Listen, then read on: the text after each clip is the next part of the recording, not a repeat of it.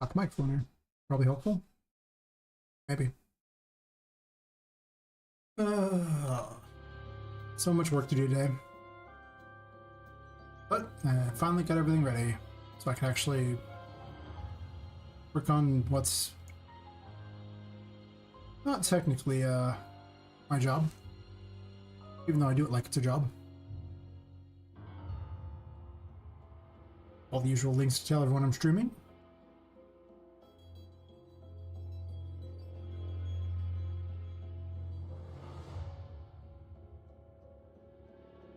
So I turn my keyboard on because I turned it off to clean it.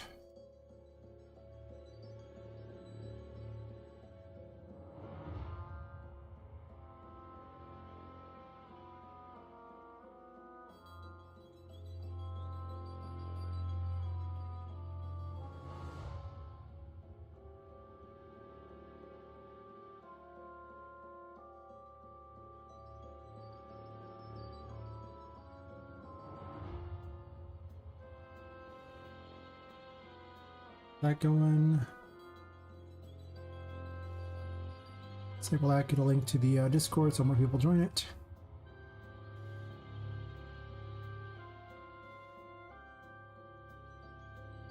Made a bot or something. I just haven't gotten around to it. Hey XSC Gamer, how's it going? I'm right at the start of the stream here. Putting all the messages out there and everything to and people to hopefully join the Discord someday. Gotta pin those at the top of both chats. And it's off to the races.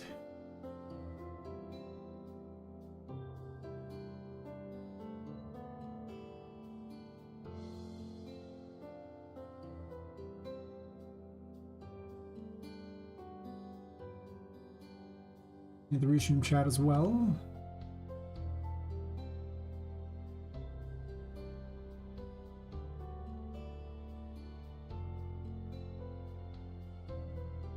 Alright. Should be everything I need.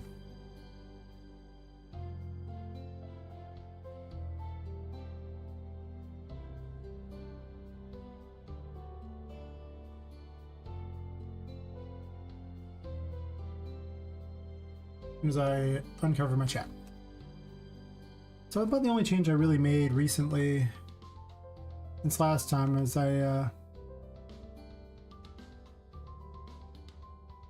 what did I do? I did something. I think I did the equip thingies, did I? I did the tarot cards already, I think. No, I did redid the attack stuff, yeah. I'm building a 3D Metroidvania. Poppet Quest. It's a game we were playing as a woman who was killed and her soul's put into a doll and she's trying to escape this toy factory. There. Let me drop a nav mesh and show you.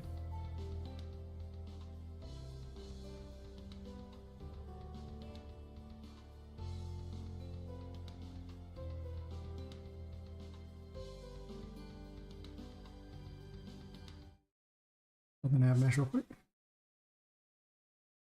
As soon as I save, it'll have to build it a second time, but whatever. That's just what Unreal Engine does.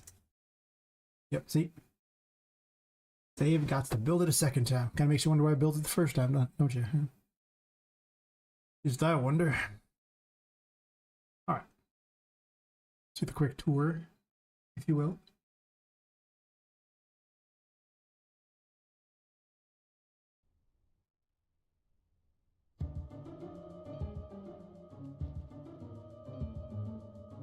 With all these extra windows here to speed it up a bit since it makes a huge difference.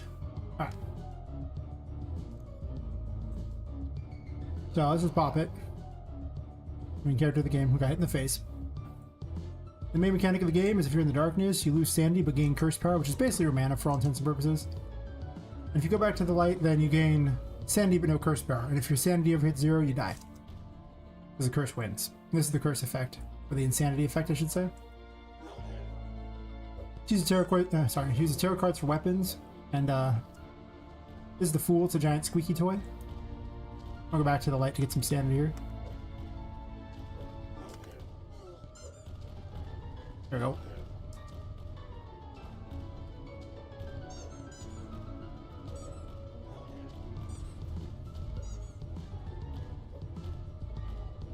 On your fridge, huh? Nice. I'm fridge entertainment now. Fantastic. Missed it. Oh no!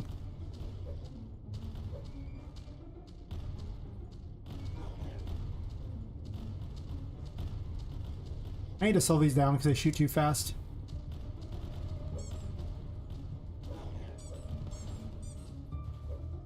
As you can see.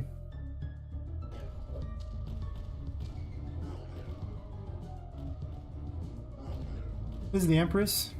Plays out like Bomberman. I think I have these in the reverse things there.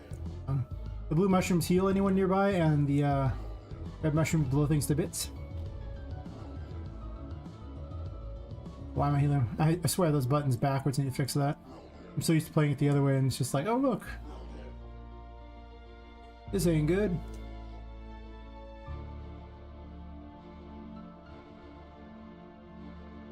So I can lure him into the mushrooms. Sure can.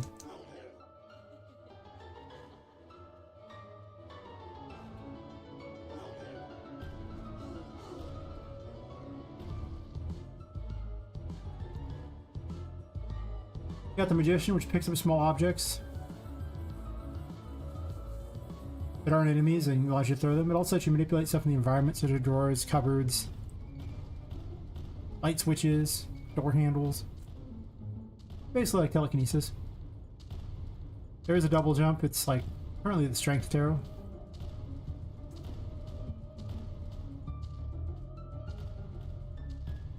A lot of the platforming is just regular human-sized things. This would be a hard weapon to hit this thing with, but I'll do it anyway. Can hit with this? We'll see. This rolls dice and then deals damage to things nearby, based on the numbers.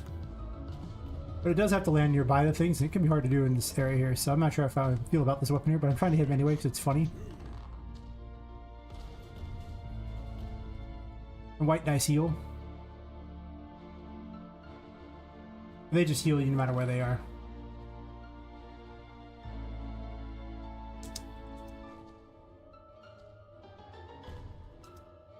These are dodge. That was weird. The not enough curse message is a little scuffed. This is Temperance. The bubble wand. The stand she's in kind of sucks. I need to change that out too.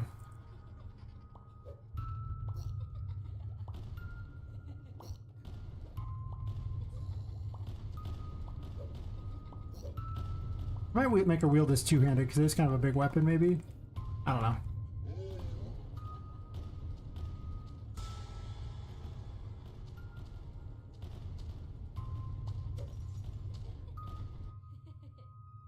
Kind of running out of sanity here. The star can exchange health for sanity or sanity for health. Well, supposedly. Or the star could just be broken right now. Also got to fix the star. Well, now I know that.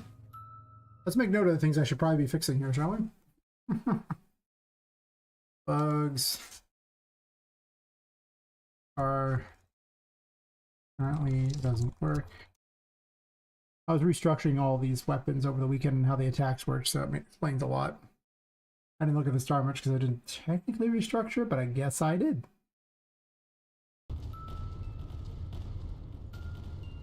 The moon makes clones of you, and then you can destroy the clones.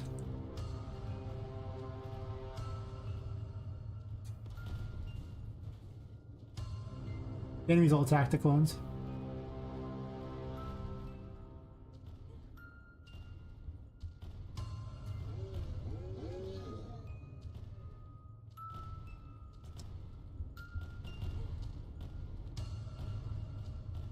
I really slowed down those cannons, they're ridiculous.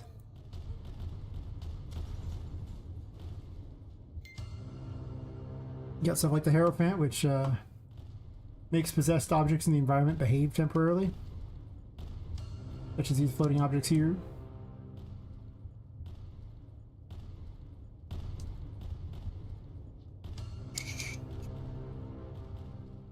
I messed that up because I thought I missed the jump, so I jumped an extra time.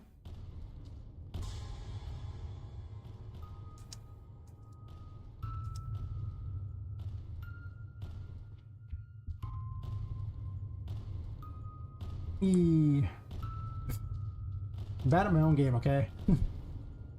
Don't hate the play, I hate the game. Well, actually, you should probably hate the play at that point. I want everyone to love the game. I'll take one for the team.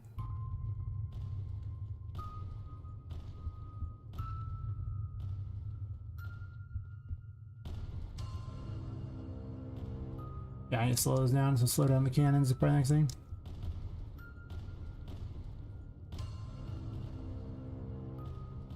That one needs to be brought down some. It's a really tough jump.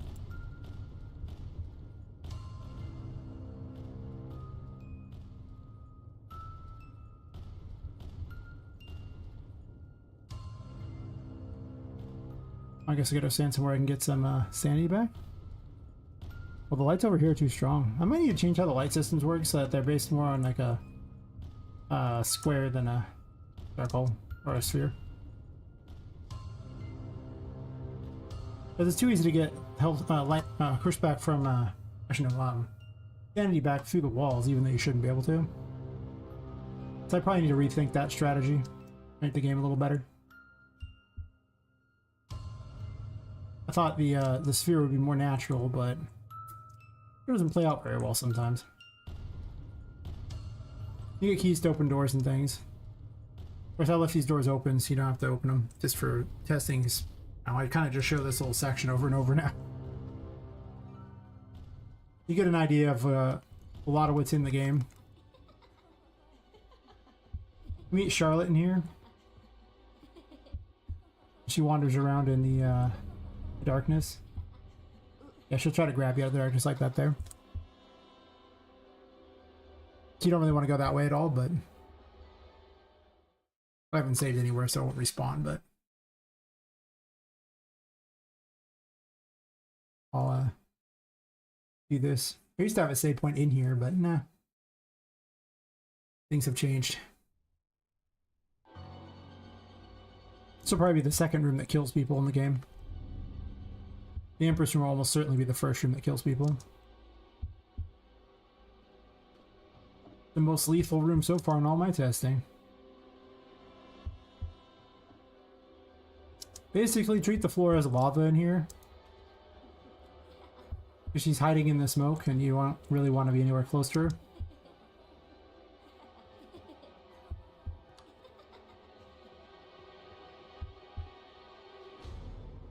Or you have to lure her away because there's actually a secret passage here. It even says no secret here, just so you have a good opportunity to see that it is over there. You know, like a pro.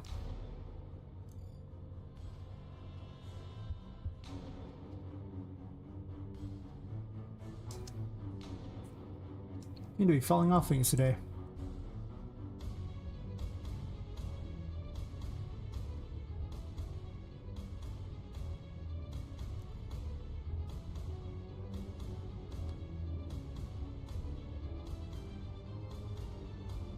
You pretty much want to lure her far away from this area over here, because if you can do that, then she will, you can get that secret area. Which I haven't tried to do yet before, so this will be interesting.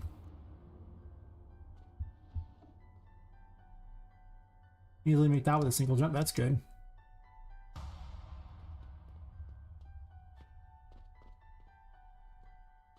You should be over in this general vicinity, I'm guessing. Double jumping there was cheating.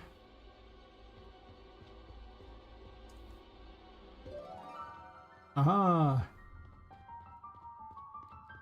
We ain't gotta go this way, it's optional. But I'm actually gonna jump down here to show off the Empress real quick, because it's the best room for the Empress. The strength abilities are currently the parkour stuff, double jump, and air dash. Probably gonna change that out though. I don't think it's I don't really want that many jump abilities on one thing, I think. Split the traversals up a bit. The Empress can grow and shrink plants. You can see.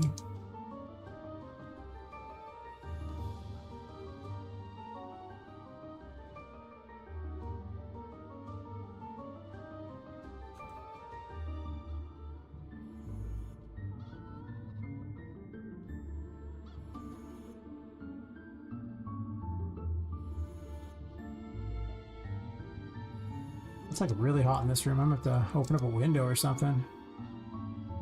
Started getting super hot this time of year.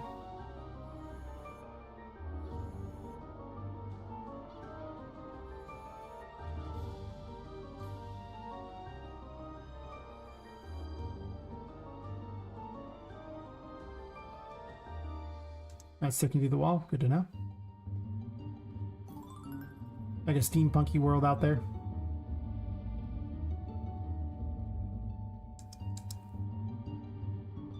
Anyway, hopefully that gives you some idea of what I'm working on. I'm gonna open a window. It's so hot in. 1 second.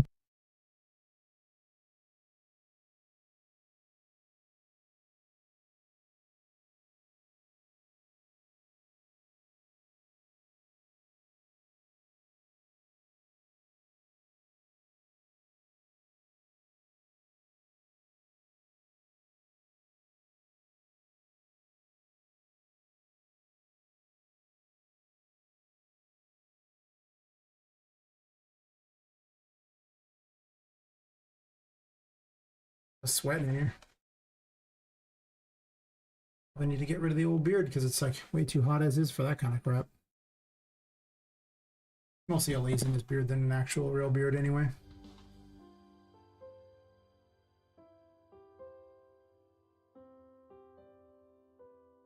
Suppose I had to work on Patrick and Vu's AIs. I need to redesign those levels too. Let me make a list of let's see. Adjust cannon speed. Reduce difficulty on the magician room because it's so early in the game.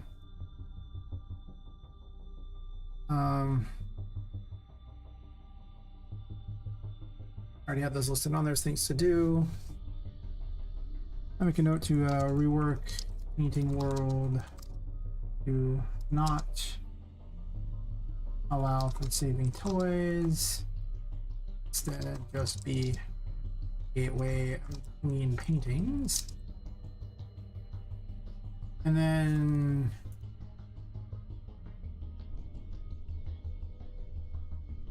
these Amazons in the world somewhere. Things I need to work on here. Got this wheel. I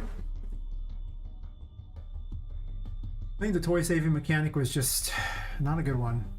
Seemed kind of half-baked. I guess I'll start with AI things first though.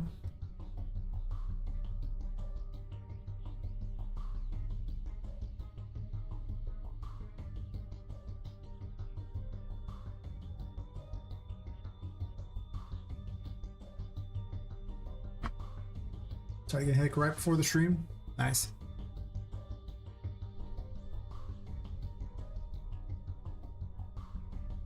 All right, so if I'm gonna put like, well, let's fix the cannons first. That's like the easiest, stupidest thing, and they really are like a little too ridiculous.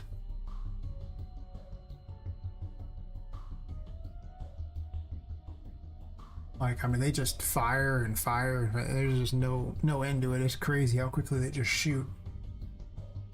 And it feels very unfair. Maybe if they were way later in the game, but even then I would slow them down some. They're a lot.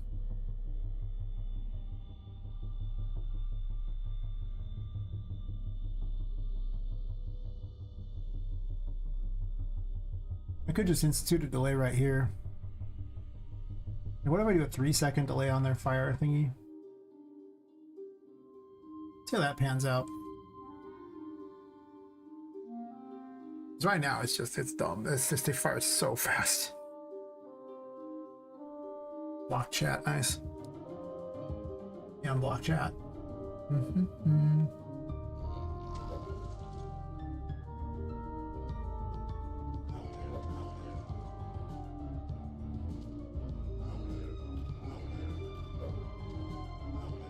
That's a lot better, I think. I guess you will hit him with the fool and kill them off.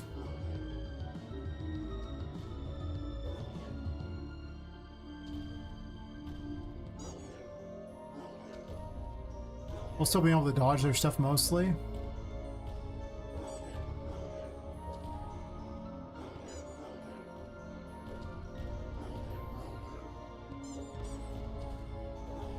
Yeah, it seems a lot better than what it was.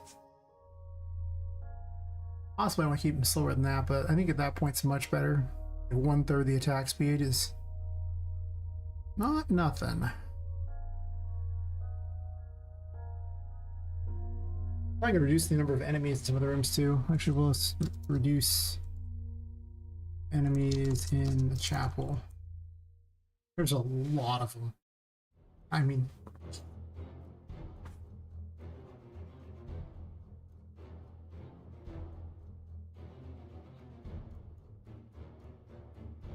and then make everybody eat a Steve.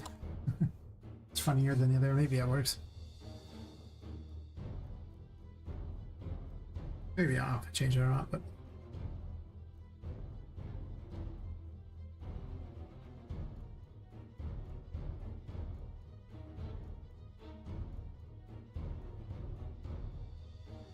can I pin the Discord messages on those things? Oh, hey, another guy. How's it going?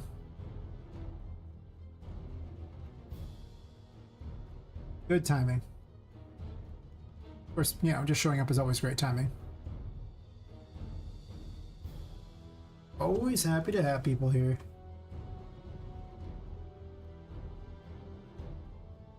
The star currently is not working. Why is the star not working? I restructured my entire attack thing over the weekend. I just saw it and I was like, you know, I got a plan here. So my make an attack thing went from this ridiculous monstrosity to like this small thing here, and I don't know what to do these attacks yet, but they're just doing various attacks based on hero information instead. That reminds me, the Empress abilities are backwards.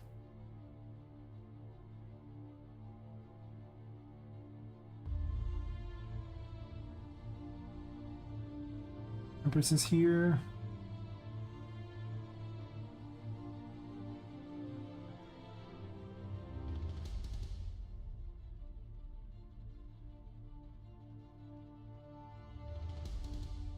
So I have healing. Oh, exploding is 3 and 2, huh? This is easily fixed. Let's do this. Boop. Boop. Look, now they're not backwards anymore. What a genius I am. Yeah. I can actually open up another copy of the thing and show you what it looked like before.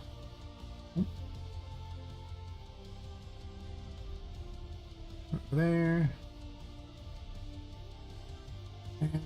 And where's my backup?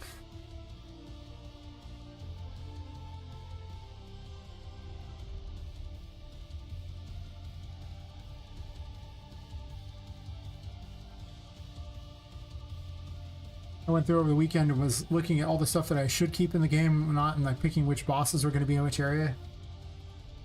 I had originally planned like 7 chapters for the game. I've just reduced it to 5. I realized the simple truth is some of the chapters were really just kind of fluff-like anyway. And I just saw how long this is taking me to get the first, you know, chapter and a half done, and I'm like, yeah. 7 seems a little ambitious. I'd have like 2 months per chapter to do the whole thing. And the chapters are basically as big as the entire 5th floor of this building, so it's like, I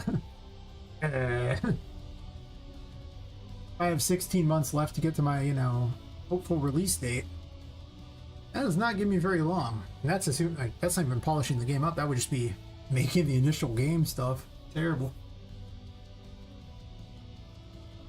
So, not doing that. Nah, man, nah. Is it opening another copy of the game? Is it? God, I clicked it.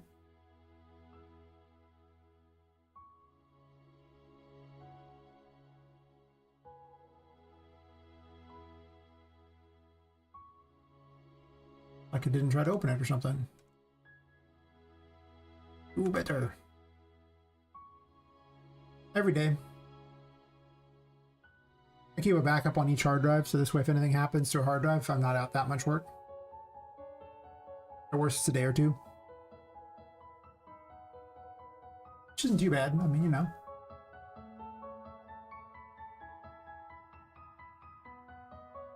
I got a hard drive failure and I actually was able to recover everything anyway, even in spite of that problem, so. Or just opening up another copy. Just to show off how much I cleaned up this code.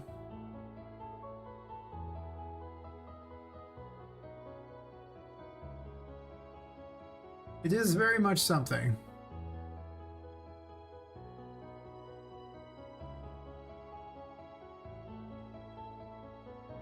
I realized I had to clean this code up because the number of attacks that were going to be involved here would have probably been like 40 plus. And it was just a mess. And how many copies are we opening, buddy?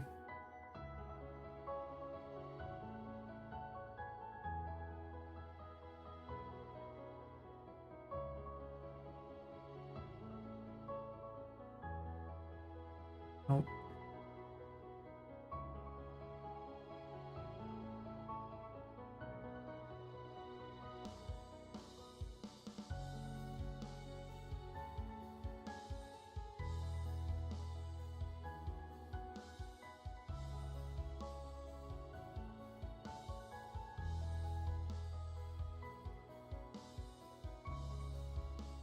I'm pretty slow here trying to reopen that.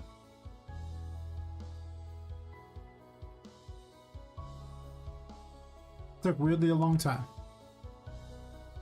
Anyway. Oh. No, it's the same. Did I open up a copy that's already done? Guess I made a copy since then. Well, well, well. Probably fair. Okay, I have another copy.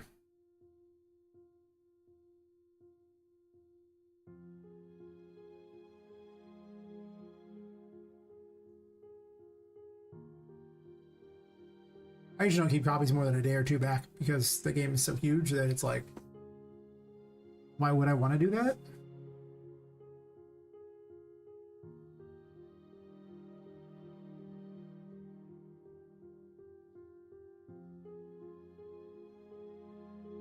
Definitely should have done before and after on a lot of the code, but I had to go through and do this for dialogue as well.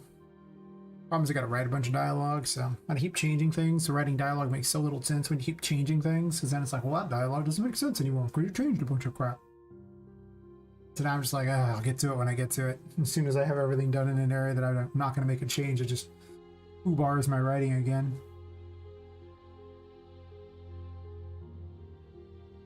I don't think there's enough alcohol for writer me to, you know, truly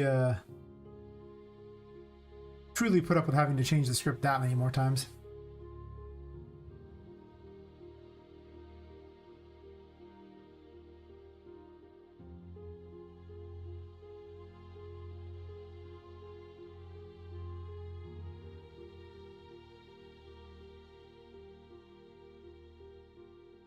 Nope.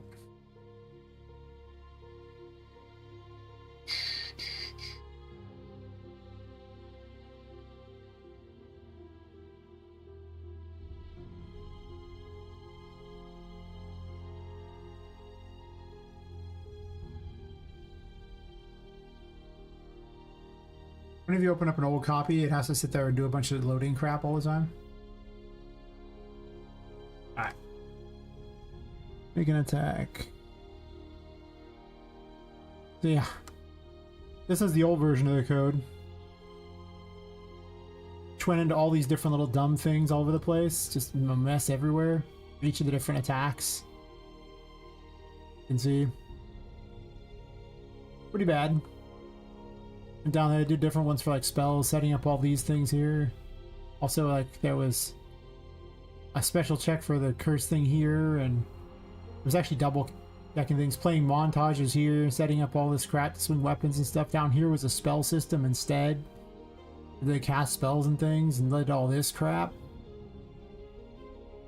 As you can see, it was kind of a lot, you know?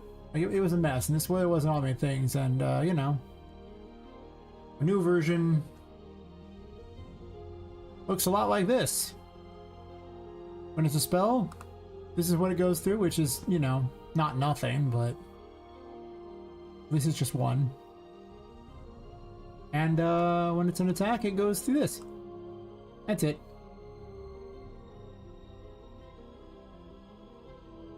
So now it's less of a mess, and I can just change information in the various tarot things about the stuff. Essentially, there's a... I guess I don't have that one on there. It's only on the melee attack, huh? I can change all the animations here and everything. So I just have it inside of a tarot cards info thing for each of the tarot cards. Yeah. Definitely leads to it being more expandable because, well, it was getting to a ridiculous mess because I was going to have to do it like, you know, 40 plus times. Now, not everything used an attack. Some of the abilities didn't have attacks, but I had to use it a lot. And so it's like, well, I need to do some adjustments here and set up so things actually have costs and stuff like that. And it definitely led to some real mess things here. And then on the actual tarot graph itself,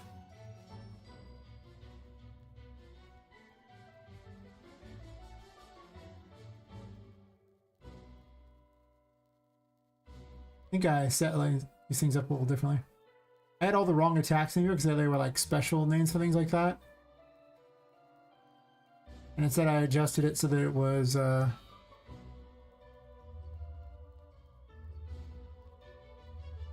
now their attack type is just the same name as the tarot card, so I can just directly connect it and move on. And this just can use the tarot card, just covers whether or not you have it, are you dead, can you have the mana to use it, all that crap. So led to some improvements.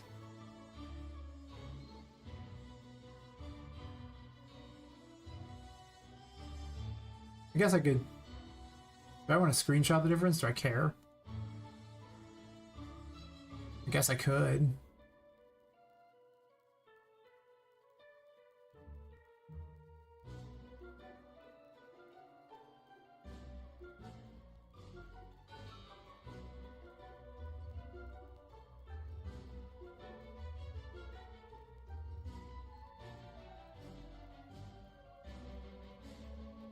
Close enough.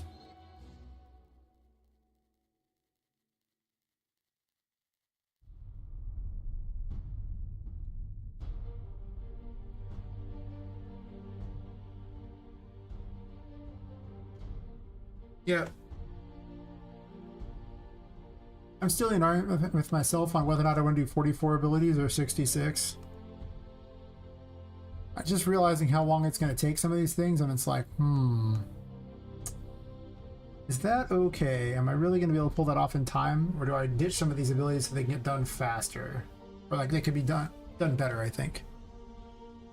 Post that in the Discord.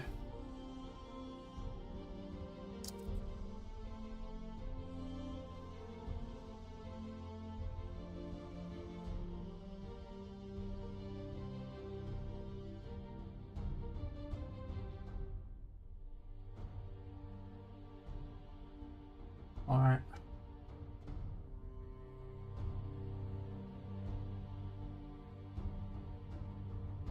Right now I'm asking myself if I should keep the painting world stuff.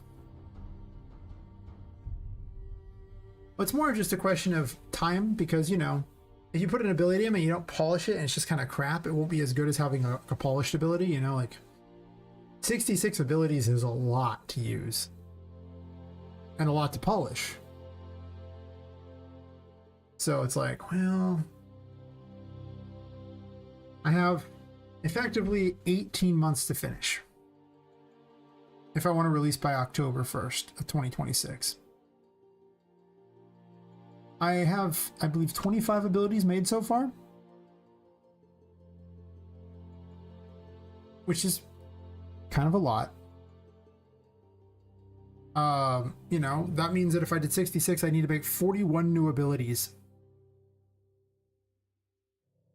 I already have a lot of abilities in the game, 41 new ones just because. Whereas if I don't do that, you know, I'm looking at 19 abilities that I have to make.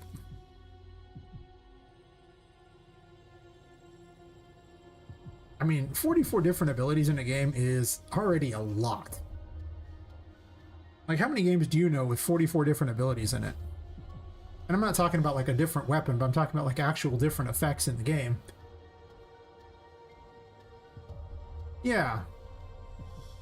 I mean, they're broken up and everything, but it's like some of the like, tarot cards are really hard to think of ideas for. Other ones, it's just like there's so many things going on. A lot of the abilities start seeming almost samey because 66 different abilities is a lot.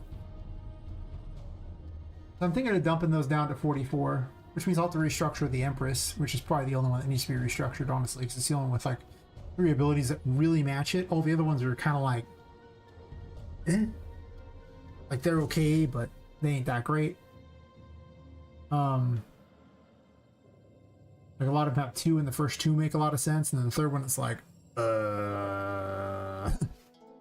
does that make sense? Huh.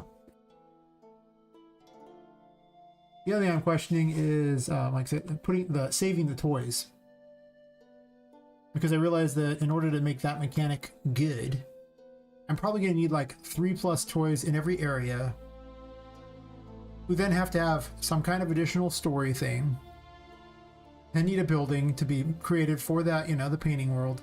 And then need to have some effect for what they do in the painting world. Like, why are you saving them? Do they need quests? Is that a thing? As opposed to just putting them as weird little unique buildings in the world, which would be more interesting. So I'm considering switching the painting world to a different setup where it's just essentially a gateway between paintings, and Tinka's there along with a save box. I was thinking of putting her in the center with my thing here and then just lining the paintings here. And just getting rid of all this extra crap, maybe even classing it in. Because if I do that, that makes the painting world done today. And if it doesn't, I don't do that, that makes the painting world done a year plus from now when I add in all the NPCs and all the buildings and everything.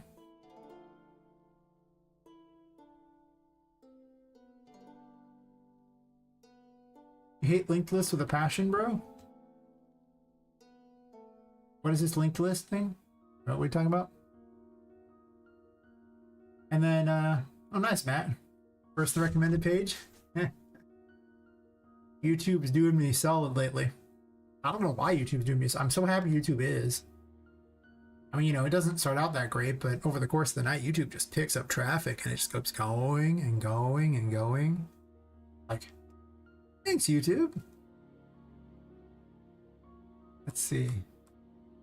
Did I post that then? I think I did.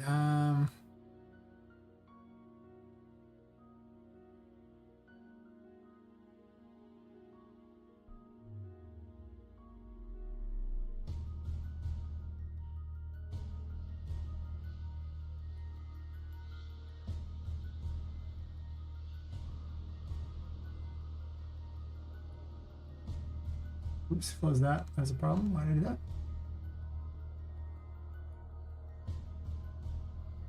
What did I say to you?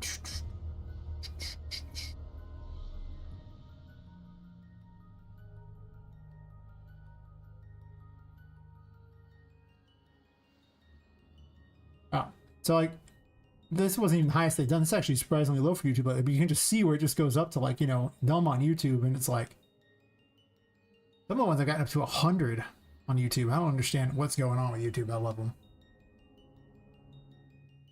Yeah, I don't even know what a linked list is, so therefore it's not terribly useful. That's my theory. Like, what? Can I just do arrays? That's when I looked at the data structures and I was like, so wait, I can just use a map variable to do exactly the same thing? Because in a struct, like I just set up structs with a map variable. That's the thing. Like it's just organized by strings. Okay. So data struct does nothing but add extra overhead? Oh, cool. Because you have to have a struct anyway. Great. What a worthless thing. And on that day, I never used one again. Actually, I never used one to start with. I just watched a video and I was like, what is this? People keep talking about it. Oh, it's garbage. Oh, I'm sorry. Yeah. What am I going to do with this? Oh, it's right, not use it. I think I might do this. I think I might get rid of the save a toy thing. It really does seem super awkward. It plays awkward. Carrying their toys around is awkward. Making whole additional stories that take you out of the world is awkward. Versus this just being a, you know, you travel through the different paintings to get places, thus letting you travel around the place. in a cheating kind of way, that I can get behind. But the rest of this, I don't see it. I don't understand why I'm even doing it.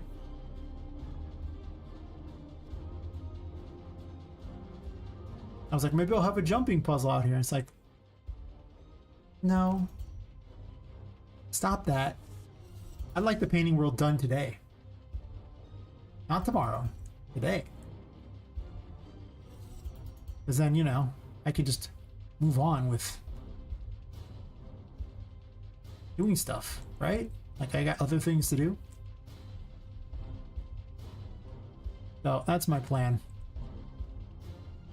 I'll put the toys in the world, they'll do their own things in the world, so they're not getting taken out of the game so much as I think they'll just enhance the actual world a lot more than here. Versus this being kind of a flat area, like, where you're just like, why would you come here for this? Like, the shop thing is so weird. Yeah, it was actually, I think, an Asmongold video where he was talking about the Assassin's Creed thing. And they were talking about how you could, like, have all these cats collected in a village society. He's like, why? Why would I ever want to do this? Like, you know, like, you're playing a game where you go around and kill people. Why are you wasting dev time on putting cats in a village somewhere? It's not what you signed up for. It makes no sense for the game. And that's what I was like, you know, you're right. Like, here is all this stuff. Why am I making this side world here with all this stuff here that makes, you know, it just adds nothing to the game? Like, it's not worthless, I guess, but it's also not great. Like, at no point where I'm like, yeah, man, this is so cool. Look at all the toys sitting over here that you have to go through these paintings to go talk to arbitrarily just so you can do what again?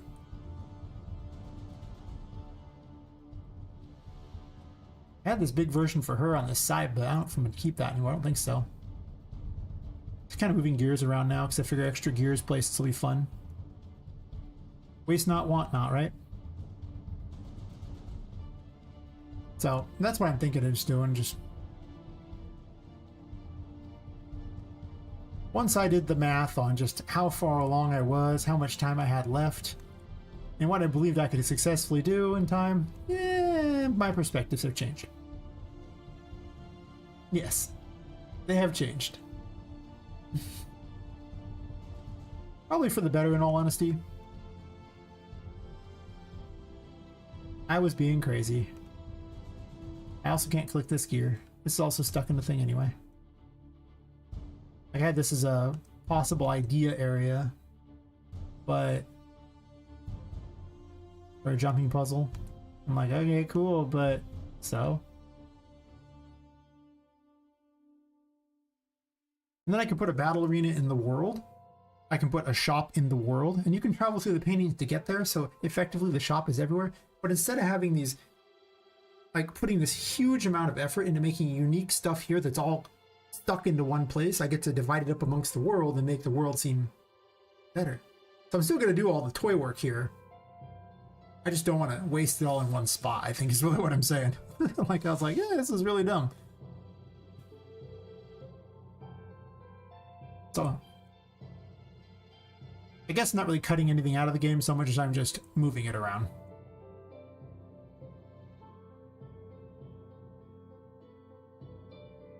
Which I think would be awesome.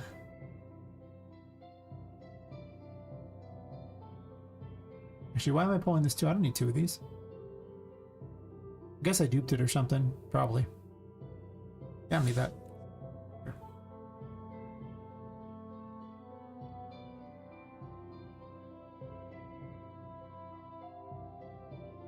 I figure these are already all rotated perfectly. I was going to leave them anyway, so sure. I also saw a really curious video today,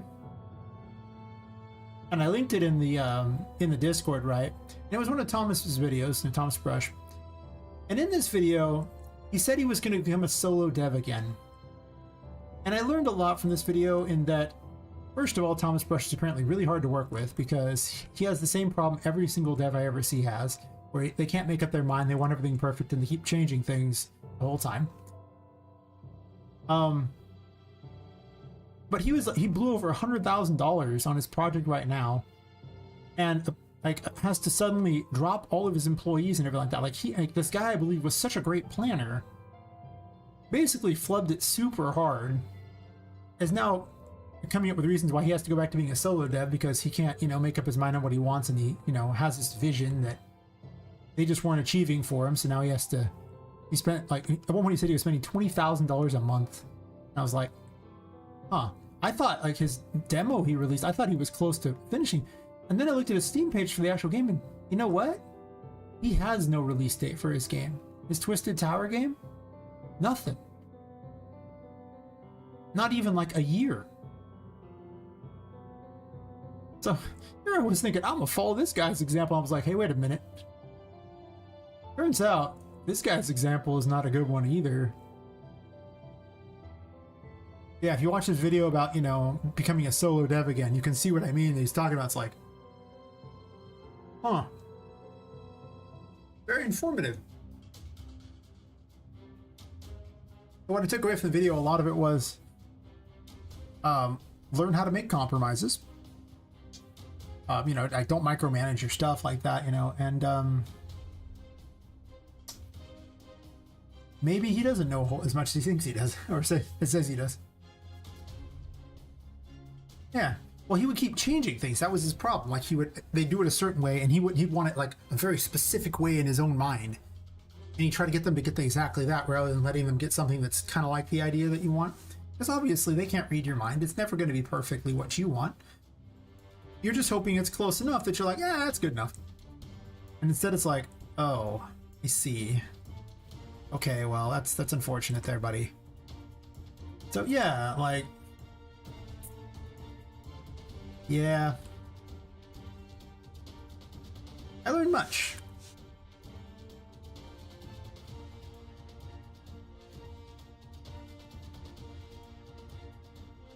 At first, when I first saw the video, I just thought it was like vindication for us solo devs, but no, it's definitely him learning a painful lesson, which works. I mean, we all got to learn our lessons sometime. Sometimes you just got to be happy with close enough. It should have been top video. You just have to be happy with close enough. Exactly. He has more time invested in that game than I have in this one. He has 100,000 invested in it. I have like maybe $1,000. And a lot of the investment was actually for another game, and I'm just pulled the assets. I was like, these assets are great. I'm going to put them in this game instead. So, yeah. But he has a bigger audience too. But I mean, at $100,000, he's got to sell a lot of copies just to get anywhere close. And I'm like, hey man, if I sold 20,000 copies, I'm like, hell yeah, brother, I'm ahead. That's right. Tinka was famously not from this game. She was literally from the other game. And I moved her over. A lot of the enemies also got pulled from the other game too. Some new ones got made up and everything like that. I mean, Tinka's a character in the world, so, it's perfectly fine. I just gave her a backstory. As opposed to previously where she did not have much of a backstory because, well, you have that mysterious character who you don't really give a big backstory to, because if you give them a really big backstory, then it's like they lose something, right? Like they aren't like super cool like you're expecting them to be. They're not anywhere close to what you think, kind of thing. Never explain a mysterious character.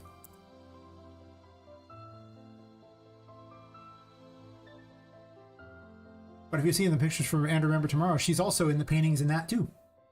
So the idea of her being in the paintings, that is from the other game. That is true. But yeah, I don't put rails around or something like that.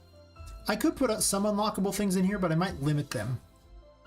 In my estimation, there will probably be there's probably no more than 24 mirrors in the game. Especially when I started cutting them out, right? Because the first floor only has 4 of them. And because they act as a save point, I cut save points because it's like, well, you could just jump into one of those, and it's like, that's not that useful, I may move the one out of the toy maze. The toy maze is going to need some other stuff put in it, though, to keep him busy.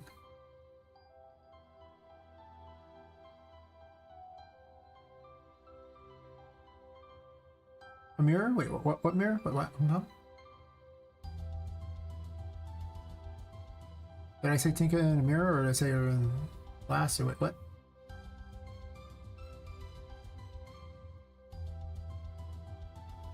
I ramble, so I forget half the things I've said by the time I said them. Oh, well, she was in a mirror. I'm sorry, not a mirror. She was in the glass. My brain says one thing, and I will show you.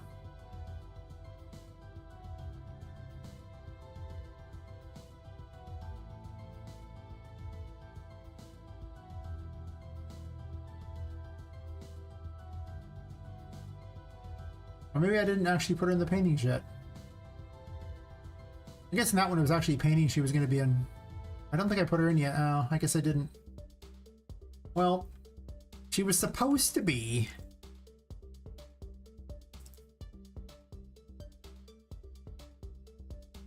In, like, you know, following after you in these, and I just never got around to it. So.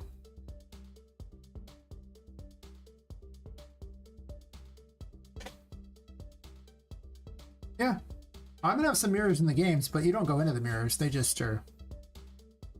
There's just mirrors in the world. I mean, it's just that's just they're just there. I mean, like, there's nothing special about them. And there's just mirrors in the world. Like there's a mirror in the bathroom. It's got a mirror. Ain't nothing special about the mirror. It looks cool when you're in front of the mirror. That's true. As evidenced by here, you know, I mean, it's like, oh, cool, mirror. You pop it in front of a mirror, looks cool.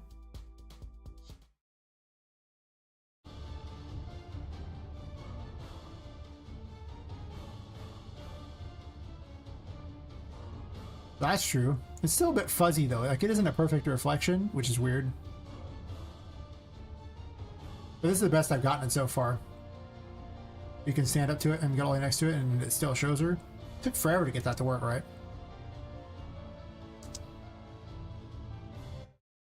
I was gonna put a mirror there, and then I was gonna put like another mirror, which is just a thing. It's there's nothing special about it. The only story mirror I think I might have is this one right here.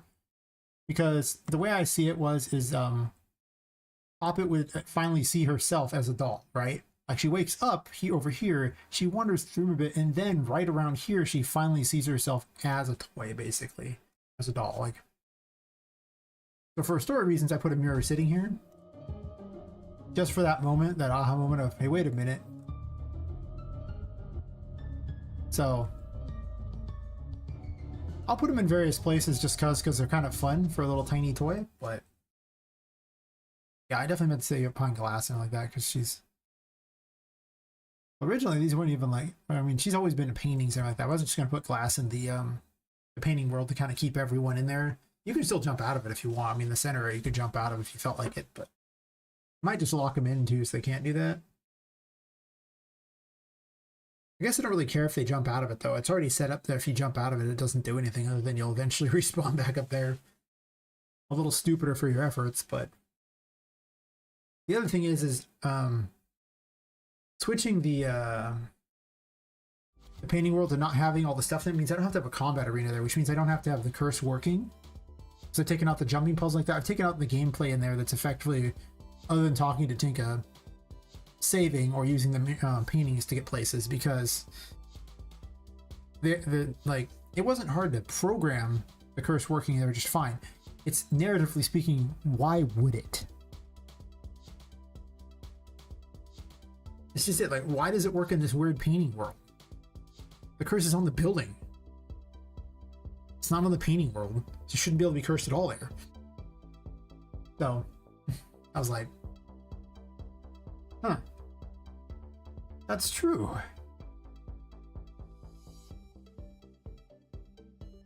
So the thing about the painting world was let's see, how did it originally play out?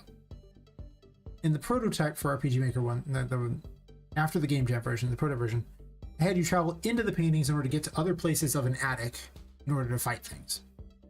But there was no painting world. It just let you travel through the paintings to get somewhere. And somewhere along the line, I got the bright idea of making it its own world. And then somewhere after that, I got the idea, like, you could save toys by dragging them back to, like, your own little section of the attic. That was still a thing in the prototype thing. But, it wasn't a whole world. It was kind of just like a town center. And it wasn't very cool in that either, to be completely honest. I'm just gonna go ahead and say it. This wasn't that cool. I think I'd much rather have you travel back to a certain section of this place where one of the toys like has made a home. And that's just the thing.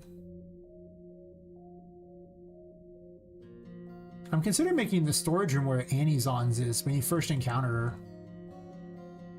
Like if I, let me grab the Annie's On building.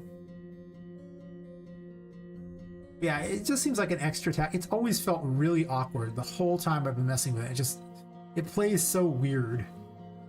Not in any way that's like, ah, man, this is so cool. It's more like, but why? But now if you wander into this place and you see like a giant toy building, that's way more exciting than, you know, that, because instead of like boxes, like this building was just sitting in a corner somewhere previously, but what if it's just sitting here and you could like jump on top of it as part of the thing? Like I get rid of some of these crappy boxes and instead go, yeah, man, here's this like, you know, crazy building. Well, yeah, it's just more like as I've been testing, certain things didn't seem very special.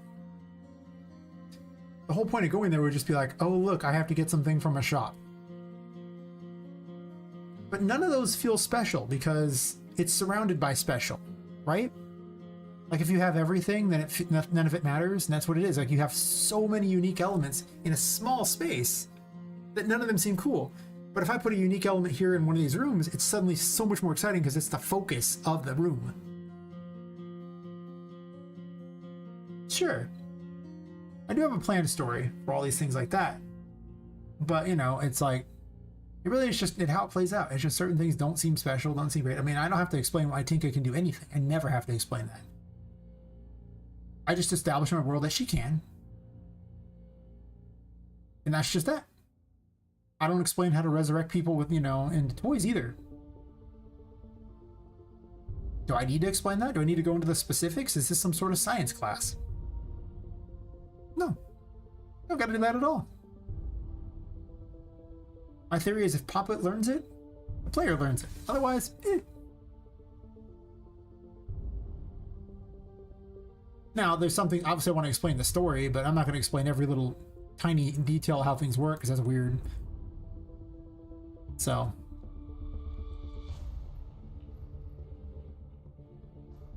But now I'm thinking, like, wouldn't it be cooler if this is sitting in here and this is now part of the jumping puzzle? Exactly. Like I'll put various bits of information there, but I'm not going to explain things. Some characters will recur throughout my games because they're all going to be in the same world too. Yep. Like I say, Tinka's from a different game entirely, so you already know she'll be in a later game. Because obviously, I just said she's from a different game entirely. I plan to make another game. It ain't just this game I'm making, you know? I don't hate this room, but I also don't like some of the things in this room. But if I put Annie's On's here, and I cut out a bunch of these boxes to the side, and have floaty boxes, and I can probably cut these out, because Annie's On's generates light. But now you have a reason to come over here with an actual shop. Yeah, I've definitely been doing a lot more thinking on how to focus, because I was talking to Fox about his game and like that, and you know, him trying to focus on his own thing, because he's saying, oh man, I desperately need money, I got to get something out.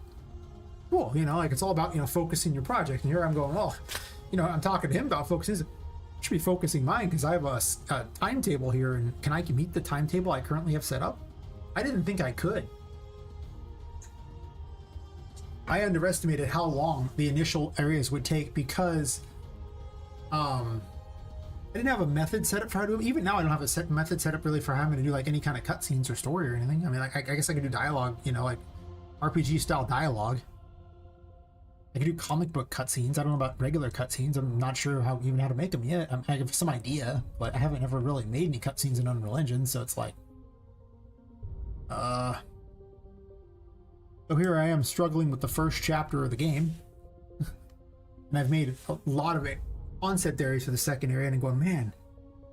Before I was thinking there was going to be like 9 floors and like 7 different biomes and like 7 chapters too, a different biome for each chapter, and 66 abilities and 50 different crystal balls you have to find, like 50 different audio dialogues, like a bunch of collectibles to do things. And then I started realizing I gotta write all that too and everything. It's like, I'm gonna have those. So, yeah. Well, that's kind of what I was thinking, working on doing, is just polishing things up, changing out abilities, because currently the painting world's like not good. Like it's an area you go to and it's not polished at all. It's terrible. Now ads. Sure. So I'm gonna change this room up because this room's not unique. It's actually very dull. But it doesn't gotta be. I'll have to remove the save mechanic, but I'll put like Anizons in here or something, and then you can go behind Anizons to get to these boxes, I think.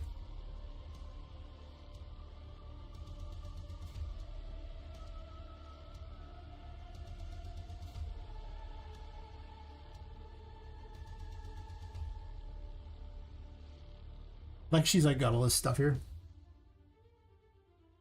Yeah, let's get rid of this crap.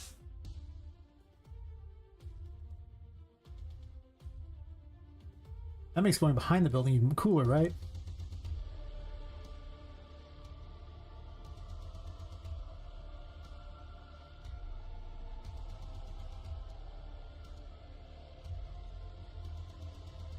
Maybe I turn you sideways.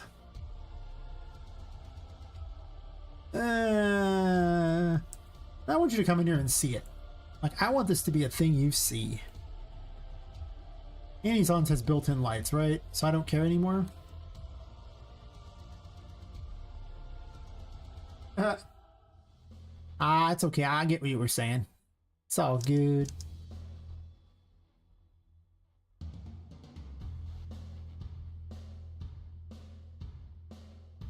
Oh, does it filter you out? Suck, Twitch. No? If it filtered, I didn't even notice. It just put stars there. Unless you put stars there. Does Twitch filter this stuff? I don't even know. Shows how much I pay attention to the back end of those things. Okay. I was like, do I have a filter on? I don't remember putting a filter on. I don't give a crap if people cuss in the chat. It doesn't matter to me one bit.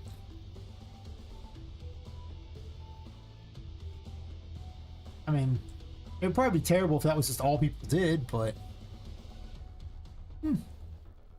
So, it would be fitting if this, little shopkeeper here, like her building was like built in front of all these boxes of all the crap that she was keeping. Like she's like a treasure trove of garbage.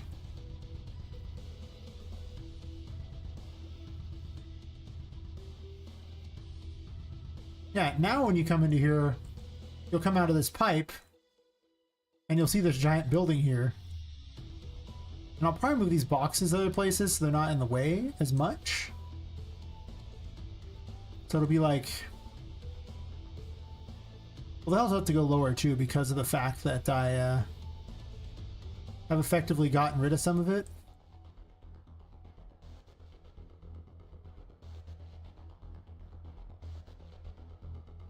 Yeah, I'm just thinking that I would rather have something unique in this room.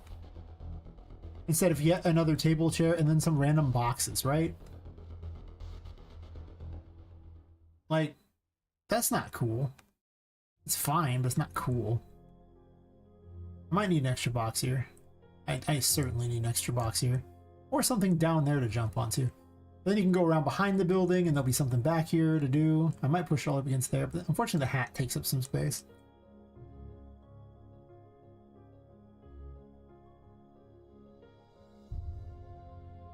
Oh, I just wasn't going to have any saving options. She's just going to have a shop here.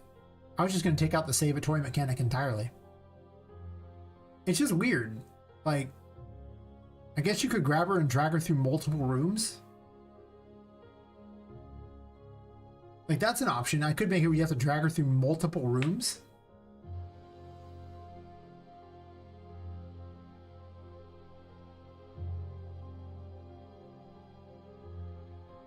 I need to set up a quest system for that.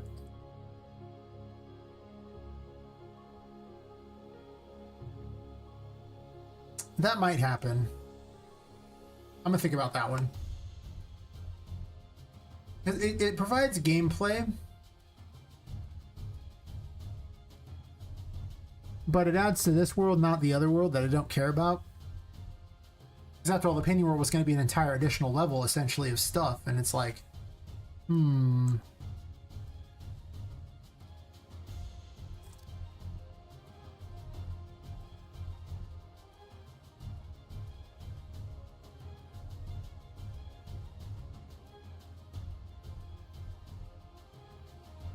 Saving it would be really hard, though, for where she's currently at. In order to save her, it would literally have to be... You'd have to beat Patrick, and then go through the chapel, and then... You'd have to go through the secret passage to get to the storage room. Get the key. Open this door, then go back through here, go in here, and grab her out of the toy maze, and then pull her back over to here. To save her.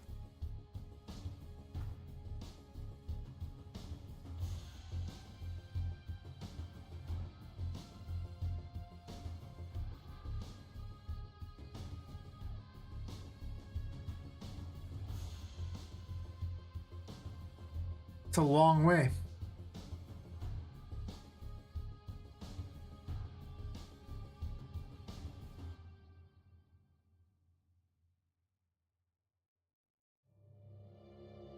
Maybe. She could also just be a crazy toy in the world that's just selling things. Yeah. I also have to remember it's not an RPG either, so questing is weird. Like, most of the time in a Metroidvania, you're just going and you find new stuff to get to new places. It's very rare you actually go on a quest in Metroidvania. Right? The quest is to get to new areas at all times. And I mean, there was like a little bit in things like Bloodstained where they had to go get like a train ticket at one point. It was really awkward and weird. We had to go all the way back and talk to some NPC, and it's like... And then they tried to introduce some like stupid quests in the start where they were basically collect X things, where this one lady was having like memorial services to these people, and you had to go and like kill X things for each thing. And it was just really awful, one of the worst parts of the game by far.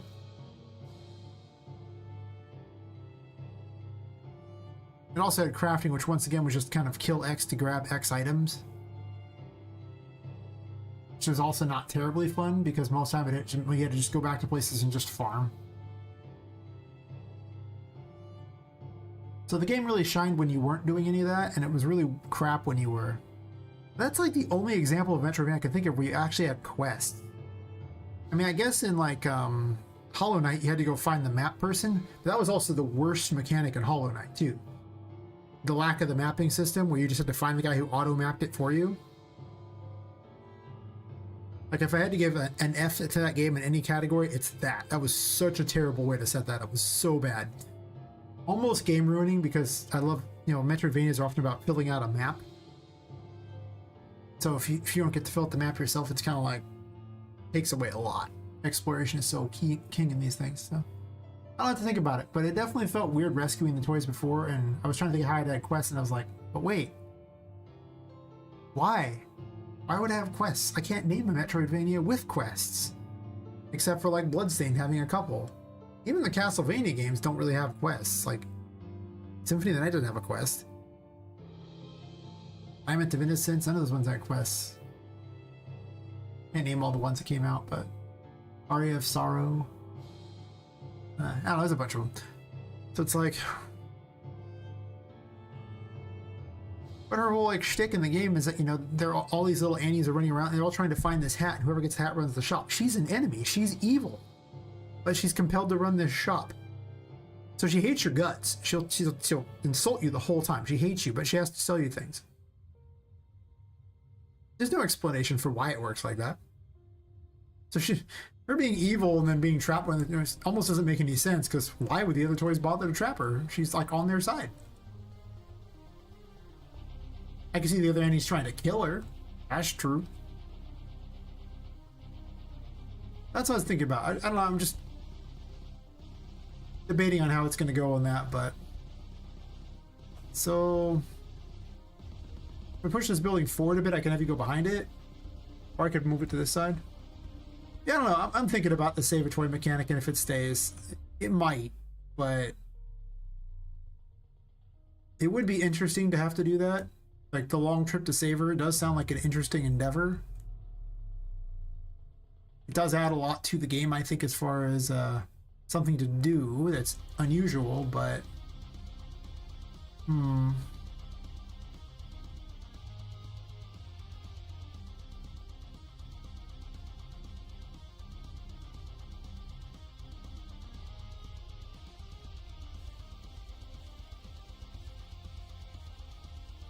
I don't know, I'll think about it.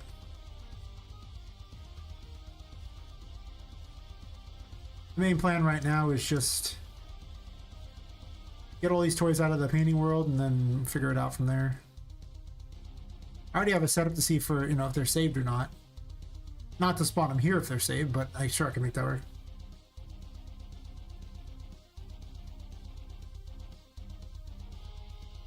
Well, I mean, all the toys dance to Charlotte's tune anyway.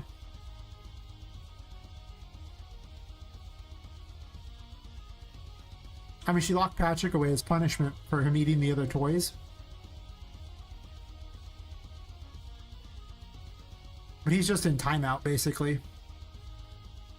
She wasn't happy with him eating toys, so...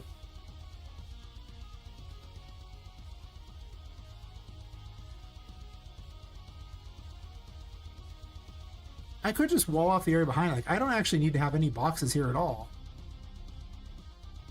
Well, you have to have a way out, though, like, because of the way that you could fall down the sides. There has to be a way out.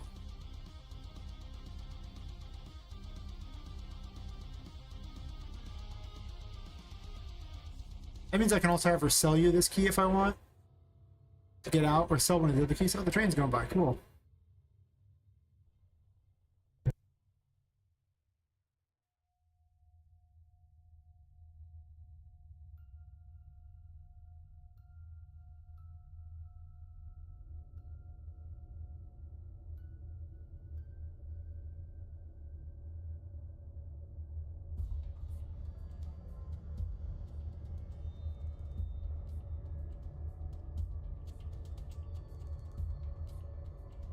And it's gone. Yeah, I don't know. I am definitely considering leaving her in the toy maze and then having you have to drag her all the way back over here. It's going to be really hard to do that, though. Like, that's going to be excessively hard to do. Well, maybe not, actually. Because you only have to drag her through, like, these other rooms over here once you come to this room and get the key. So you'd have to grab this key and then go get it. But once you have the key, it would only be from, like, you know, this room to this, the control room to here. So that's not actually that hard. I don't hate it.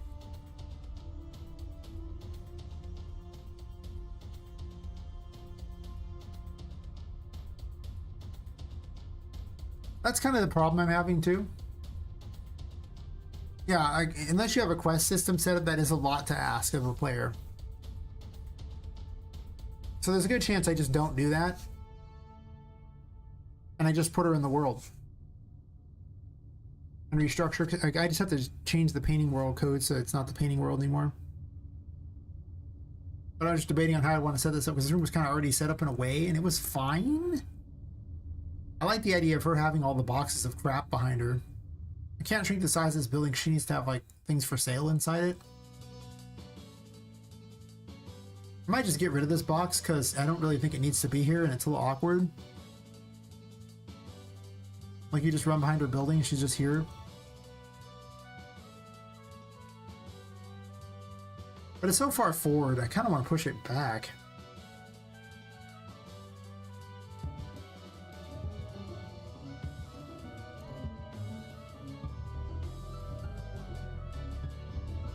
Oh, I gotta put something lower to reach up there.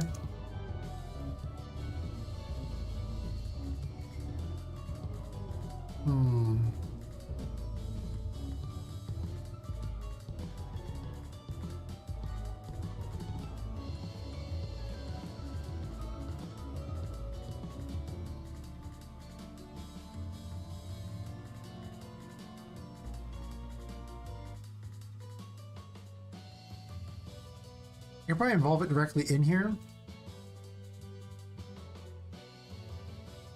by simply pushing it off to the side.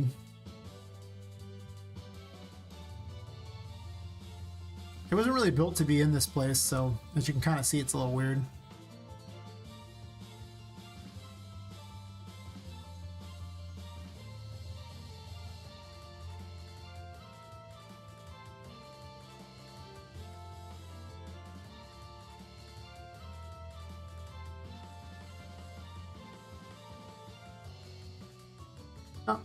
Sounds good. I'll be here.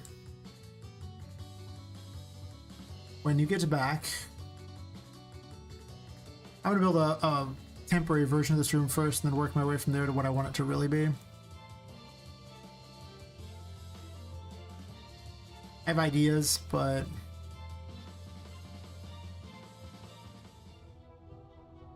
they're really good ideas yet. But I really have good ideas at the first. I usually just build and then come up with better ideas as I go that seem like they'll play out better.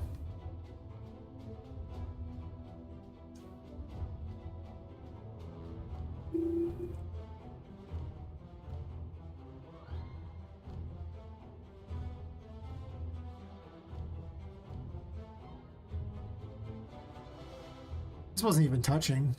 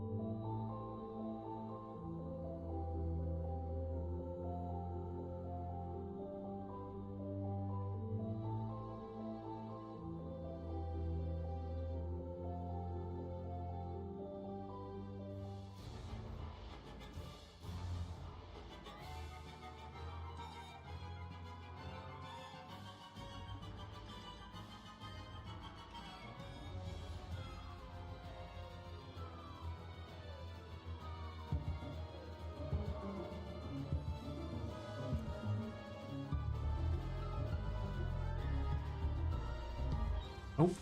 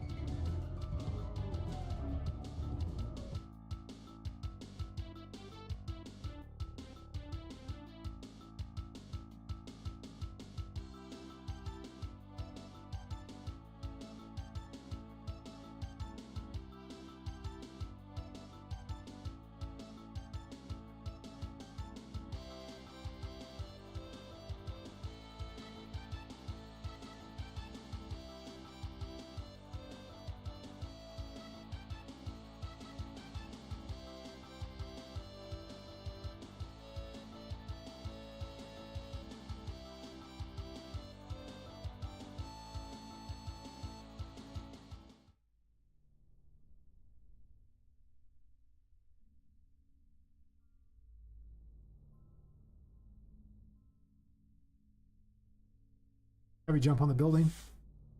Giant platform.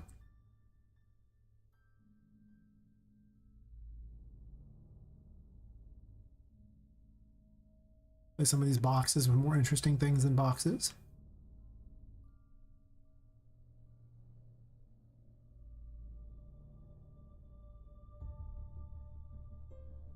I may yet want to push these back some too, for that matter. Get more space in the building for anti-zones. I'm not hating the idea. Kind of a little maze here, but it's not much of one. It never really was much of one. It was just kind of a little dopey thing that hides like 2 keys. And the first one you might miss because it's set up in a way that you're supposed to miss it, basically. It's a special ability, so you kind of want it.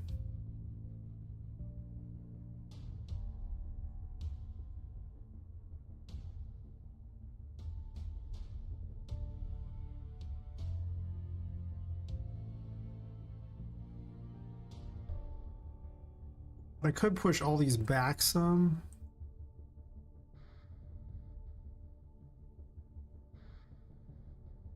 Maybe not. Maybe I just put like little fencing behind it or something like that. You can just jump over the fencing, but it's just kind of there to act as a something cool to look at, I guess.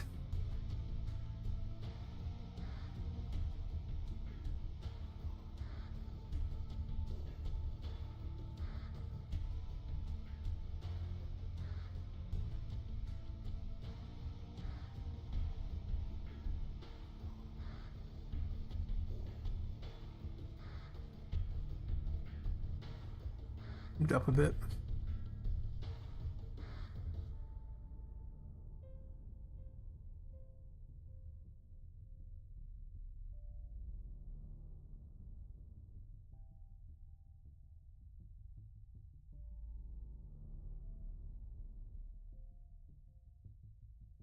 You can only put it on both sides, even though I kind of want to. If I did that, you have to have a way back over. I guess it's very doable. I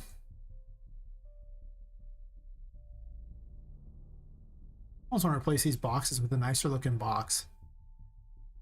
If I have nicer looking boxes, these are really beat up looking.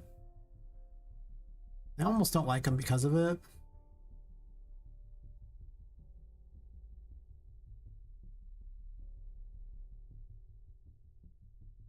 I don't believe Poppet can jump this high.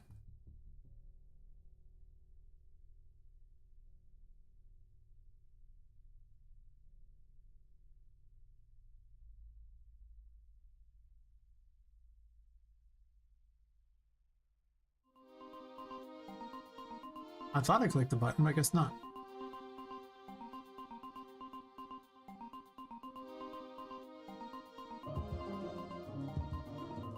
Yeah, probably not. I need like multiple boxes.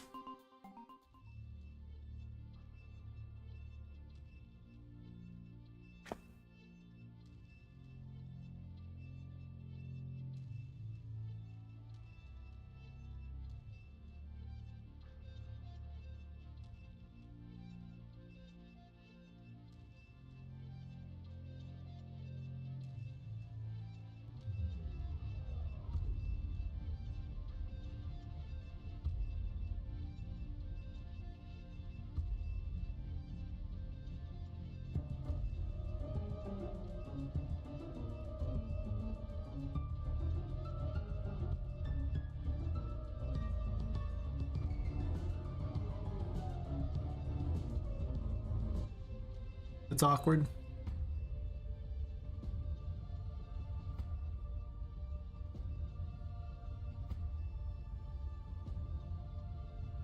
Actually.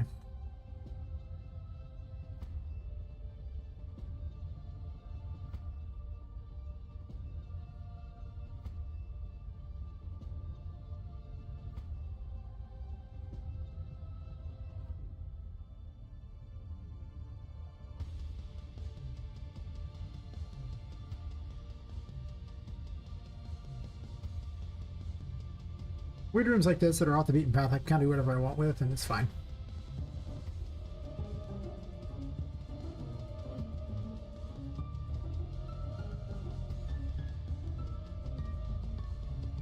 I'm wondering with the way the hat is set up, I can't really just jump on the hat.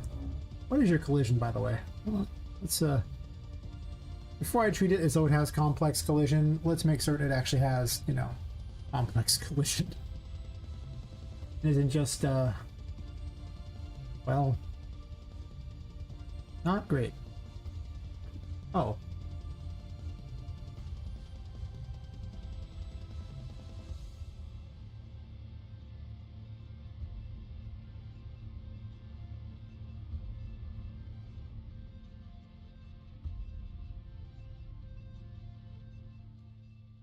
I might need to duplicate the hat and then make a different one for Poppet. I think I already did make a different one for Poppet. They might be using the same mesh, in which case this is possibly a problem. Oh well, I'll burn that bridge when I get to it.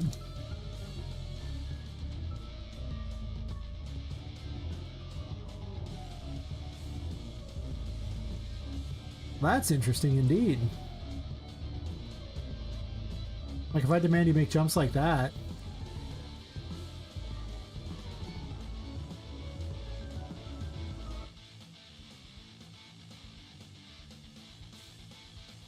Sure, if you use it all the time on everything. Doesn't make much of a difference on a handful of things. Some stuff you just gotta use it. The main difference is, well, I mean, it can also be the number of like different shapes you use. Like if you use the auto convex collision and then set the numbers to max, that might be more than the complex collision as far as the number of sides it has, or like triangles that make it up. But sometimes you just have to have it. Actually, you can't use physics-based stuff with complex collision, so I won't be able to flip this hat around if it's complex. That's fine though. The fact you can jump onto the hat from there is interesting.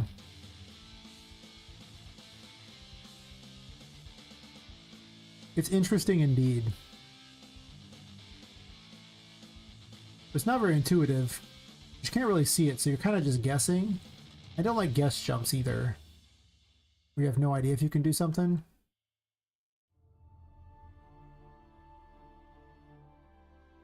I want you to jump on top of the building. Basically, I want to replace a lot of these boxes with jumping on a building instead. I mean, that might be good enough for them to figure out, and then they can get over into here. It's a way to go.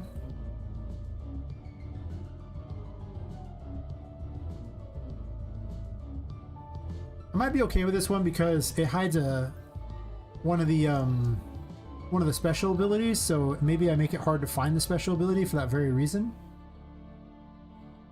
But technically you can get it from up there too, so this is just yet another way to do exactly what you're already doing.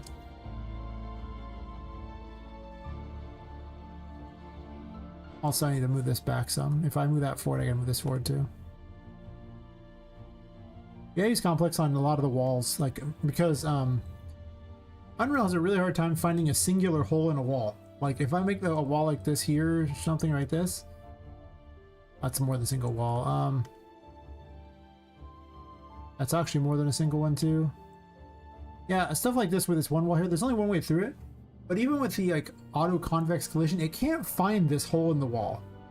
It just doesn't do it right. Like if it's really a complicated shape, it has no problem. But when it's just one little hole in the wall, it basically has to be complex. It's stupid. And I guess it might be more optimal to split the wall into pieces, but then you're loading a whole bunch of different instances on the CPU of these things. So is it really better? I don't know. I think the jury's out.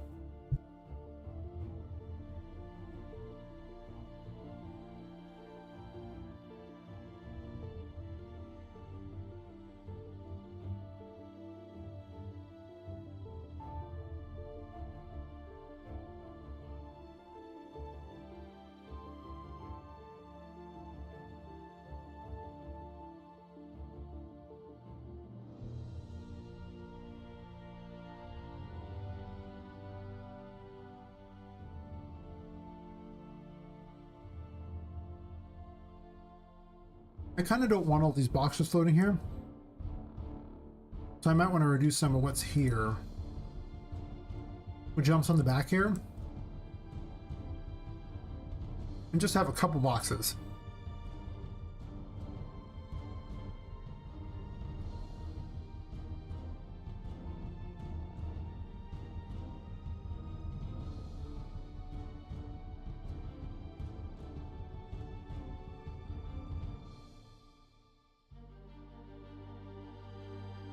It's just more interesting.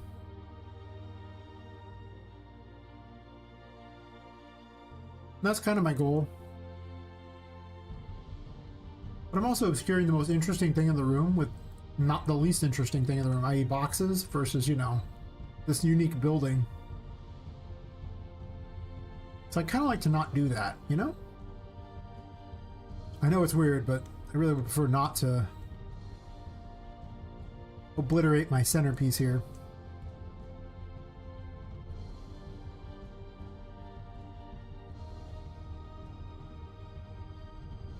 As I get rid of this box here.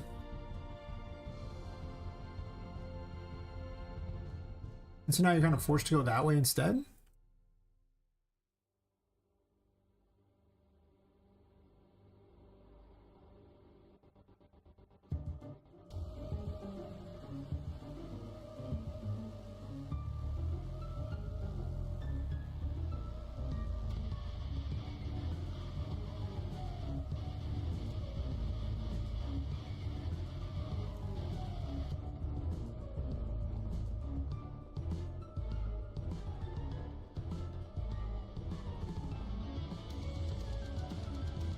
It's too high, unfortunately.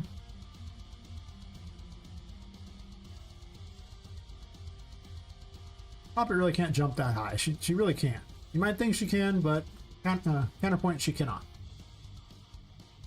I hadn't really tested it before though, so I guess I'm putting one there, huh?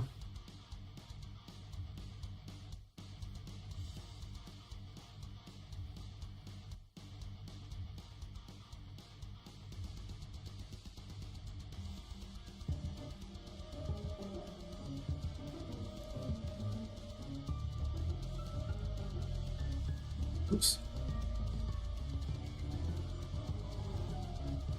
Nice job.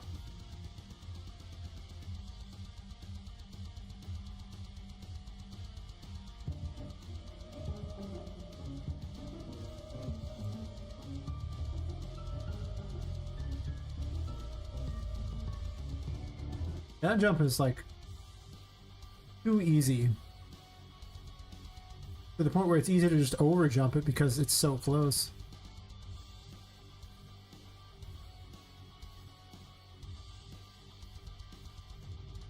Some people says I should have, like, you know, marked how far she could jump and things like that, like to get a better idea of these things, but I really haven't ever done a long jump test for Poppet here. You can easily make this jump though.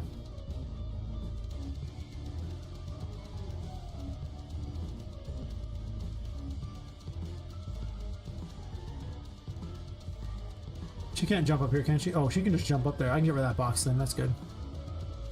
Good to note.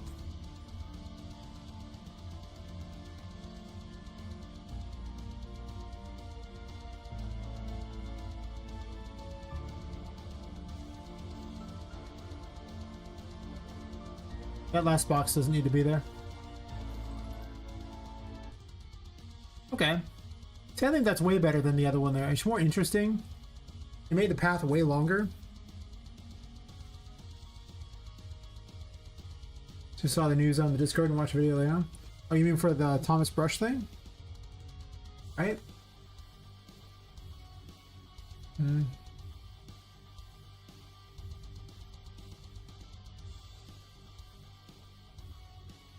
1 second, it's a business thing.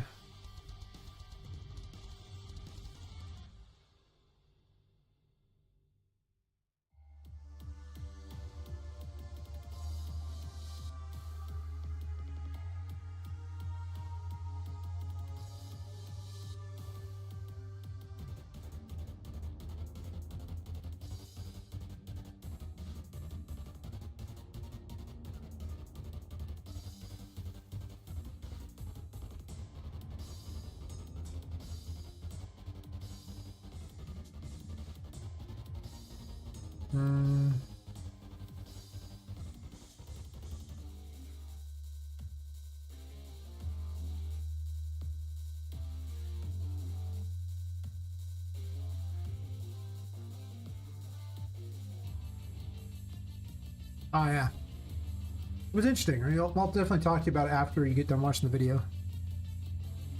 I learned a lot from it.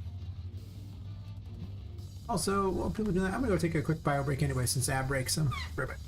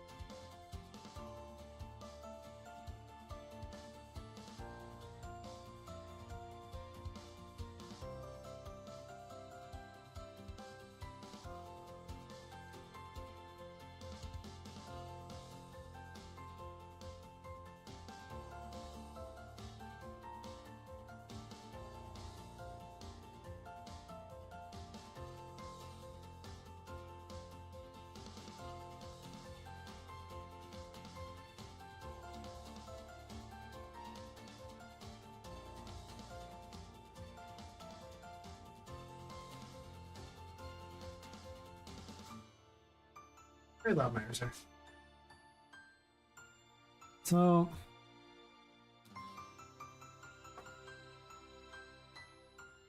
crap, my keyboard.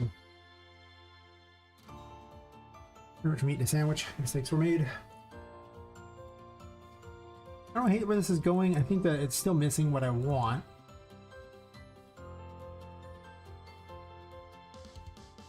I kind of don't want all these boxes here. I also kind of want to move this key. I can put it in a more interesting location, like over here or something.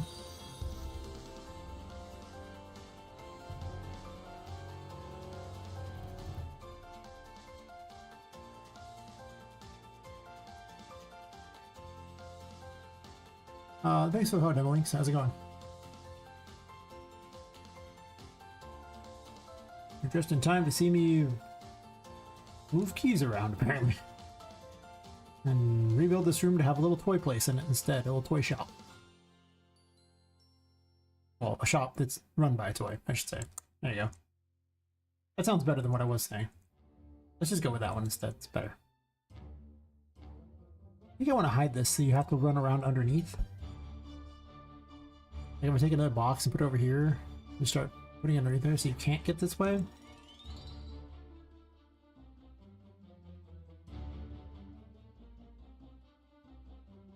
Anyway, how's your night going? Or day, whatever it is for you. Guess we can't all be weirdos like me and up all night. Or maybe we can. Maybe everyone else has a night schedule too. In which case, welcome, my night brethren. Yes, we will all stay up all night. Let's see, I put this here. Okay, I'm gonna stop trying to design it in the dark. It's pretty hard to see what I'm doing. Okay, you go this way. There's no actual way down there, so that means that it's like a secret area.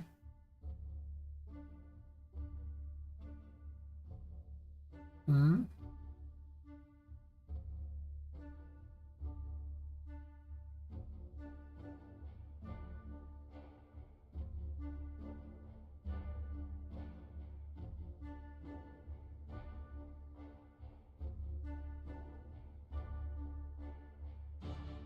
Gotta arrange business for tomorrow, gotta pay the bills. Sure ain't doing it with streaming, that's for certain. Nah.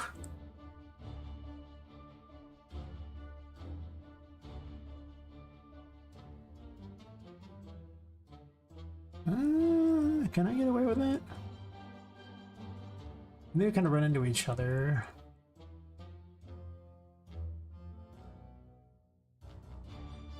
Are they even going to pay that much attention to that? Does that even matter?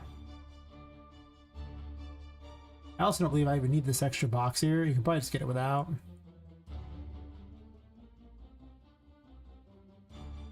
But you know... Hold the phone here.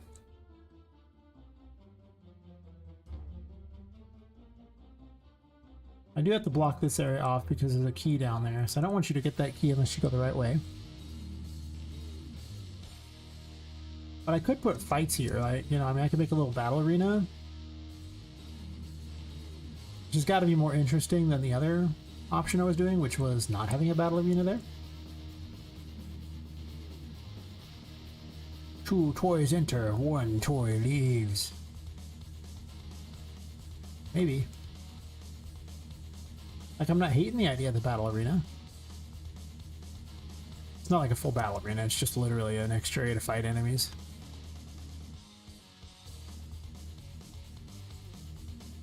Poppet can jump over this, right?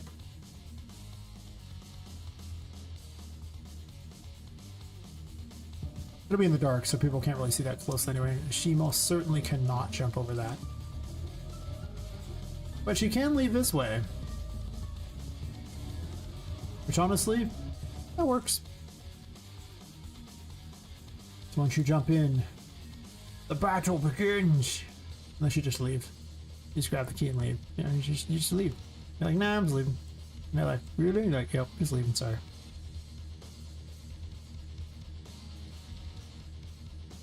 That'll be okay. That blocks off every possible path. So you can't just get through there.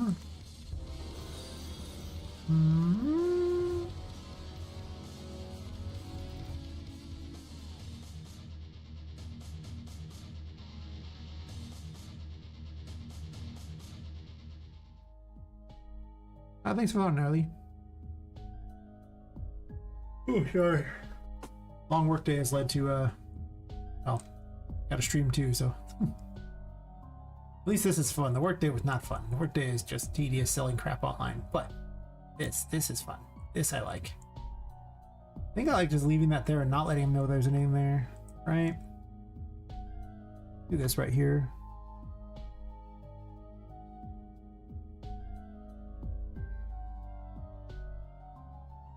Something like that. Up it there. So you can sneak on through. Find the key here.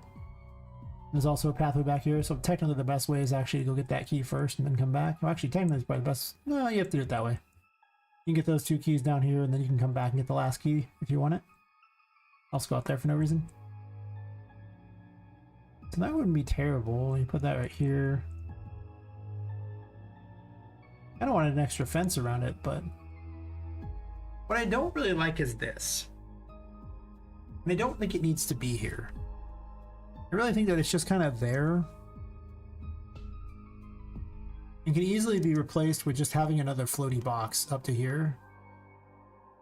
In case you want to get back out that way, and that's kind of it. Like, gives you more of an open area here to play with.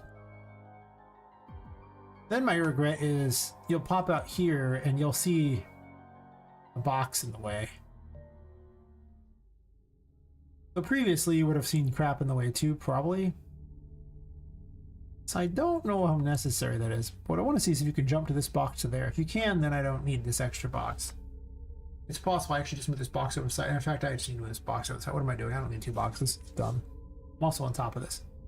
Like, I don't need these two boxes. I just need this. There's already a box here. You can easily make it from there. Well, okay, easily is probably the wrong word. Oh, but it's gonna be hard to jump into there because there's nothing to grab. Maybe I do actually need the extra box. That's unfortunate. Or it could be a shelf. The all-purpose shelf strategy is always strong.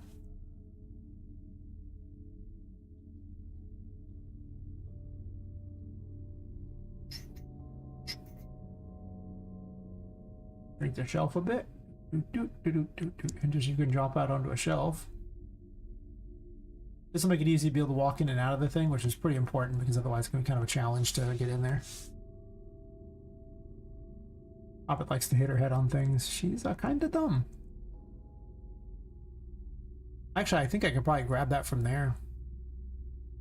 Let me move this box over because I think I can grab this from there, in which case I don't need an additional box. Poppet could just grab her way up. If that's the case, I can actually put the box here and have her grab onto this, go up here, and then go over this way. I can do that anyway. I could just make it work like that, but why not?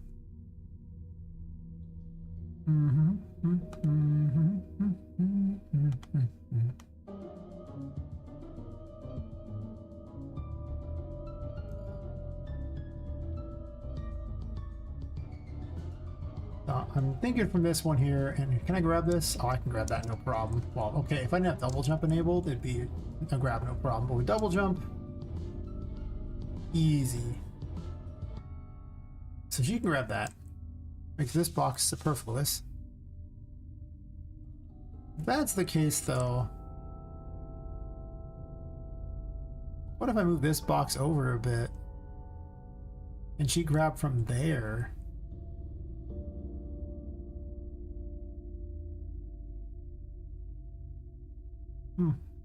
Maybe.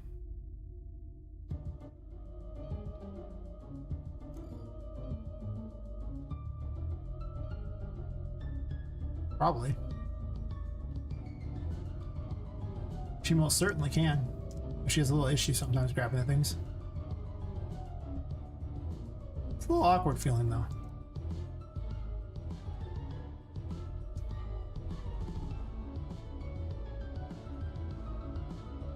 She can also just jump straight on over and then go up, so that's probably fine too.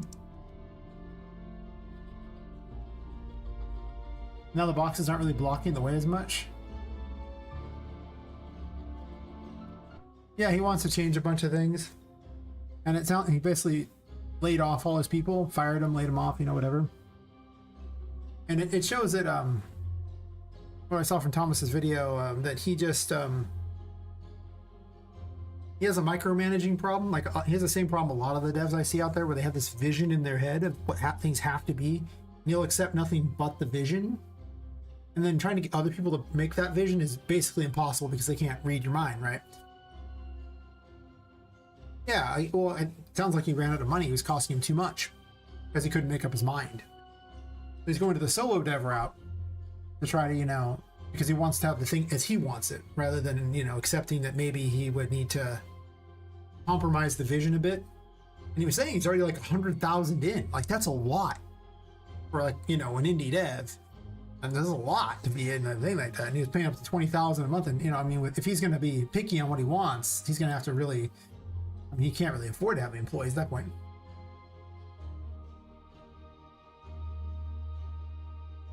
Oh yeah, it's not even after. He's just doing it mid-game. Like I said, I think he ran out of funding, is my guess. But it really showed to me that, you know, though I idolized, you know, him, he still, he has a lot to tell me like that. It's like he can make mistakes too, you know, he's not perfect. And I also believe that, you know, I originally thought that Twisted Tower was coming out like, and then he was gonna put the game out like a month or two later. And then I go to look at the page and it's like, because I hadn't checked until now, I was like, wait a second. He doesn't even have a year for the game this is coming out. Like, a year for when this game is coming out. Like, what? So he put his demo out way early. So that changed a lot of what I think. So originally I thought that's how he did it. It was just, you know, make a page, then release the demo when he's ready, just before, like, during a next fest, and then release the game after. Well, he was saying that he wanted things to be like certain ways. He kept on micromanaging. He kept basically changing things like that, and he kept telling about how, you know, they weren't coming up with what he wanted. So I mean, like, he has an idea of what he wants. He just isn't. I mean, he's made a lot of changes along the way too, because it does definitely seems like he changes his mind. But it seems like he has a clear vision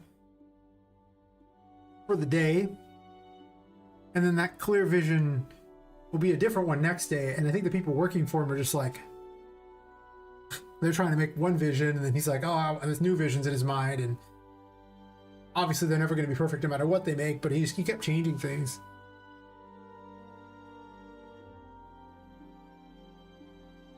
Oh yeah, I mean, like, having people involved is hard. You have to manage them. I don't envy that. Yeah, I mean, like, he's got to make it for some entertainment. If he just says, guys, I made a mistake, it wouldn't be much of a video. I think it was a very interesting video on what he was talking about, because it just showed that, you know, he's just like the rest of us, you know. He's flawed. He makes all the mistakes, you know. I think he needs to learn to compromise his vision. I compromised my vision. Actually, I spent the last, like, 3-4 days, you know, really looking over the project going, you know, how much have I got done in 15 months? If I want this done by October of 2026, 16 months from now, how much could I realistically get done and polished in that time? And I cut the game down by about 33%, to be completely honest, about 33% of the game. In some areas I cut it even more than that, because I realized that with how long it's taking, this would never succeed in that time frame. It wasn't going to happen. So, gotta realize, you know, I'm a solo dev. I had a vision for what I want, and I'm happy with close enough. Like, it's never going to be what I really want it to be. I do not have the money. I do not have the manpower. Never going to happen. Hey, Graham. Yeah. We're just talking about, you know, Thomas's video about him deciding that he was going to go solo, mostly because, well, other people can never achieve the vision that he keeps changing every day, or changing often. I don't know. I think the video could have been interesting, as well as saying, yeah. I mean, well,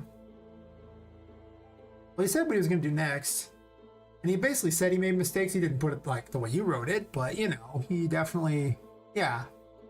I mean, he definitely, he definitely pointed out he messed up. I mean, he didn't say it like that. I don't think he didn't really apologize to people he let go, but I mean, he was paying them, so he doesn't really have to apologize to them to letting him go. I mean, it's just sorry, there's no more work. So, I don't know why he needs to apologize for that. He did talk about the reasons why he was failing. He just put it in more of a long narrative style of saying it. He did say those. And a lot of it came down to just, he didn't want to compromise the vision and he needed to micromanage everything. He didn't say it like that, but yeah. And what he's going to do next, I mean, he said he's going to be a solo dev, so that's pretty much what he did. Yeah, Thomas Brush's last video where he just talked about where he was, you know, going from having that team for Twisted Tower, and he's basically getting rid of the team. I'm assuming because he's actually running out of funding, because he's already dropped 100K into it for his own video. As much as 20,000 a month at some points, also per his own video. But he was saying that he didn't want to compromise his vision. Like, he kept wanting his vision to be a certain thing, and they weren't really getting it, and he wanted to basically have his hand in everything, and he didn't like it when he didn't have his hand in everything, and it caused a lot of, you know, issues, because he had to keep redoing things, because he kept changing things, and it cost more and more money. So now he's going to solo dev because, well, he wants his hand in everything. So, interesting video. I could link it. It mostly just showed that, you know, he like the rest of us, he makes mistakes, and, you know, a lot of his method that he talked about, things he just didn't, you know who Thomas Brush is? He's a pretty famous indie dev. That's interesting. Let me find the video. I'll link it in chat here. I mean, he's actually pretty good on a lot of things, because he's been successful multiple times releasing games, you know. He's made good money for it. So, I mean, he has a lot of important knowledge, but, you know. Let's see. Where'd I put the Twitch chat? That'd be the video. I'll link it to YouTube as well. So, both sides seem to understand that the contract works out when you get paid into it. Yeah, it's true, man. Well, I mean, it's sad they can't finish, but at the same time, you know, that's the reality of the industry, right? I mean, you work for, say, a AAA dev, and you might not be employed tomorrow. You don't even know. There's no certainty in this industry, one bit. So, I mean, in a perfect world, we'd all get to finish the things we start, but I mean, dude ran out of the money, basically. I didn't figure out the difference between micromanaging and regular managing if the team is small, really. Like you have a director for each aspect of the game. Yeah, there's definitely a level of what is and isn't okay. You know, I mean, you have I would say if you start with a vision and you're willing to compromise it some, you know, like there's just a certain realistic how close are people really going to get. They can't read your mind. You can make things really specific and they'll come up with something that's like what you want, but it'll never be literally what's in your head. So you have to be willing to realize that. We also need to realize that once you've told them what to do, unless there's some drastic reason to, don't change it because it costs more money. Those changes aren't free, man. I know if you're AAA devs and gone back to indie devs just for more input in the tanks, and that's fair. You aren't building things anymore. Yeah, that's what he was saying. He was talking about his video. Like he's basically felt like as a project manager, and he wanted his hands dirty. Basically, he wanted to have his hands in everything. I get that. I mean, here I am having my hands in everything, so I mean, I understand that desire. I've never been the lead thing. Don't get me wrong. If I could sit there and order people around to make a game that I kind of want, seems good. I would give it a shot. Yeah. Hey, he wants all the hats. It's an interesting video. I mean, I've learned a lot from Thomas along the way, and like I'm willing to take the good and the bad, like the knowledge where it's like, okay, well, these are the things he did right, and these are the things he did badly. So I don't make those mistakes too. It's fair. Here we are. Yeah, you kind of got a whole bunch of little, like, you know, people around you who are looking to you for answers. Fortunately, they're not like on your team. They're just looking to you for the answers. So it's kind of like being the project manager. Only at the end, you don't get a game that you wanted made. They make their own games. Super nice of you to do that, but well, that's fair. Yeah, that's fair. It's true. You don't really talk about your game all that often. Usually, you're just helping other people, from what I've seen. So I don't hear about your game much.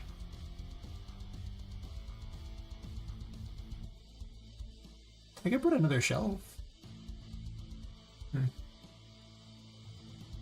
don't know, I would like a team. I would like to try it out, but I also recognize that I'd have to be paying the team. Like, I either want to be the one paying the team and in charge, or I want to just be someone who's getting paid money to do a task and then be done with it. I don't want to be like, you know, the middle management with other people above me. I don't want that. That's just... No.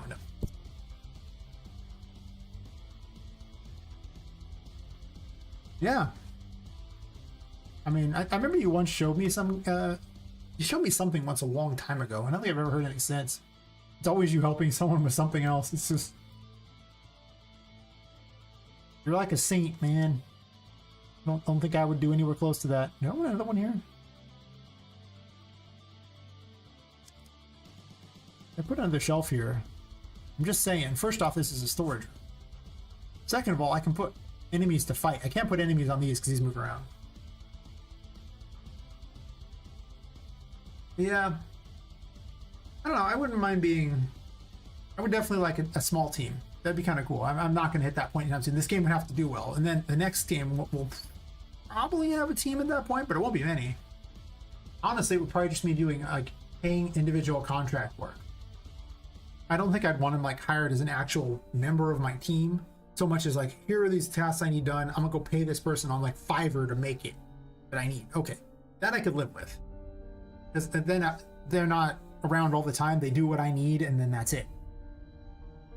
I like that. That's actually how I do it now, for the most part, except for I usually just buy pre-made assets because I'm too poor to really afford custom anything for the most part. Some stuff I can get custom, but I have to be real picky. It's usually just the characters that are custom. It's not much of anything else. I mean, I custom do the walls and everything, I guess, as far as their shape, sure, and other weird things, like the buildings and stuff. I'm trying to show the cool stuff anymore. At the moment, it's mostly code. Yeah, it makes it hard. Yeah. Code's just real hard to excite people. I mean, it's gotta be done, but nobody really knows what you're doing. So it's kind of like, cool, bro, but... And? Like, okay. And, you know, I mean... When I get the best views on my stream is when I just build levels or do combat. Because otherwise, it's like... People don't know the code.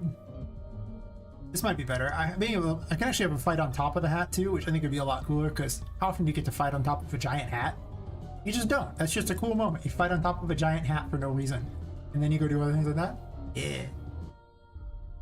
As it too, again, as GD is so much influenced by others aspects of the game, and you don't have so much agency in it and how things are going to end and things.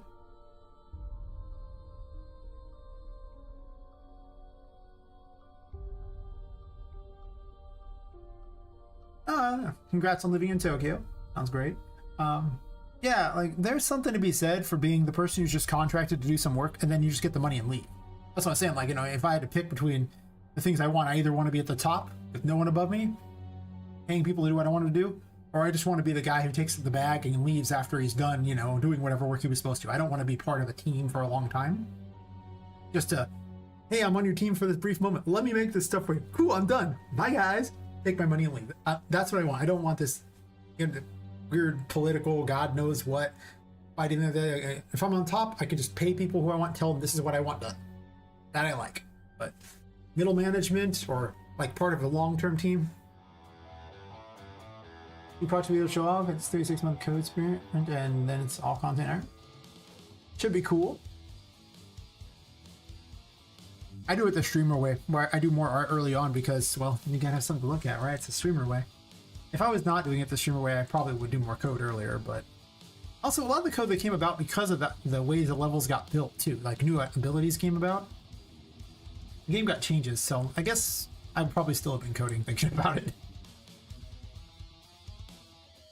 But I'm also in the unenviable position of needing a lot of mechanics.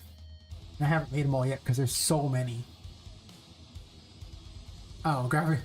That's pretty rough. Like I say, I mean, I have 2 graphics cards, and it's hard on it to do that. Like, it is not an easy task. Yeah, I wouldn't even try with one unless that one card was like a 4090 or something. Then sure, whatever. I think the 4090 is probably stronger than my 2 graphics cards combined. My team, I thought, I made it clear I was not leading, that we would build the game, we got it together.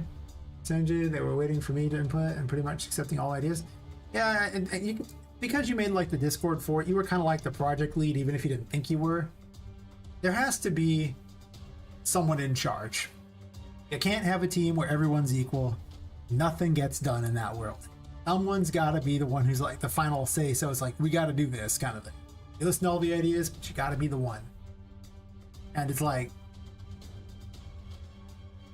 it's definitely, I didn't know what you guys are. I mean, when I joined your little Discord just to kind of hang out, I had no idea what your guys' plan was. I'm just like, you guys don't seem to be doing anything. I was like, oh, well, maybe they're just doing it off the thing.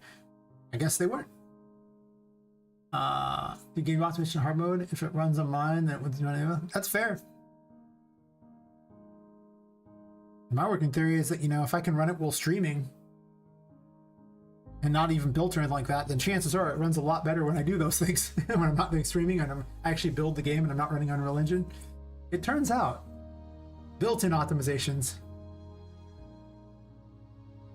That's where you made a mistake? Yeah. I saw that when I did the community lighting thing. When I got that whole community together to make that project and put myself as the head of it. And how quickly I had to take charge or it just would have fallen apart because the people were just like, I mean, I was like, this is the goal. I made a goal for people. And then basically set myself up as the guy who decided if this was going to be okay or not, and got the few people who were interested to really build it, work a team like that. And eventually just became the head of it and just not working on it entirely. Not even working on it at all, but it's probably my most successful project with over 100,000, you know, views. How many downloads? It's hard to tell because I have put on GitHub. Do you need to buy a GPU though? It's need mine for support this year. Yeah, I mean that's probably fair. At least get like a 3000 series and somewhere at least in that range, right? You know. Brush just got to release a demo. Well, now I might. The Thomas Brush video actually did change. Like today's video changed my opinion on it, on when I put a demo out. Because I see that I originally thought he put his demo out before the thing, and I was like, I'm gonna do what he's doing because he's, you know, already got 50,000 wish lists on Twisted Tower. He's clearly doing something right. Now I'm like, he released his demo and he doesn't even have a year for his game. I guess I got to make the demo faster. So because of him, I originally switched ideas, thinking differently than what it was. And now I see that I have been misled. Mostly my fault because I never really looked at his store page. I guess, assumed. So that was dumb. I'm definitely going to release a demo sooner than expected. That is true. But I want it to be incredibly polished before I do. Because that demo will probably have to stand around for probably a year or so. So I would probably assume 6 months. If I'm going to release the game in 18 months, I'll have to see. I don't have a hard date on it. The early design for this, like, I'm still learning as I go on somehow to design some of this stuff and what I plan on doing. Like, I don't have a method for everything is figured out necessarily. I'm kind of doing it as I go. What works, whatever I can get done. And a lot of it comes down to what is possible and what isn't possible. And that'll dictate the demo. I'm learning myself what I can and cannot do. Like, I didn't know until I knew how to do something. Do I know if I could even, you know, do it in time? So, yeah. Yeah, I wouldn't buy a GPU literally right now. That would be like a bad decision with all the embargoes and things like that, the trade thingies and stuff. I'd probably wait until all that, you know, sorts itself out. But I would never buy a new graphics card until I needed to. Made one project with basically 2 leaders, meet a friend, responsible for different parts. You're directing, not always directing all the rest. That's what a partnership is a little different than like a team, right? Like if it's just the two of you, and then you're both just kind of making decisions, that can work. It's when you just have like really any more than that. It gets really hard for people to agree on anything. Someone has to be the guy who's like, hey, we're doing this. Yeah, I mean, you hear everything else, but it's like someone's got to put their foot down and say, this has to be decided. Your private channels posting a ton of stuff? That's fair. I figured you were talking somewhere else. Yeah, I'm dragging out. I don't want to touch any of the 50 series right now. That's fair. I would wait for them to get cheaper. I mean, they're only going to get cheaper as time goes by. Almost kind of 50, 80 until they started spontaneously combusting. Yeah. I never want to be like the latest technology guy because it never seems to work right. It always seems to be kind of like, that's where the problems are. But I want to give like a generation down so they've had time to fix the crap. Especially how expensive that stuff is. Still in the 10 series. Oh, well, listen, you know, yeah, okay, I'd probably upgrade there, but it's just saying. Yeah. I don't know if this game will run that. I'm thinking the 2000 series would be like the minimum, is my guess. But the game is not ready to release yet. It's not optimized in any amount. I mean, it's been optimized some. I definitely reduced a huge amount of draw calls and everything that people saw for like a week on the stream. But I don't, because how Unreal Engine is not a very optimized engine half the time, and it keeps increasing its demands, I'll be surprised if it runs on less than a 2000 series at any kind of real speed. That's my guess. I could be wrong. But every time Epic craps out a new feature, they don't seem to care much about any one of the weaker graphics cards, so. Yeah. Are you gonna go to bed? Just finish 16 hours stream today? Off Steam today? Yeah, it's fair. Steam lobby debugging. Oof. Right? Everything. Thanks. Appreciate the lurk, man. Thanks for dropping by and chatting. Get some rest. That sounds awful. Just absolutely awful. 16 hours of that. No thanks. Let me go to base issue before that. And after that, it's like the good direction. Yeah. Let's say partnerships can work. Those seem fine to me.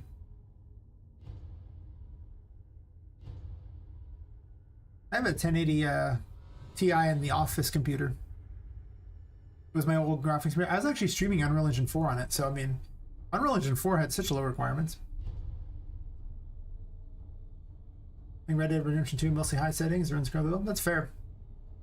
A lot of these like in-house engines are so much more optimized than Unreal is, but the difference is Unreal is also accessible to someone like me. But I'm pretty certain Red Dead Redemption 2 wasn't made in this. Or maybe it was. I mean, I don't know, possibly. If you have hundreds of people working on your game, it turns out you can shoot out a much more optimized, much larger game than those of us who are doing one. 1060. Oh, that's impressive. I mean, a lot of games don't require that stuff. A lot of unoptimized games require these things, but... Well, I mean, my game's not optimized yet. I ain't gonna pretend. Pretend it's for other people, you know? Like, I ain't doing that. I'm gonna pretend with my dolls, but... Yeah... I already know some optimizations I can do for this game that I haven't done yet. But I also know those optimizations make no sense to do right now either. Such as, like, Poppet just wears a dress over her regular body. She does not need a full body, by the way. Like, she doesn't. I could easily delete all the crap underneath the clothing, and that would be far better. But I also have changed the model plenty of times and had a lot of upgrades, so I don't want to get to the trouble of all the editing and perfecting her to change her again. But it's possible I might allow for different outfits too. At first I was trying to make this work over a body until I realized you just delete the body. You delete the portion of the body under the outfit, and then the outfit doesn't have to worry about colliding with anything. Stupid me, huh? But I'm probably not going to do that because the overhead's really high. I'm just going to stick with different hats. She can have like 22 different hats. I'm down with that. I'm like the Mad Hatter now. This layout's probably better than the old one. I still need to add more things that are more interesting. There could be combat out here. I don't know if I want combat down here though.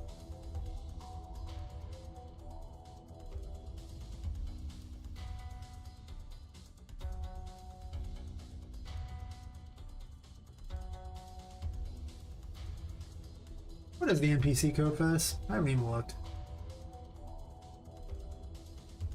I had a whole shop system. Mostly it checked the painting world. And now it doesn't. I deleted this for whatever reason.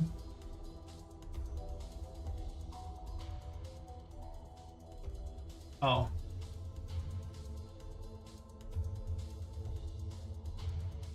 I know why I made this change here. And target actor like this. This was to fix a problem with Tinka, but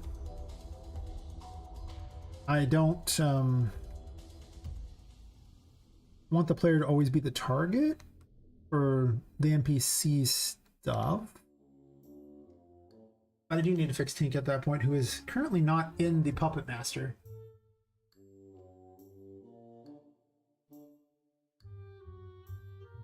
I wish I could compress this down, but unfortunately these are all behavior trees effectively for it, so there's not really any way to shrink the graphs even more from this. At least not that I can think of offhand. Have a struct of graphs? Is that even a thing? Can you have a struct of graphs? Sounds nightmarish. I don't even know how you'd edit them. It's so weird.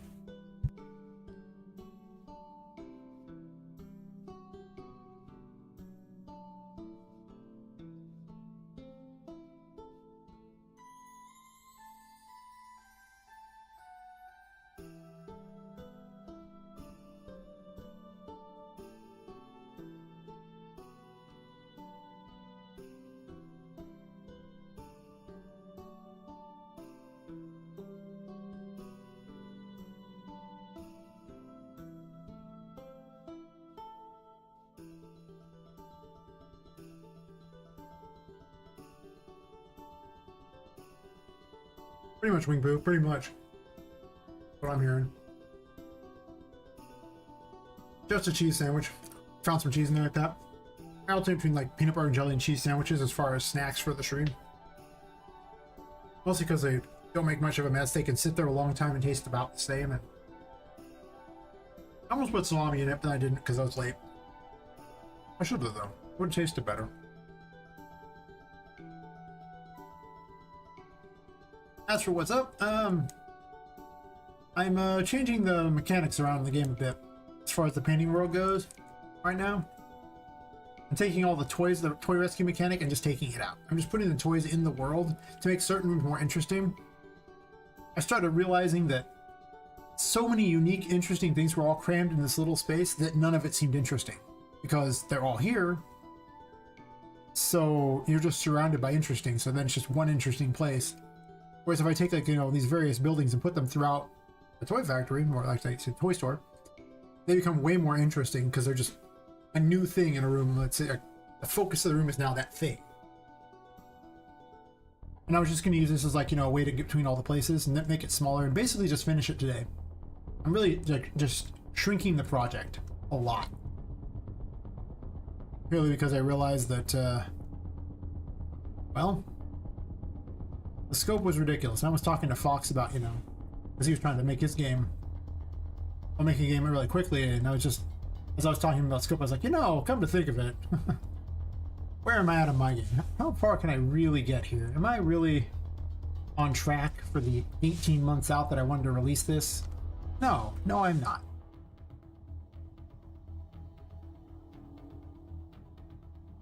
Is that a Joker in the last room? Oh, this is Tinka. She's a Harlequin. She's a ghost. She's the ghost in the paintings. When you travel into the painting world by just jumping into the paintings, she's sitting here. Apparently she auto-talks to me for some reason now. She just kind of floats here. Unfortunately, I need to change her code so that her head doesn't rotate around like it's about to do. Otherwise, it's really creepy. Yeah. Like, oh god. I actually have the code for that set up. I just need to put the behavior tree in so she gets the right target to rotate after the player. Yeah, originally she was sitting in, like, off to the side, and I was going to make this big area where you rescued toys and everything, and yeah. Well, the rotating head thing, I need to make her more ghostly, but I guess in the painting world she doesn't have to be a ghost.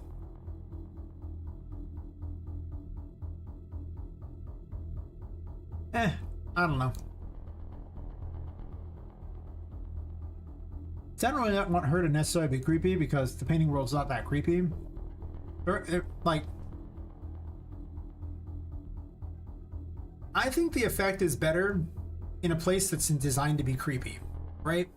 Like if I surround it in an area where everything looks like it's covered in blood and everything like that, or, you know, it's like dark and everything and her head rotates, then that's probably fitting. Here, it's kind of bright and colorful. It's like out in space. There's all this technology around it, and then her head rotates. It just doesn't seem very thematic to me. Like, it seems like it's off, at least in my mind. But it's supposed to be like a weird transitional place through, like a liminal space thing. Well, it does in other places, but I mean, this is like the painting world is just kind of a link between the paintings. Yeah, I mean, I just think the effect looks pretty bad on her. It's much better on someone like Charlotte. The Charlotte looks intentionally very creepy. So for her to have her head rotate after you is like, wild this? Yeah, I don't know why it's auto-talking. This just looks like the hair doesn't keep up with the head or anything, as you see, so it's kind of all weird. And like her hair is stuck to her head. I need to change the hair out. Things like, I need to change her model too. Yeah, like it doesn't look right. Unfortunately, I need to fix her model. Something is weird about her hair. If I try to apply cloth physics to her hair, it just breaks into these strange ropey things. It's like ropes are hanging off of her head. They loop around and it doesn't work right. I don't know why. So I need to replace that model, which is why her hair is not moving at all. I think it's partially in her back too, which is also why you see the pieces of it stuck there. Yeah, it's just because I haven't given her a target yet. She's not part of the Puppet Master. I mean, all she has to do is collect a target. Like, basically, this has to run, the information gathering thing. And she just needs...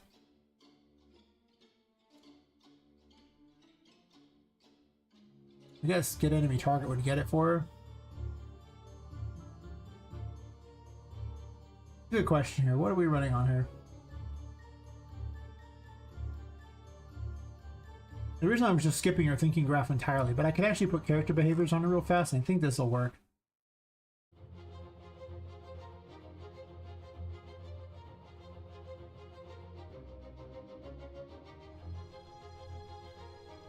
Did I mistype it?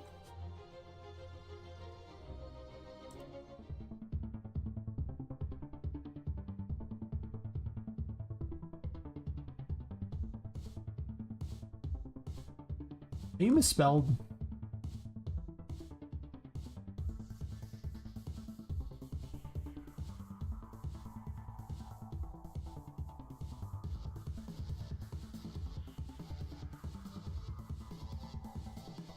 Sure, whatever. Doesn't matter. Yeah. That'll probably just fix it all by itself.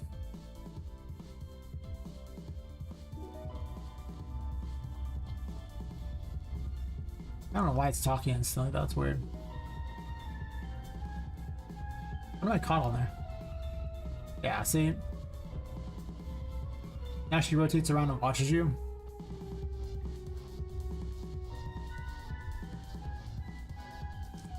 I just put her in the center because I wanted, like, but she's so, I actually shrunk her down because, again, I'm thinking of just really bringing this down to a much smaller area.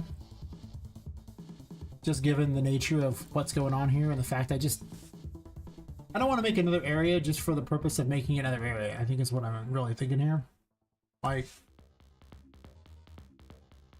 I'm literally just making area after area, but it's like, well, why? To what end? Why make all these areas? What am I gonna do with them? What's this? This is part of that, sure. No.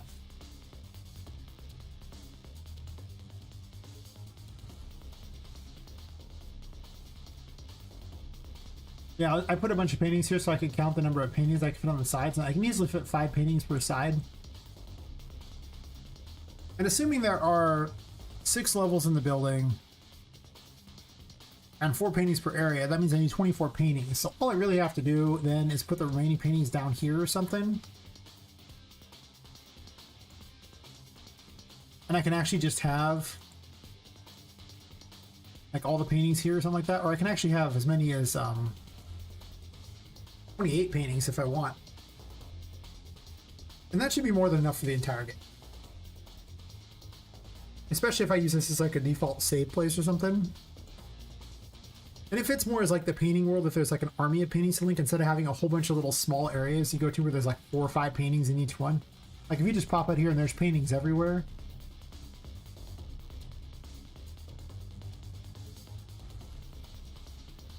I could actually make it where the paintings are always here. And it's just when they unlock they have a picture on them. Might not be a bad idea.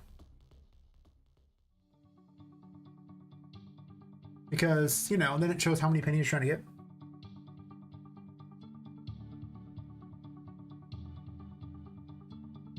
Well, the reason why they have the symbol on them is they're blocked. You have to go to the other side of the painting and unblock them. And then the symbol disappears and it becomes the painting it's supposed to be. And then you can just jump through them. Like, they're just a rippled picture. The problem with different shapes is then I got to make different size portals for them and everything. A bunch of extra things, but then they also have to fit. Like if they're all these weird shapes, they gotta fit all over this place too. Because this is basically my world, this is my travel system essentially. Along with a character who acts as the storyteller of the game because she's just kind of watching from all the paintings. At least putting them all here means that they would have kind of a goal. Like Tinka just says she wants all her paintings unlocked or something along the way. And the Poppet, if she does that, can use the painting world in order to get places. Maybe I'll do that. Like if I'm just straight changing this system, like why does it ever need to be hidden?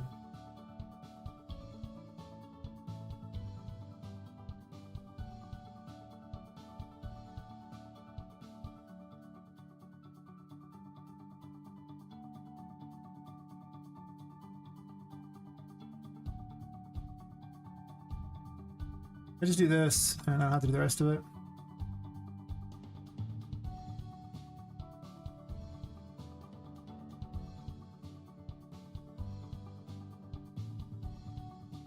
I just do this. This is all extra stuff just for the painting world.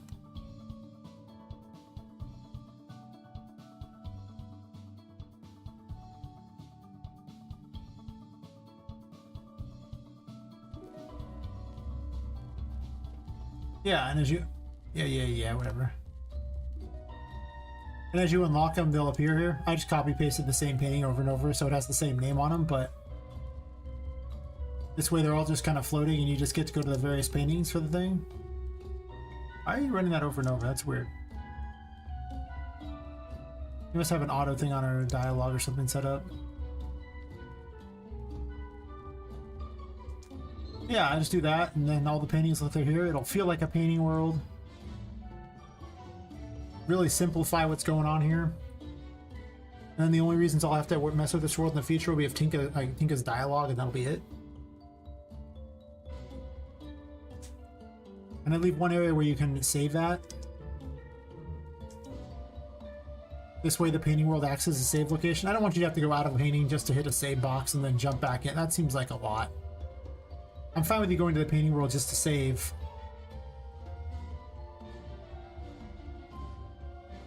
But I'll be nice to the player like that. So if I do that, let's assume the box takes away 2 of the painting slots here, which means I had 26 paintings.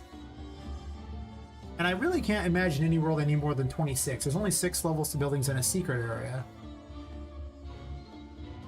And I assume every level has 4. Which would leave 2 for the secret area. If I'd have 2 in the secret area, if I had any in the secret area, I guess a way to get back and forth would be okay. That's only like 25.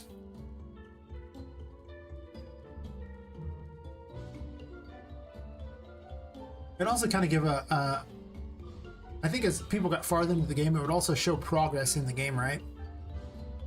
Like if I had you slowly going around the building, like as you unlocking painting after painting in a line, you'd have an idea how far you are into the game by where you're at on the paintings. And maybe I start from this one, so the first painting shows Tinka and a clock. So you'll come down there and see her and all that.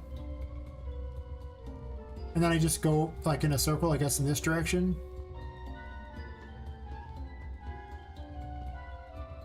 I'd probably move those over so they fit better, but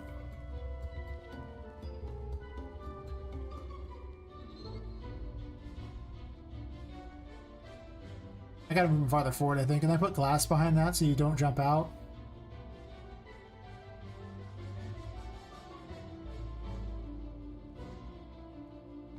I guess I can let you fall at the center if you want.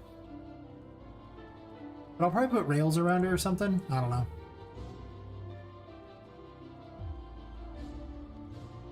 I could have something special out there.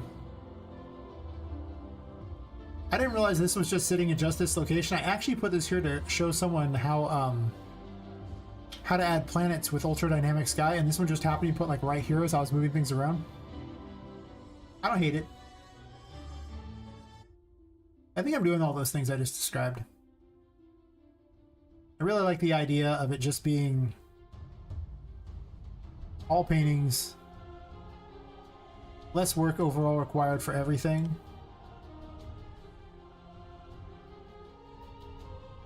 But mostly I didn't want to have to make 9 million NPCs just for this one area. Like I really want it to be for everywhere that I have like make NPCs, right?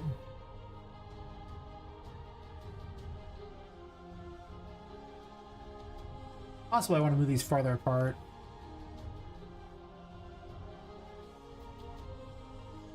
Or maybe redesign these so that they don't have the same setup anymore. Like right now they were like a little gateway. But it could just be like a line across, like some sort of like painting setup like that. Like it could just not have this huge tower thing. If it ever was, I didn't get it for free. I paid him like 20 bucks for it. It was 20 bucks well spent. 100%. Super awesome. People love how that looks. Easily worth the money. First plugin I recommend everyone get. Or saying a plugin, just first asset pack. Am I going to make this look square completely? Just make it a perfect square setup? I might do that.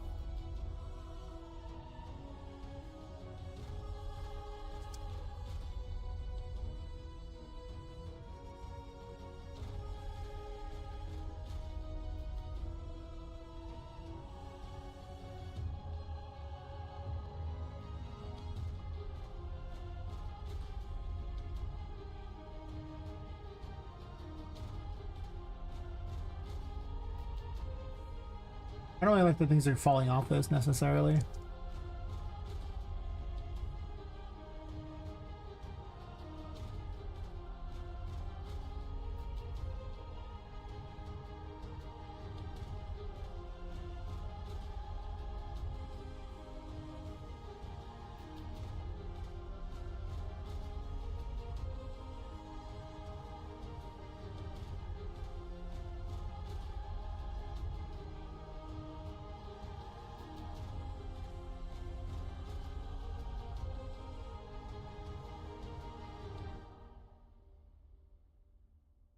Guess they don't need to spawn a building in themselves anymore, but that's okay.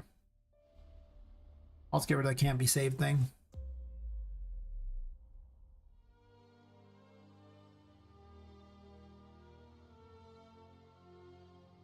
I could put Annie-Zons everywhere. I don't have to have as many NPCs this way. I can also have little towns too. Like I thought about it, like the second I thought of having a little pirate town. Then I was like, but if all my NPCs are in the painting world, what am I going to put in the pirate town? I started realizing the amount of legwork going into this, and like, you know, yeah, about that. Feels a little raw, man. Feels a little raw.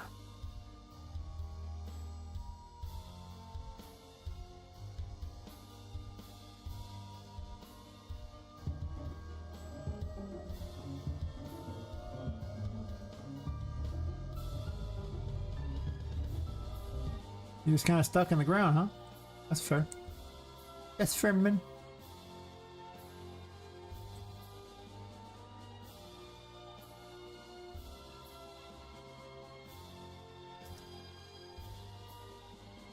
Probably like 45 or something.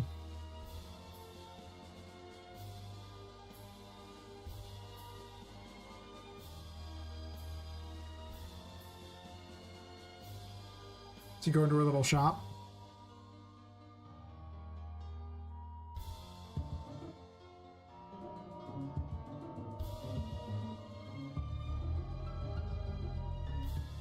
I turned her backwards.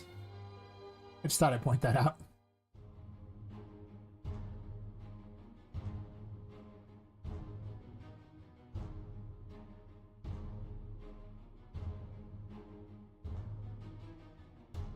It actually puts her spawn well, actually doesn't matter. The spawn locations aren't what you think they are anyway. If she's not facing at 0, the spawn locations will move because they're like relative to that, but they still spawn where they're supposed to, so it's weird. I got confused for that for like hours one day. Oh, she still turned the wrong way.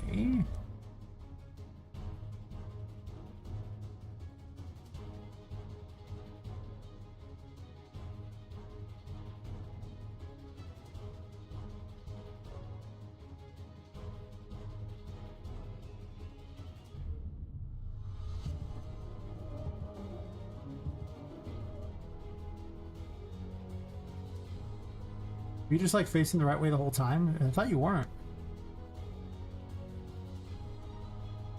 Maybe it's just 90 that she has to be turned.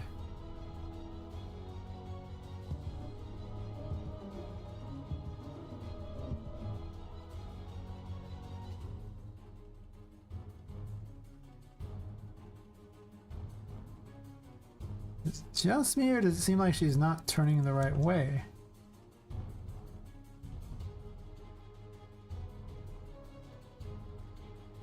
Unless there's an actor transform variable this setting.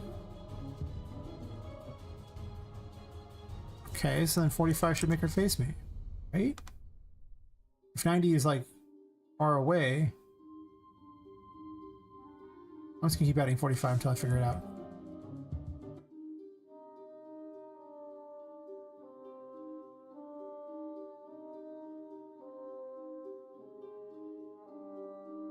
But I confused myself, I'm sure. Yeah, it was 135. It's just completely backwards. Dumb. No question, I'm just dumb. Fine. I'm square with me being dumb.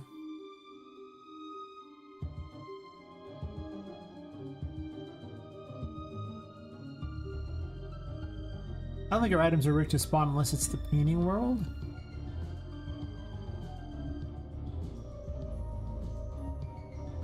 But originally she spawned a building too, so...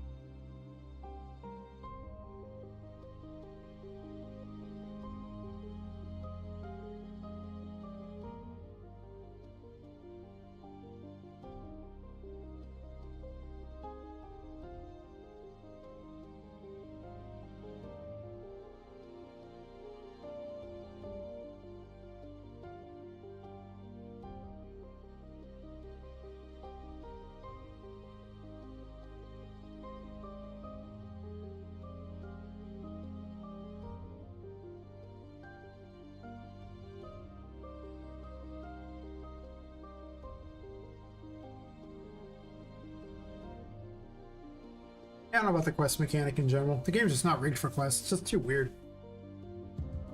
I mean, you can do things like a puzzle, that's true, but beyond that...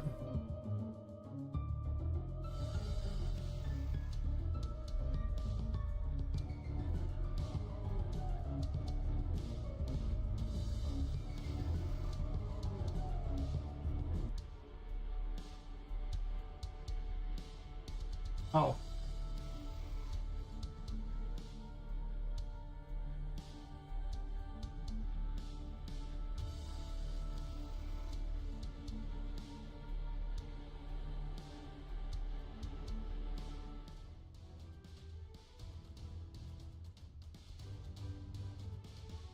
It's still rigged to check to see if she has them unlocked.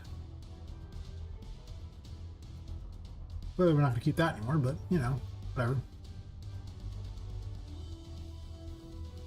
Let's just lock down a bunch of this game so I get that demo done sooner rather than later. There you go. Now she spawns in items. I'm pretty certain I'll have her sell you Wheel of Fortune, because that sounds like a very her thing to do. Also, the hat matches Wheel of Fortune, so... Good to know. You can get the hat by buying it, basically.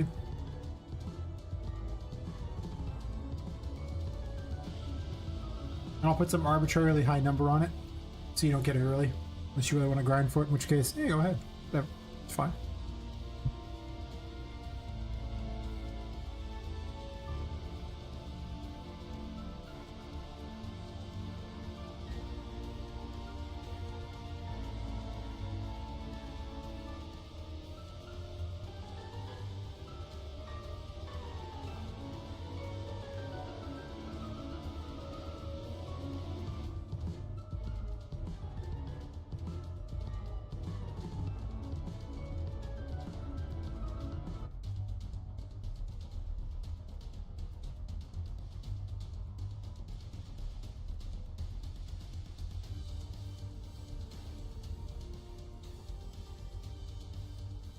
Doom's definitely more interesting than it was, because remember, it was just a crappy area with some boxes that you just kind of wandered in. There was like a chair and a table like there is everywhere.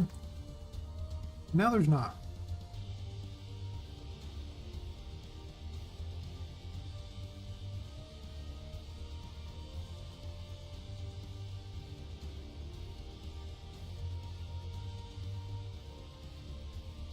Pretty much, yeah. This isn't even debugging, this is just me removing other things that weren't very good. You know? Because I can't see a world where this makes any sense to do what I was doing.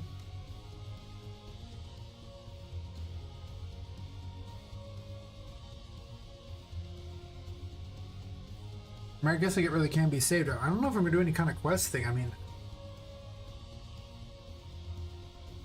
I just don't see that as being a thing.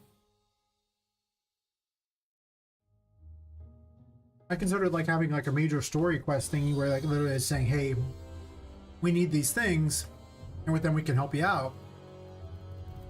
But I'm not gonna write like a quest thingy down for that. You'll just go back and talk to them, be like, hey, we need these things, and they'll give you ideas where they're at. And in true Metroidvania fashion, we don't tell you things.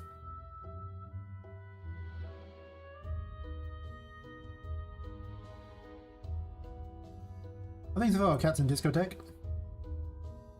Or Tech. Just in time to see me go over my mechanics and go, this was a terrible plan, and remove some things that are terrible. They're just so overkill.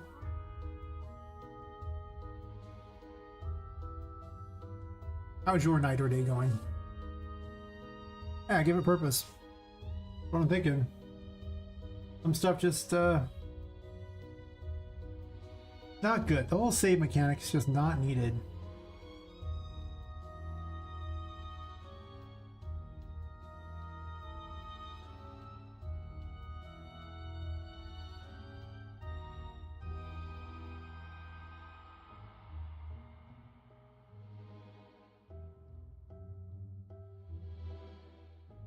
Yeah. Just gonna X out painting world stuff. I'm probably Xing out the entire saveable mechanic.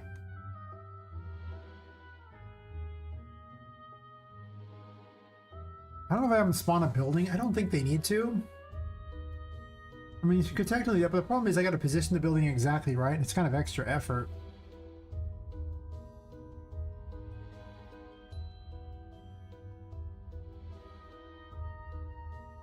They could spawn their own building, I guess.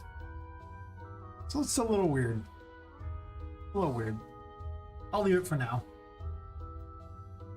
Maybe see me sent to the painting world.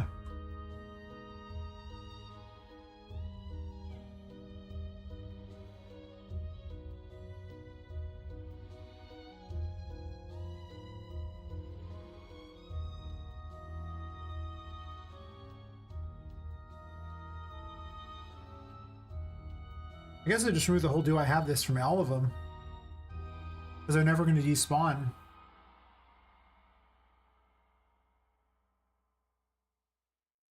Do I want the toys to be carryable in the first place?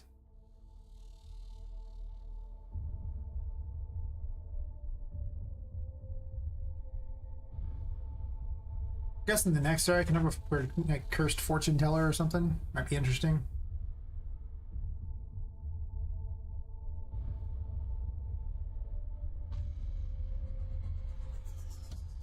I don't think any other NPCs are going to be in this area.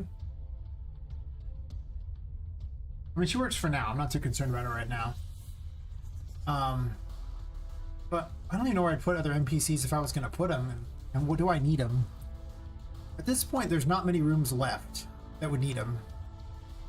So the NPCs that you're going to find in the first chapter consist of, well, Annie's on right there. And then I guess Oliver would be the only other one that shows up. Because you meet Tinka, sure, and Charlotte's around. And then there's like bosses of sorts, but there's not a lot of space for additional NPCs. Like, what would I use them for? I need something in this area because I got rid of it. I mean, technically I could just get rid of this whole section here and like I merged it together like an idiot already, but if I didn't want to put anything on top of it, and then just have more stuff out over the water. Originally I had a couple tables there, but the tables were kind of weak, so I'll have to think about what to do like that. Maybe I'll add to my list of things I need to do.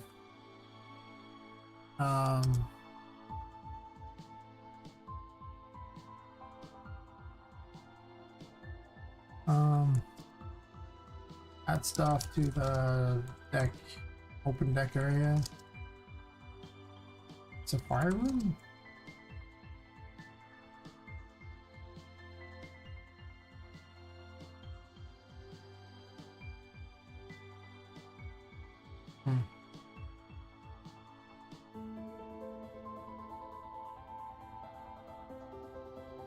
I'll close up some doors too. Though I was using that door as a test door for this thing probably, so. Yeah, this room is, I think, pretty polished. The only exception is this one spot here, which I'm not sure on, but I think the rest of it's very good. This room's close to what I want it to be. I think there needs to be another thing in it. The problem is there's a save box in it, which means there's no reason to have enemies to fight in it.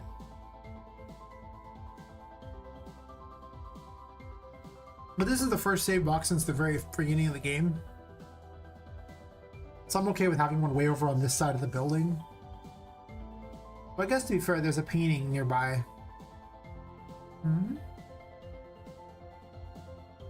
Hi, Travis. Pretty good. I'm just going through and removing not very good mechanic from my game and really just focusing it down from what I was doing. Which I've already focused a lot of it, but I now want to polish out a demo much sooner.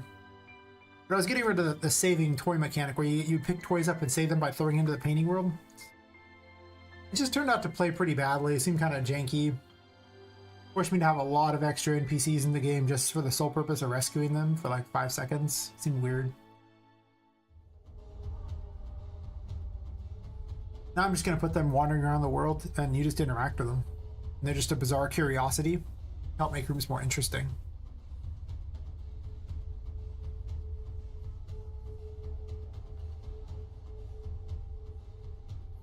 That's fair. Fair indeed. That's what I'm thinking. Like it felt so weird. I likened it to the being able to have cats in your town in the new Assassin's Creed game that they hyped up so much, and it's like, but why? I'm here to kill people. It's an Assassin's Creed game. Why do I? What's this town for? What is this? Why do I care that I can have cats in it? It's nothing to do with the game. That's stupid. Why are we wasting dev time on that? This felt like one of those scenarios where I'm just like, I'm putting a lot of effort into this one area to make it really neat, except for, but why? I could split that stuff up amongst the whole game and the game would be better for it. Yeah, it makes just no sense. So that's kind of what I'm doing now, is I'm like going, well, where would I put an NPC or two? This room needs extra stuff in the corner here to finish it up too. Just something extra to keep adding to the room so they're just more exciting than they are, because, well, they're not very exciting. As if they're all next to each other. Now you go in here and there's a little shop here instead. And I'm slowly building it out. Like puzzles are jumping around, everything like that. And it itself is light. So I just go, bloop. Now you encounter a little shopkeeper here. Which makes this room way more interesting than what was just a bunch of boxes before and a table and chair. Like, now there's a reason you would come to this room, but it's a secret room. You don't necessarily find it. I mean, you can. I've cleverly hidden this secret in a way that no one would ever conceivably find it. I have no idea how you will find this secret. It's gonna be hard. It's gonna be tough. I'm pretty certain most players will miss it, but just saying. This is actually here because there's smoke in the room. You can see this thing there. It is actually harder to see than you think. If I didn't put it there, it seems like people would never see it.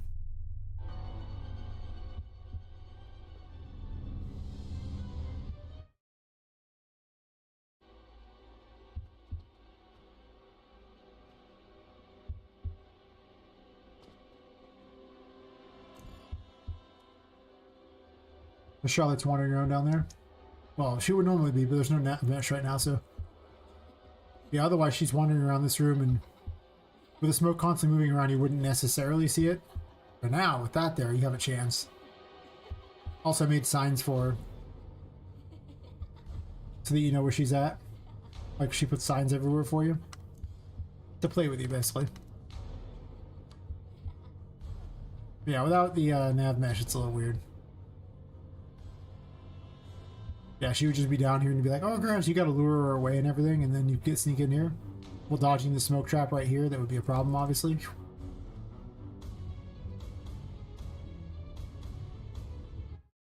But, yeah, if you do happen to find the secret way, I'm going to reward you with the shop. And then when there's a key way out, there's a key in the room, a hidden key, so you could actually just open this door and go in and out whenever you want. And you don't have to worry about going that way again unless you want to. So, yeah. I made this room exactly more exciting. I'm just debating on the other NPC that's currently in the first chapter if there's a reason. I've gone back and forth on that NPC because I was literally going to be a character that let you upgrade the tarot cards by collecting crystals, which I took out. Because 2 currencies made very little sense. And having multiple upgrade systems for the cards seemed even more insane than what I already had, which already has 66 different versions of the cards, for God's sakes. Probably going to be 44. I trimmed down the number of floors from, I think it hit 9 at one point, to 6 plus a hidden area. And I think that'll work out a lot better. Drop the chapter from the game because the chapter made very little sense anyway. Now I'm just like, what am I keeping?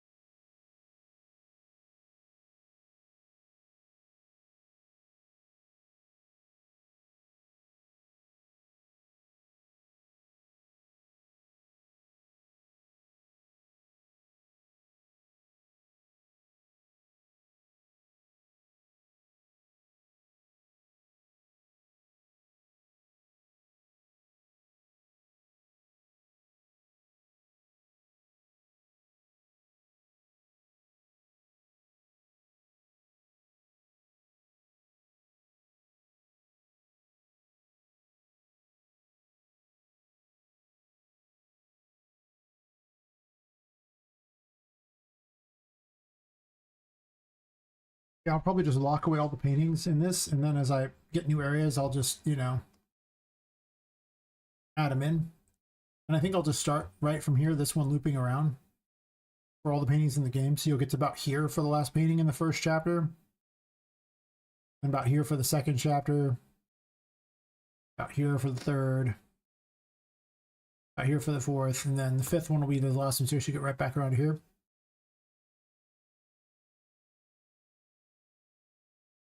Or at least I should say that the first, like, there's like 5 biomes in the game in a hidden area, and then maybe these bottom ones go to a hidden area.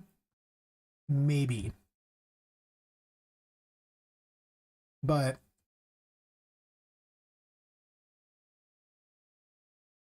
the only thing I don't like is it doesn't balance the room out very well for this box to be anywhere else. Like, I guess the box could be here. That would probably balance the room the most.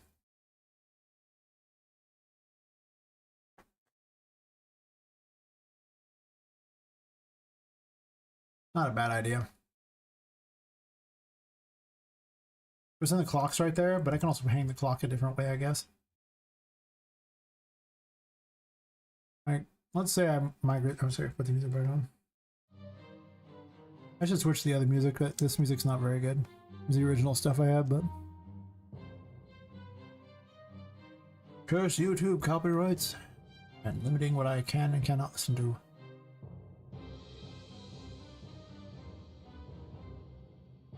So what I can do to make this little, well, first off, the player start has to go over here. And rotate it 90 degrees.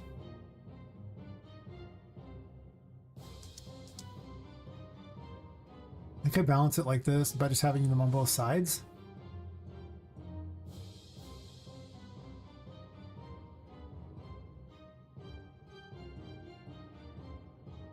And that gives me 24, actually there's 6 floors, right? So I guess 24 paintings would probably be all the paintings I need.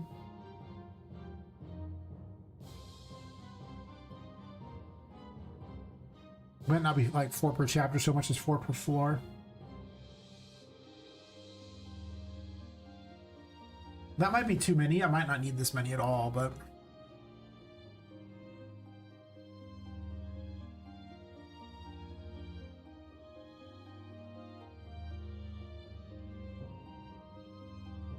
not in game. I should have done this for all of them, so I copied the not in game one over and over. I guess I'll position the problem is that I need to redo the walls here. It should just be the same thing on all of them, so it's easier. Because I want to get 5 on every single wall here, so I'll have to move that. Hey Bard. How's it going?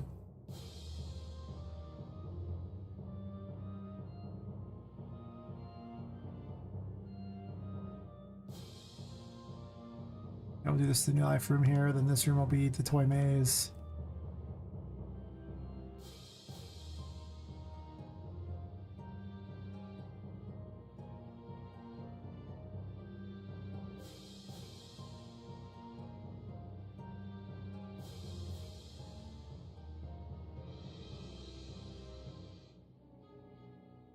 Doing okay.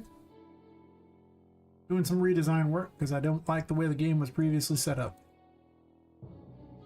Just switching the painting world to be where you don't save toys and it's just basically a gateway between all the paintings and putting lots of paintings in there so I can have the map done today. Except for Tinka's dialogue, of course. Sure, any dialogue she has I'll have to do later, but as it becomes relevant.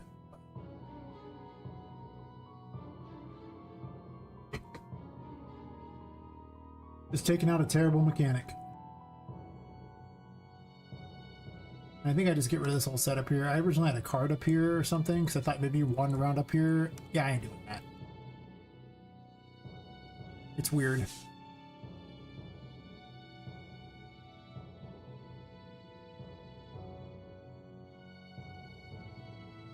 I can move these over, I guess, and put the paintings in the center. But also clone that on the other side as well, and then just put this across.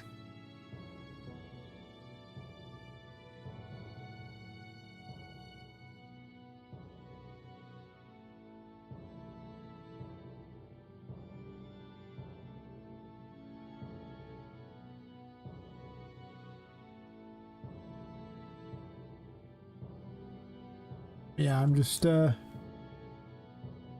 make it good. I don't know if I even want the gears in here. I think I might take them out.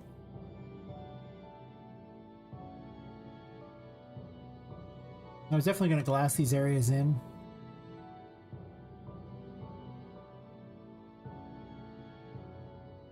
Just go underneath anyway, that's probably fine.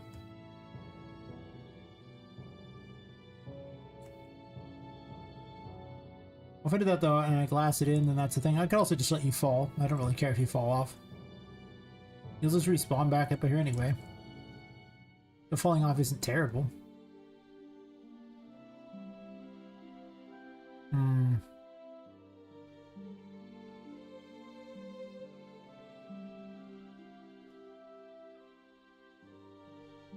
We need to be like this, basically. Let's center this painting on this arch here, right? So it looks nicer.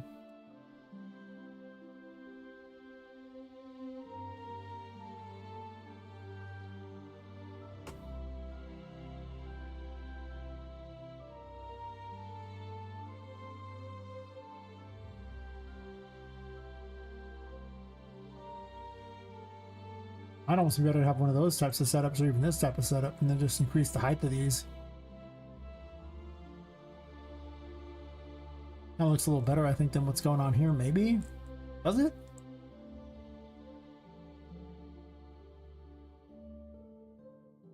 I guess to be fair, that looks like it holds the building up better than this does. That's true.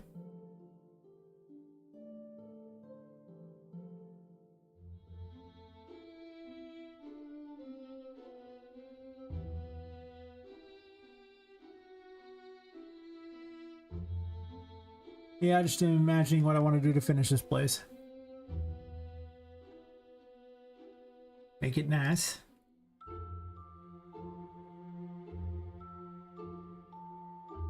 Then put all the toys I was making for this out in the world to make the rooms more interesting than they currently are.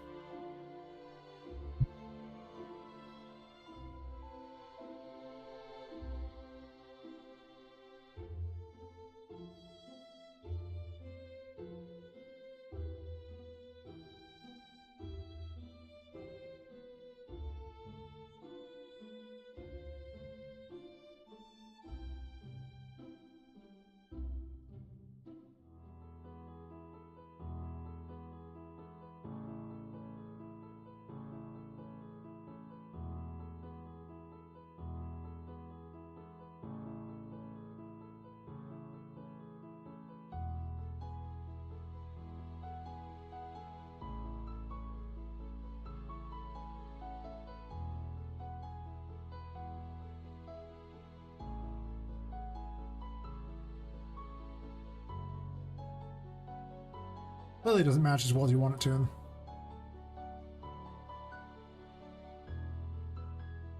I should have probably built this with units of measurement in mind instead of just slapping it together as I went. But I didn't do that, so yeah.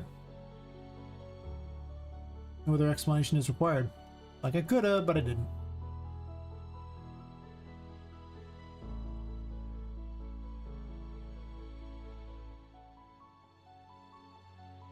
So we'll do it the way we build houses. It's not about it being perfect so much as it like matching up with the stuff nearby it so that it looks good enough, or like it's supposed to, even if it isn't necessarily level. Yeah. See, yeah.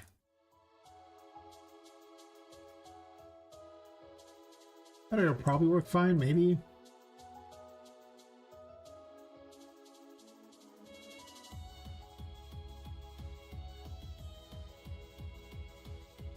The next one will be the library.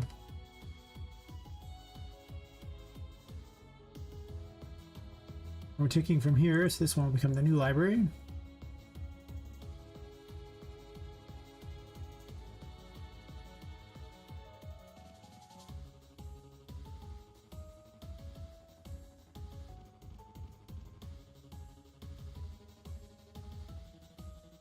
I'll add in the other player starts later. I don't need to do it yet.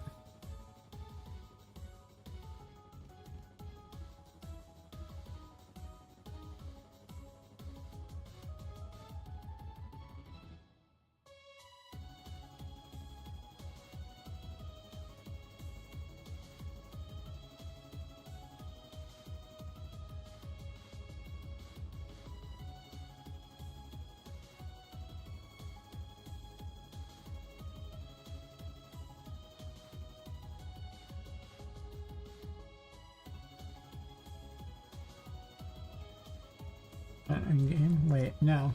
No, wait, this one will be in the game. But I'm gonna copy this anyway over to these zones. He's being lazy, huh? Damn.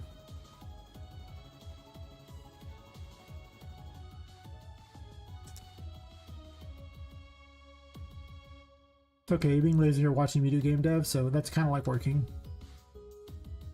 You're working by proxy, yeah.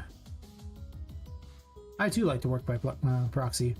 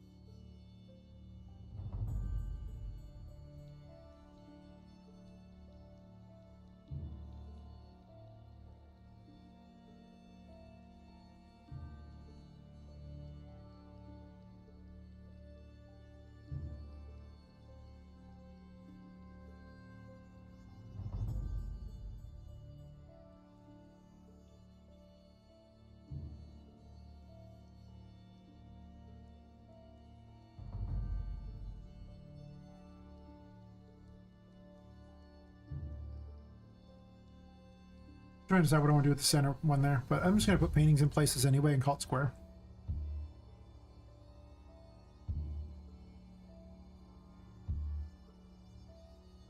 Right.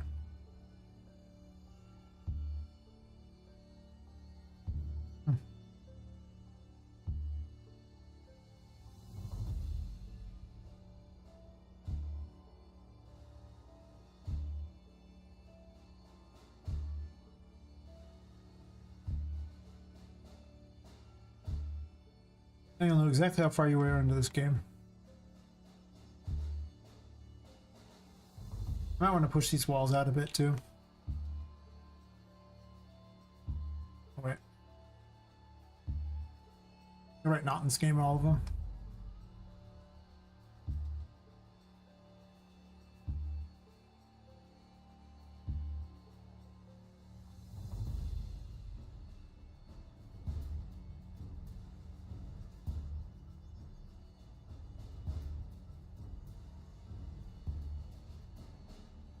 It's like a soft quest, really, because, you know, she wants you to unlock all of her paintings, but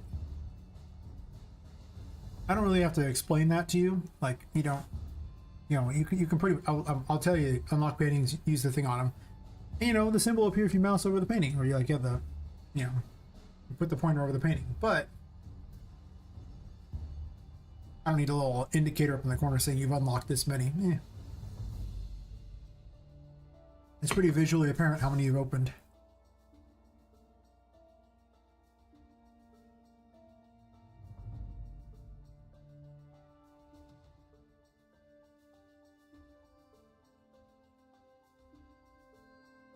That's probably acceptable. There'll just be tweaks to this room at this point, I think, from this point on, because I don't think I'm going to change too much other than making it a cooler like, centerpiece for her. But otherwise, I suspect this is what it will look like. When you wander around, there's just paintings everywhere to look at.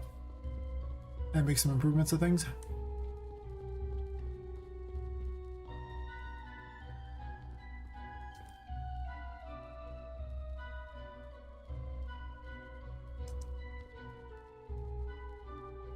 So you can wander around my map travel system, which is really what it was originally going to be anyway, so.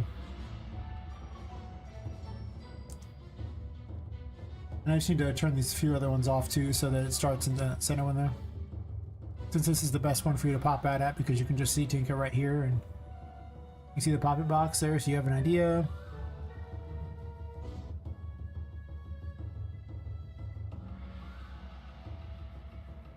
Let's call it a Poppet box. The apostrophe S could have bad connotations if you think about it.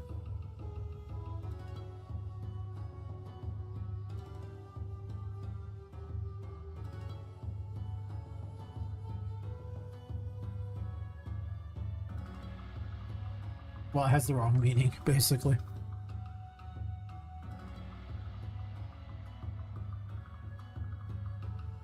What am I going to put in the center for?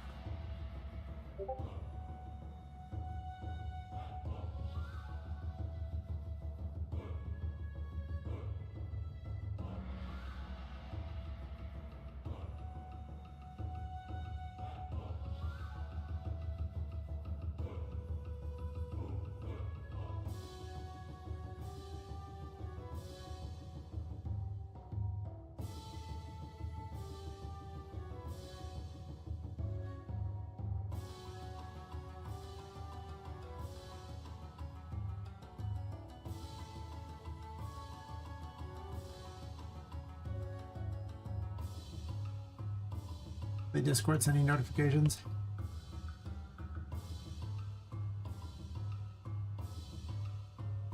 I think pretty good. Just narrowing some scope a bit, that's all. Changing this area to a hall of paintings like it was supposed to be, which was like a big painting world and not the monstrosity I'd originally made it. Right now I'm just trying to decide what to put in the center here, and then I'll maybe tweak some of these pipe things, but I don't know how much I need to tweak them. As long as they kind of fit, I'm probably okay with where they're at. But I could potentially do the same thing around there. I'd probably get rid of all the gears too, maybe. I don't know. I'll do some stuff to make this world look cooler later. Yeah, I'm just deciding on those things like that. Gotta figure out what she's doing that. But you can't even really see the gears behind this too much, I don't think, so I don't know how good it is.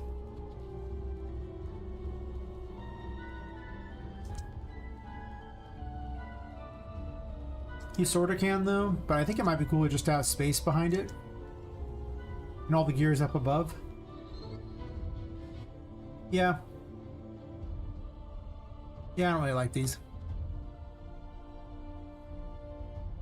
Went to all the trouble to move them, I don't like them.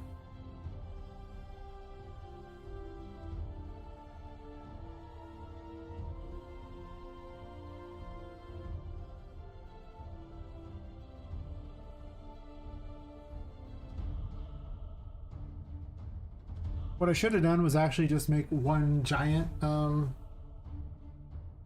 thing instead of a bunch of little small pieces like this. Like I could have just literally made one box, cut out the center, and then it would be perfect, and I wouldn't have to do any extra. And that might be what I do in a second here to make this just have a nice shape to it. What it is now is a little bizarre in shape. I guess it's not horrible, but oh, weird.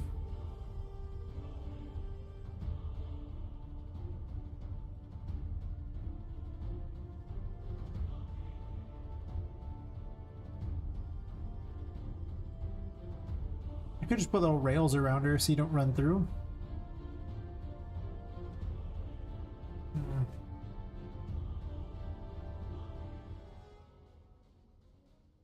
Know what I'm doing? Maybe. Everything else is very steampunk in here.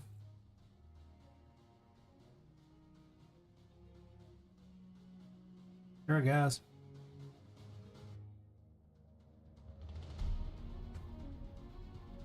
We'll just grab a small one though and drag it over.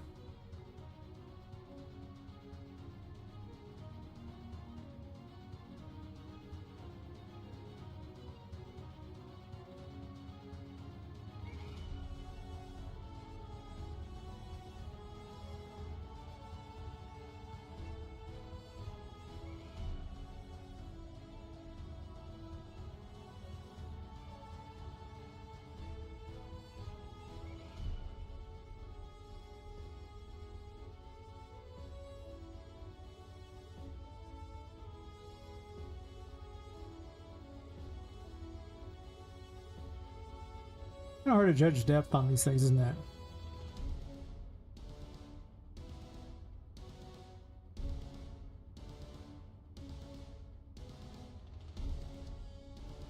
Man.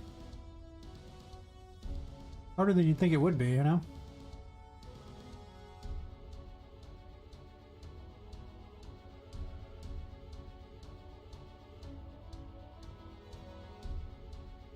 I could put some sort of a darkness like around or something like that. It would almost be less magical though.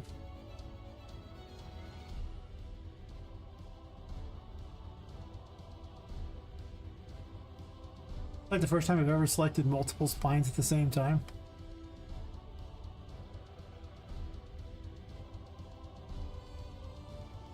I guess I just knew it could be like that. It was destined.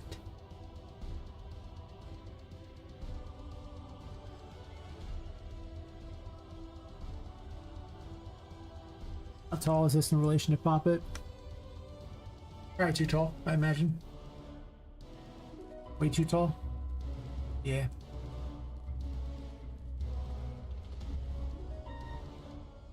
Why are you auto-playing that?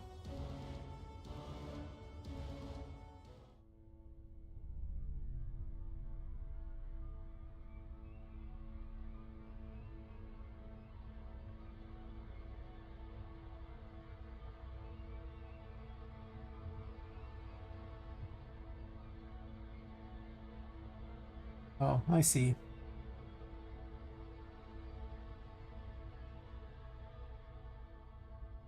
Break that intentionally for now.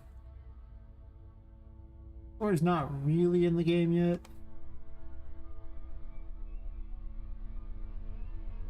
It will be eventually, but for now. Missed the spot I did.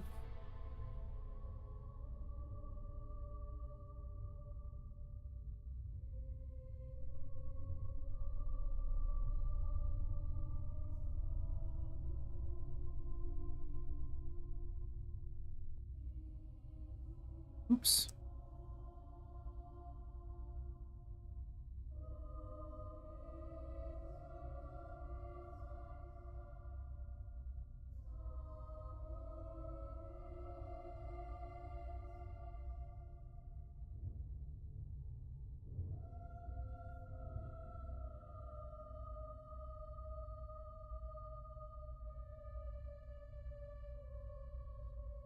I should check the height before I did that.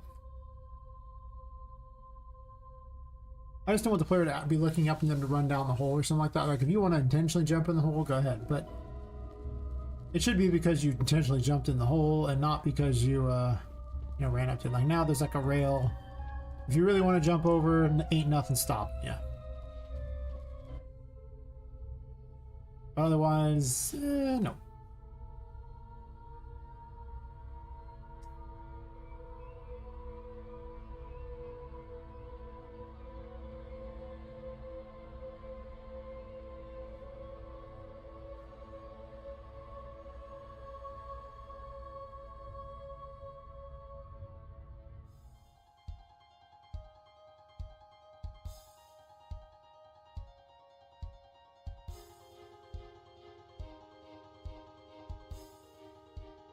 Wait, what?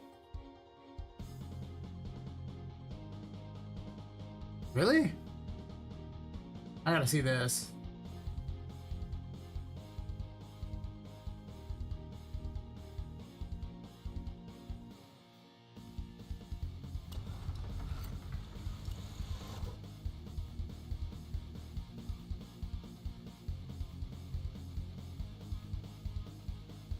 Ow.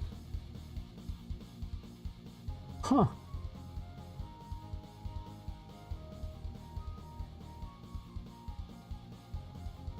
Okay, yeah, I suppose that's fair. How old is this card? For some reason I thought it was a newer card.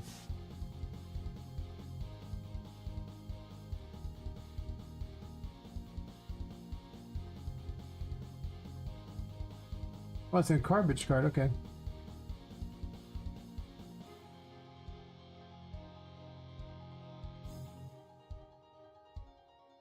Oh, it's from '08. Jesus. Oh, never mind then. Congrats on him for having no requirements for his game. I mean, it's a pretty decent looking game for that. I mean, it's a good looking game in general, I think. Those phones are sick. I love it. It's actually 17 years old according to the site. Damn. Good on him. I don't know if I'll be able to pull that off. We'll see. I'm more concerned about releasing the game, and then we'll see about where optimization lands.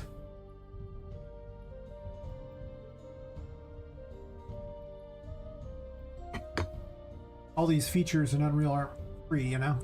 Like, they're not free as far as resource requirements. They're free for use, that's true. You also put little pipes around her or something like that.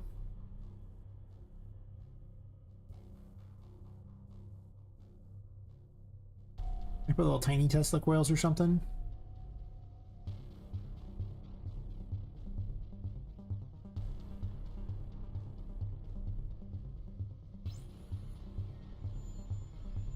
The corners. If I was gonna do that, I should have made the pipes not bend. That was a mistake on my part. I didn't know I was gonna do that though, but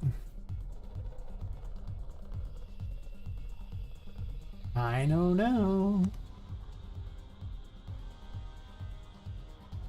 But no, it's pretty cool that this game has such low requirements. I am impressed.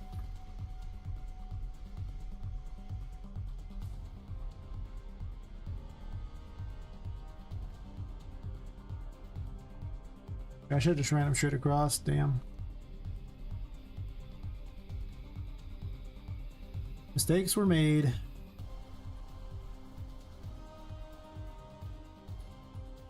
Oops.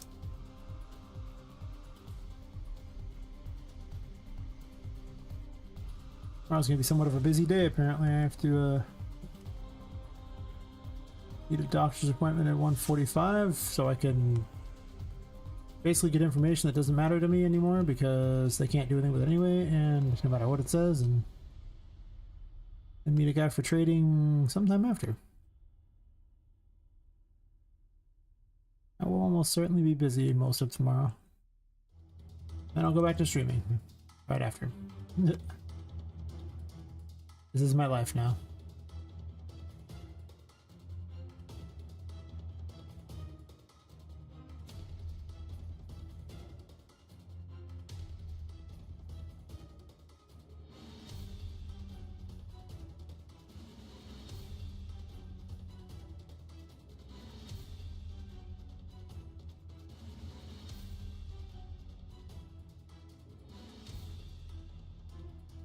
Huh.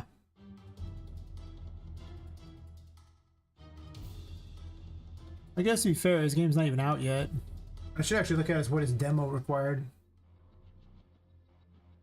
That's probably more accurate. He probably just put a number for the other. And I bet you his demo doesn't have just a number.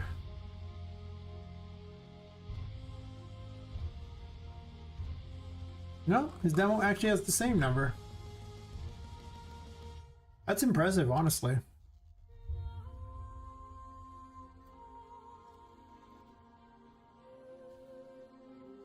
The fact that he dropped 100K on it's pretty awkward, but you know.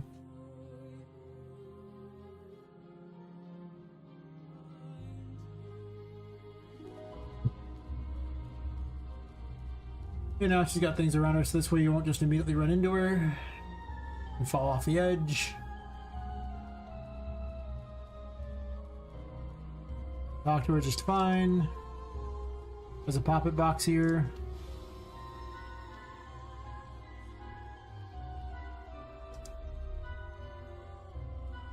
Now at this point, it's really just I'll have to tweak the map to like make it look a little nicer in some areas, probably. And I'll have to put player starts in front of each of these after I add them to the game. But there's only 4 maps, and 4 of them in the game as is, so I don't need them.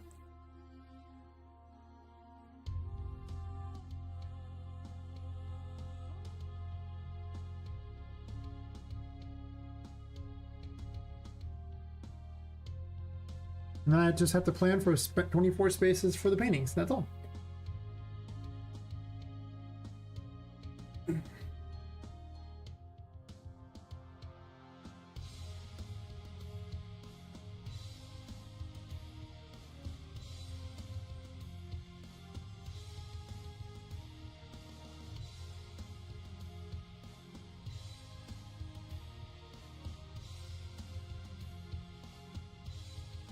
I think I'll take a bio break real fast. We're back.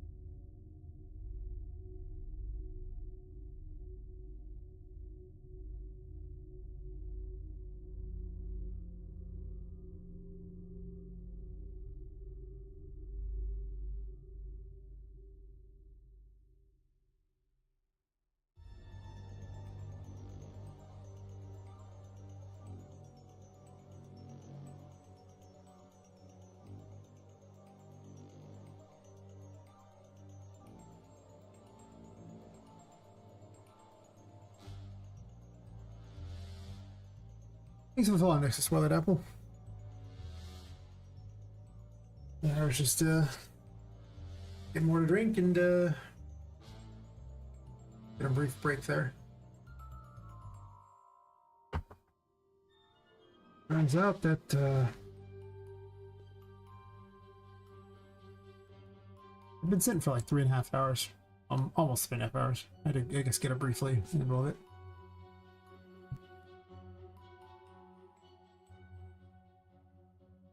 Yeah, I think for the moment, this map will be everything I need it to be. Where it's just all the paintings connecting everything. I guess I want to move this clock.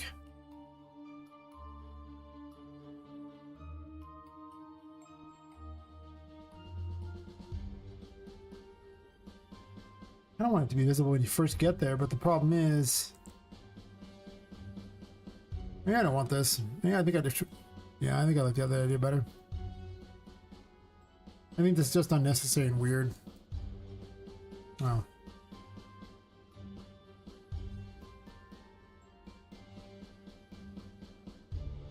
Also, you have a Poppet box right there, so then you just show up there and you can see a timer thing. Spawn right in here.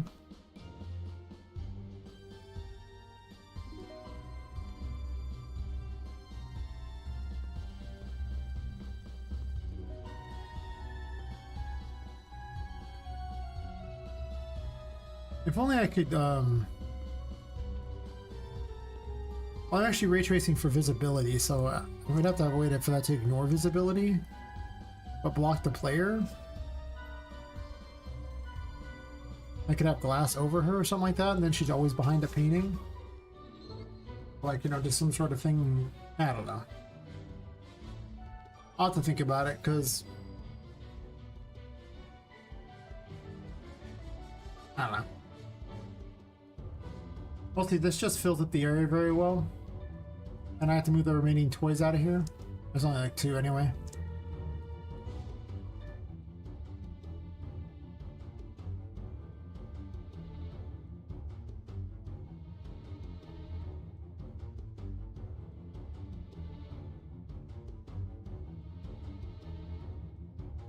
Where am I gonna put her? Is she gonna be in the first chapter?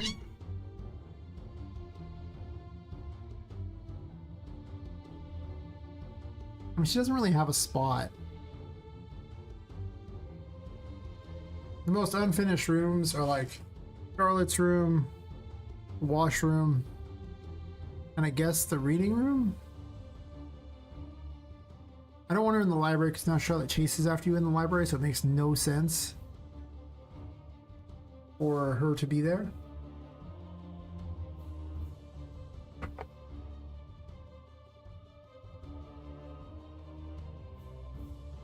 She could go in the second area.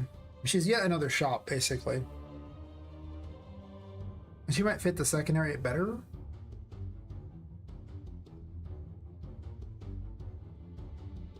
I don't know if that's a true statement I made.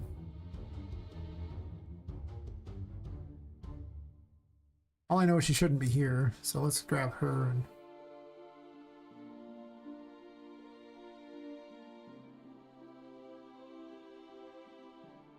grab both of them. Or take all lonely. Well, the idea of getting Tinka a million friends sounds great. This seems more like a map travel gone wrong than an actual good idea.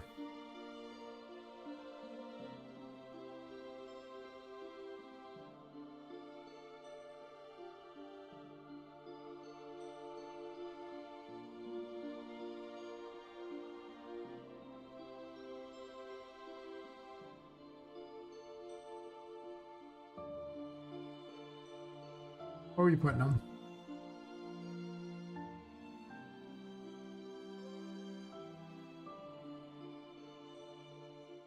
I don't know what to do with Mini Pop. I guess I can just sit in this room for now until I figure out what to do with them.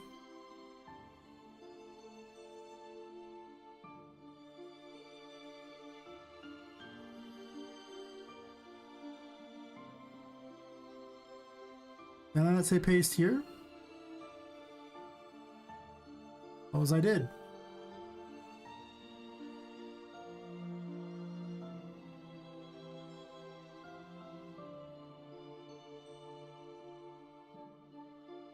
Where's the other one?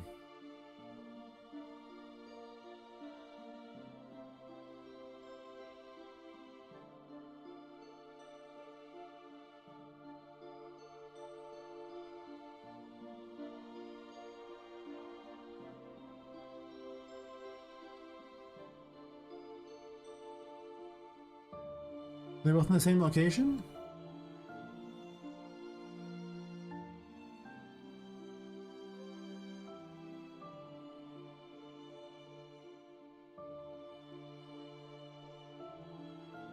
They're close.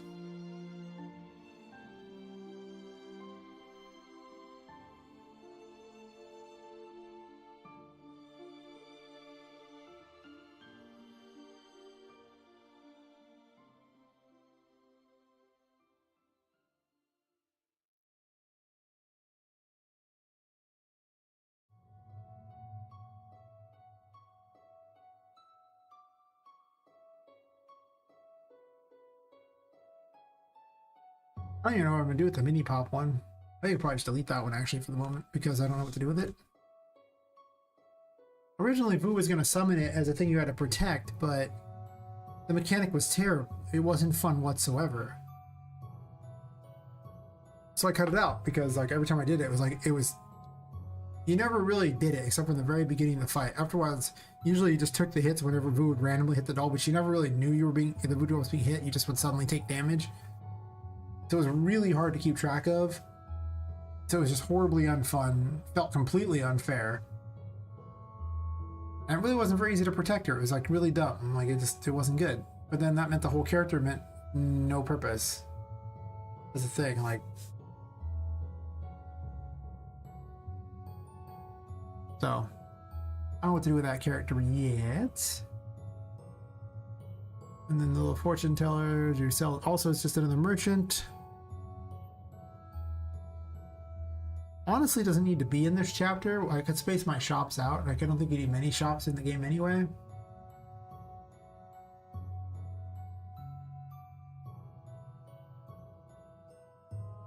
That's true. I guess she could live in the next area. I just can't see what she would do in this map.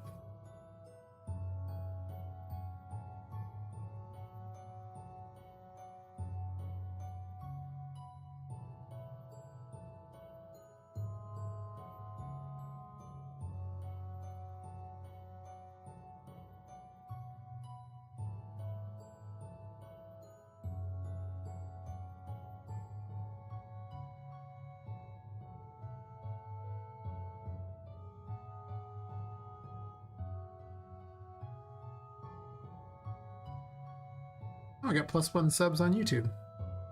Cool. I need way more of those. I want to get monetized at some point. So that, YouTube runs those ads and I get the money instead of YouTube getting all the money. I mean, they're already running the ads, so, I might as well get a little bit, right?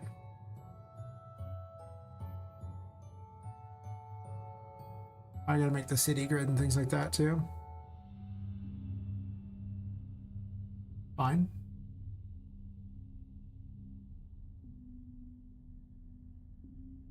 Grid.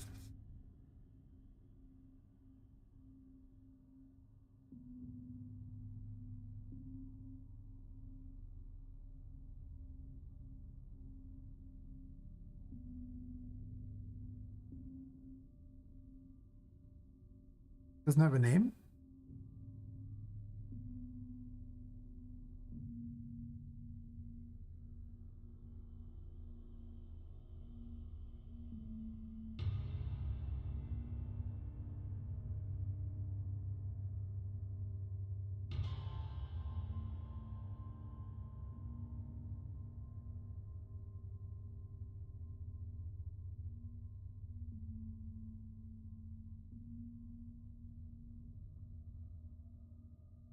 I don't remember what it said on the other map, but I copied it, so I'm hoping it's this one, but...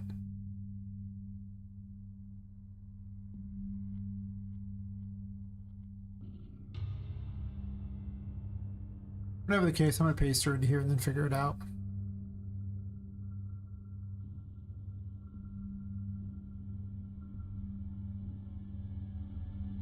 I don't know where yet.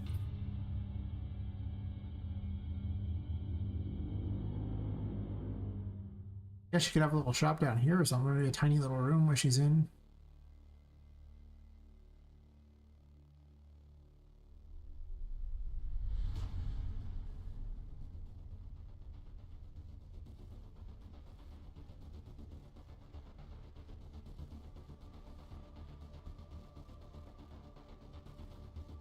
This area wasn't very well thought out. As far as how to make it a game. It was largely just concept ideas, and that's just like the other area. The other area was poorly thought out for gameplay as well at first. That did change over time, but at first it was pretty bad. So you can live here, I guess. It's a spot.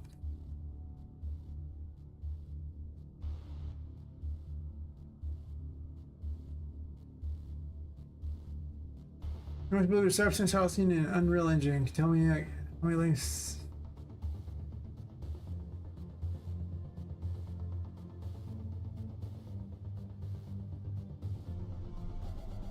What do you mean? How many links?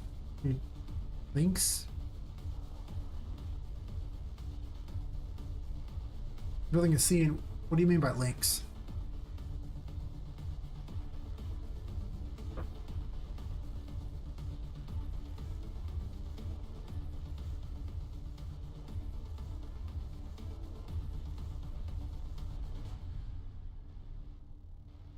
What, references to decide how to build it? Or like...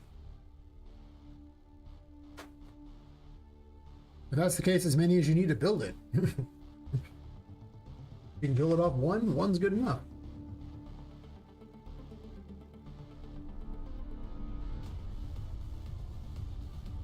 Just depends on what it takes for you to make it. Unless you're asking something different, in which case I will probably need clarification.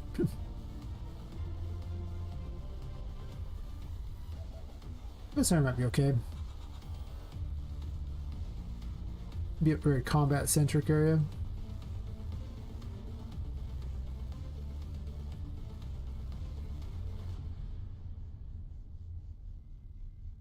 Anyway, I just didn't want those on there. I put them back down here. I need to study the grid setup and do it for the other one too. I don't remember what the settings were.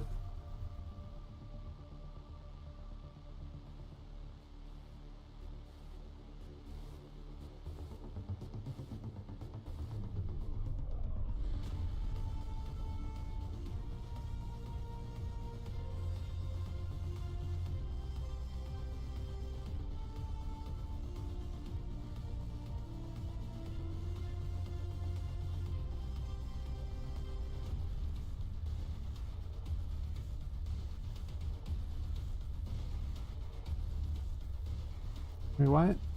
Oh man, the override's up there. It's just showing not to. Sure.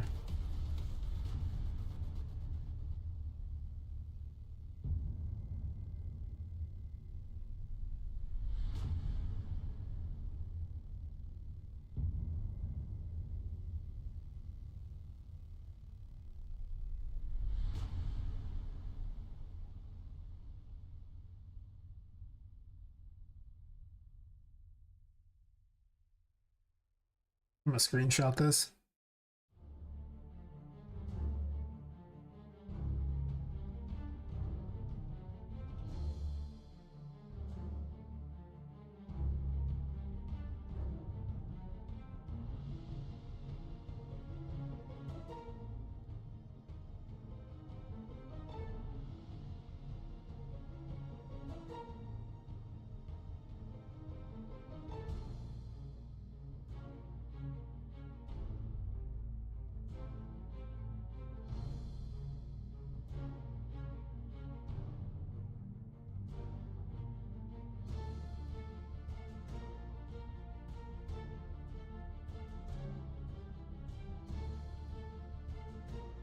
Yeah.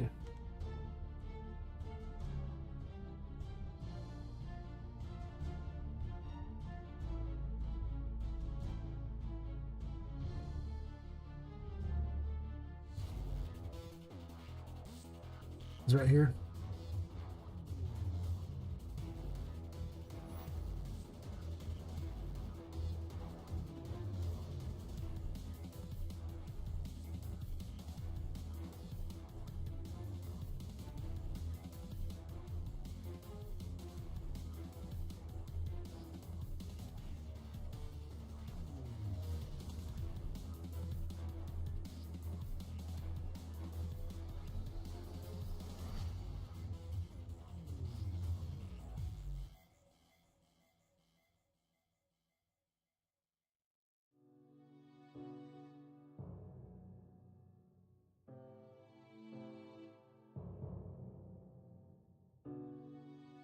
That's interesting. The other one calls them grids.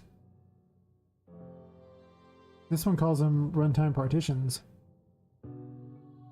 But they appear to be the same thing.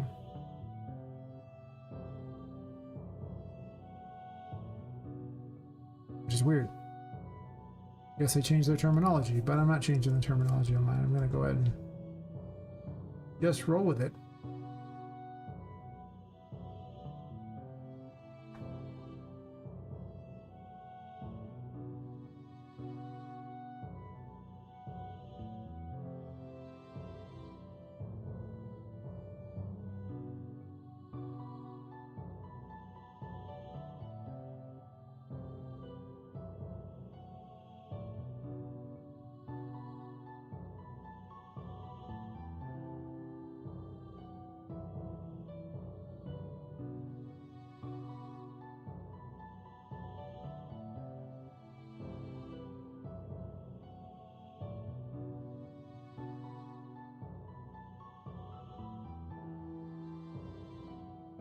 Wish you would copy this information over.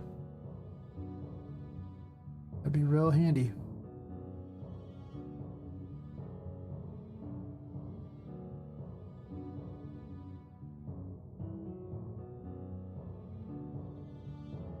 It's like they really don't intend for you to do what I'm doing, but they also don't intend for you to have them layered on top of each other either, so you're kind of SOL.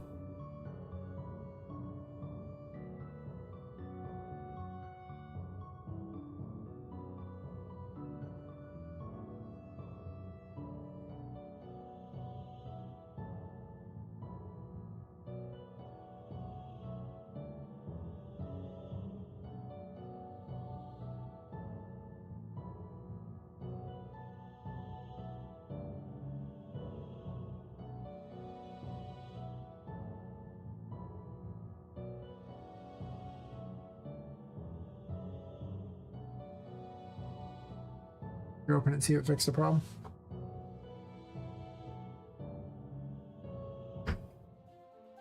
I'd probably just split them by biome. Be about the most logical choice.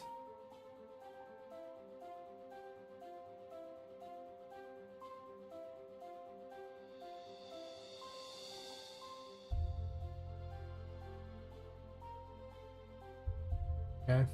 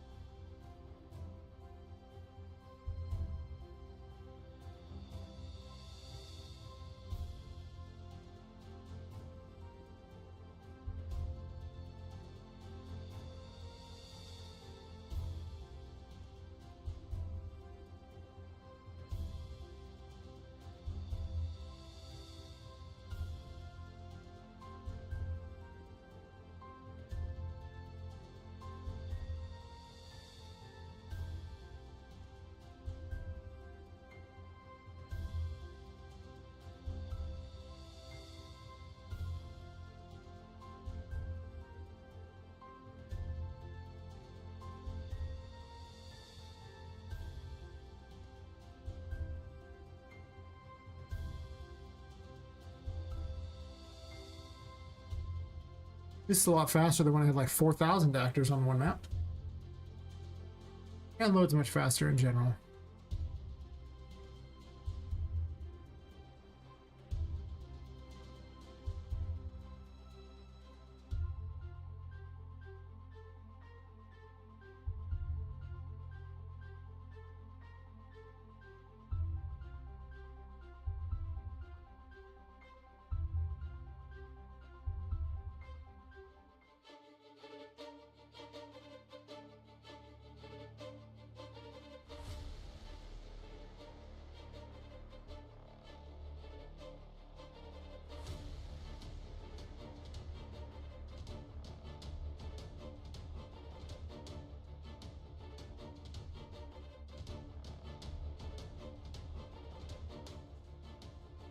Well, doesn't like the merge one. Everybody wants instance, I guess.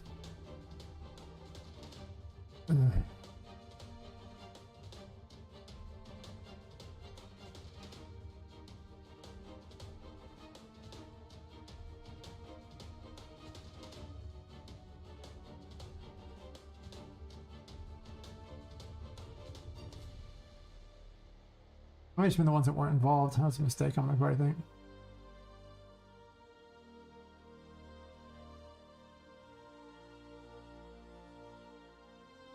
I'll leave the map and see what it says, because I missed some things, I think, when I was looking at the information on that. Didn't all fit on my print screen.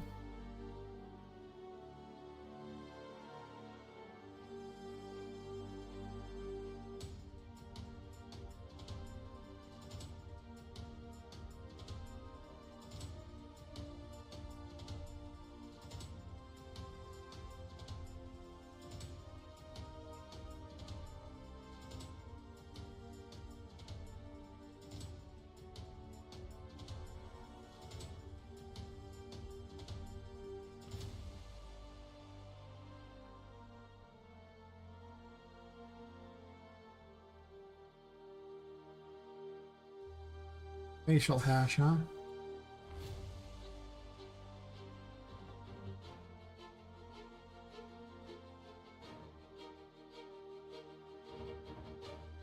One second.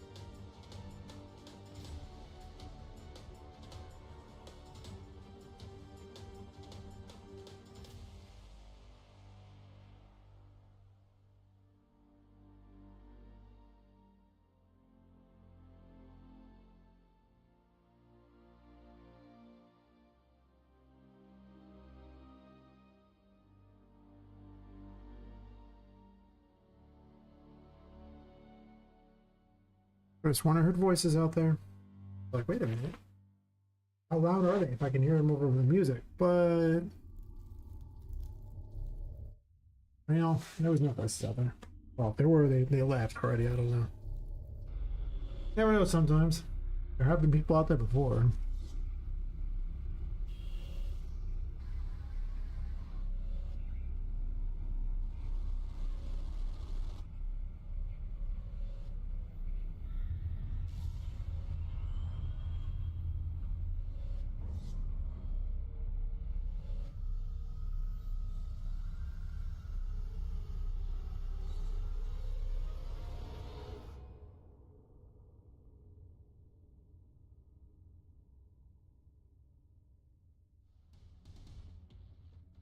Yeah, like, I don't remember which night it was, but there was actually some people who were, well, someone tried to break open this one window, but the window had actually been bolted shut because it's behind a bunch of stuff and nobody ever opens it. So long ago, whoever owned the house at the time pretty much just nailed it shut. No one ever opens a window.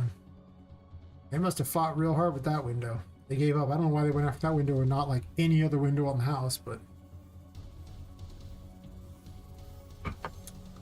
people tried. You gotta wonder sometimes, you're like, a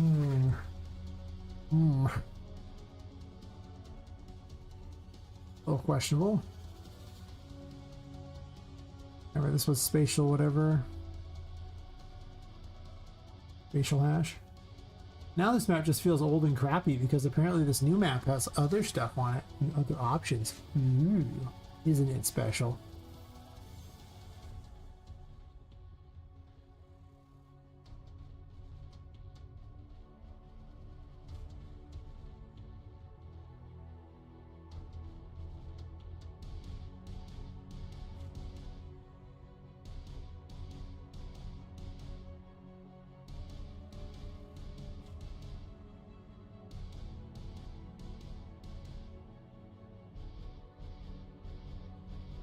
Here's grids. Okay.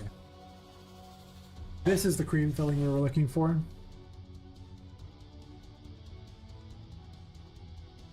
What's funny is the other one was just defaulted to this in the first place, so I never knew the other was even an option, and then I discovered that it in fact was an option, and I just never do.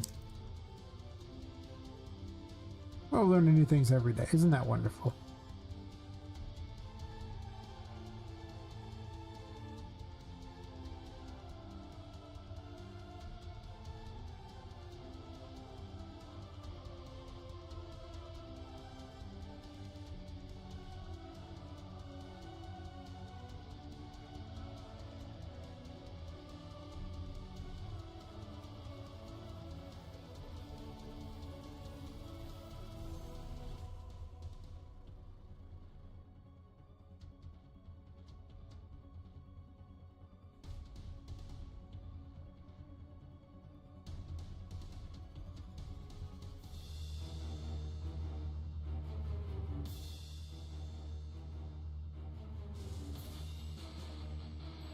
So fix the loading bugs with this. Let's get everything outside of the building now and do the same with it. So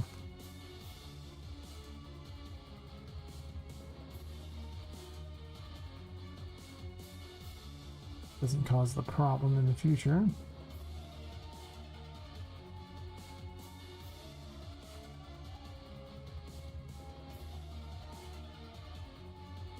Oh, and then the room infos.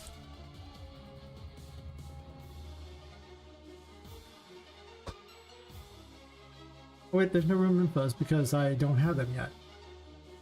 Because this map is still conceptual.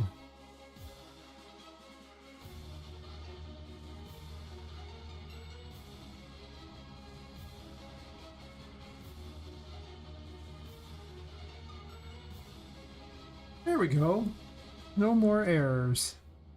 Perfect. I'm not gonna lie, it was looking kind of like a mess. But it was easy. Easy group errors to fix. Do I even care about working on this map yet? I mean, like, I put some stuff out here, but if I make a demo, it'll be only the first map anyway. And not any other map, so...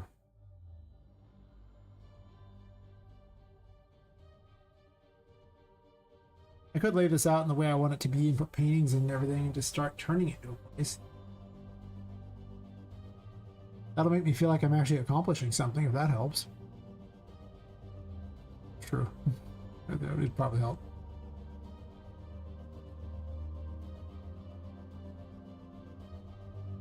I could put one of Tinka's paintings early on.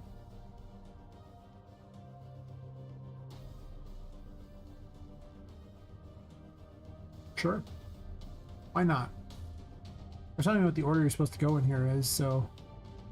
Probably gonna be this way, through this, so I guess, into these areas here. Something here happens, I assume.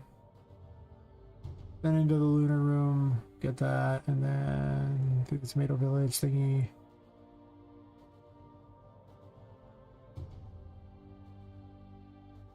And secret garden, probably.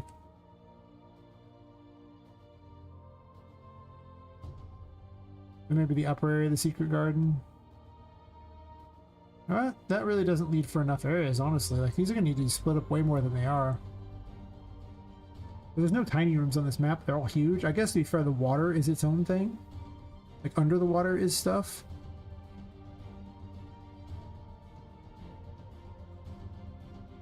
Here's the problem, though. There will be no Tinka's paintings underwater, right? So...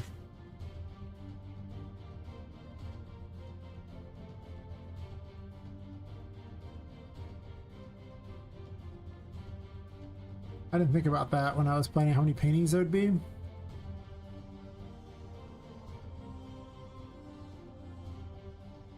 I could have a Tinka's painting really early on, too.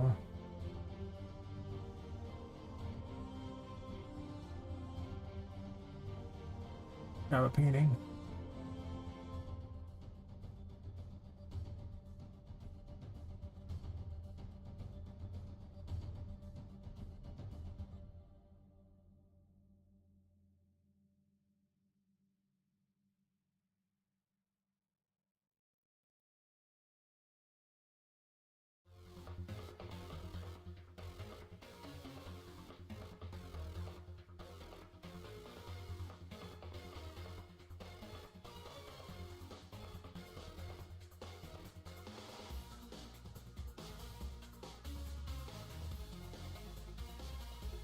I put it over here where it's like first available.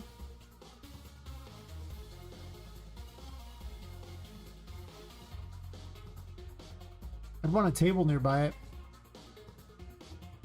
Probably climb up on it. So I have to push this table back if I'm going to do that. Am I doing that?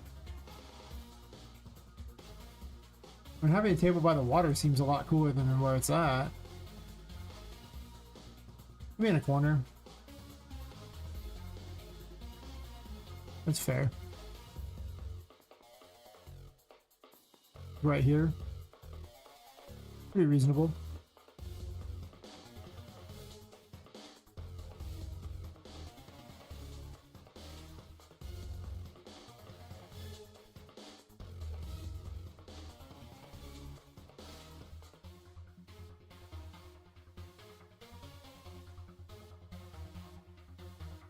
I don't have a picture of the room yet. I could take one though, I guess.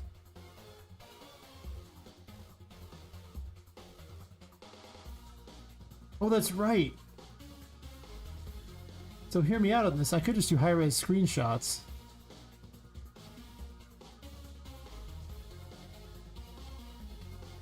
I could just hit G to bring up the game mode.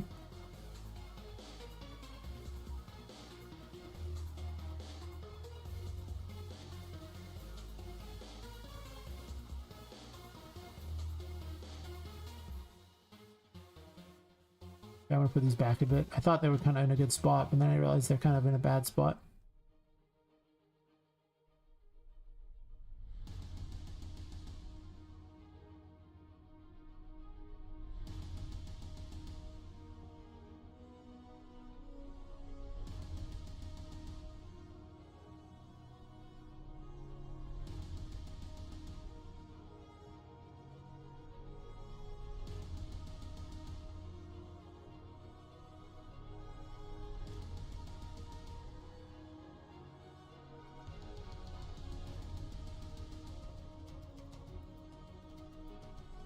Yeah, it's just called Hidden Grotto.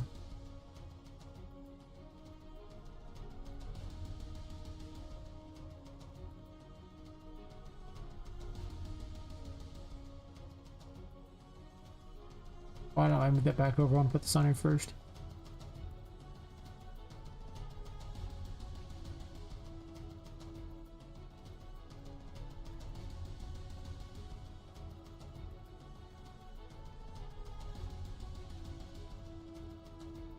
Get a good picture of the grotto here.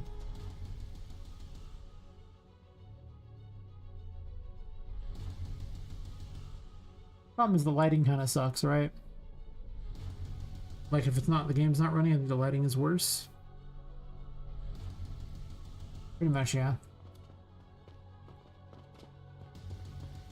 That's not even on the ground, nice.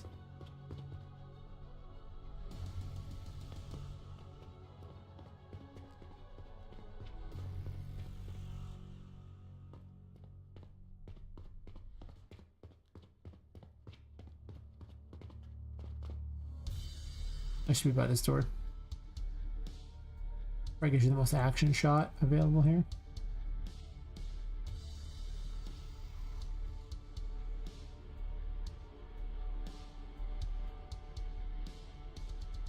Does that even adjust the light? I don't know if it actually does. It's pretty similar.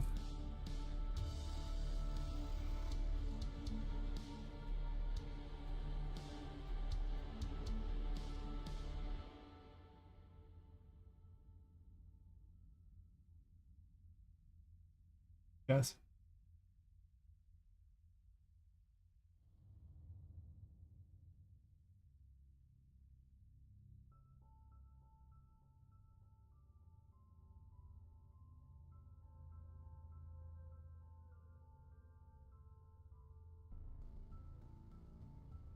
Huh. That's way more effort than I thought it would be. It's taking forever to just do what should have been a screenshot.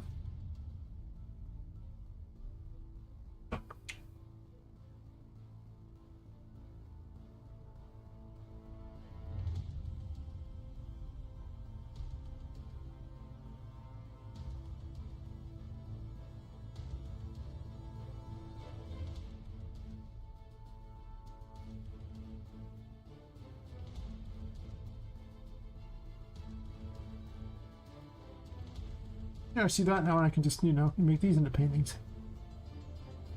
Good enough.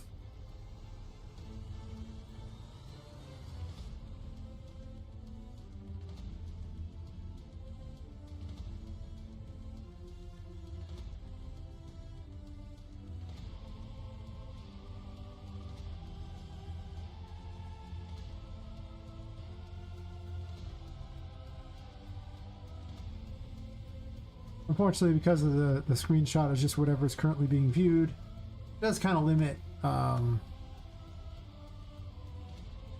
stuff as far as the size of it, not the rest of the bit. Move it off screen to go through my files.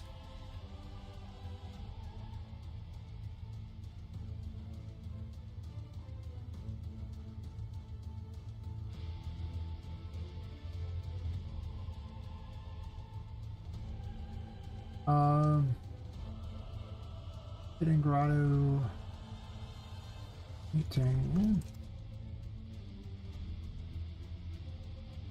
This is way faster than, I mean, I don't know if the screenshots will be quite as good as when I plan to use Poppet to take it, but for purposes of testing this, I'm just setting it up. It is, after all, going to be probably changed. But just in the interest of setting things up.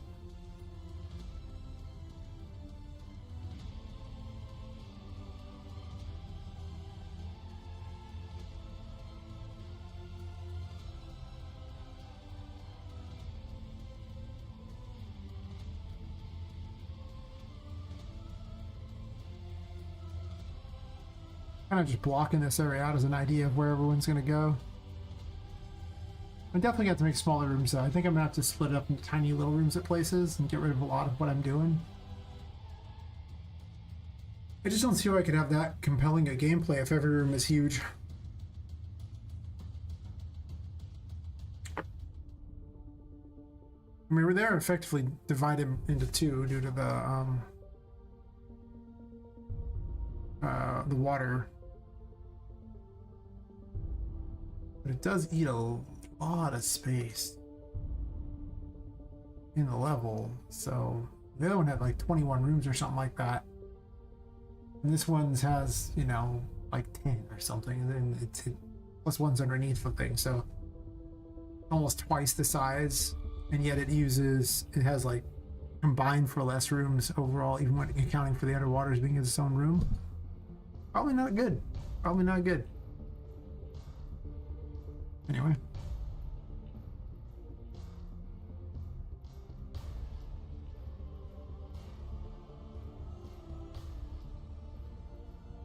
Got a sprite for it.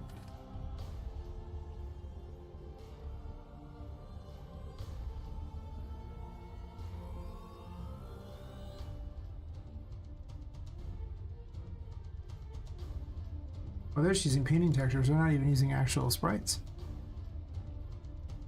Nice.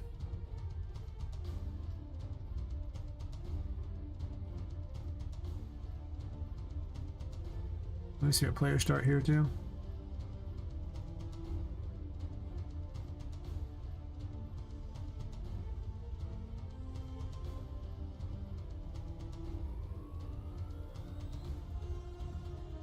Oh.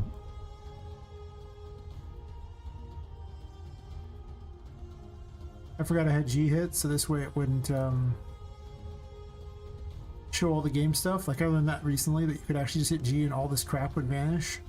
I was like, why would you want to hire a screenshot? And there's always this crap in the way. And it's like, wait, if you just hit G, there is no such thing.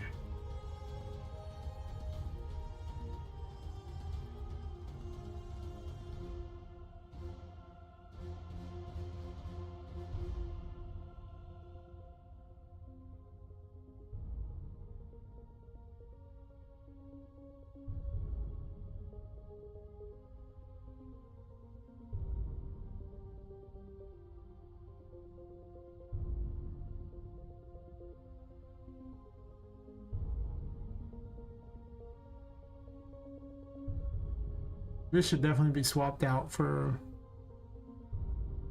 mount variable.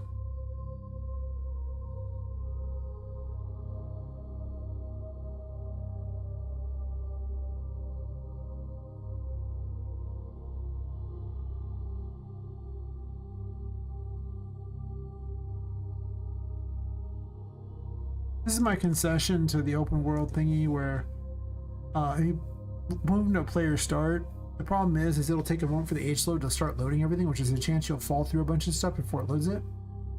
So by moving them to the location beforehand, before the player start shows up there, and then waiting for the player start, it means that things have loaded in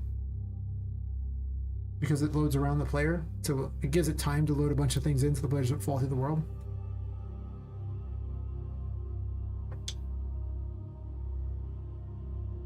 I wish there was some way to really forcibly make certain things load in first, but in reality, it's mostly you stop other things from loading in before it, that's all. Which, you know, works, but...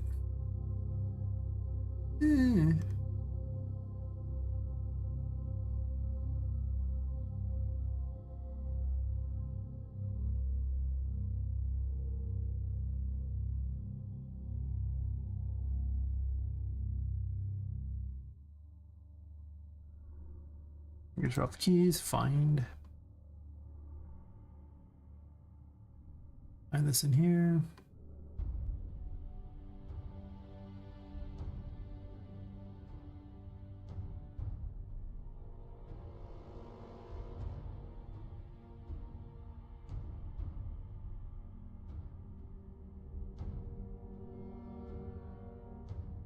Oh yeah, OB, I definitely did.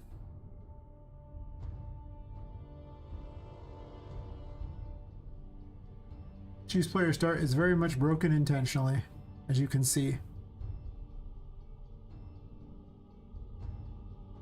Yeah, you see, the reason why you don't want to do that is because you can't have anything time related in there. You can't have delays of any sort because it's a function.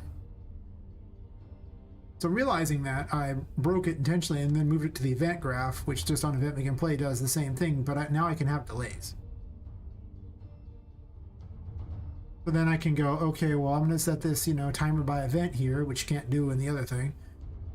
And I'm going to run this based on that, and it's going to keep waiting for these things to load until it does, and then it's going to, you know, place the player at the right location. In all reality, it doesn't have to change the location. I just left that, but the system already works. So this is, I have no idea why Epic's, you know, choose your player start is such a bad setup, but it's ironically just so horrible for their much better programming skills than it. It's weird.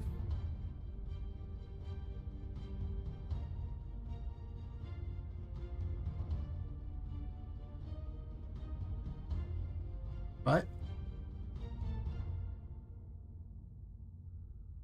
this will work quite nicely for that.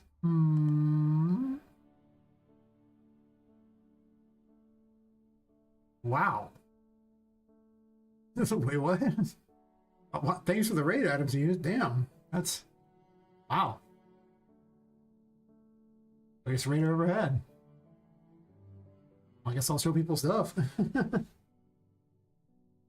Ah. Can't say I've actually a chance to catch your stream, but not to follow you or something. And then an ad break run. You know, Twitch is out to get me, okay? Like, really?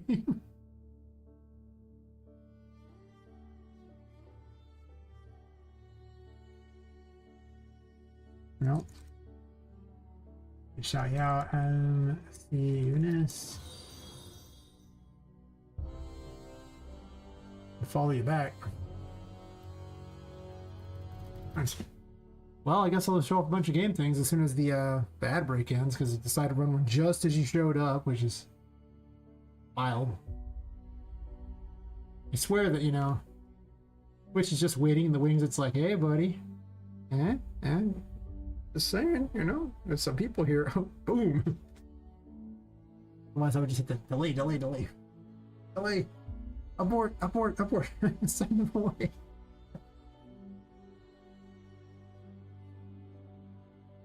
It'll give me a chance to load up the level that actually plays. This one, I'm building a new area, but it's so conceptual at the moment, you know? Like, it'll be good eventually, but I gotta finish this area, and I'm just being lazy about... Oh, lazy's the wrong word. I'm just working on stuff. Yes. Yes, indeed. Alright, is the ad break end? Drop a nav mesh real fast, and I will show off thingies here.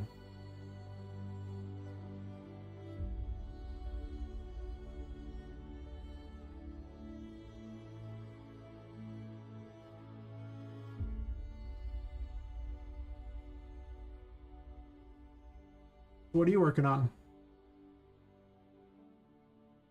I assume you do game dev as well? What's your project like? As it does this twice.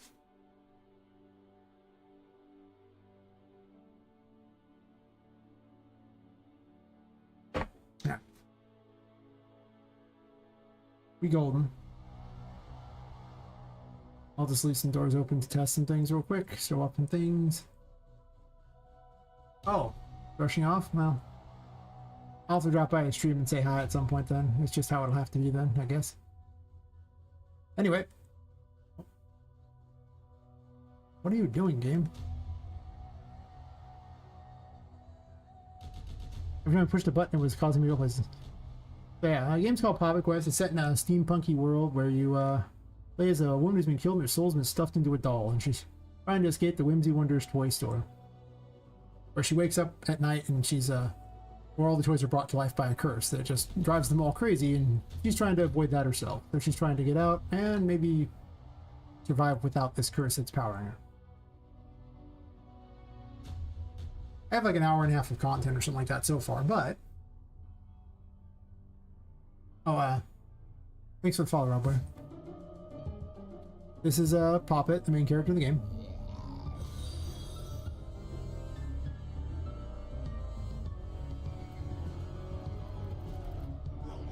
Thanks for following, Kritish Vector. So anyway, the main mechanic of the game, well, this is just her dodging, that's not the main mechanic. If you're in the darkness, you lose your sanity, but you gain curse power. Curse power basically powers all the toys. It acts as your mana for the game, for all intents and purposes. If your sanity ever hits 0, you die. The curse wins. So we don't want that. I'll stand in the darkness long enough so that you see the insanity effect that starts happening. When you start to go insane, this is the effect that it plays. You'll have to go back to the light if you would like to gain your sanity back. You don't gain curse power in the light, but you do gain your sanity back. Oh, at least you don't die. She uses tarot cards for her abilities. This is the Fool. It's a giant squeaky toy. Very exciting.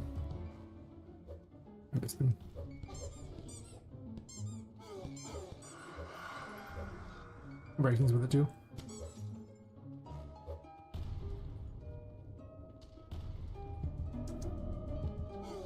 Oh, let me turn that other music off too while I'm at it. One music at a time sounds good. Saying.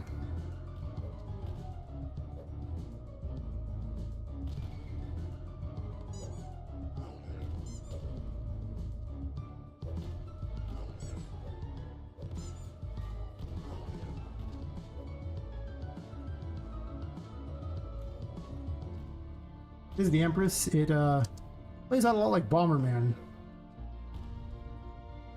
The red mushrooms will count to 10, then anyone nearby triggers them, causing them to blow up and just do damage to everyone nearby, you included, so get blown up. It's fun, but you know, I don't really recommend it too much. They do pretty good damage. I'll lure them into it. And the blue ones heal anyone nearby, so you can heal the enemies too, just in case you want to heal a boss or something. I know I've done that more than a few times. I'm just saying. The magician manipulates objects in the environment, such as picking up small things. You can throw you. Some toys can be picked up. You can also manipulate cupboards, drawers, door handles, light switches. And they small things, really. I'm bad at my own game.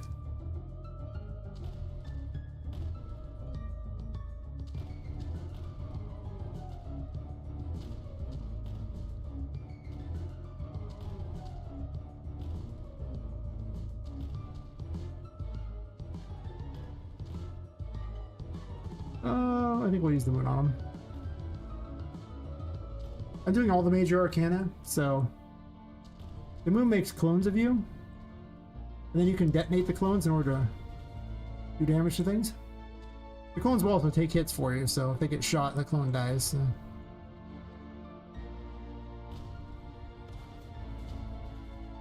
It does do a fair amount of damage. It's currently being kind of worked on, so it doesn't actually have a cost on it yet.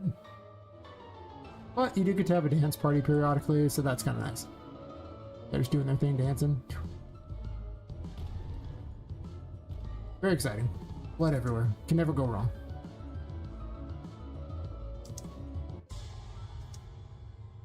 Normally you find keys to open the doors, but I've just left the doors open for, you know, to show off things to people. I refer to it as like the quick tour because, well, the long tour takes an hour and a half plus. I also recently broke the bosses in the process of adding them to a new smarter AI system that controls all the enemies at once and lets me have like 40 enemies instead of 12 or something. But, well, I've added everything but the bosses. I started adding them, but there's a lot of bugs.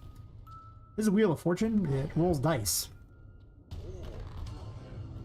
Dice call a number, and anyone nearby takes that much damage. Well, not you, just them. But they're kind of hard to hit things with, so they can be a little annoying. And the white dice heal you. You don't have to be near the white dice.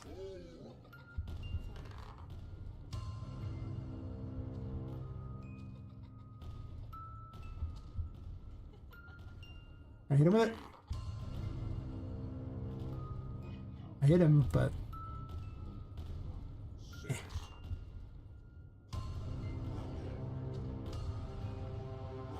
It's like the worst thing in the world to hit these with. I was just seeing if I could do it because it's kind of fun to ricochet things. It's kind of like playing pool, really. I think it's the best way to describe it because you end up having to bank things in order to actually hit a lot of stuff. I'm just going to bash this thing to death real quick. It's probably the best, like, point blank weapon. I need another one. I was going to add death as a scythe, but I have the assets in. It just, I haven't really made anything. Oh, that's right, the star is currently broken. Well, never mind on the star. That was on my list of gotta fix it. Just made a new system to make that one better too. Guess this is currently the best heal. Never mind. I was gonna use the Empress to heal, but that. Here.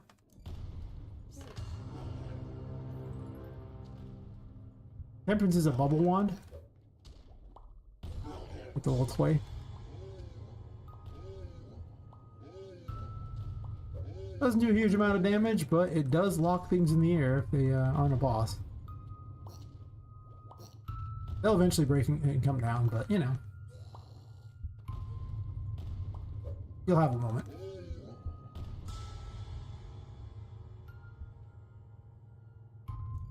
Use a traversal mechanic.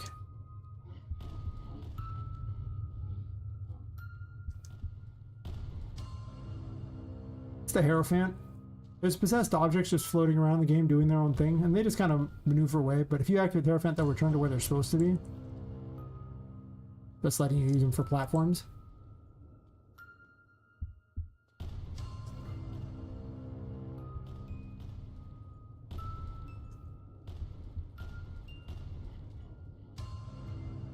It does drain your curse, but if you're in the darkness, you gain curse back, so it's often close to a push. It's not quite a push. There's not a lot of balancing in the game yet, though, so it might become more costly later, depending upon, I don't know. Oh, I missed that jump. That's okay.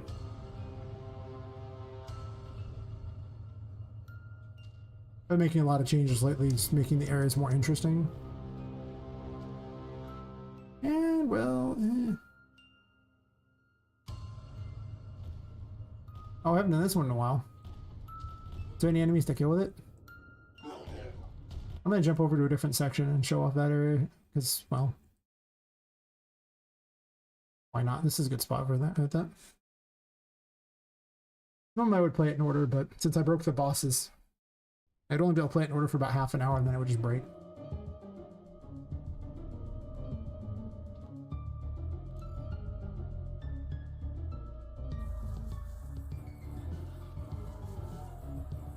Currently I have double jump enabled. It's like the strength arrow, but you wouldn't normally have it for this area. I'm not even sure when you're getting it, to be honest. Physics means nothing here.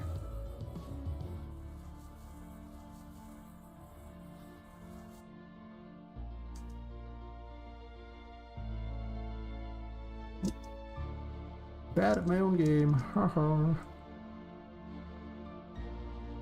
You would normally need double jump, but I double jumped anyway. I just have the full dev kit enabled, so I'm just testing everything.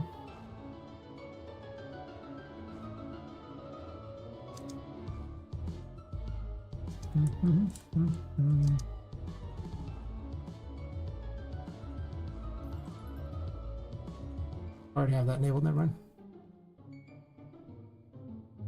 If you have a key, you can open a door. You can also close the door too.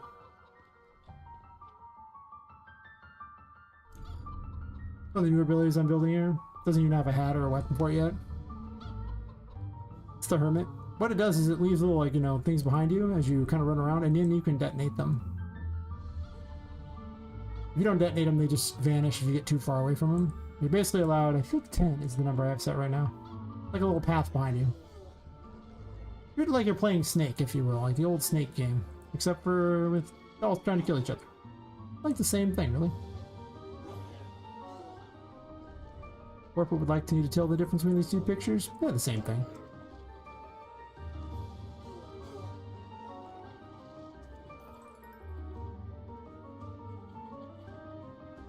I haven't read them to actually break the actual, the pots yet.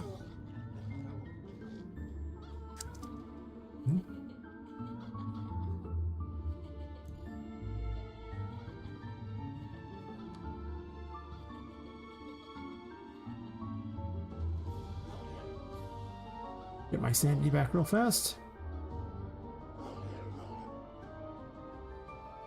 I have a weapon in for Justice. Currently it just fires a little projectile. It's just...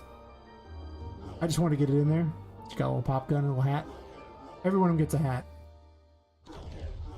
Just because everyone can have a hat. And you get a hat. And you get a hat. But it doesn't do a whole lot. It just shoots them. I don't know what abilities I'm going to give it yet. I just figured out, you know... like a little detective hat plus a pistol would be close enough for Justice.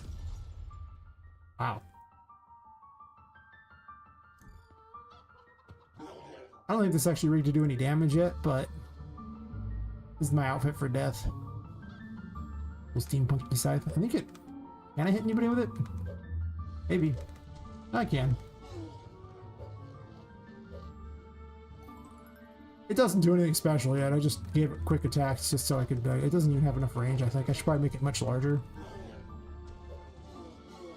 Because of the way she swings weapons, it's like it barely has any distance, so... Not quite ideal. No. Anyway.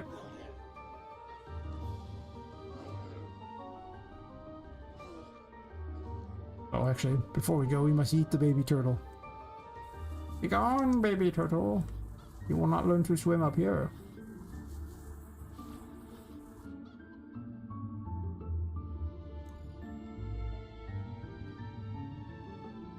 Normally this is where you get the Emperor's Tarot, but since I just have everything set up currently, I have every one of the purple dots represents an ability in the game so far.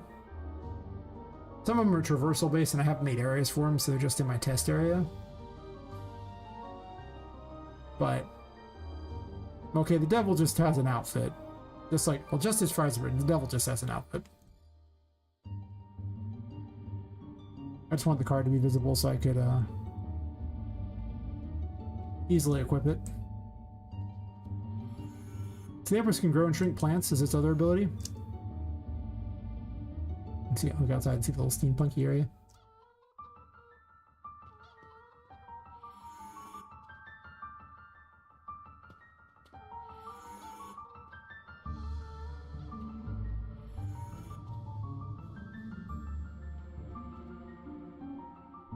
I guess I didn't put a nabnish down for it. I made a steampunk shark who's out there. I might use it as a steampunk shark submarine. I don't know yet.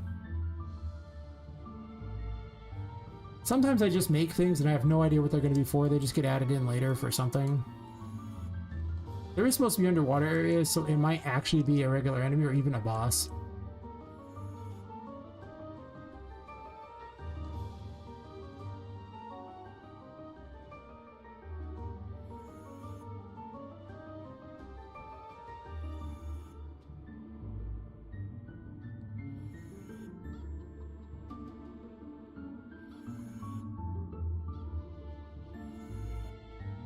I should just skip that one, actually.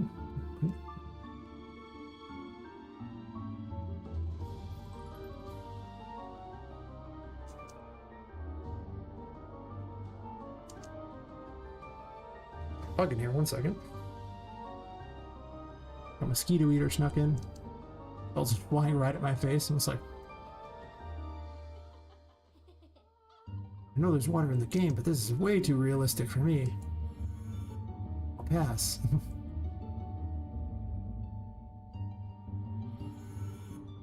Yeah, when you live out in the farm country, you're gonna find bugs. Ah.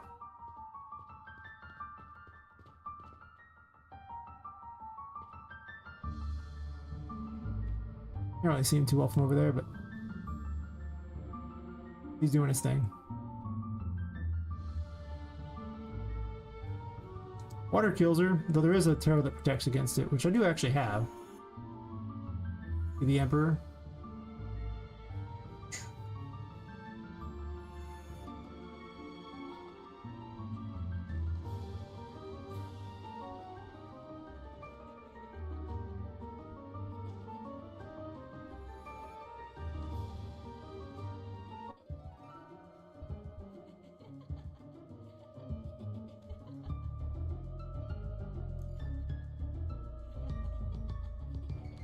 I guess I need to hurry up and fix my bosses in the new AI thing, so that's why I can just do the full run for people. Let's get my sanity back. Throw some dice.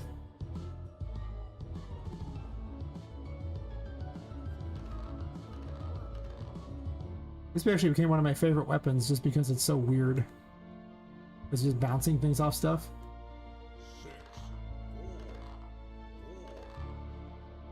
Hitting stuff with it is not easy. No.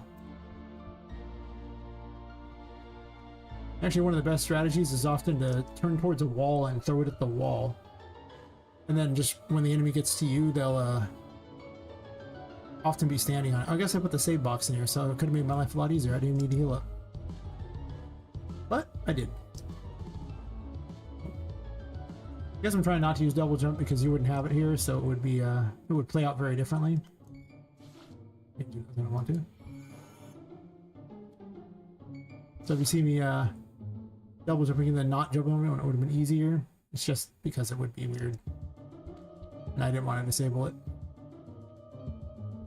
But I didn't want to, I mean I forgot to. Yes.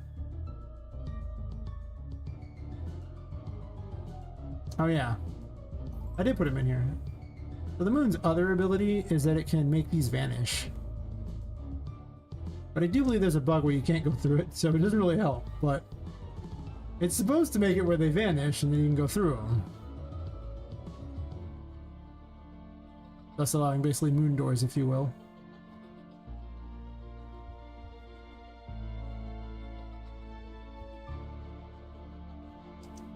What's weird is they actually worked on the other map, so I'm not sure what I've done differently here, but it's on the list of things to fix.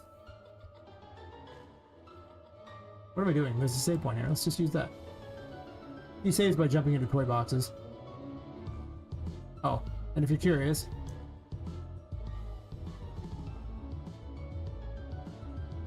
I do actually have menus and everything too, so. The collectibles needs to be added. Like, I haven't really done much of those yet. The map just shows where you've been and just connects them. It's a simple map. It's in Metroidvania. I don't want to give away the secrets very much. I might actually have little areas marked on them for what is in the room. And of course I have options and things like that, and those all work except the audio, which doesn't work right yet, but getting there. And yes, you can load games too if you want. So I have all that work done.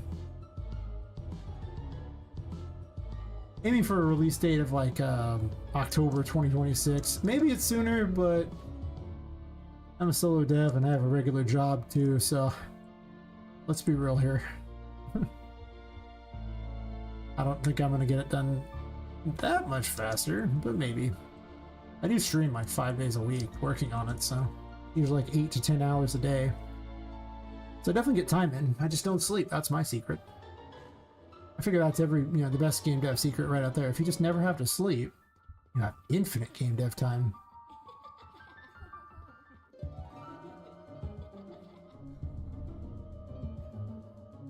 Oh, thanks.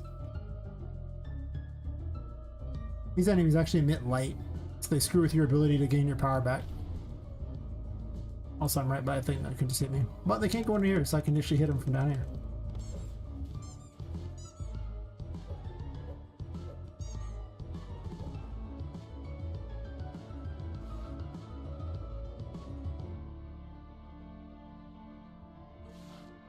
Really?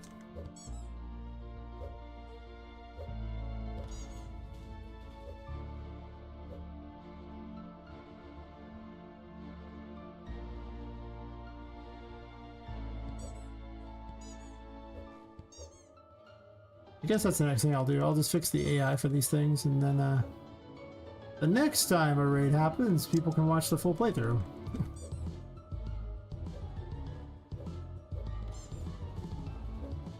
I actually posted an old playthrough on my YouTube.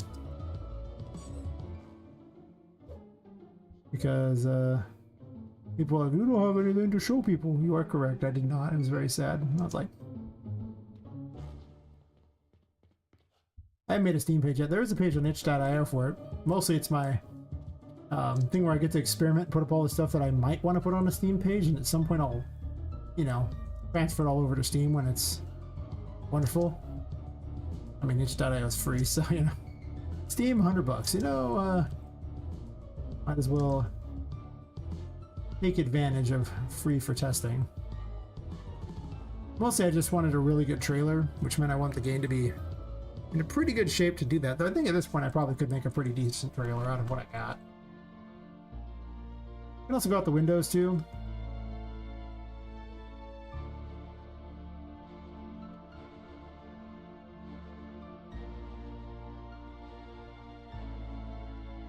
Crystal balls tell a story of a doll who came before you, but they aren't really set up very well yet. Because they're so quiet. Because when I recorded it was really quiet and I like 5x their volume, you still can't hear them. They're like placeholders. I'm currently using like AI voices for them because, well, they're just placeholder voices and it's not like I'm paying a voice actor for placeholders, you know? Nope, nope, you stay away from me. That's your, this is my space, your space. Okay, good enough, good enough. This door open? I guess I can just run over the other room. I think Patrick is completely broken. I guess I can check, but I think he's just broken because I had to put his stuff in, but we'll look.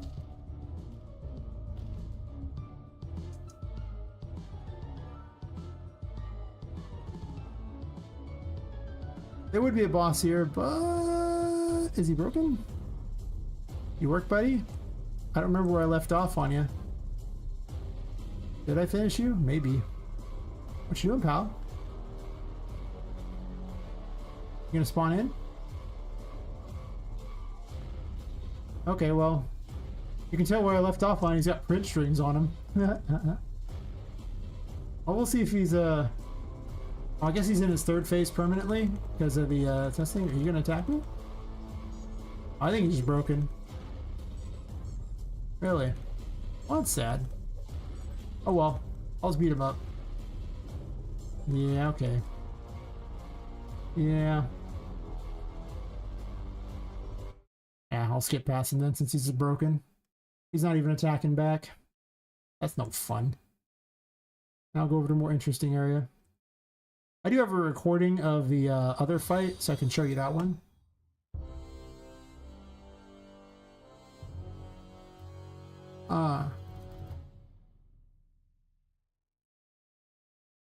Thanks for the phone, Nurmak. R. Thank you, thank you. Yes. So there's a ghost girl who's basically de facto ruler of the place. And you first encounter her in here. She wants to play hide and seek with you. Actually, you know what? Let's... You wander in here so you can actually see that she has a little sign wanting you to play. She's very playful in that kill you sort of way. She has a bad habit of breaking your toys.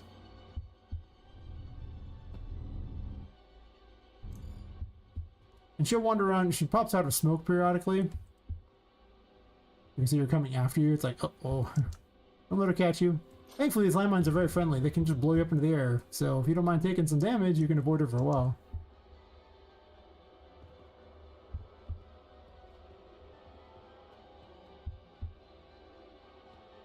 She's over there. You're like, uh-oh.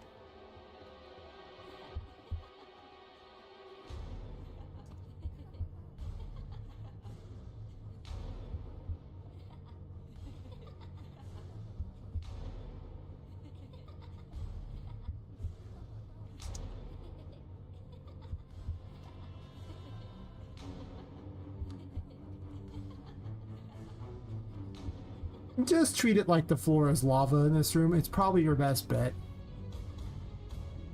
There's some traps where she'll just try to yank you into the smoke, and other times where she's just chasing after you. Thankfully, there's a secret down here. You can tell because the thing will literally just say there's no secret there. So clearly, nobody wants to go that way.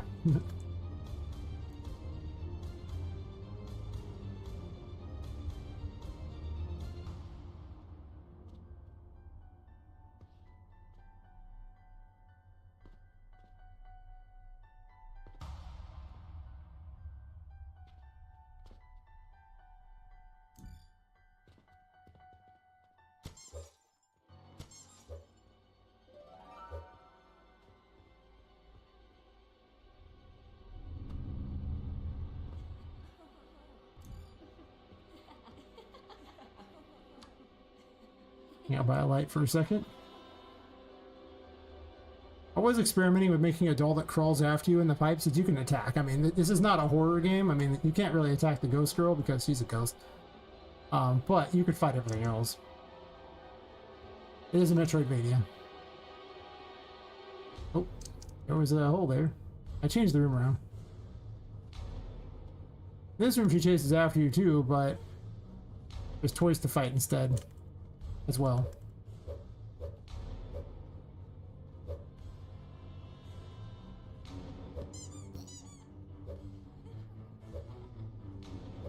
This is one of the ones I need to fix.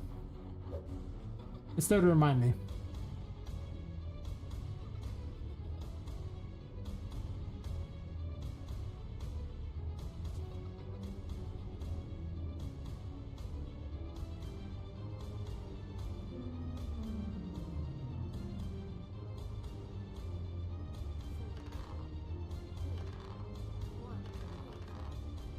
Throw lots of dice.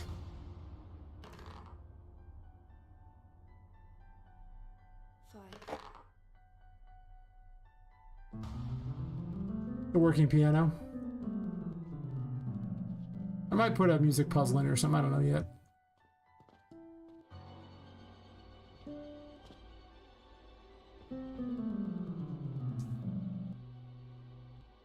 He's trying to lure her away. I actually recently changed this room so that it was like this. She didn't used to chase after you in this room, and now I'm kind of testing to see if I like it better or not. I wanted her to be more of a presence the farther into the game you got. Granted, this is still like what would be the first chapter of the game, so...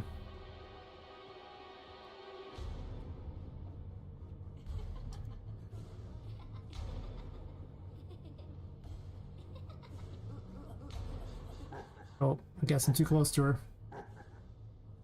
I died a lot, apparently. I've been tweaking a lot of the code lately, so there's a few more bugs, but a lot of stuff works better too, so... The trade-off, I guess. Some things were just outright broken, and now they're... outright broken? Not outright broken? I don't know.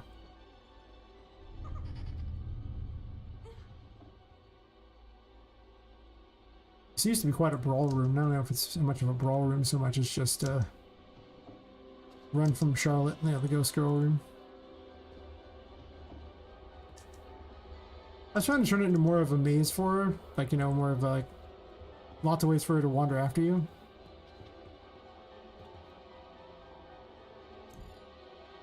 And then there's a pipe maze up above.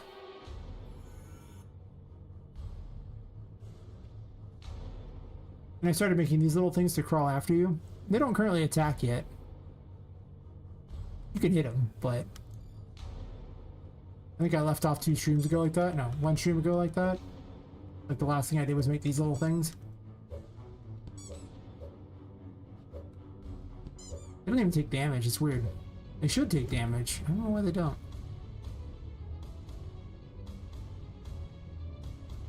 But I figured it'd be creepy if they followed you through the pipes. Or just appeared out of nowhere and you had to fight them. So that's probably what I'm going to do with the pipes in general.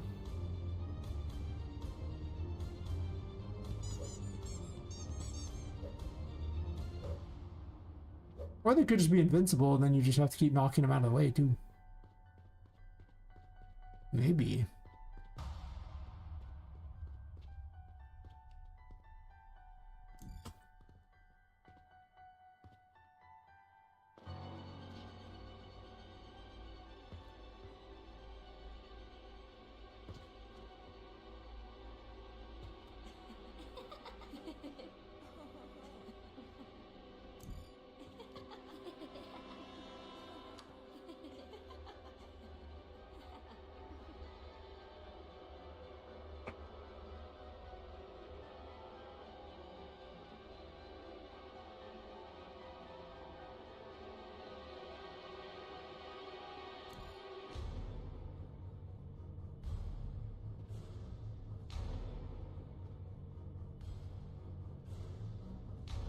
I was worried this area wasn't beatable, but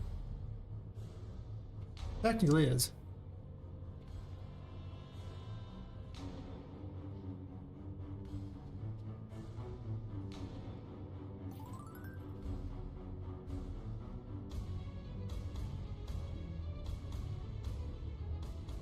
If you try to jump on these any other time, what they'll do is they'll just basically try to physics you off them. You can still technically leap off them, where you, it's just there's no guarantee what's going to happen when you try it.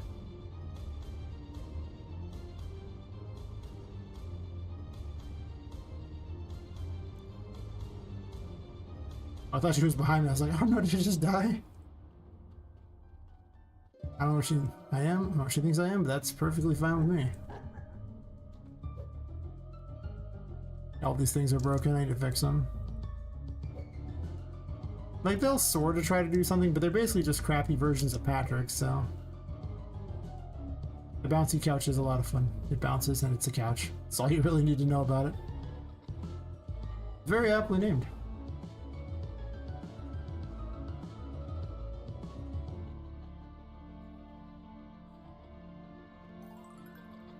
I haven't even memorized the way through this area yet.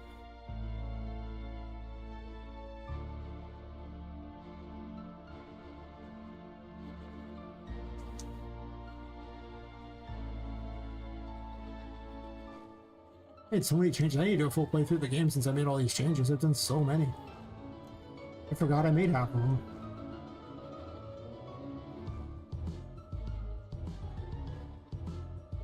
Put a hat away. You can put any of the weapons away by simply activating them again. I did it mostly for photogenic reasons, in case you wanted to take pictures of her. Which you can actually do by entering the menu. So it's currently showing the back of her, which makes me wonder a lot. Oh yeah, because the cameras are rigged to be based on whichever way you're facing, so if you're facing the front of her, it actually shows her back. I wonder if I should reverse that. It's an interesting idea.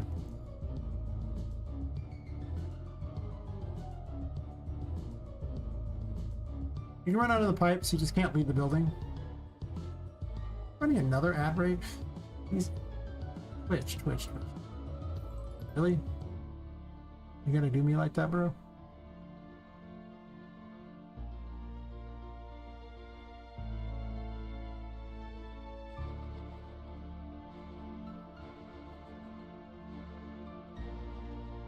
I have the keys.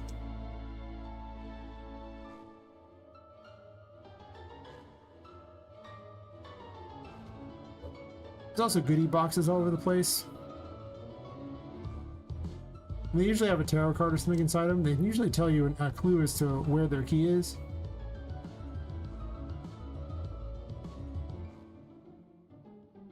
It's usually worth your while to find it because they're basically permanent upgrades, so... Uh-oh.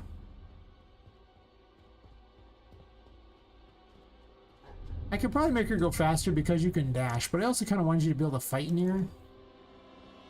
I don't want it to feel unfair. I also don't have the library key, so I have to get out of this place manually, right? Want to get over that room? Yeah, I don't have any of the keys. Where are you going, lady?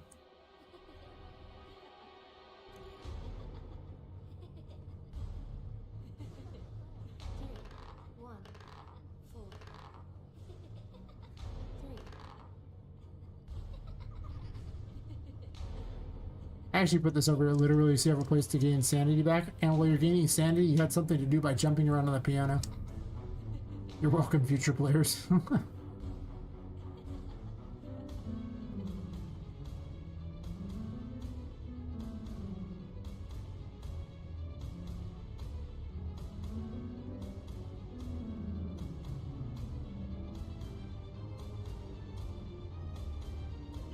This weapon's actually pretty devastating, so... It's currently the most damaging weapon in the game if it rolls high. It does have to roll high, though. It can be the lowest damaging weapon in the game, too, pretty easily. Based entirely upon your rolls, so...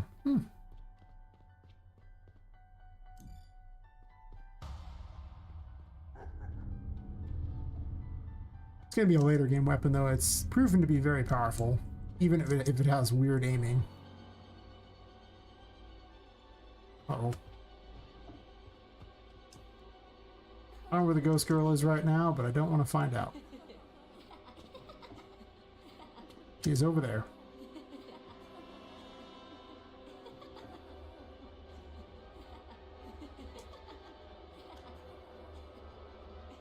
There's another weapon. I don't know why I didn't take that one instead of this one. I think I'm just used to taking this one, even though it's not even optimal for where I'm going. Actually, a lot less optimal.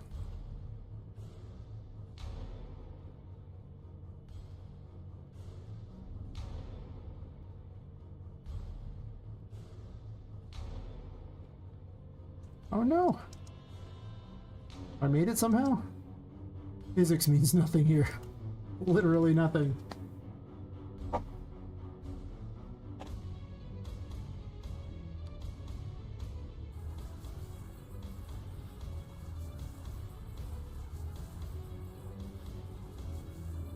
As you can see, you end up switching between tarot cards a lot to use all their abilities to get through places. This area is somewhat limited in which ones you get, since it's... I think you have like 5 of them or something, but... Since I have Mall equipped, I occasionally cheat. But none of the stuff designed around traversal isn't going to be used in this area, except for the ones that I've already given you, so... That's the Magician, the Empress, and the Hierophant are the traversal ones you'd have at this point. I still have to make a lot of abilities. There's either going to be 44 or 66 abilities. It's either 2 per tarot card or 3. Originally it was planned to be 3. That's a lot of abilities. I'm not sure if they're going to have time to use all those abilities. Maybe some will be a little more optional than others, I guess.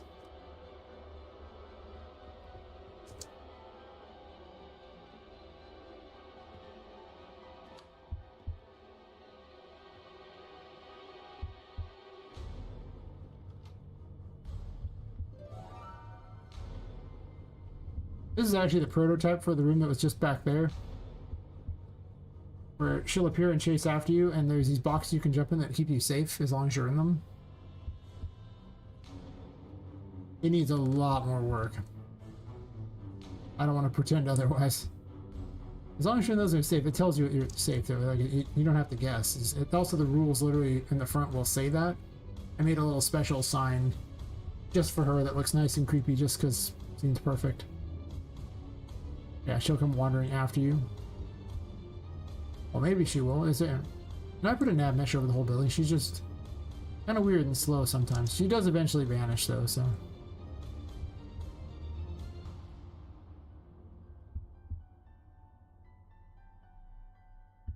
What you doing? Hiding? Any animation of her jumping into the floor or something? Like, you're just diving in there because she's a ghost. I have one, it's just she doesn't play it for some reason, and then I haven't really figured out why yet. Mostly because I forgot to check. Not that hard to figure out why, I just...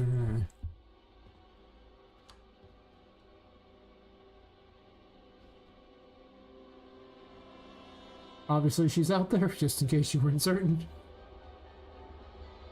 Actually, she's an instant kill if she catches you. She's my way of, like, you know, having traps without having some, like, you know, room full of pits or anything like that. Because it's supposed to be like a working building that kids will, like, play in, potentially.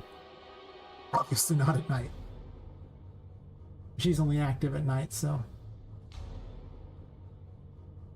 Doing? I think I added an extra 10 seconds to her time out, and I regret this now. I am pure regret now. Yes.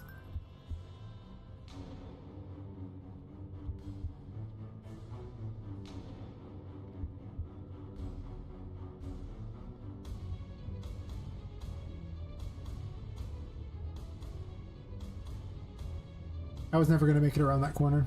I thought about it. I was like, can I do it? Can I do it? And no.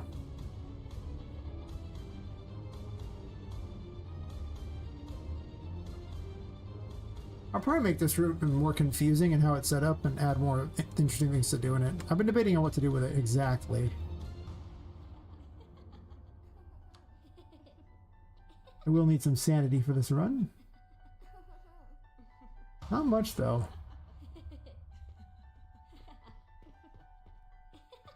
We can all be a little mad here. That is perfectly fine.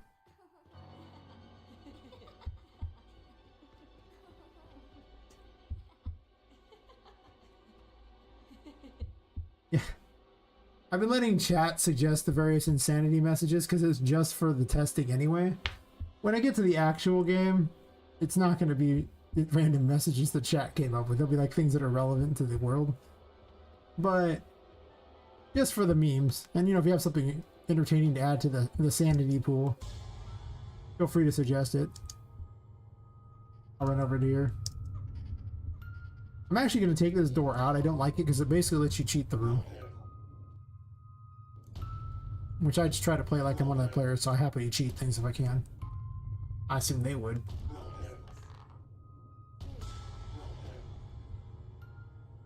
Is it stuttering on my end? It doesn't seem like it. Is the stream stuttering?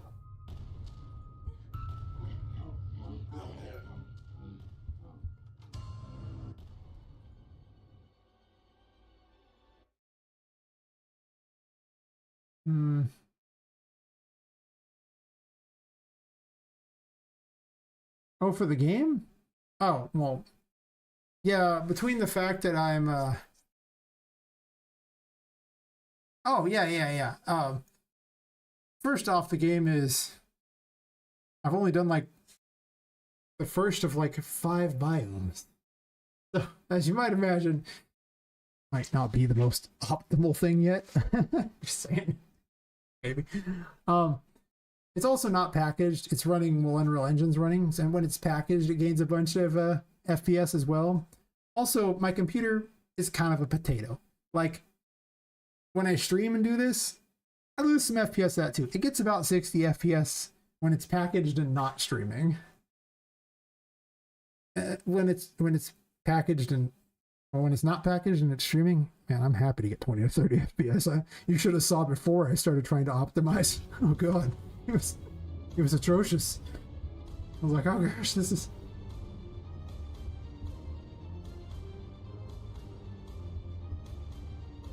You could find my computer in a fryer at a fast food joint. That about sums up what it is. It's just a potato. It's like, oh, I put the thing away. Nope, don't put it away. Don't get caught. Don't get caught. Don't get caught. I took the save out of here too. I'm a terrible person. I didn't leave any of the saves in because I was like, oh, you could just go to the penny world and save. You can if you have the right game mode set, but for testing, I do not have that game mode set. But I will show off something else here in a second. There's exactly, I think, 2 save boxes in the whole area, and I might go up to a 3rd one just to spoil the player rotten. About that. Yeah, well, Moon's like the best one against this anyway. But yeah. Anyway, yeah. Yes, computers, potato. Yes. There's a lot of them who were killed and their souls are put into dolls, just like Poppet here. But one of them, her soul got stuck in the paintings. And she lets you travel to the painting world, right? Which is like a liminal space that connects them all. And X is the game's map travel, essentially. She also acts as one of the few sane characters. I need to fix that, I guess. Who will talk to you the whole time. Whenever you unlock a painting, it appears over here. I took a very cruddy picture of it, obviously, because I just keep changing the rooms. Yep, this is Tinka, the ghost in the paintings. I recently just restructured this whole room. There used to be another mechanic for this place, but I took it out because, well, apparently I just have a very RPG-esque style conversation system. It's kind of a placeholder. I'm not sure yet. Anyway, I gotta swap my earbuds real fast because they keep saying battery low mirror and it's irritating. One second.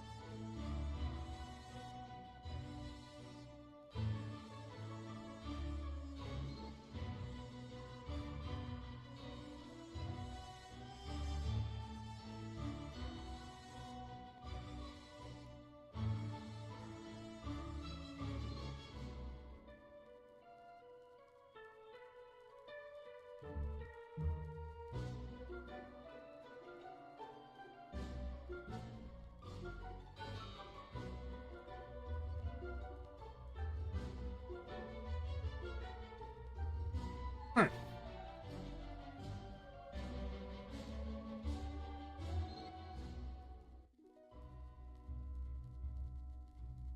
Unfortunately, because I had the wrong game mode set, it will randomly place me at one of the various player starts, so we'll see where I end up. Why, yes, I did. Definitely a heavy inspiration for the game. Glad you noticed. Alright, I actually ended up in the right room. That was random. Love it. This is actually the room where you would start the game. This is actually where you pick up the Fool too, just so you know. They're normally be sitting here, and it's very, very happy to see you. You can tell how happy it is to see you.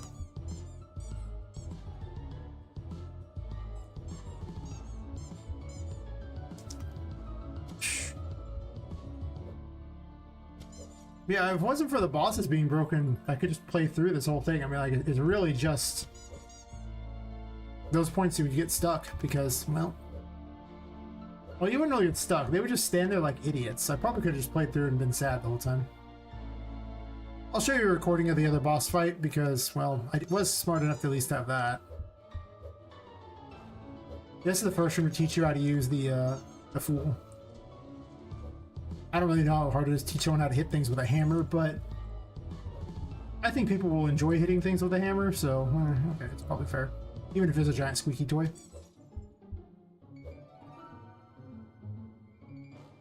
Oh yeah, double jump would just be cheating, but...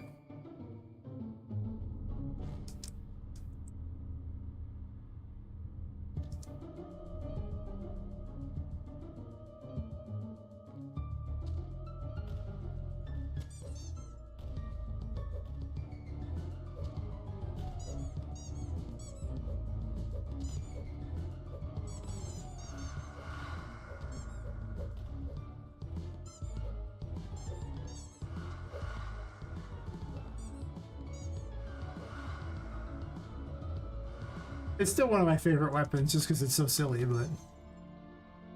It's not like my favorite of the moment, but I think overall it's probably my favorite weapon. It's just satisfying to hit things with it. Really, there's no two ways about it. It's just... You just send them flying, it makes a squeaky noise. What's not to like?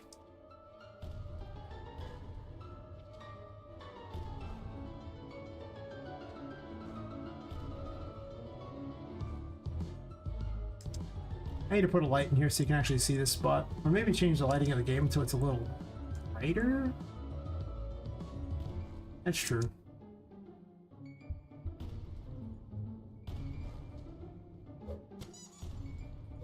Of course, this is actually the room I started in.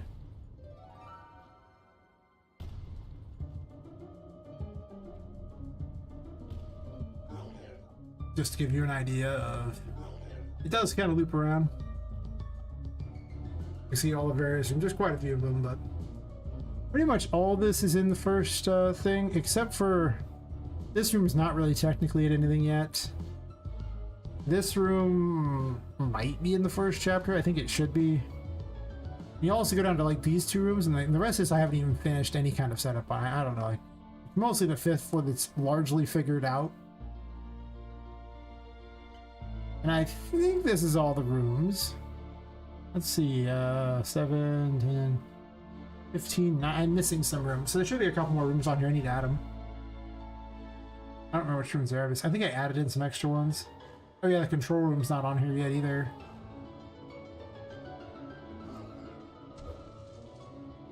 I guess I can show you a secret area too. I could have jumped in the save box. We're pretty much playing, you know, hardcore mode here. If she gets killed, well... Oh well. The friendly landmine is wonderful. I love it.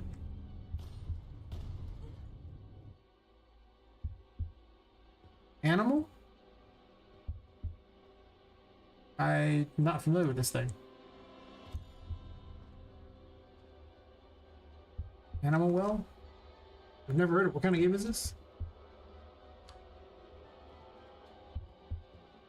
I'm mostly taking inspiration from Alice Madness Returns, mostly. A little bit of McGee's. And then things like Little Nightmares. Oh. Yeah, unfortunately, between like a regular 40-hour-a-week job and streaming, also 40 to 50 hours a week, I don't really get a lot of time to game anymore. I used to. Then I decided to make games. I was like, I hate playing games. I'm gonna make them instead. I didn't have the I hate part, but you know. Clearly it's cut into my game time. Except for playing this game. I do play this game a fair amount for testing.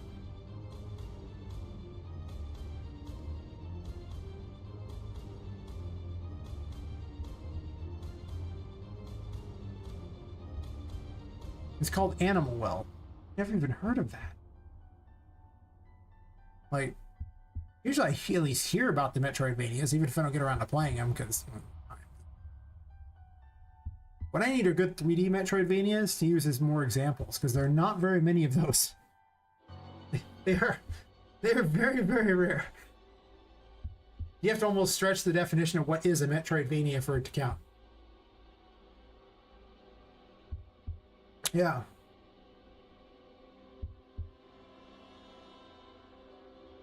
Like, you can make some arguments that Control is a Metroidvania because, again, it has all this traversal stuff, so you have to try to find the things in order to go places. Things like the flight, the double jump thingies, the thing to go through the maze and stuff. It's pretty loose on the Metroidvania thing, but it's kind of like one. The Tomb Raider games are pretty Metroidvania-like. She gets all kinds of strange rope things, abilities to destroy barriers and stuff, so they're pretty Metroidvania, but the problem is they're also kind of like a cinematic adventure too. So they're very like hybrid. The Batman Arkham games are pretty Metroidvania-like too, as long as you're going with the whole, you know, you find things that give you more traversal options that make you backtrack to go places. I mean, but again, it's pretty cinematic. So after that, it's like, is there even any others? I mean, obviously, the 3D Metroid games count as a Metroidvania. Fine, sure.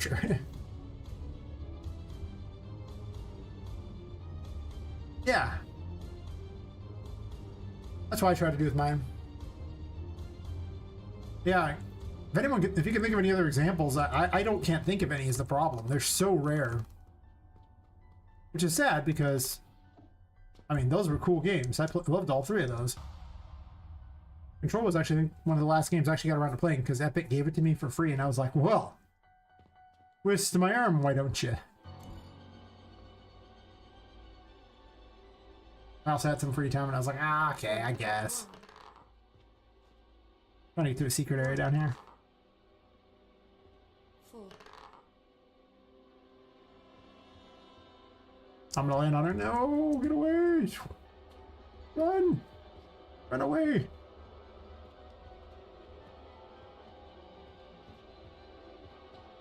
She'll appear at other places and just try to grab you too.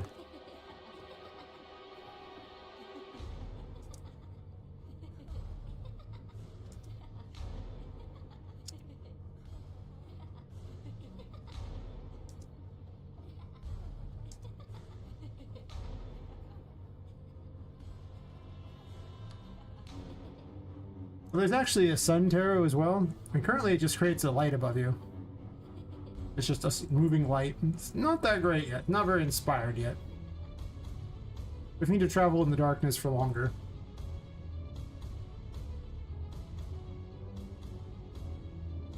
I wish the star worked, because the star can actually trade health for sanity. That's its way of healing your sanity. There are not many things in this game that heal sanity. Yeah, she's far away from the thing. Sucker! See, no secret here. None. Not a zip. She can still get you out of the smoke.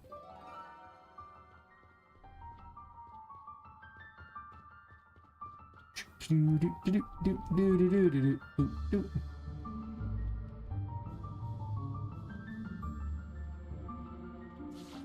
was recently moving all the characters out of the... Like, it used to be there was a mechanic where you could save toys by throwing them into the painting world.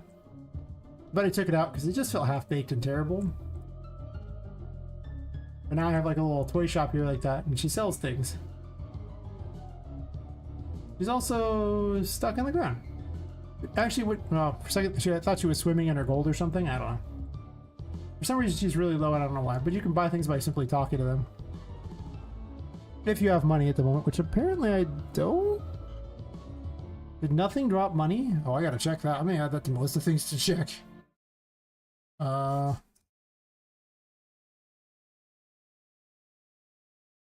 I might have killed nothing. It's true, I might not have.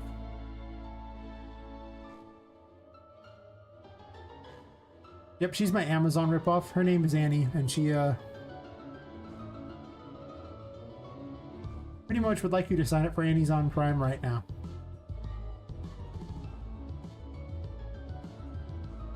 Yes.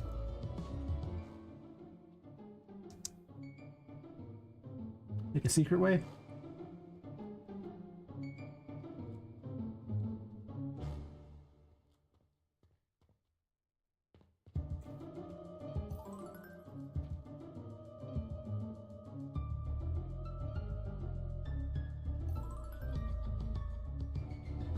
This is a very optional room, though now it actually has a shop in it too, so it might not be that optional anymore. Get my sanity back real fast. Hug the little light.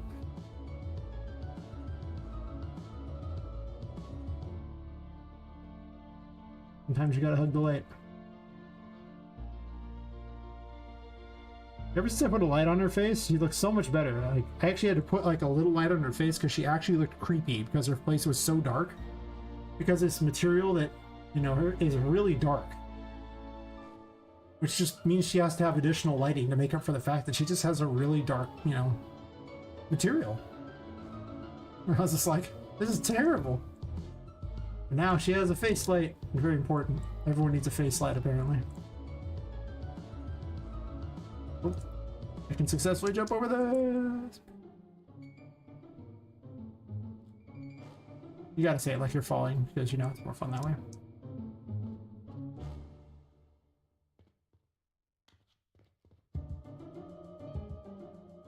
Usually I start with a concept of just like an idea, like maybe what I sort of what they're gonna do, and then I start, you know, I run around it and start gamifying it. You know, things like it's like, well, this is just a room. Where's the goal? What are we aiming for? What are we doing here? You know. I'll show you some of the other like rooms that haven't been gamified yet in my like concept other area. Some of the rooms are designed to be used for humans. Other ones are designed very much for the toys, and it can lead to more fun that way, I think, because when it's designed for humans, it makes her feel tiny, and that's probably the best feeling in this game, as weird as that sounds. But then I start trying to hide puzzles amongst the, like jumping puzzles amongst the various human stuff, if possible. Unless it's for toys. If it's a room for toys, then obviously I hide it amongst the toy stuff. It's also set up literally like a building, so I also got back by that place in there. So, you know, the doors all lead places. I'm slowly building these control panels. Oh, mind me, I haven't even shown off this other enemy. All of you stay in there. There's technically another enemy I could be fighting. It's like the wrong one because it doesn't do anything yet. This one. Yeah, it summons little heads and launches them. I've been making enemies out of crap. Because it's fun.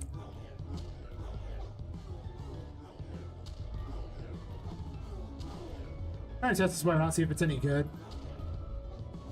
It's mostly good if they chase after you. It's pretty bad if they don't chase you. I was once making another game, and this was the mechanic from the other game. I figured, I'll just borrow this. It's either overpowered or trash. But then again, that's like half the abilities in this game. Like, they're either amazing in the right situation or just garbage. And the fool will destroy that way faster.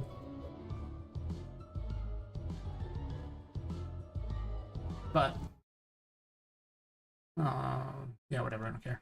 I think that's like 90% of the rooms in this one. I'll go to the other map and you can see some of the rooms I'm working on for the second biome. It's a lot like this room and the biome there, except for expanded upon. But they're not gamified at all. Like, not even kind of. They're just so conceptual of what I kind of want them to be. And so, like, this is probably the most gamified of the rooms. Let's run around it. You can see it's not that gamified at all. Like, there's just not a lot of goals. There's nowhere to really sneak to or like that. It's just kind of here. So a lot of times I design these rooms with that kind of there's no music in these rooms either because I do not have a default music set. You know, I should have a default music set. Whatever. I'll set it later. Yeah, she can't straight run across these bridges. It turns out that there's enough of a gap she'll fall through and the water kills her, so the bridge is going to actually be pretty obnoxious. The lights are too high, so you can't really see them, so I'm not sure what I'm going to do about that yet. But the plan for these areas is to have like multiple tiers. Like there's pipes going to be above. You can see pipes up there, so you'll be pipes to wander through. Then you'll have the deck level, which will largely be this kind of stuff. Platforming in weird ways. Then you also have the underwater stuff, which you'll have to come back to these. Because the plan is really just, you know, to make it so that you have to get the Emperor in order to go down here, and I have the Emperor enabled, so you can just see me down there. And I put all sorts of things. There's no water physics yet. I have not got to that yet, because it's... Actually, these aren't even on the ground anymore. Because... Well, I haven't got to this area yet. But I have conceptual stuff, so, you know. Supposed to be way behind here, too, to go to some other areas. I think you can't go through here because the collision on this thing is messed up. That's fine. Yeah, you get an idea of what's not gamified. Like, there will be stuff down here to do, but you can see there's a concept here of what I'm aiming for. I also have launchers. The little volcano things will act as launchers to get you places. It's going to be interesting. I pretty much... The way I keep you out of the wrong areas is I mostly just lock you in rooms. This room is very big, though. And then finally, there'll be like a ground floor area. I'm not sure if all the rooms are going to be this big. This one is currently one of the largest in the game. A save box. I could save if I wanted. Yay. It would only randomly start me some random location anyway because of the wrong game mode. But I swear I must have moved this floor down or something. It's so weird. All this stuff is off the floor. But the walls look fine, so maybe I redid the walls after. That looks like it's on the ground either. Yeah, there's all those doors like that. So, job 1, make an area. Job 2, run through it and see what I want to do to make it better. And then over time, I kind of improve it as I keep running through the game because, honestly, my ideas for designing areas just get better. I mean, I don't really have a blueprint to follow as far as, you know, other games I can go, oh yeah, just like that game. Sure, it looks like an Alice in Wonderland type of, like Alice Madness Returns type of game, but that was a, you know, linear platformer. This is not a Metroidvania at all. They're really cool though. Yeah, I got little pirate areas. I'm thinking of building like the ability to go between these, and I'm actually considering having some sort of thing that spawns platforms. This is where you get the moon at too, by the way, in case you need a place like that. You can wander around these areas, you can see. I was going to divide these areas up amongst like weird little pirate cities and like platforms all above like that, like strange mushroom things. Very alien landscape in a way. Well, not too alien, I guess. This room's gonna be more alien because it's got the moon, but. Is there a collision? Okay. I thought it was gliding off something. This path is clearly built by only the best carpenters. The highest quality. Yeah. If I ever see anything like that. Every single one of the tarot cards has to have an altar of some sort that's like a memorable location to find them. That's my theory anyway. Yeah, I was considering having like, you know, the chariot potentially be a boat as one of its options. Currently I do have an option to use it as a blimp. It's super rough. I'm not going to give out flying until near the end of the game. What does fire the dumb little cannonball though? But I was considering having boats fly, to go through these areas, and I'm gonna have underwater areas too. Obviously need to fix the collision because I can't go through this because it doesn't want to let me, but there's unfortunately no actual lights in here, nothing that's programmed to be a light, I think. I did put keys in. But yeah, I got those kinds of areas. This area I actually considered having Charlotte, you know, the ghost girl, chase you in. This earbud is having some real problems today.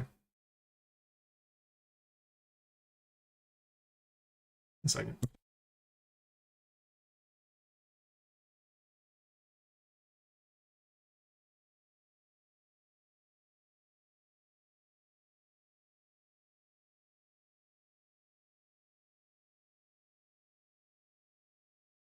Whatever reason, the dumb little nub keeps popping off in my ear. I don't know how that's possible. My ear is doing weird things to it. Yeah, I consider having this kind of area. I actually built this one quite a while ago. This is probably the most gamified of the ones, and it's mostly designed as a chase type of area where you're trying to evade her and everything.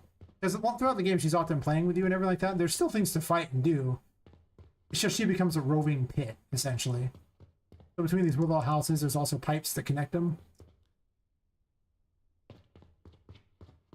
So I'll probably have those things chasing after you in the pipes too, even though those are killable.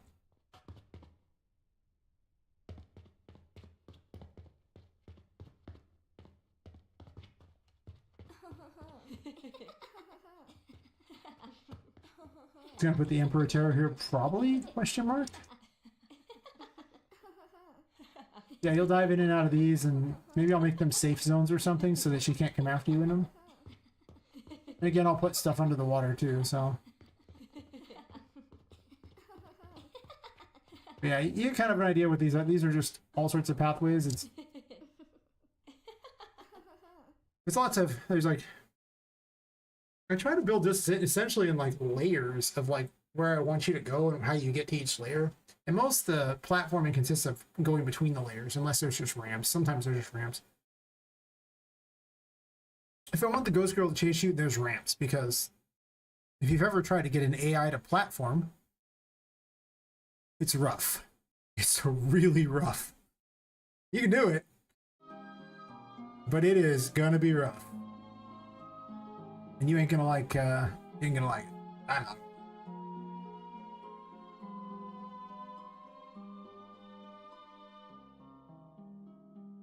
Other conceptual areas. I was making a secret garden over here with mostly a big one, and I'm going to put like a little secret garden above it for the toys. So a big one to wander through for the humans. It's not particularly long.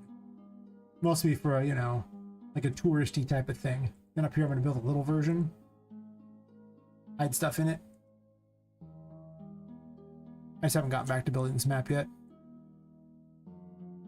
The room is really dark because I have extra glass on it. I don't know how that works, but as far as being cool. And I'm probably gonna put like an actual boss fight here against some sort of, there's supposed to be a pirate girl who's a pirate doll.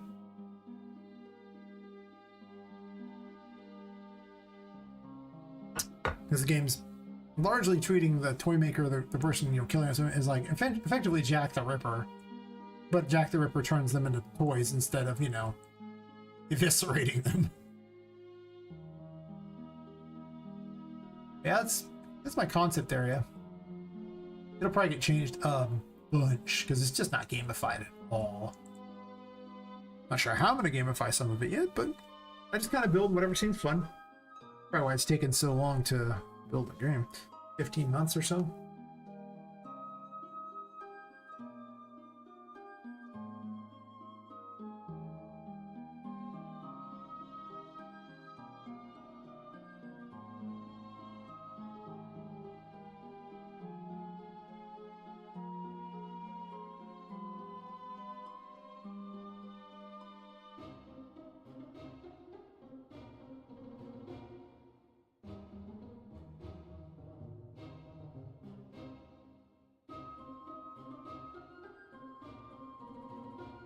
If the ad break in. Alright. Till the ad breaks.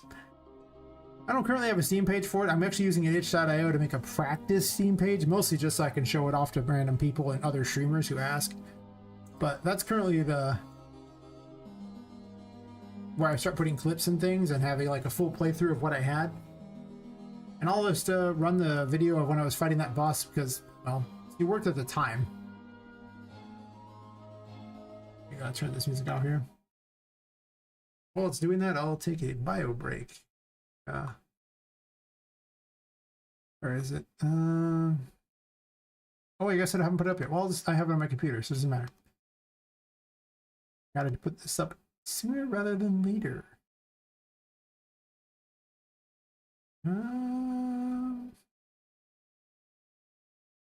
Where did I save that? Actually, I'm dumb. I can just see where Streamlabs saves its recordings.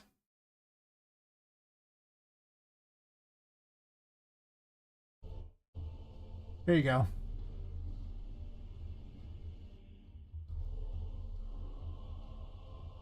I'll hide me and I'll be right back.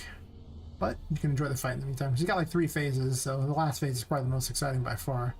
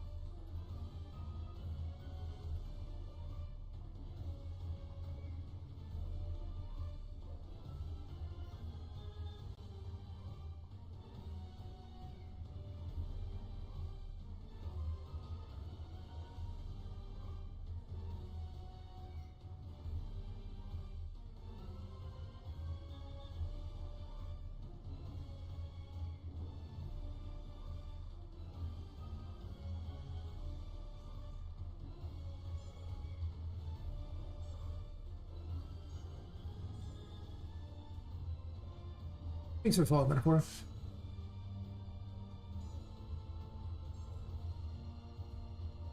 Maybe people didn't catch the what the third phase is she summons 5 helpers and then gets an invincible shield, and as long as the helpers are alive, she can't take damage. And then she starts spinning the battlefield to make it harder and harder to keep up with the lights. And a lot of your abilities that are more ground-based will rotate away from you, making it hard to hit things.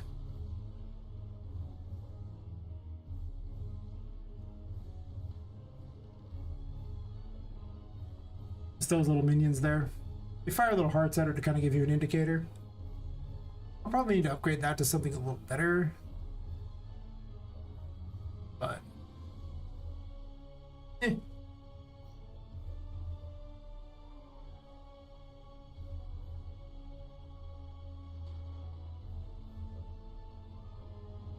It's unfortunate no fanfare for killing her yet, but...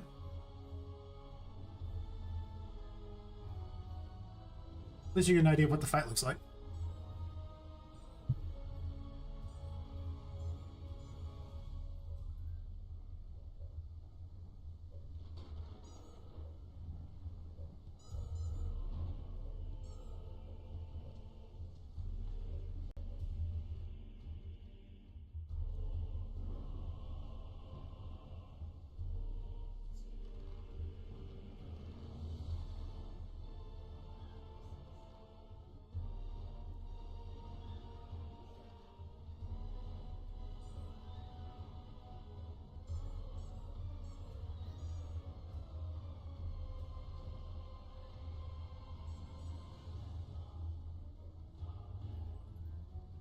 That's largely it.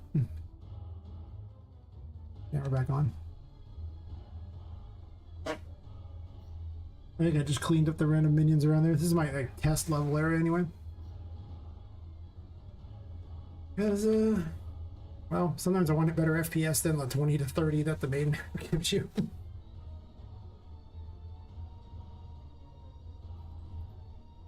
Yeah.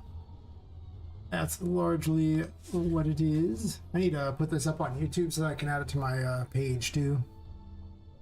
But yeah, I just murdered like the last 2 guys, and then that's the everything killed on the map. But hopefully that's somewhat exciting to people. If not, well, sucks. That would be the sad.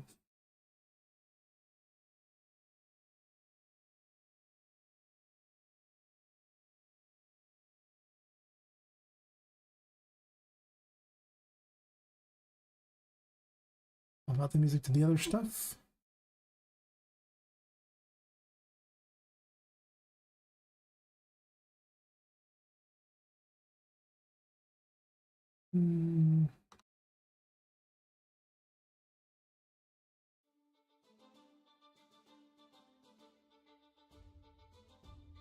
I listened to all this game music I got from Humble Bundle just to decide if I want to use anything in games.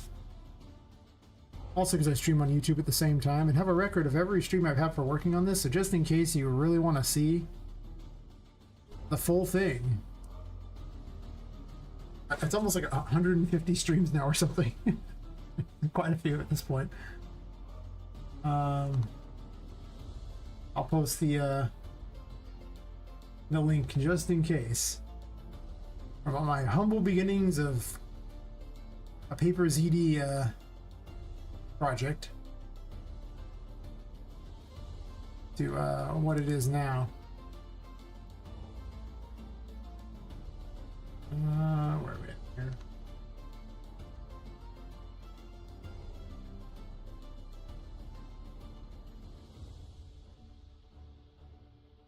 I should probably add that to my itch.io.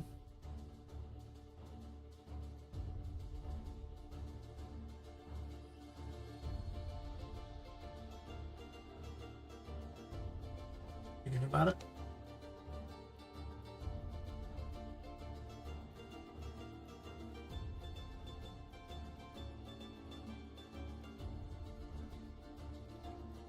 Already did. Past me is smarter than present me. That's all you really need to know. Past me is much smarter than present me. I have to add something in this area. I don't know what to do with it yet. I've been arguing with myself on it. Originally, there was actually 2 floors above, and I cut them out because there's this thing called scope. And I apparently decided abusing it was the right call. And I was like, there are 9 floors to this building. There are 6 now. There are 5 above ground, and there's 1 below ground. I even made a cool little lab. Yay, cool little lab.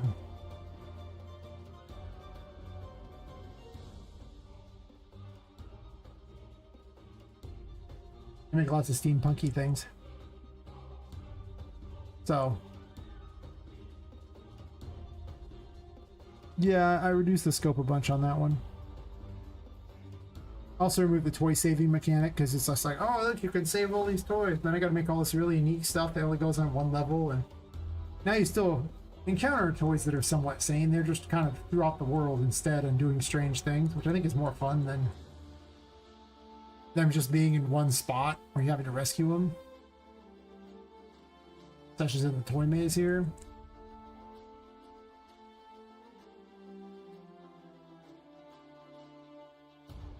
Anyway, that's basically the extended tour with everything but I think the Patrick fight, because, well, I'll have a recording of just him. I guess I have some past streams you could probably watch to see him, but besides that,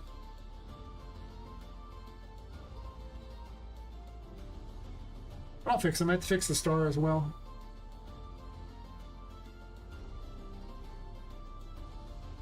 Incidentally, the whole game is in fact done in blueprints, so I am a blueprint heathen.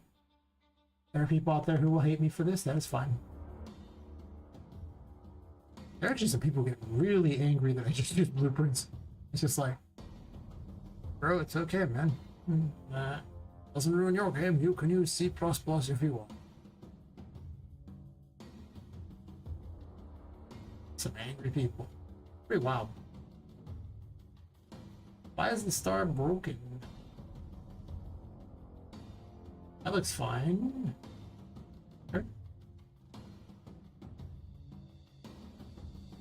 Oh.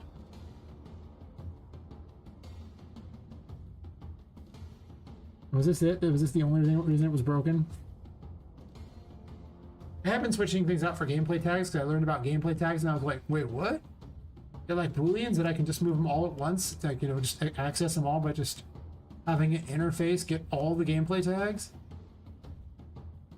Everyone, you can use them. Genius.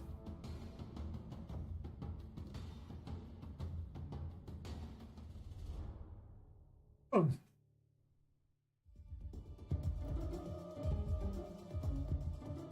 All right, you work, buddy?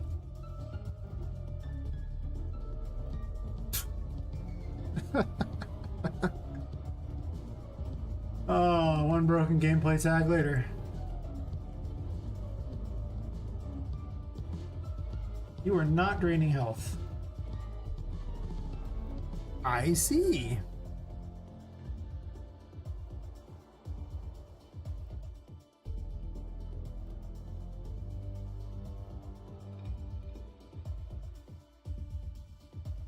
Because this isn't a negative.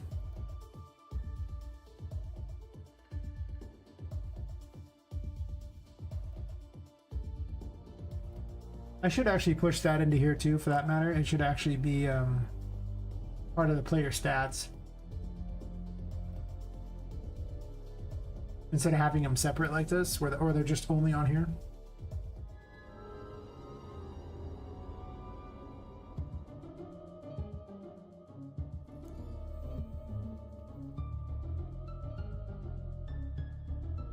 All right.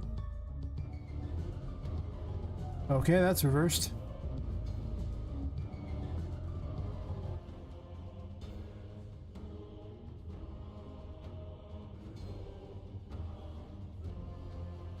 Wrong one, my bad.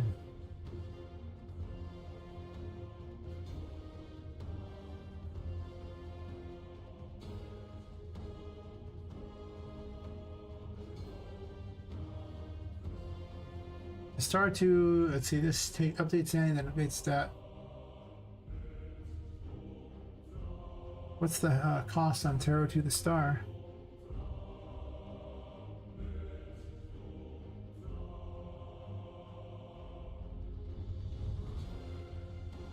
Doesn't have one.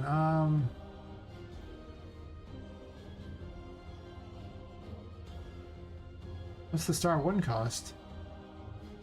I'll just make them even with each other for now, because I actually don't remember what I had the numbers at. I recently put all the stuff into Struct, so for all the tarot card things, in order to make it a lot easier to deal with all the stuff the tarot cards involve, since, I mean, they're basically the mechanics of the game.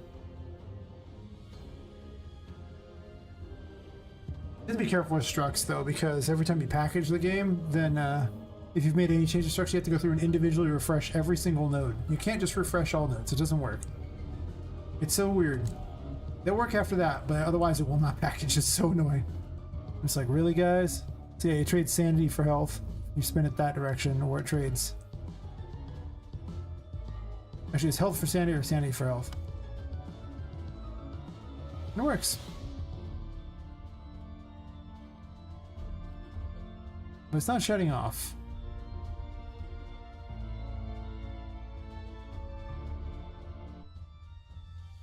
Okay.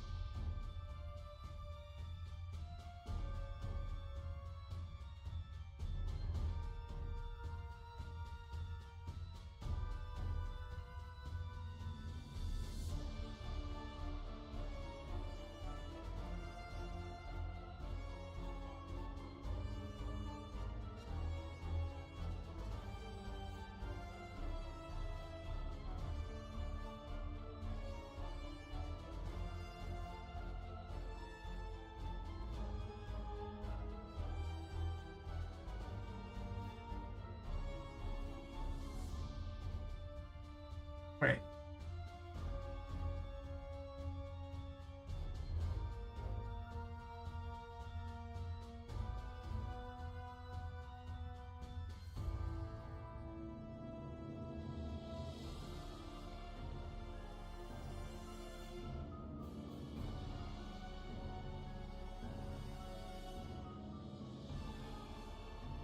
Okay, that's weird. It's typing.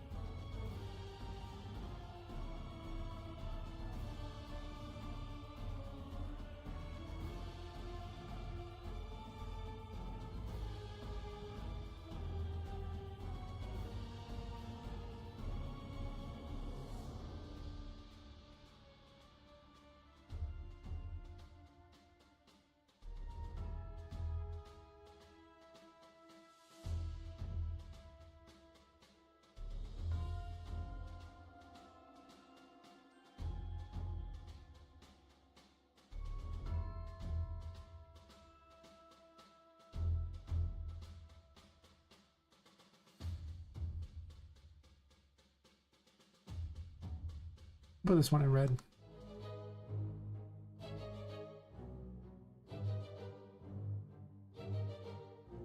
Brief look out here. I have to add a bunch more in here, but I'm just curious to see what's going wrong here. On false, it's... yeah, it takes the reverse, so it should be fine.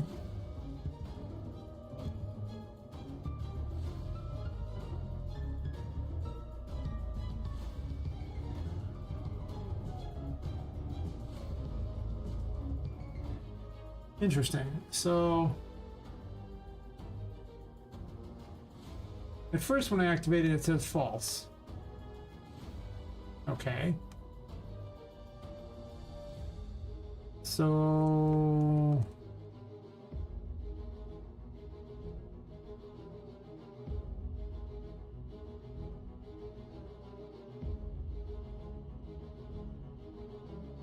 okay. That please, thank you.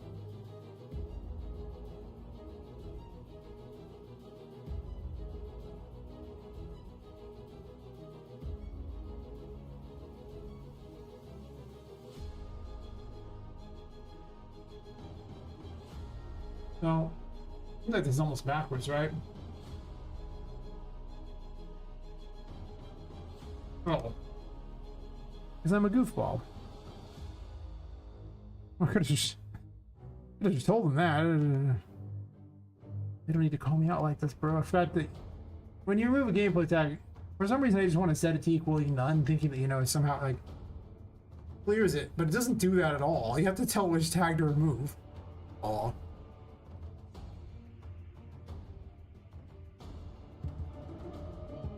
That should have fixed it, but I'm just curious, so we'll see. Off.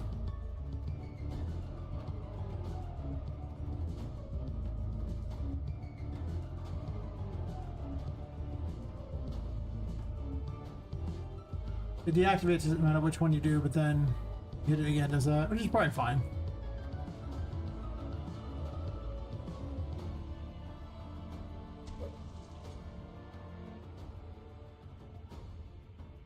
Bugs attacking me. That same mosquito eater has come back for revenge. Or at least they don't bite. And it's hard to hate them because they kill mosquitoes. And anything that kills a mosquito, I'm just saying, you know, like... It's hard to hate anything that kills a mosquito. Maybe... no, no. Yeah, I'm a mosquito killer.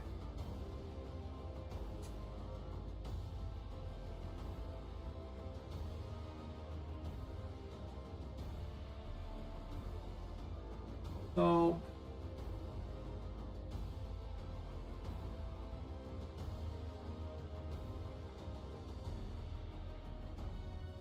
Am I okay with forcing you to turn it off and then turn it on again to switch to the other direction?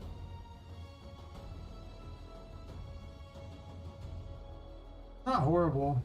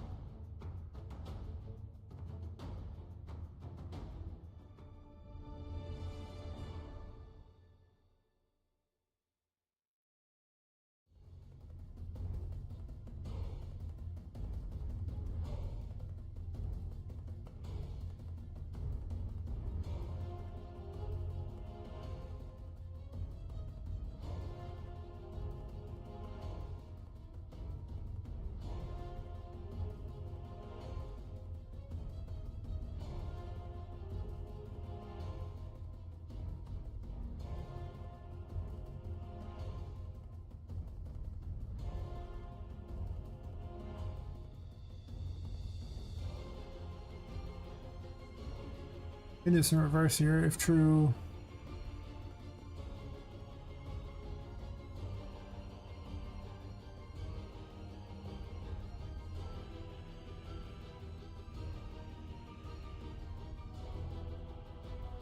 I'd want to remove the tag. Because then you'll add it again and then do the opposite one, which is what I want. I'll clean it up in a bit. I never clean the code until I'm pretty golden on it, and then we'll just do the reverse for this.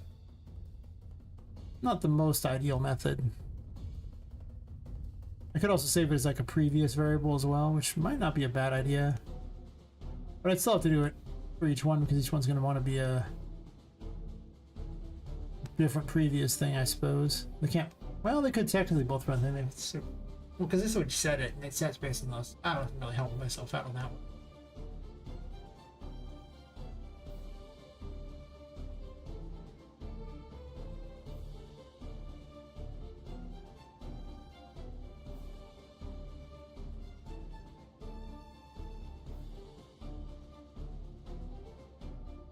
Some single savings, fair enough.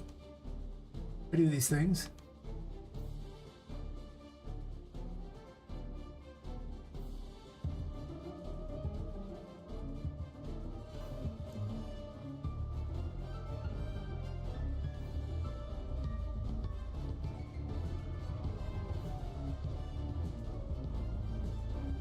Oh.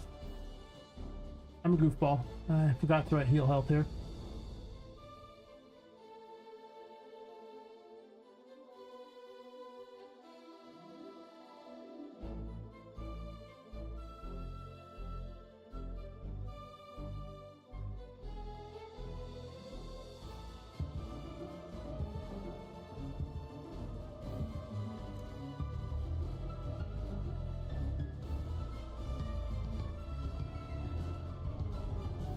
Perfect. Tap the same thing, turns it off. Tap the same one, turns it off. Tap, swap. It's definitely better that way. It does do the stats different. Good.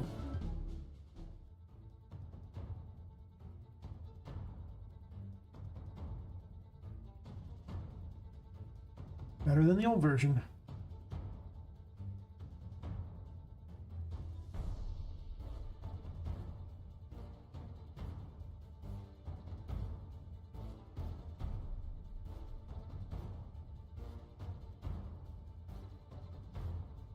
I could macro it, but since I'm only using it in 2 locations, it's probably not worth the time.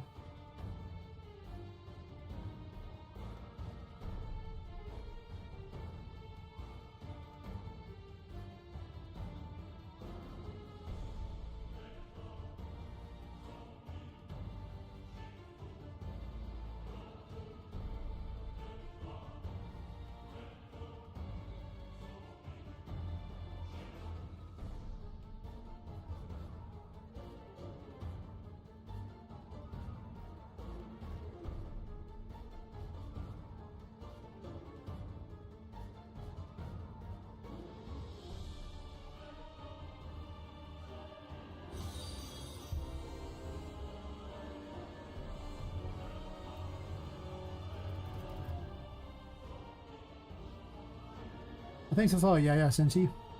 How's it going?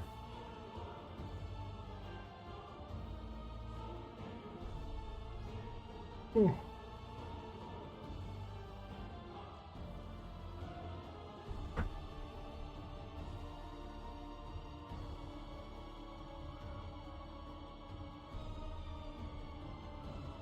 The star works. I guess I can add that, remove that from my list of things that was currently broken.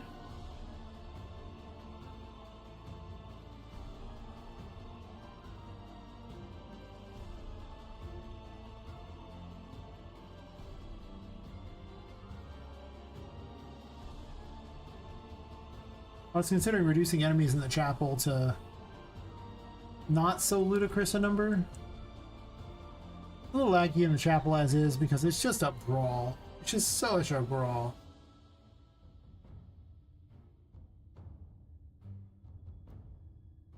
In hindsight, I should have had 2 different room infos and then just done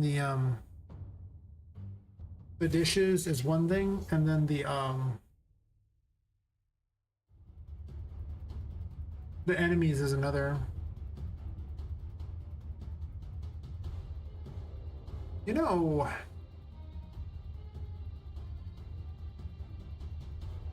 there's nothing stopping me from making the possessed dishes as part of the master event, the one the puppet master event that runs all the enemies, because they really do bounce around randomly. And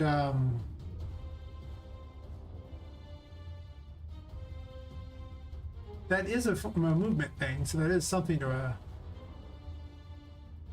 make note of.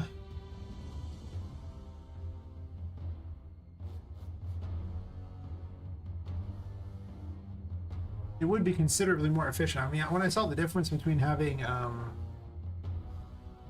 master event deal with like 12 enemies versus 40 enemies, I mean, it ran faster with 40 enemies because the one event was controlling everything as opposed to having 12 events all controlling each other. Or sorry, all controlling themselves.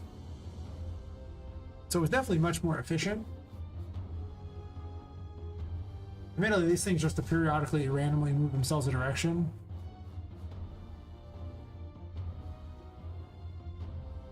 That's kind of it.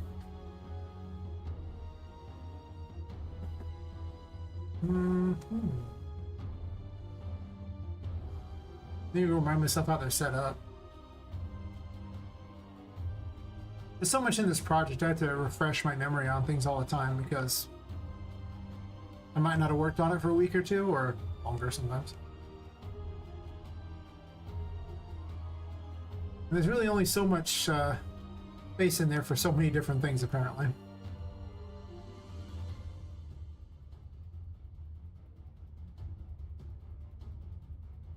The Puppet Master uses We'll get gameplay tag. If it has gameplay tags, it would have to have them. I mean, I can easily give it gameplay tags. The possessed thingies don't actually have a specific thing here. I'd have to set them up as a.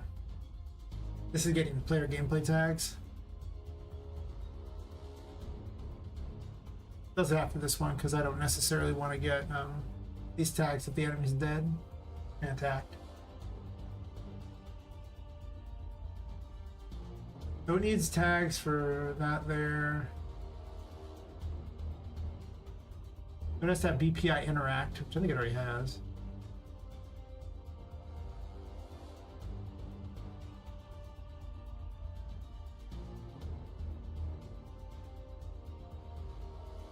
We can run the get target information. That doesn't really change anything.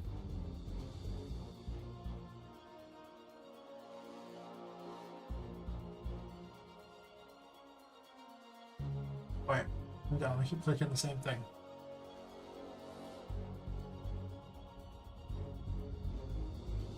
So we need BPI combat, BPI interact, and then it could sit there and monitor all of them, which would probably increase the speed quite a bit. Most of the puzzle things, it just doesn't matter, but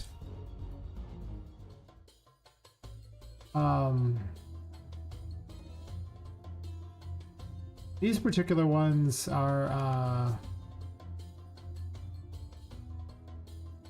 so mobile that they kind of suck in a way. Kind of have their problems.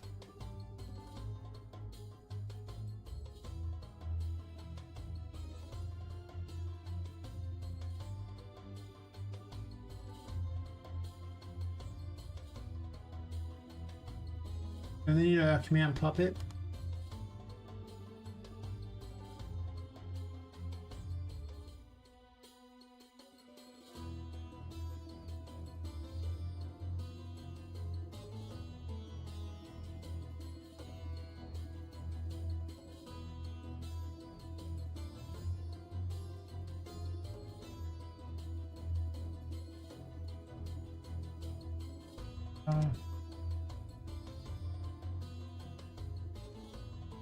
Random direction, I guess. And then just return. Honestly, just need move and return. I don't even need how this is. So move and return, sure.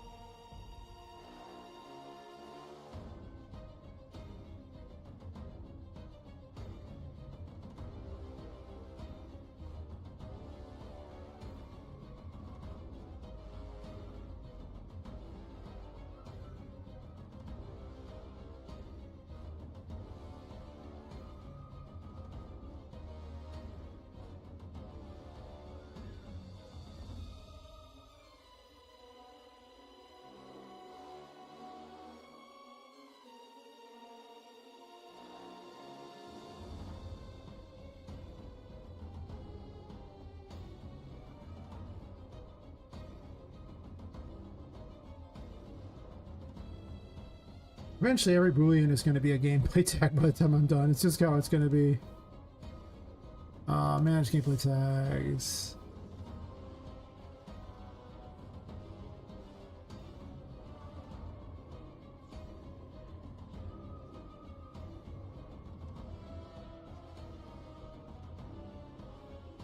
Sure.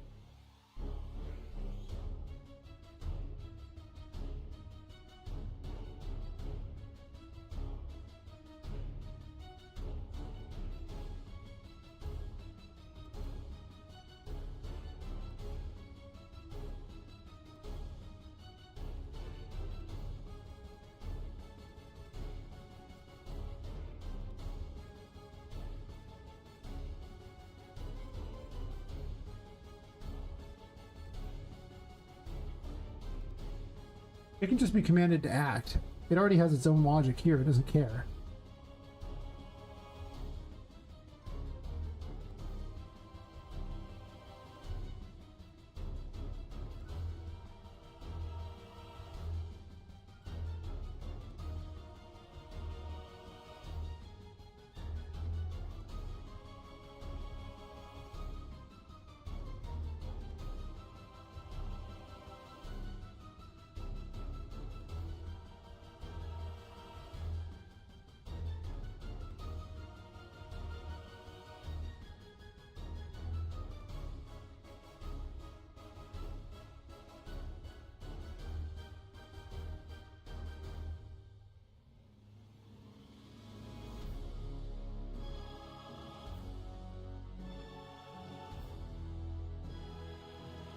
If I did it for some of the other ones here real fast.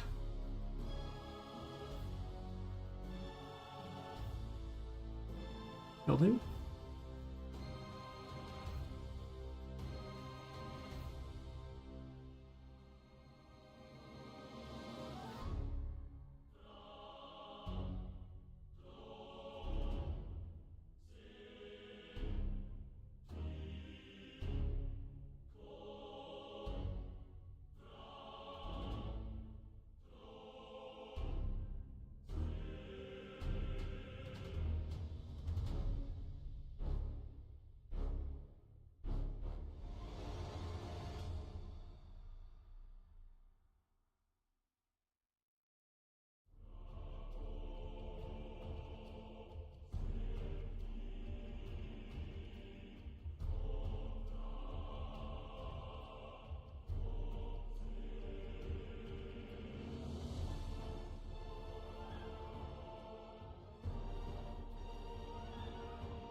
I just activate that order stream with a tag.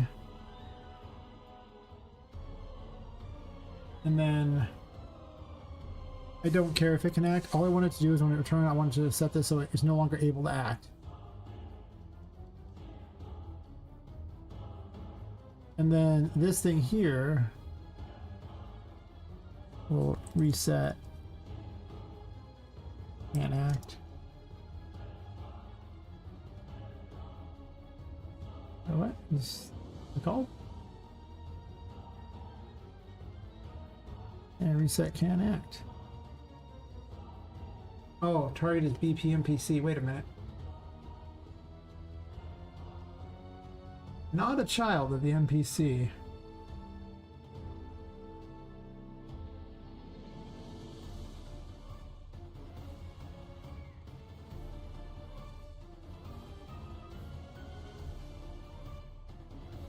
I'll just remove it and set the location.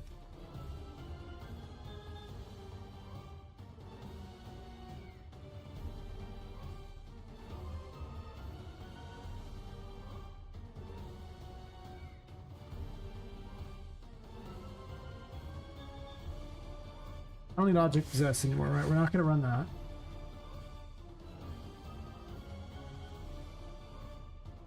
I don't need this here. I actually just need a move command, that's all that matters.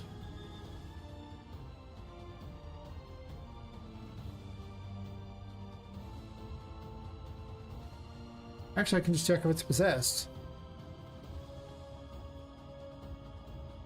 Can't act does exactly the same thing though. I don't even need a possess tag. If I just tell it to move and then whenever it can't act, it just returns it to the location, I can skip the whole possessed option entirely. Right?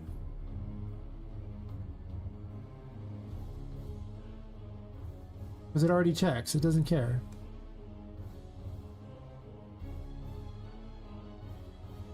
I have to think about how to turn the stuff from this into like an AI thing because it wasn't really intended to be an AI.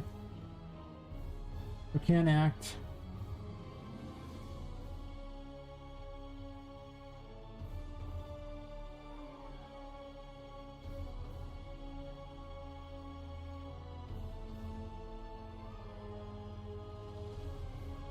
Let's institute a delay of the same 3 seconds because I don't want them to bounce around too much. I don't want them to float around all like they're having fun. Because, yeah, I mean, if you're a possessed object in some sort of crazy toy factory, who wouldn't have fun doing that, right?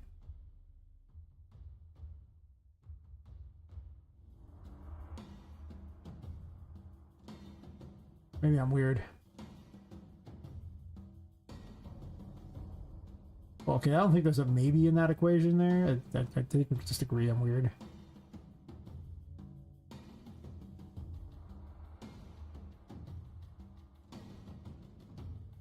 Launch randomly no longer does anything.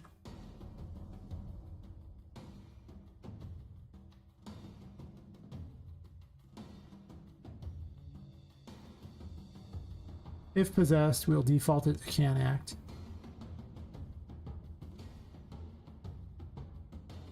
But it will not default with this tag. That's what I need there. And then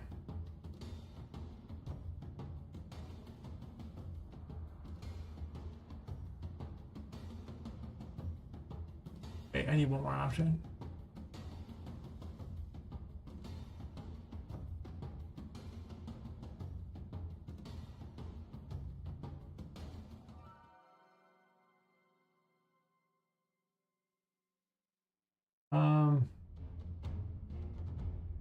I don't want to have enemy type as a thing. I think I'm gonna have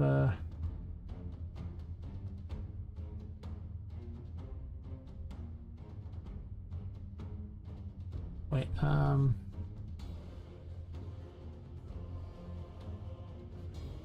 call it an object type. That sounds like such an awkward thing to call it, though.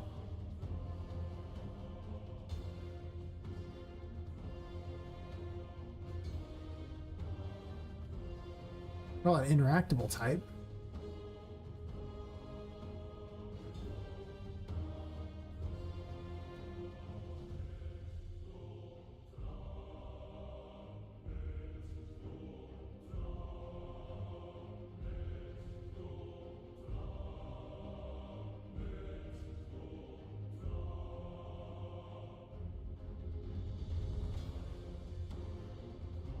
Yeah, that tag, sure. And a subtag. Best object. Shit. Then we will grant it this tag. On that one, yep.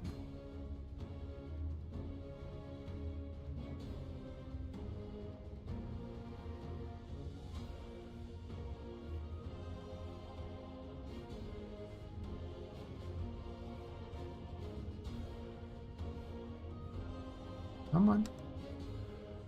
I added two.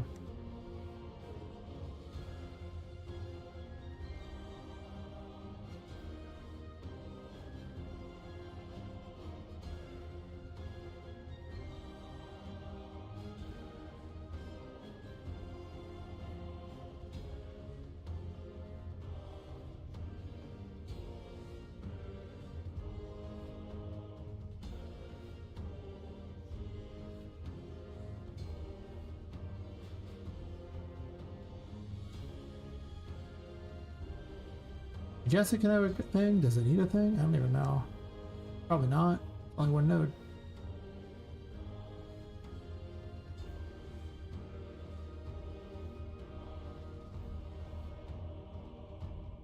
Since there's over 20 of those things in the room, that should hopefully vastly speed up its response time. I'm also going to institute one more delay.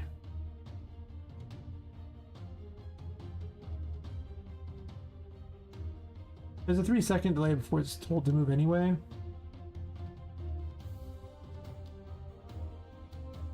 Also, it waits for can't act, so this actually is even better because without can't act, it can't even do anything according to that thing, so. And I remove possessed object, right? So it shouldn't launch, shouldn't do anything special. It should just literally do nothing. The possessed thingy shouldn't work. Doesn't go anywhere else. Remove, sure. I see messages? Nope. Bandy to be there, fair enough.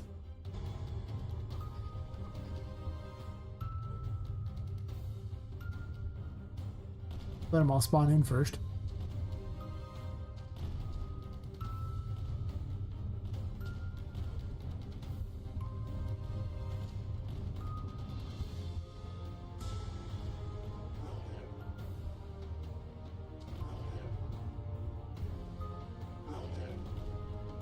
Interesting. They are not moving.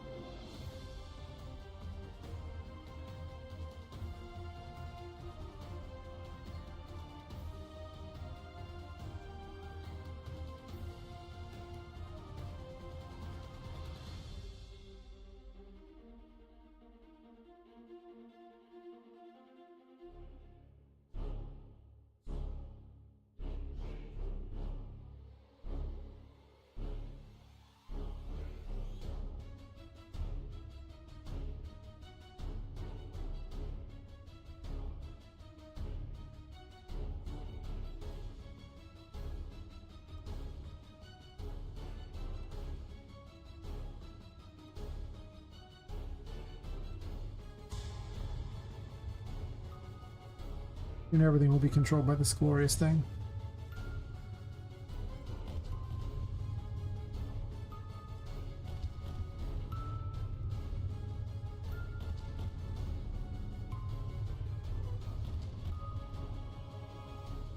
We never even once played that.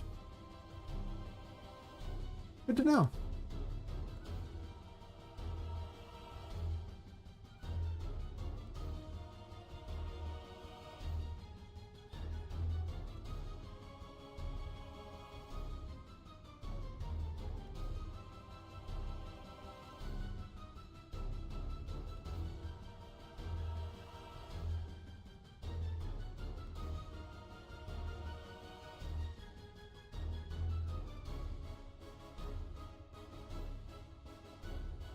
We had the possessed object.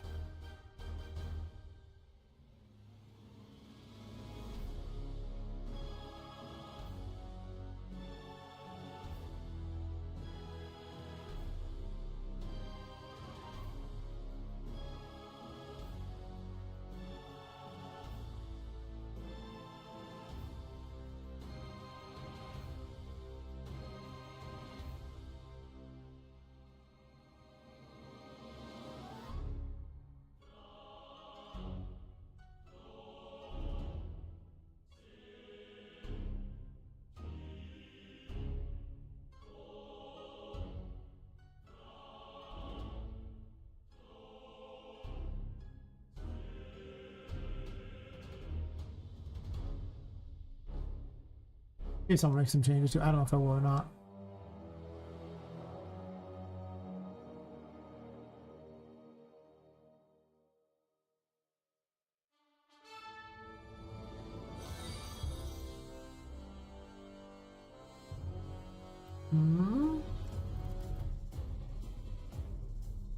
Thanks for the follow, username not found. And thanks for helping me get the goal. 411 followers. Nice. I don't know why it gave me the 410 goal when I got 411, but I'm happy with that first world problem.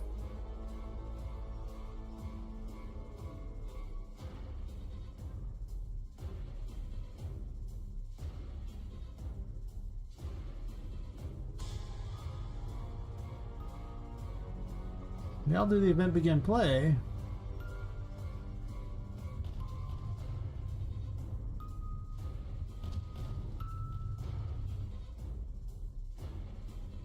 They don't report themselves to the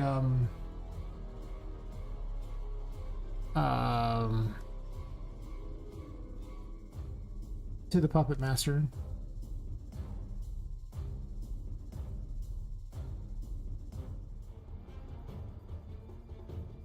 They would need this.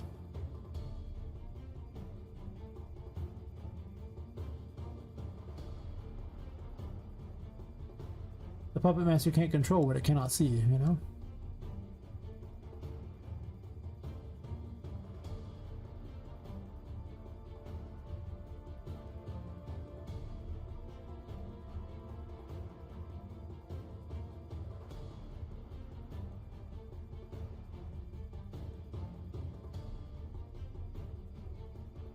That'll probably fix it. Normally the BPMPC is the you know, parent of all the things that are controlled by it, so I don't have to think about it, but since this is something that is not part of the BPMPC network, you know.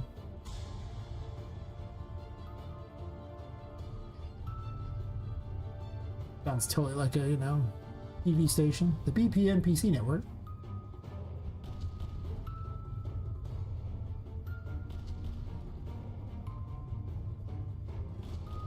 Though it's been reported, the elder the event begin play.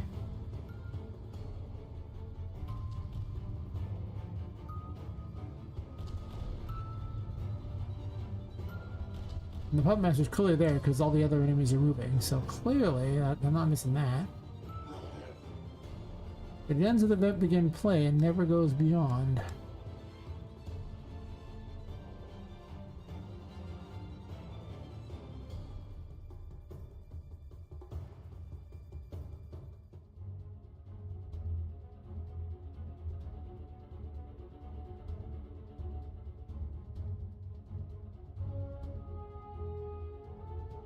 Come here for a second, possessed object. We're going to go to a room where there's nothing in it so I can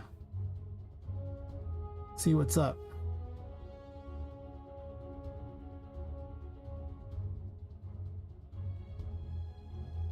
My oh so favorite washroom.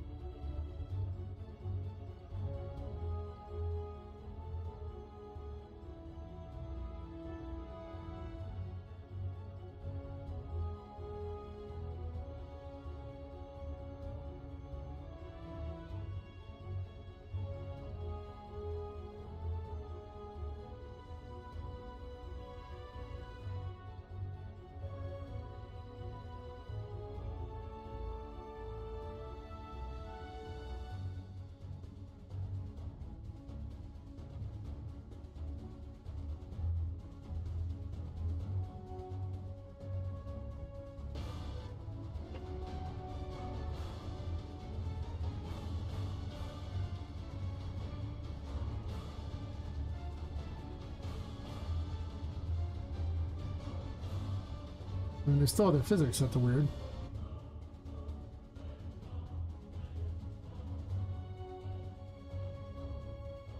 But they never achieved their graph, so clearly the break is somewhere on here. It's in the puppet array.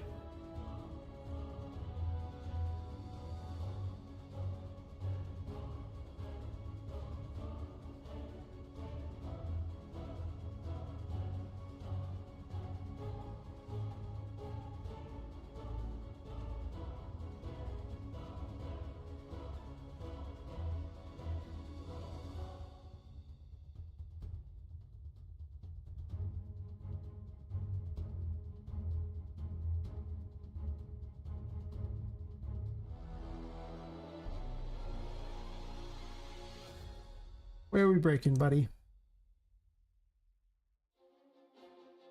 It never achieves the graph, so I don't even know why I'm doing that there. It's probably going to get to about here, because the graph has a thing on it already.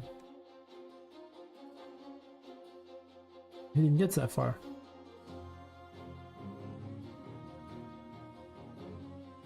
The Puppet Master is on the map, controlling everything else, so clearly it's there. Control 1, huh? Oh, that's quick and easy to find out.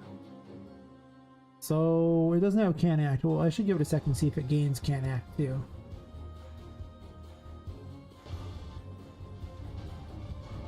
because there is a few seconds before it gains it.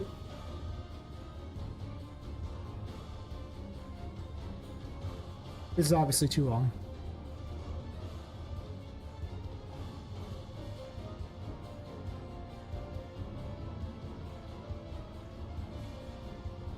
Okay, that's gotta have been more than 3 seconds.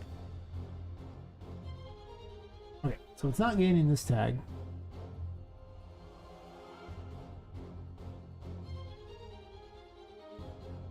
You can't act, so you can't ever gain that.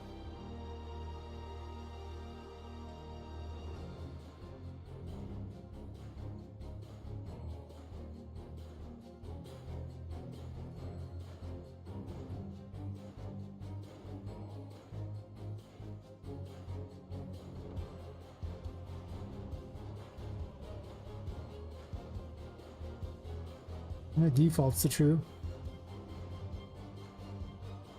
Just to check you're set for truth. Yep. Fine.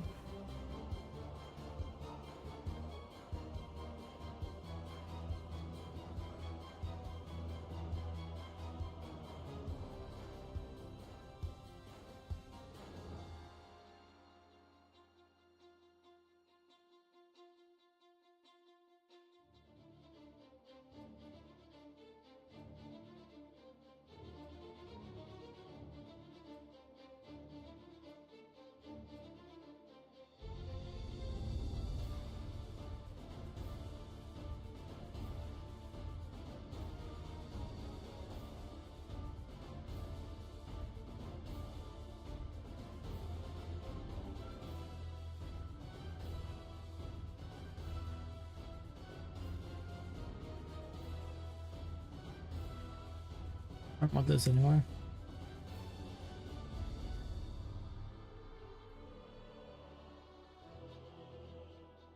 It's never even reached that. So I'm wondering if it's not even adding this tag.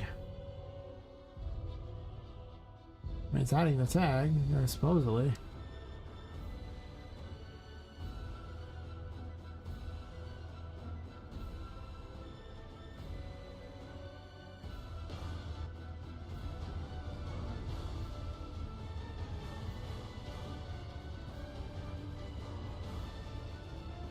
It's like something is removing it. What?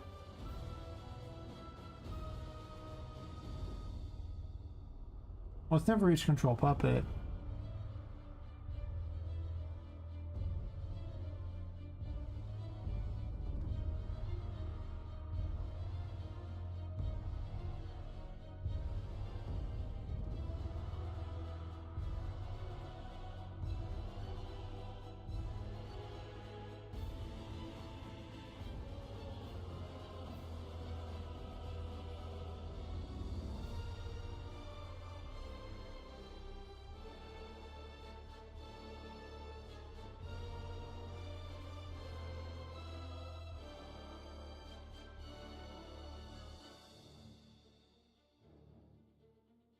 There's no additional can't act, right?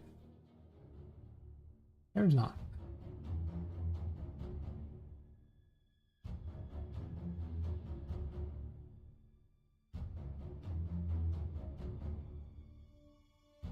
Oh, I know exactly where my mistake was.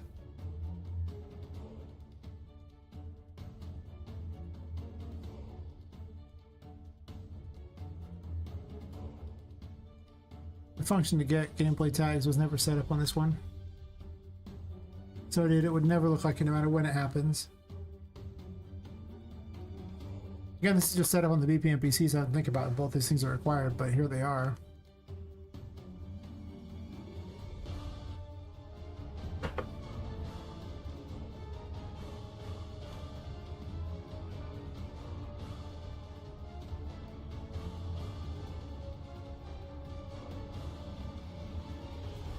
Perfect.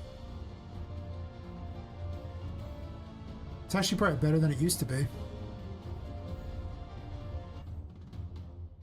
Fantastic.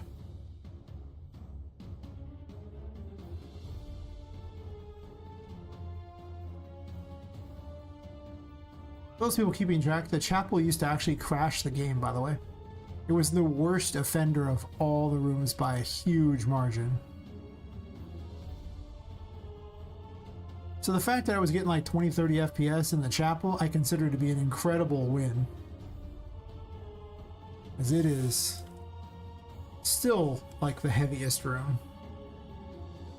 Outside of maybe Voodoo's room, which is also pretty heavy, but it used to be the heaviest by far.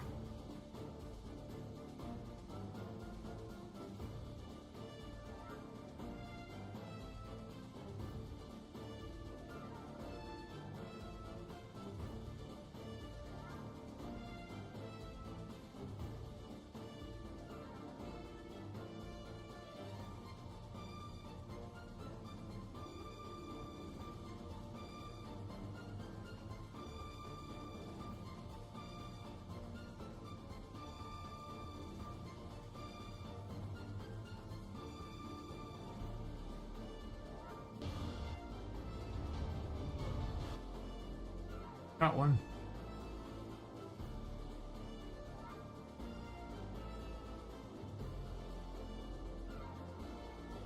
I don't think anything more complicated to do, but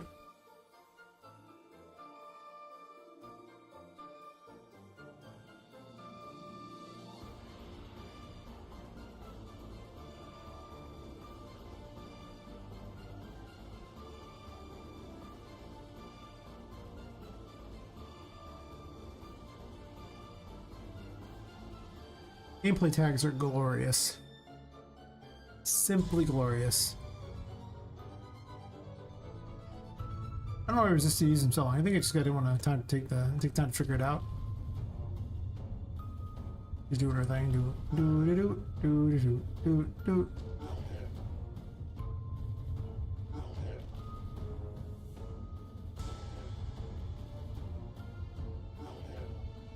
They're all moving. It's wild that one event is controlling everything moving in the room except for the doll or bugaboo back there who will sneer at you. That is not controlled by it. Everything else is controlled by it. And the overhead loss that one's caused, because it used to be that, you know, this room had, I think, like 42 different, you know, little mini AIs doing their thing, and now it just has one, you know, massive AI that just does it all. A smart AI. I guess I could check the actual FPS if I close all the crap too. That'd help a lot. I'm not expecting it to be insane or anything. It's still this room. I am still streaming, but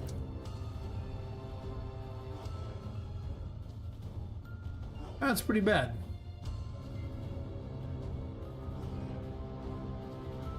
Well, I would say it's better than it was, but I don't think it's actually helped in incredibly large amounts. Like I said, my computer is something of a potato, so oh well. For now, it's the best thing I've come up with.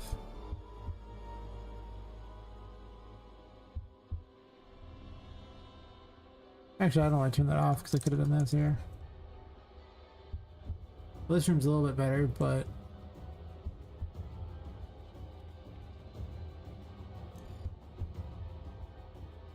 for a brief second it was good. I don't have a key for it.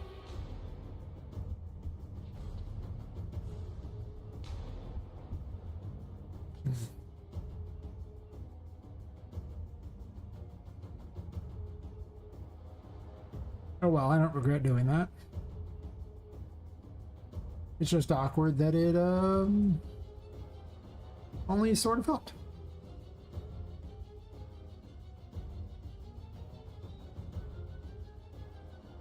That's okay.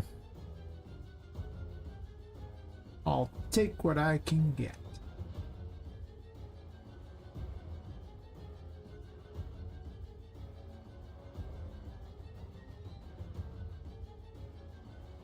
Let us talk, Patrick.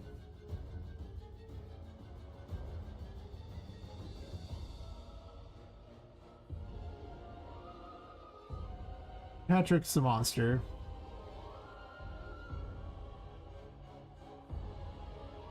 We'll see if the first Patrick phase even works.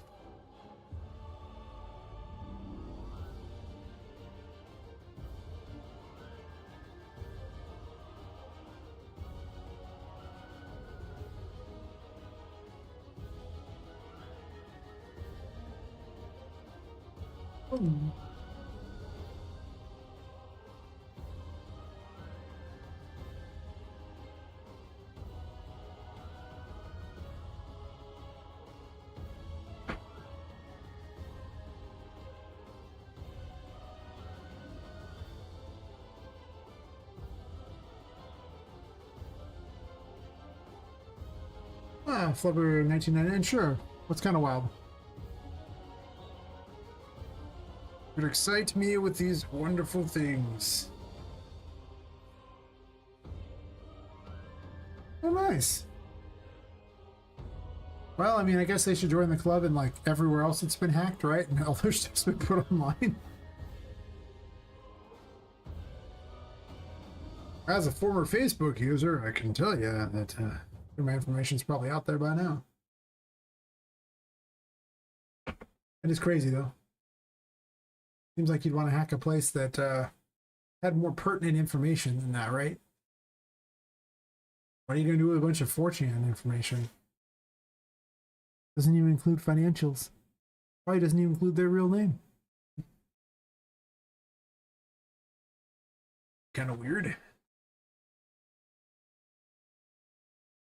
Which 4chan security probably isn't even that good, to be honest. They're probably like, who wants our crap? We don't even. That is crazy.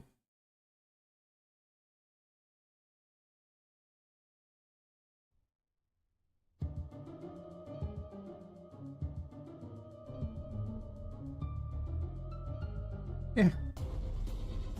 Oh no, they took our dank memes. Damn. Those jerks. They know the IPs of people who posted anonymously all that time ago. Never mind that IPs change. Oh wait. Damn. What you doing, Patrick? Well, he's hitting me in the face. You're kind of a jerk, Patrick. Now you're not doing anything. Well, he hit me in the face again because I told him he wasn't doing anything. I'm sensing a theme here.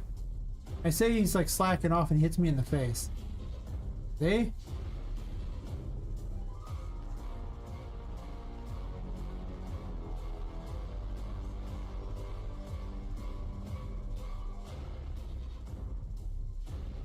He kind of tries. He's not walking as much as he probably should.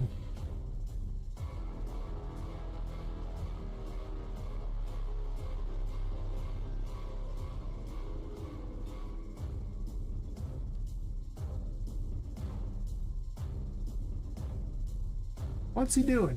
I'm gonna take a screenshot of his current actions here. I have it printing over there so I can kind of monitor what he's doing. He's not really replicating anything though. He's just kind of doing his thing. Like I haven't seen a lot of duplicated anything.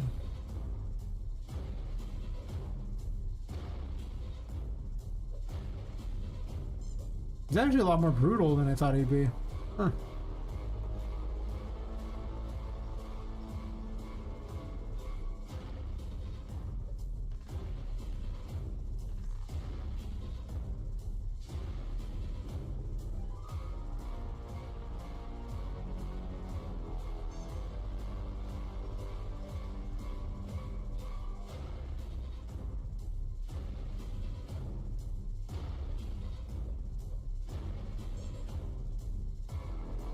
Battle Phase 1 is working pretty good. They're kind of a little weird, but really jump happy. I feel like I flubbed his AI somehow.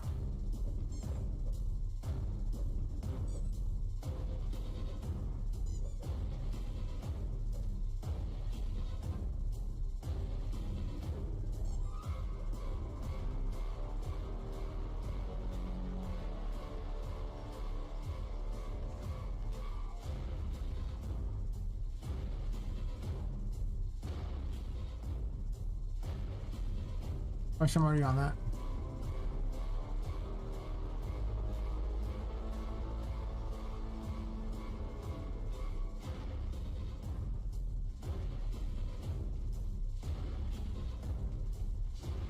Gotta hurry up and get a hat or weapon for this or something.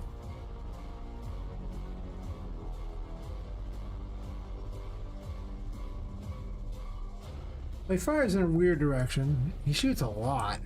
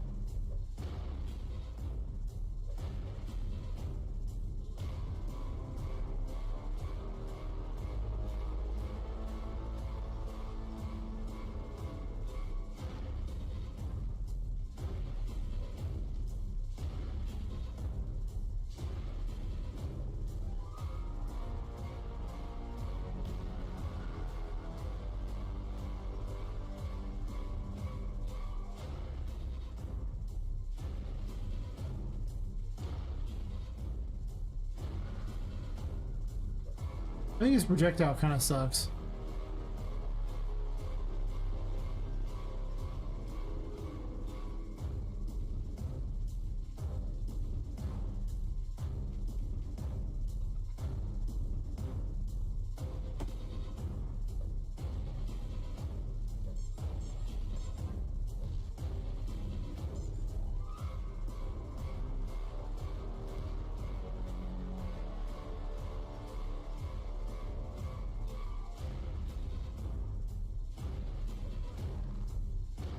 Oh, brutal.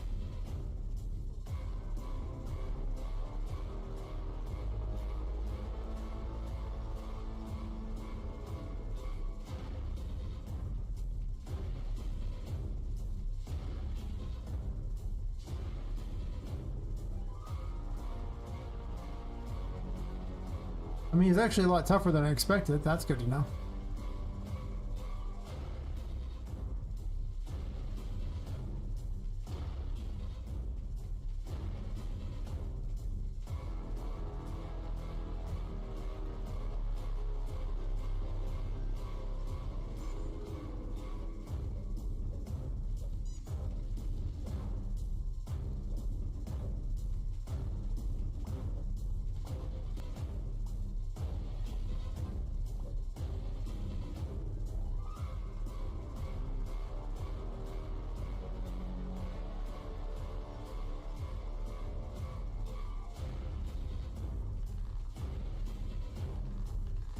Honestly, I don't think Patrick is that bad, other than maybe tilting his projectiles so that they hit targets better than they were doing. He seems pretty decent.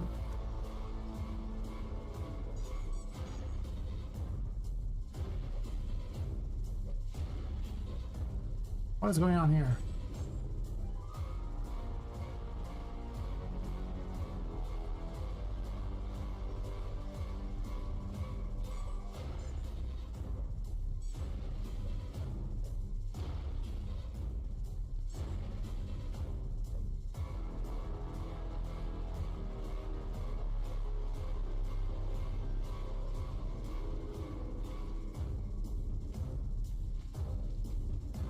Pretty brutal, actually.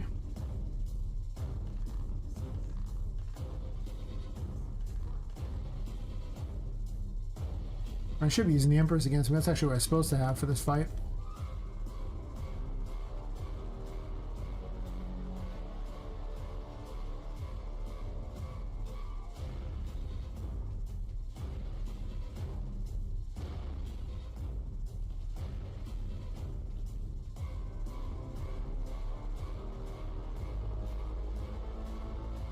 Hey, Max Mayonnaise. Huh. Everything's good right now. I'm fighting exploding dolls with exploding mushrooms. I mean, no sound. Really? No sound, you say? You sure? I think it's just you. It seems like the thing's reporting sound. Okay. I was like, awesome. I was like, that'd be really awkward. I've been live for almost 7 hours and Just now people are like, yeah, you had no sound the whole time. Like, and like no one said it. They were all just like, I'd be like single tear, just pure sadness.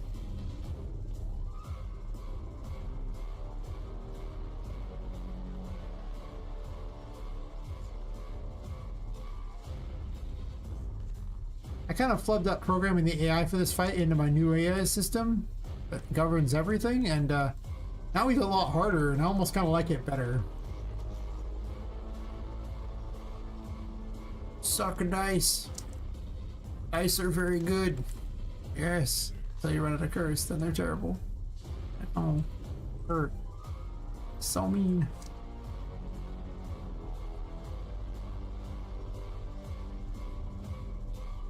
You'll come back here and fight. Did I run away? That's right. You come back here and fight. I'm just gonna go the other direction. I got him. I got him. He's dead now. He's dead, Jim. Take his shoes and let's go.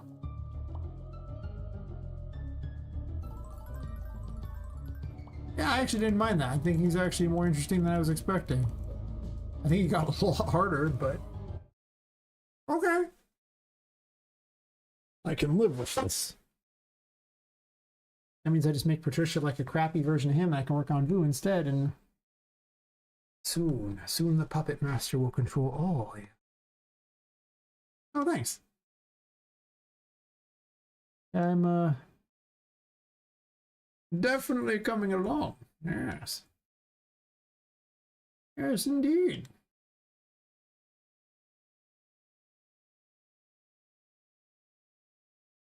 Oh, yeah, I don't like is his projectile was kind of just whiffing. Like he just was firing at the dumbest direction. I'm like going, where are you shooting those? They're not at me. They're like off to the side. I'm like going, oh no, what will I do? I think I'll... Bug. John Bug. Don't get squished on me. I hate when they do that. I live in farm territory and there's a mosquito eater that's been bugging me all stream. It knows I'm not going to get up and go after it. For now. Let's open up Patrick and see if we can get him to start firing in the right direction. And, you know, we just got to get him some glasses. That'd be sweet. If I had giant glasses for him, put them on him. So would. You know what?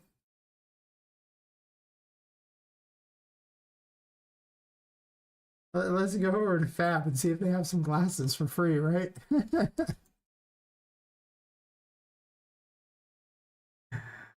Free? You're a croc, man. Those aren't the right kind of glasses I was expecting, though. I really wanted just like the most, you know, like old man type of glasses possible, so that Patrick's just like, you know, you put them on him and then set his, like, you know, aim to be good, and then I can just say it was all the glasses that made him have good aim, not anything else. Oh man, it's the glasses. This is why I can shoot things now. It's great. So he aims off to the side with this, and I think it's because he just himself is kind of off to the side from the look of it. I think that really what I want is this. And let's just set him to the second phase the whole time, right?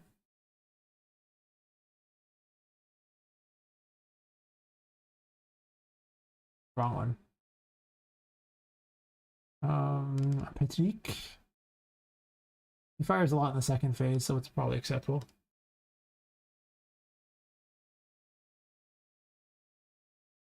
This is actually the lamer of the two, like, boss fights.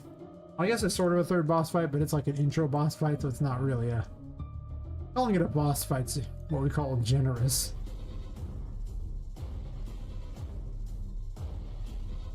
Boingy, boingy, boingy. Oh, I want to turn the slide on. Just shoot at me, Patrick. That's all I need you to do. Fire! Don't hold back, Patrick. I believe in you. See, I'll pull out a gun and I'll shoot you too. Pew, pew, pew.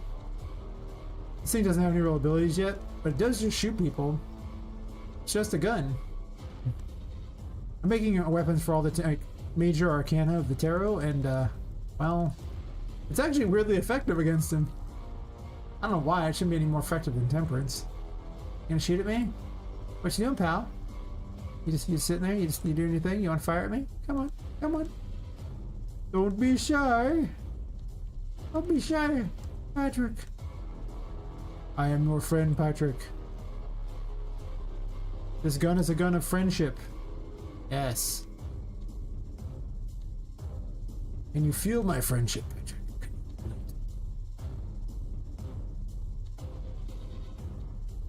It's weirdly effective. Pew, pew, pew, pew, pew, pew. Okay, well, I haven't put any ability in for that. It's just me messing around.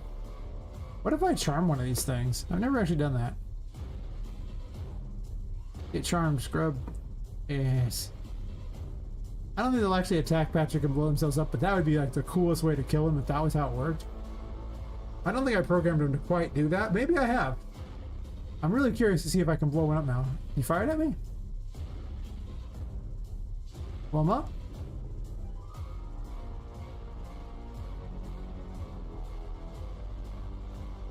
Oh. I guess I gotta get into his third phase so he actually does his thing, I suppose. Alright.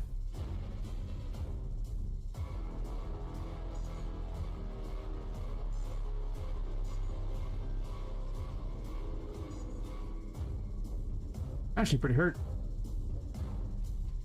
Actually, let's start it up. Oh, oh, oh. That's even a lot more effective, but he turns to the side.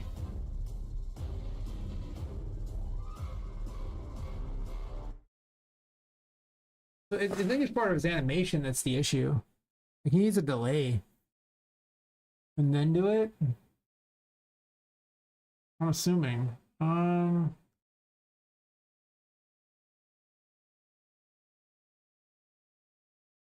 don't need this anymore. Maybe one of his attacks, I assume.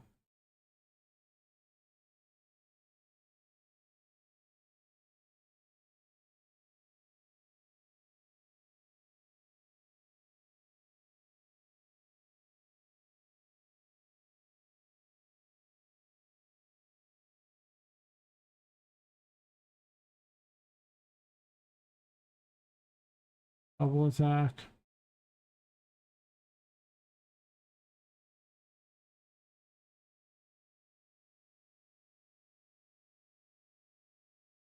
Perhaps if the delay was like a little earlier. So he was like a little more forward facing when he did his thing. And I'm just going to set him to the third phase now.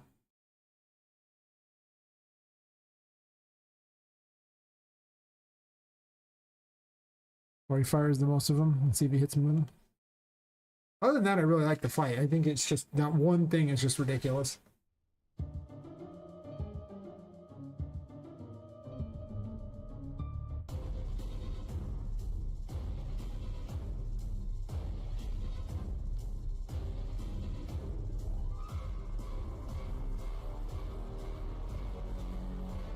Get bonked.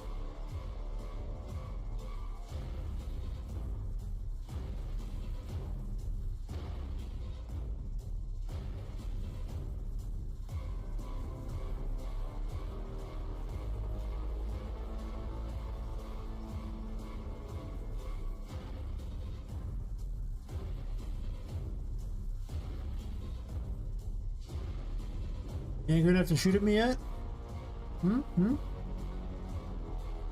I keep bonking you with cubes until you get angry?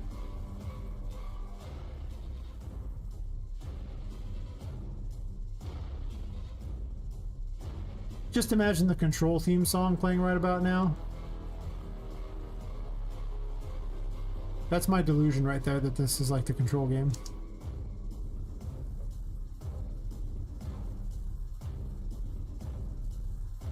He's like, I don't understand the cube. I get it, buddy. I don't understand the cube either. Oh, you know what I think the problem is? Those are commands given, but he himself isn't set to do anything about it. Like, he doesn't care. He has to also be on those too. For the commands matchup that he's getting. Alright, alright. That's my bad. My bad.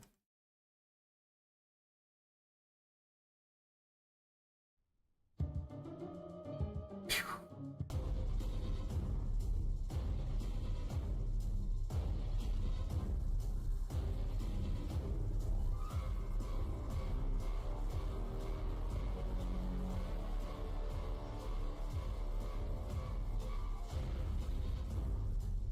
Yeah, it's like he waits too long to fire. Well, that one kind of came towards me.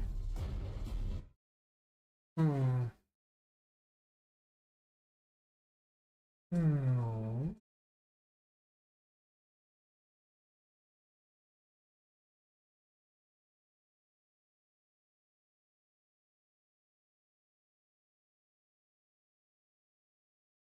Maybe look at target, like, if he faces the wrong way.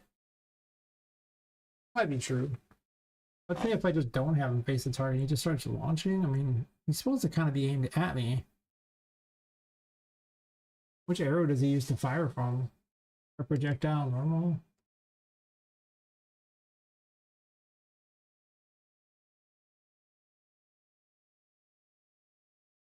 Over here. Projectile targeting arrow, and that's the one I turned, right?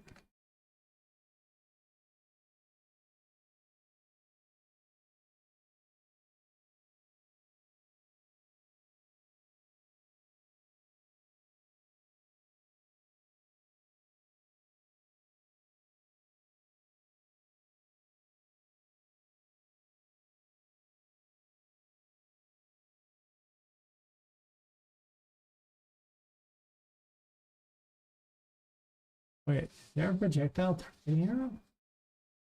Oh, I've been using the wrong one all along. That's interesting. I don't see a projectile targeting arrow. Because there isn't one? Question mark?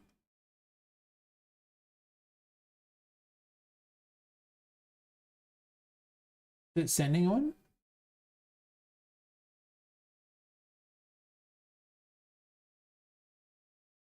Oh, it says here. So just tell it, never mind, that's correct.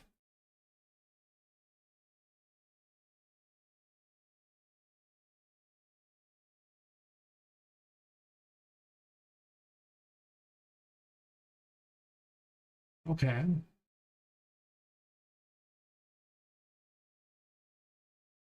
He's sending none. So if none is selected, what happens? It just switches it to the projectile arrow. Okay, that's fair. Past me is smarter than current me. Past me thought of this. Current me's like derp. That's it. That's current me's master plan.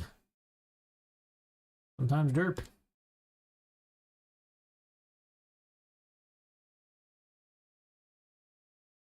So if I turn this arrow a lot, in theory, he should not care about his animations. He just rapid fires those things.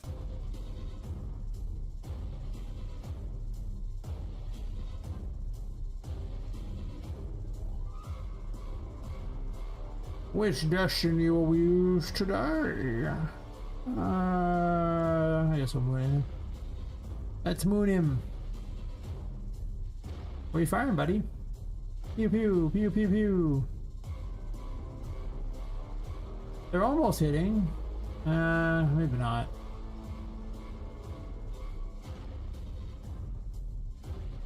Why does it seem like they're firing even farther off to the side? Can you make this visible? Is that a thing we can do here for arrows? I don't remember if you can. I think you can though. Hidden in game? Nope. Show me where the stupid arrow is that you're firing from. It makes no sense.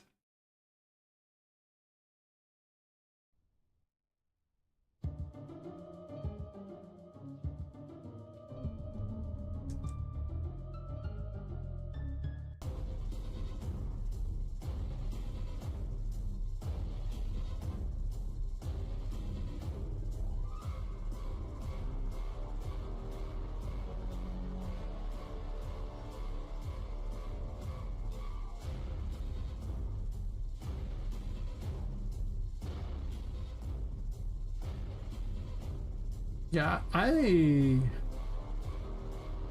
dare say he is picking a different location than expected.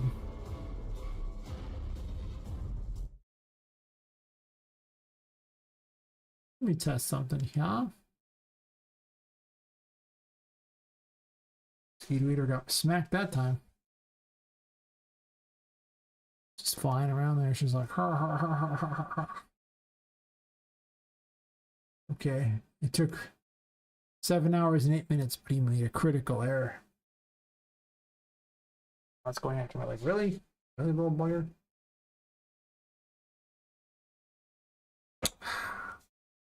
Our monster.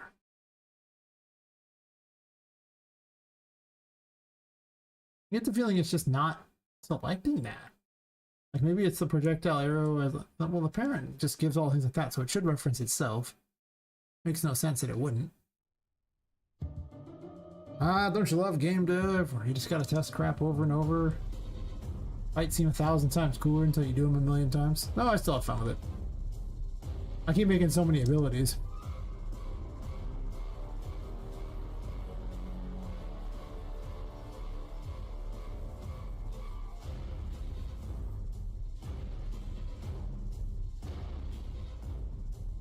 It's like it's firing the opposite direction.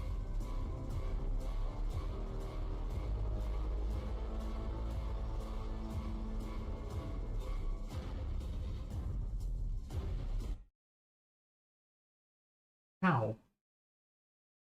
How are you firing the opposite direction?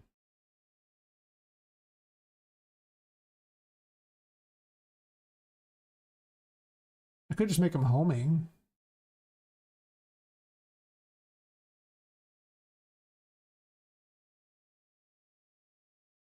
I'm not going to turn the light on this time. I'm just going to walk in there. I didn't care anymore. I just need to see which way he fires. I could just put a bunch of them in a room and see how they fire too. I don't have to set it up this way.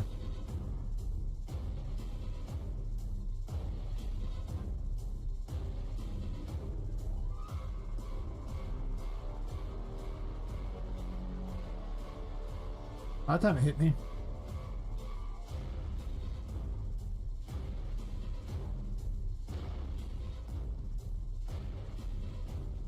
They're close. By the time it hit me with them.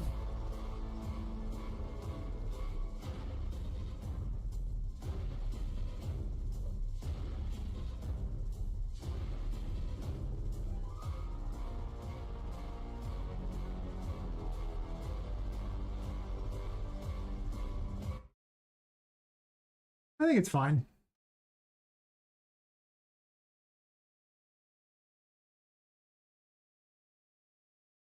Not completely ideal, but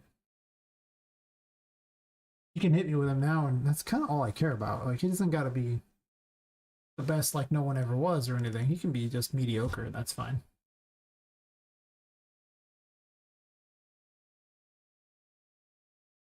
I mean, he's not that far into the game. He's like half an hour into the game. Unlike Vu, who's like an hour and a half into the game, which makes me think there should probably be an actual boss in between. That's okay. Charlotte will keep you company in between anyway. He's like a boss you can't kill. Even better. Oh. Thanks for hanging out, Lepus. Hopefully you can sneak home and do lots of game dev to make up for all the game dev that didn't happen with your team there.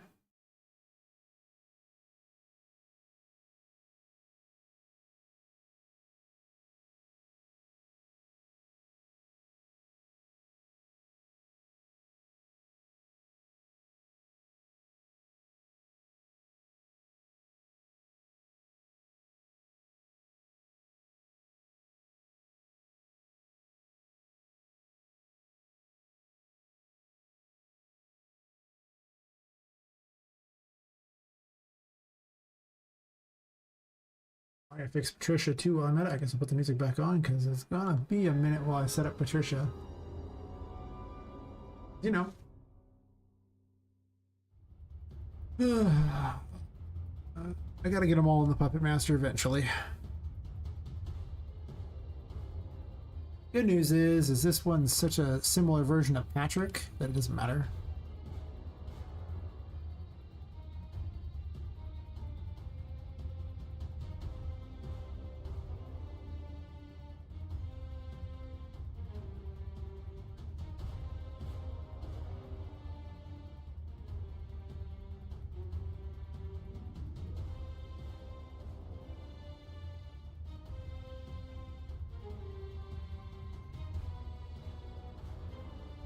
I wish there was a better way to do this.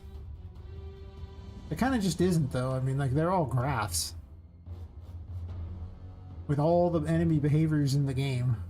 And apparently some interactable things, too. I mean, I can push them together a little more, I guess. That's true. I kind of have them spread apart a lot.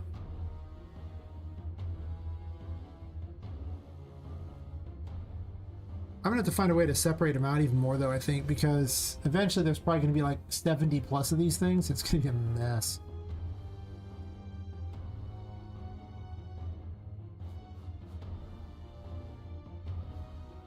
So maybe graphs for each area.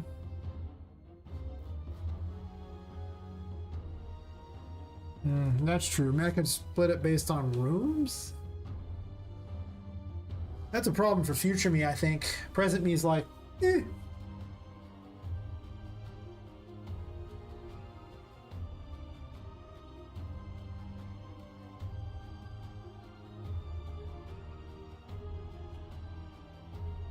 Let's put a stop to reorganize them.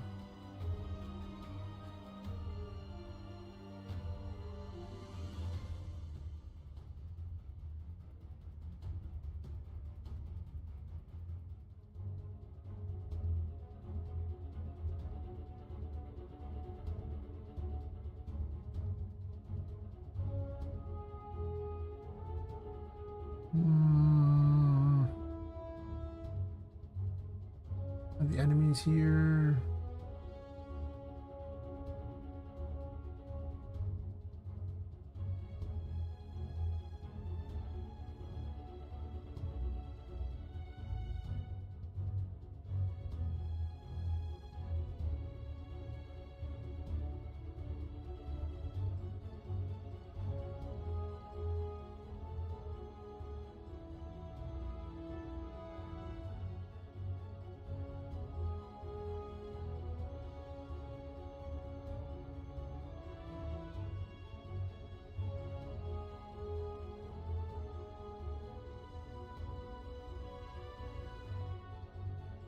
Where's only fires one, huh?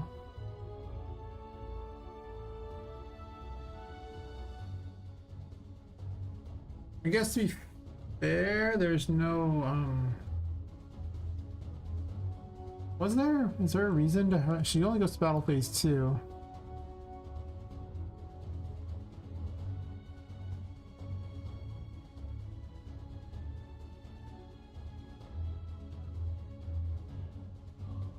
That says 0, which is weird.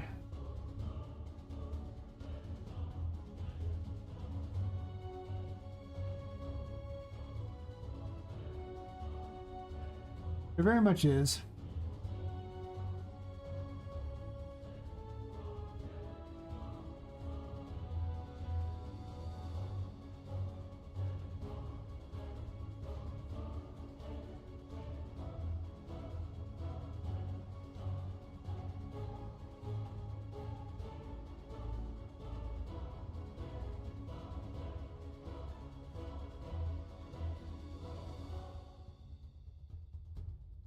I'll never understand why it can't copy a delay. That seems so stupid. I mean, there's just no logical reason why it shouldn't be able to. Because, I mean, it literally is a legal node in this graph. This delay is not different than any other delay. But for some reason, it cannot copy them. Everything else, though, even nodes for variables it doesn't have. A-okay.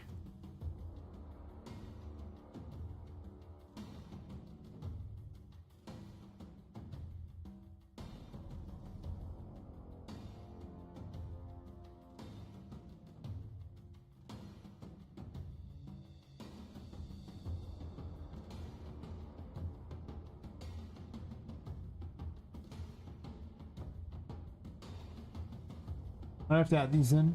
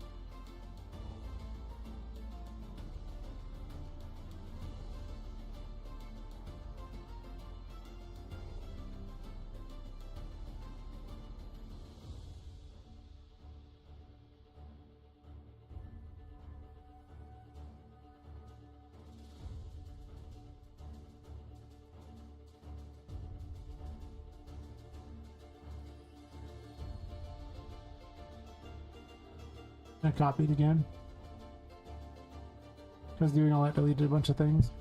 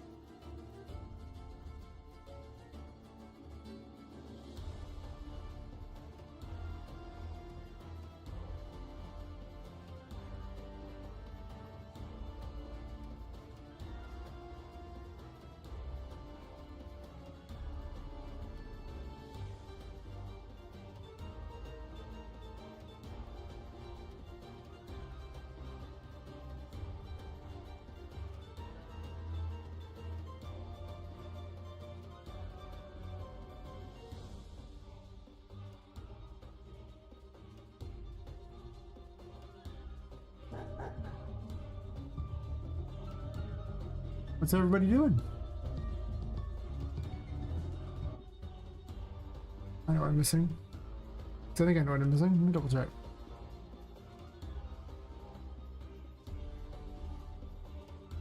There's not one move, so I can spell really.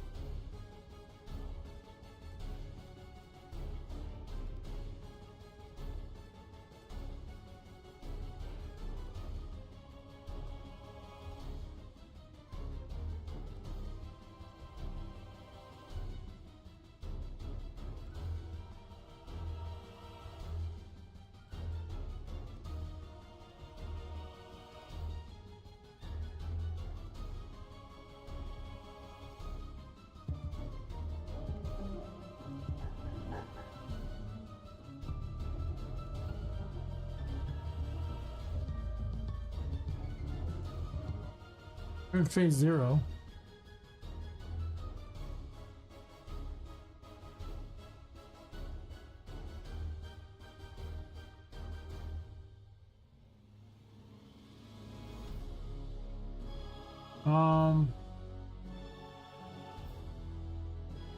Wait, I'm missing something from the graph here.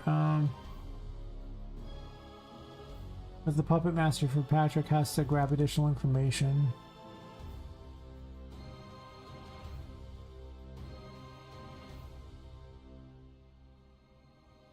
Battle phase information.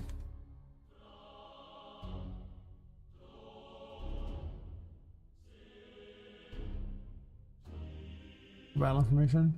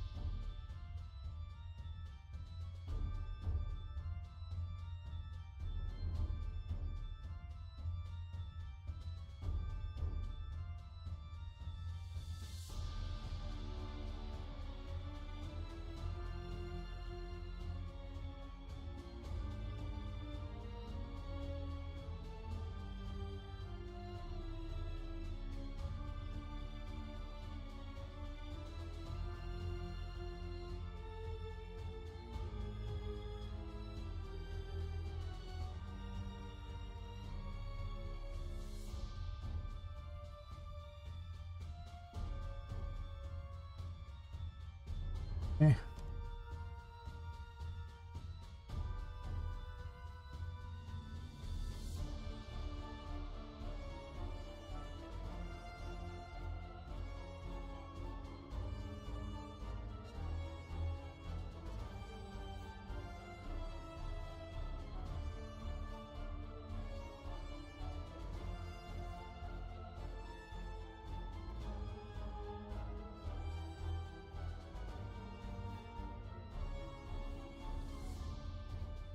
After this one, I might take a slight break before I continue with Old Vu.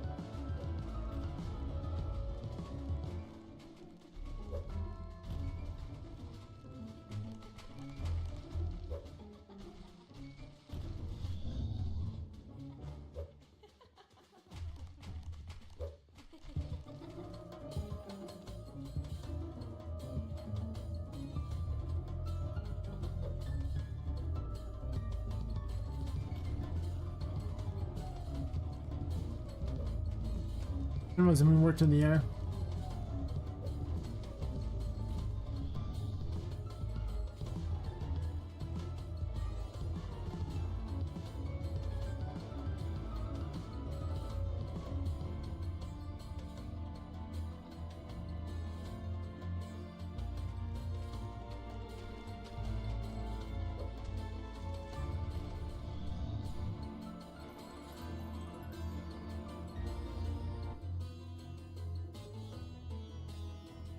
Does it need to even say when you collect a coin? Probably not.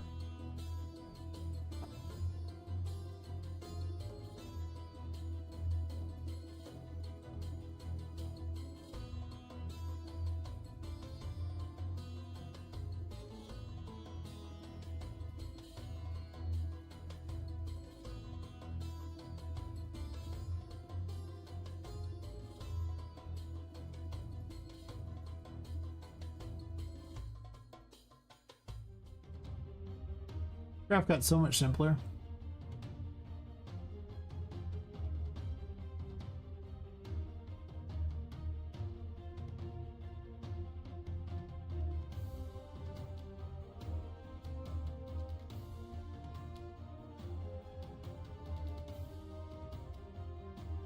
It wasn't adding gold, was it? Remember that being a problem.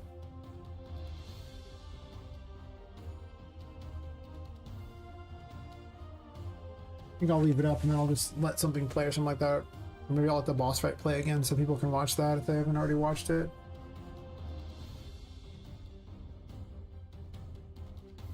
Oh, it says coins.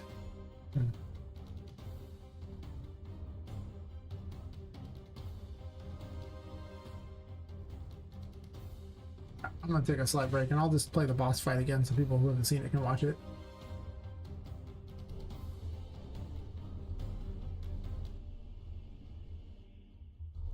I should be back in, about like 5 minutes or something. So it shouldn't be too long, but definitely needs a slight break.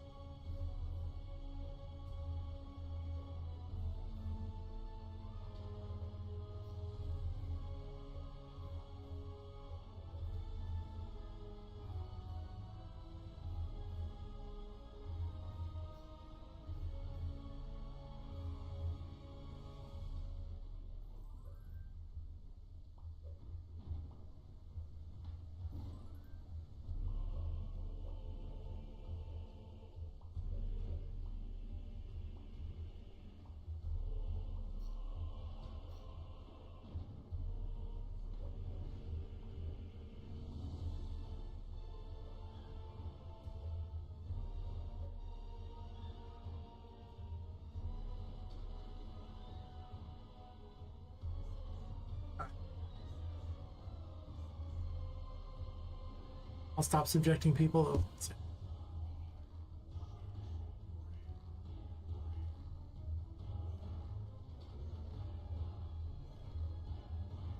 Anyway, I'll stop subjecting people to that. Because I gotta work on it to fix it anyway. But good times. Best times. The old webcam back.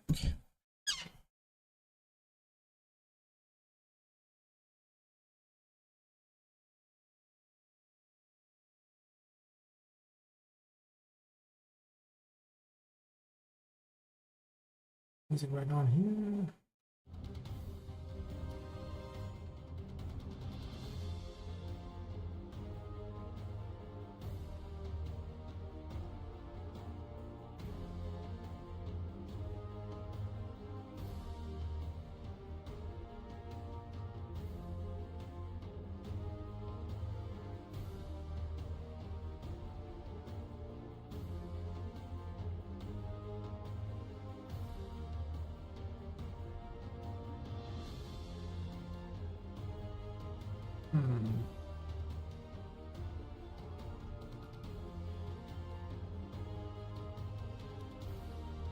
All right, work on Vu.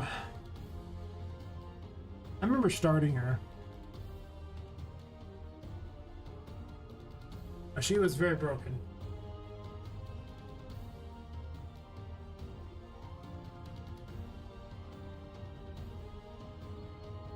Also, I can fix the moon while I'm over here too. Bring out my notes. My to-do list. I did not reduce the enemies in the chapel. I actually did something very different.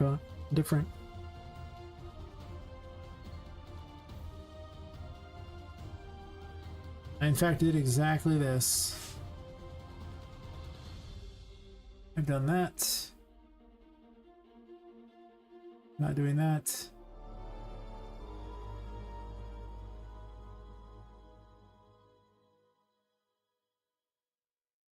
Bugs that need to be fixed. There's other ones too. Oh, I need Patricia and Patrick.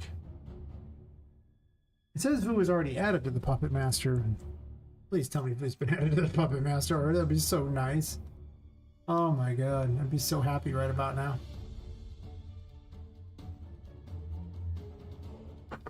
She's not on the list, but that doesn't mean much. I couldn't get this tentacle crap to work, but I don't know why. Never figured it out. I do want it to work though for later. I had plans. I had the best plans. I need some destroyables so I can see why I don't get money. That's incorrect. I actually just need to throw some coins out here.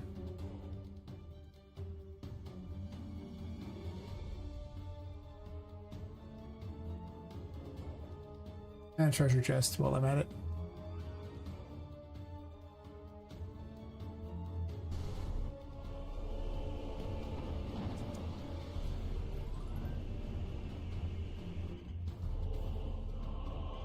Oh, let's give him gold.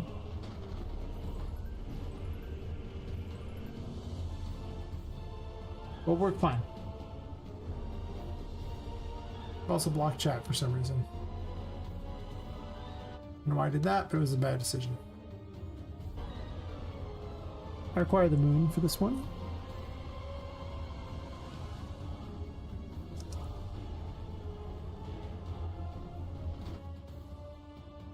So why?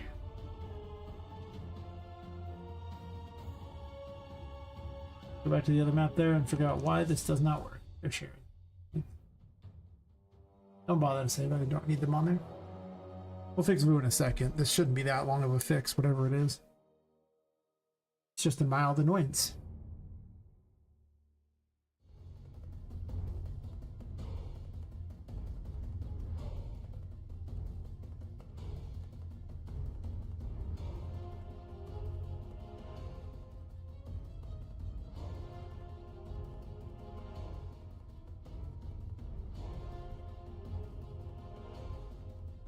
This room.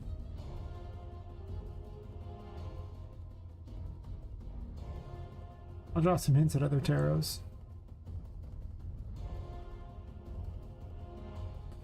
This room. What was that?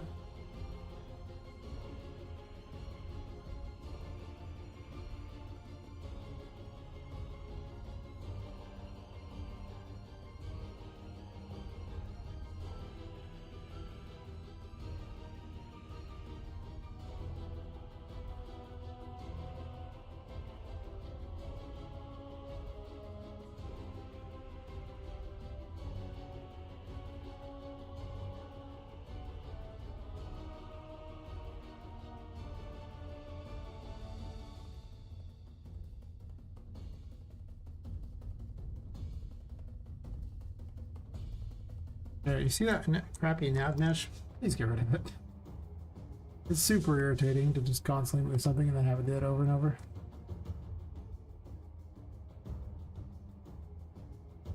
Copy scale, click you.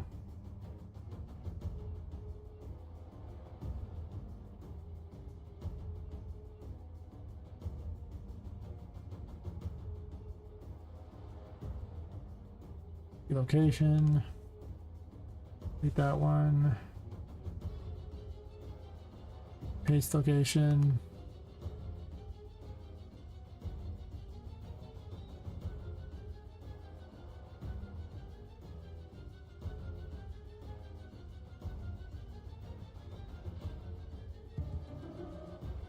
Oops, I am apparently not inside the thing.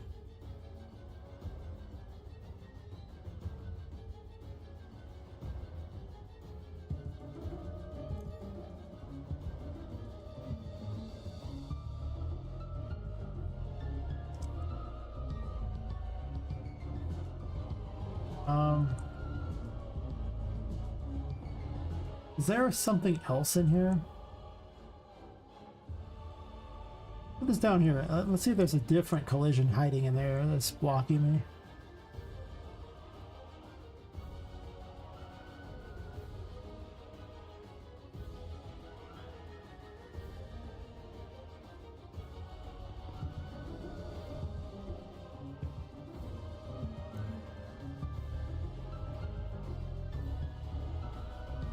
There's a different collision there. Okay, it's not. Sure. But what? What's blocking? Something ain't right. Is it because this gate thingy has terrible collision or something? Maybe.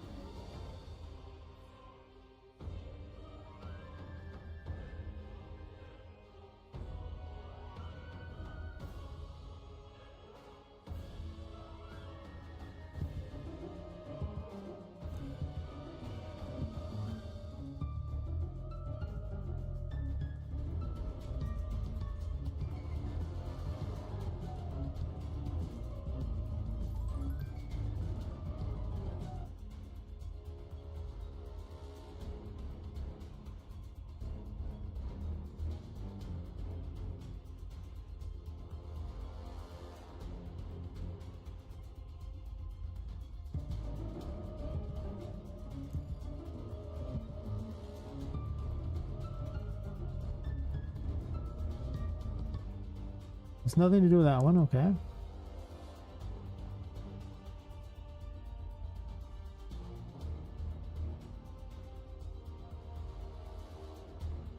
World could be causing collision.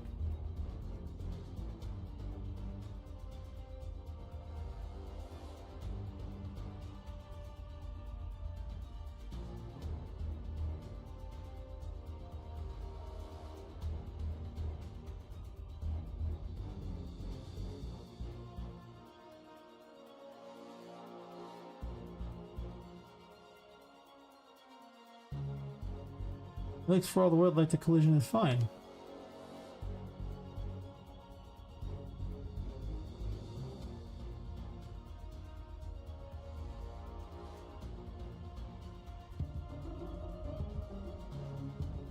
It most certainly is not.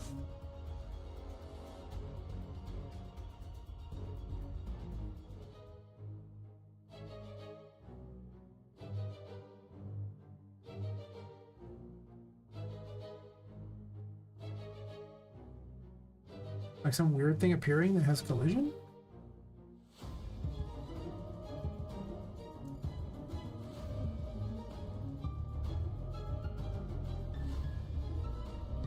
Something else definitely is.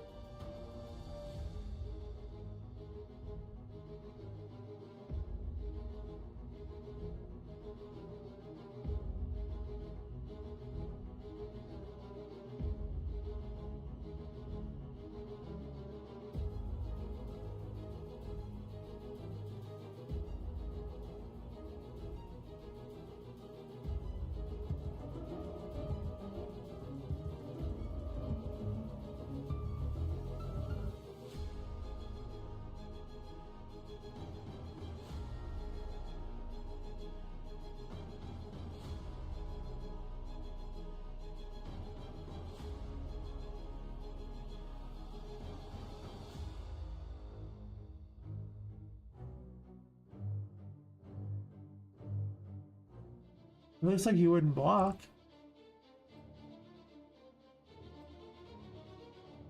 But just in case, I'll do this.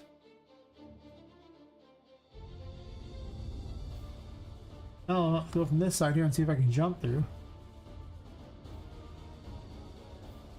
It does a hidden something, but oops.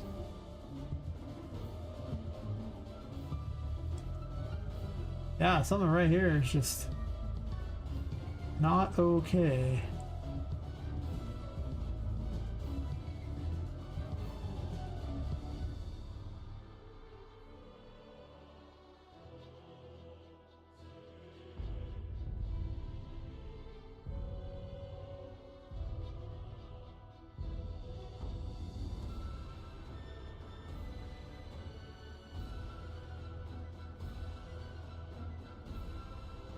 What?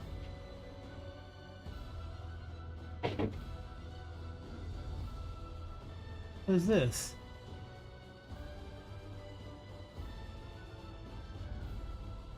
Oh.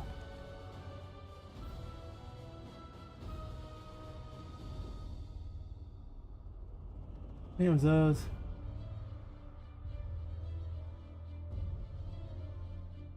I'm not gonna lie. That's actually kind of cool looking down there. I don't know why I just did that, but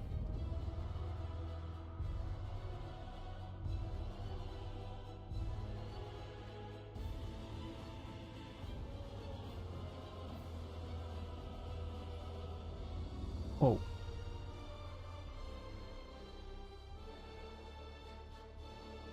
Why is it going that direction? Stop it.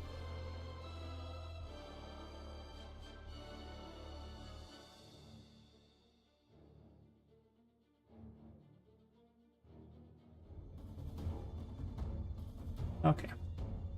I want a screenshot of this for my Discord.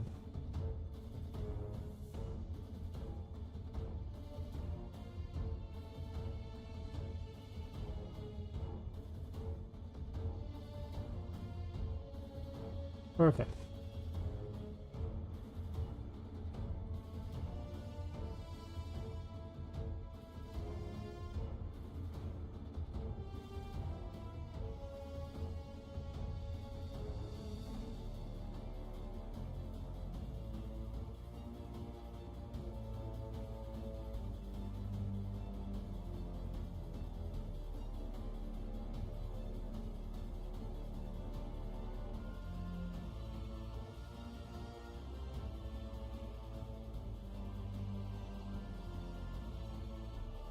I mean, tell me that doesn't look cool. Like, seriously, I mean, look at it. It's awesome looking. Just with the way these look.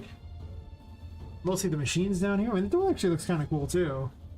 Pipes here, they're okay, but there's just a nice pattern to that that's just cool.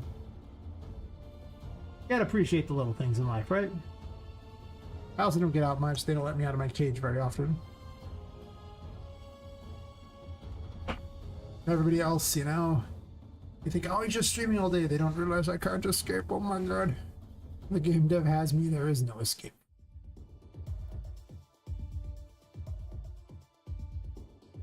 Feels like it sometimes, but I actually enjoy it so much that it doesn't really matter. I mean, really.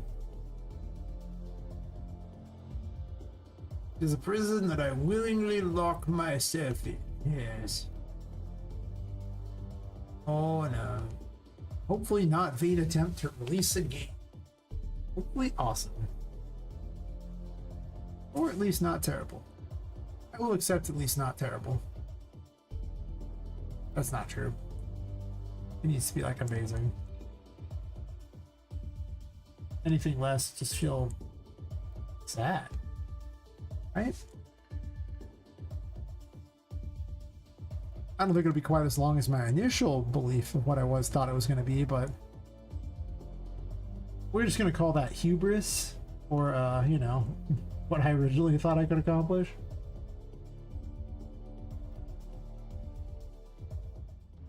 Sheer hubris. It's okay though. Technically, in the last 3 days, I've gotten farther in my project than I did in the first 15 months. Mostly because I cut out a whole bunch of crap that just seems really unnecessary and not very good. Oh no, that reducing the scope of your project would technically get you closer to finishing it. You know, working on the project.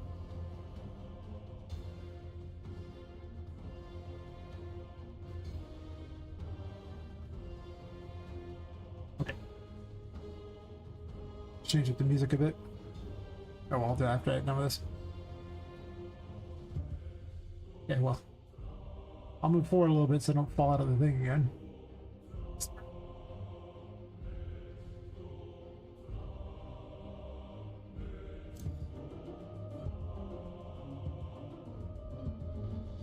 Yay!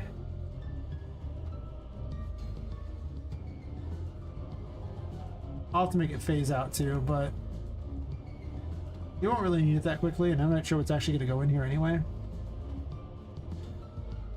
I'm definitely going to hide things all around the world that are, you know, hidden behind room doors and things. Because, you know, it's a Metroidvania. You have to backtrack at some point, right? Someone should come back to areas and go, hey, wait a minute, there was something there.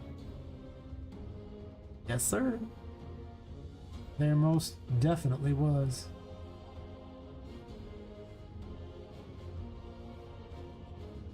I'm starting to wonder if I need quite as many areas as I thought I needed, honestly. I figure with the story and not knowing where to go this area, it'll take at least 2 hours. And that's one floor and like a room off of a second floor. Can you imagine 6 floors?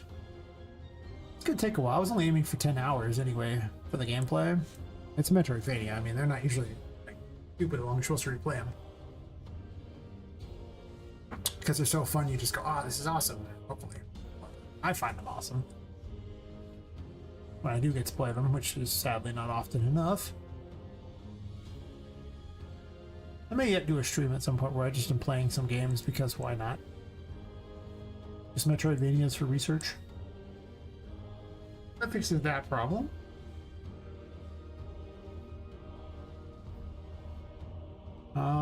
Is this even on the list? I just think I didn't kill anything on that, and that's why. I don't think I'm going to have any option to save the character. I think that that's just... That ship has just sailed. It's such a weird mechanic. It just plays so badly. And there's been mechanics I've fallen in love with, and they just played so badly I had to drop them. Including this one boss that summoned voodooed all of you, and it was just... it was just such a terrible, terrible thing. It did not play well at all. It was just miserable. So... I gotta learn there's no sacred cow in this one. Sometimes if something sucks, you just gotta cut it.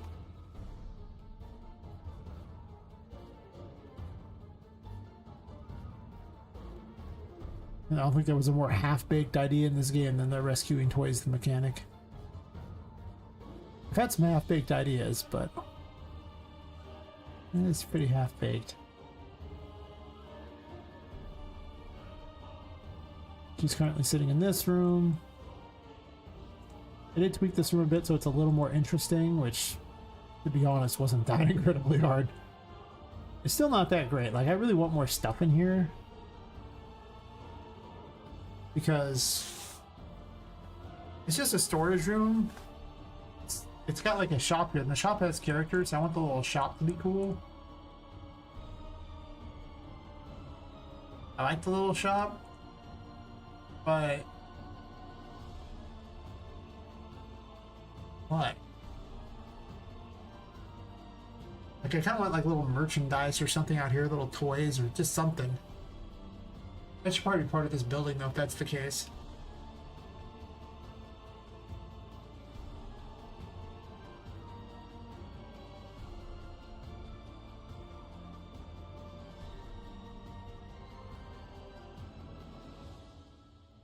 Bunch of sales signs. I mean, I could have sales signs. That is not incorrect. I could make those.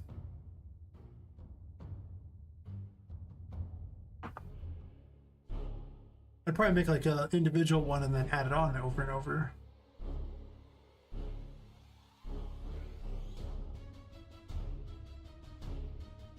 I have a sign, but it's like the one I use for Charlotte's stuff. I don't know if I'd want to use it here. The good news is I can actually just test it really fast to see if I like it too. Every time I make anything weird, I just put it all over the place because it's weird, so it's good enough.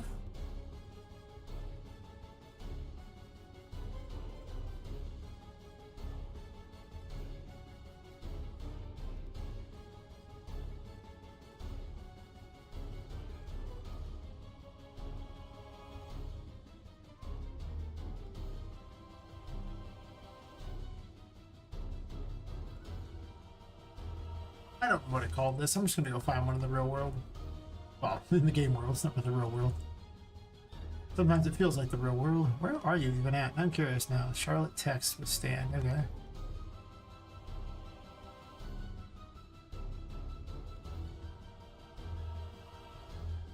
Oh, it's under text. Sure. Fair enough.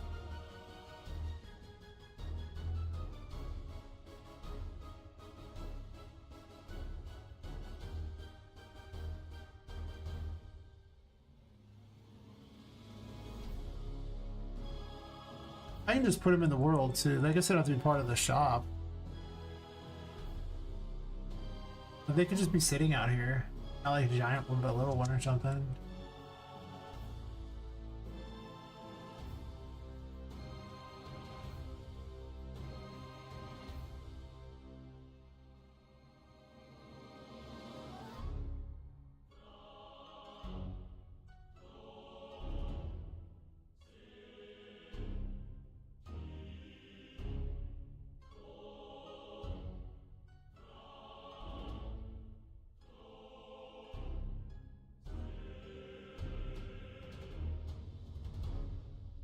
Actually, wait, I probably want this to the center, right?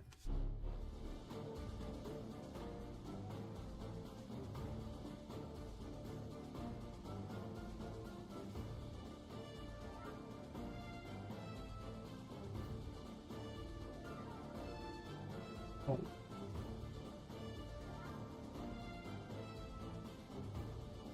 On button, I keep clicking the Windows button instead of the other one here. Let's put some other music on. I'm tired of these ones.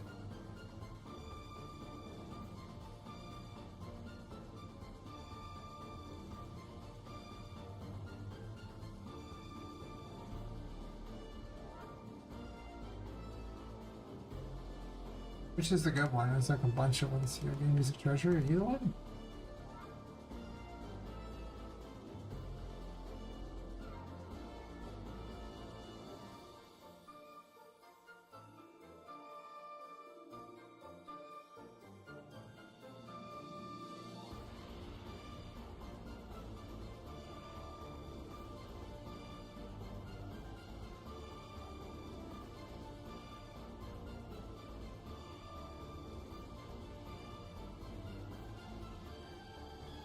Let's grab them all and drop them on. I don't care.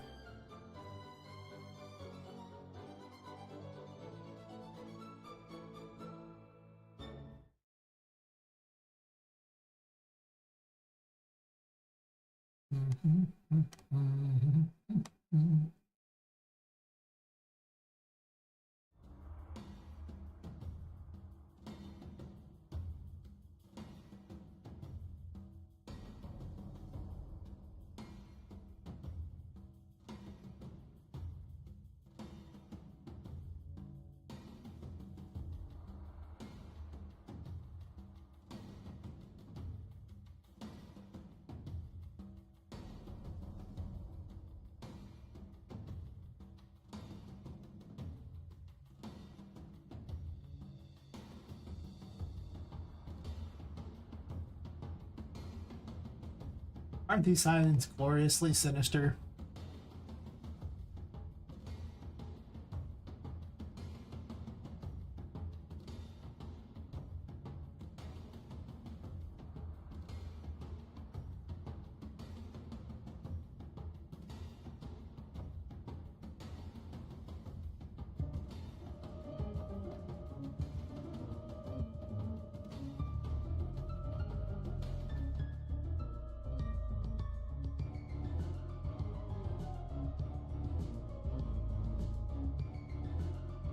They're so sinister, so evil, so wonderful.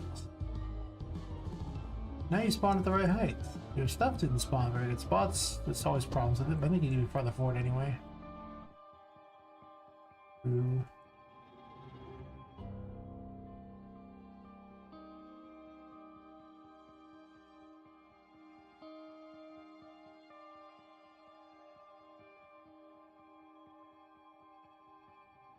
Oh, it's starting to get light outside.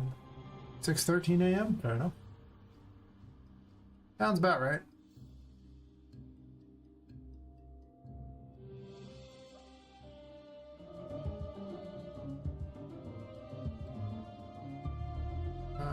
Where's the test? The test is hidden away behind stuff.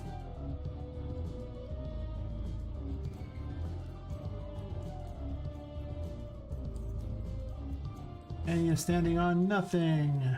Excellent. Down you go. Originally I had her standing on a treasure box because, you know, she's just super greedy. I figured it was only fitting that she was standing on top of a treasure box.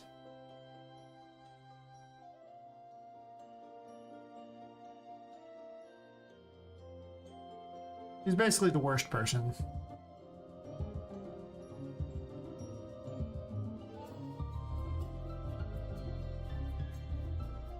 I'm sure it pleases her to stand over you, too. She's petty like that as well.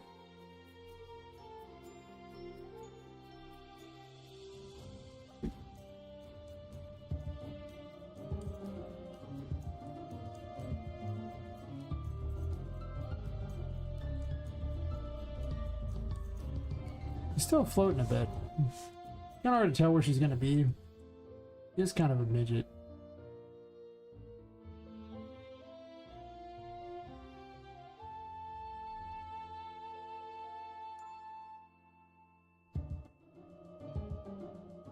I should put a thing in there where you can pay your money to join Annie's on Prime. It literally does nothing. He's just milking you for money. But one day she swears the service will actually do something. I would get a laugh. I don't get out much, so, you know. It would be worth it.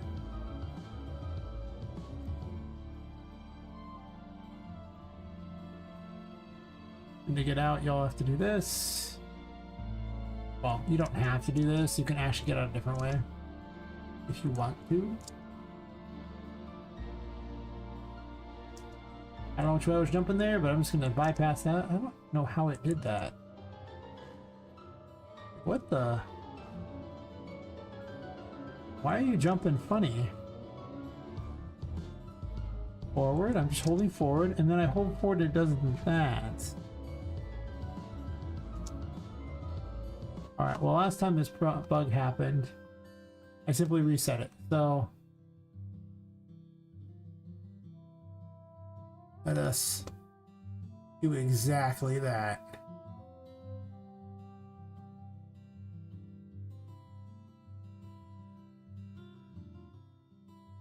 Where is it? Because, you know, listen. Yui's weird sometimes. You don't even worry about it with Yui. Sometimes it just does things that just make no sense. And a quick restart fixes whatever it probably had.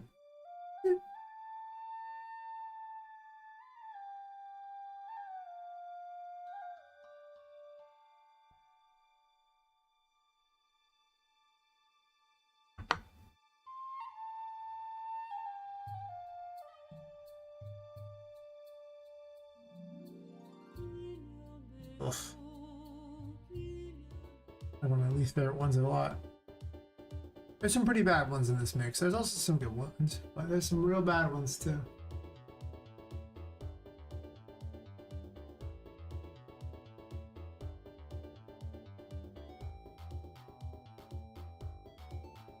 I remember that.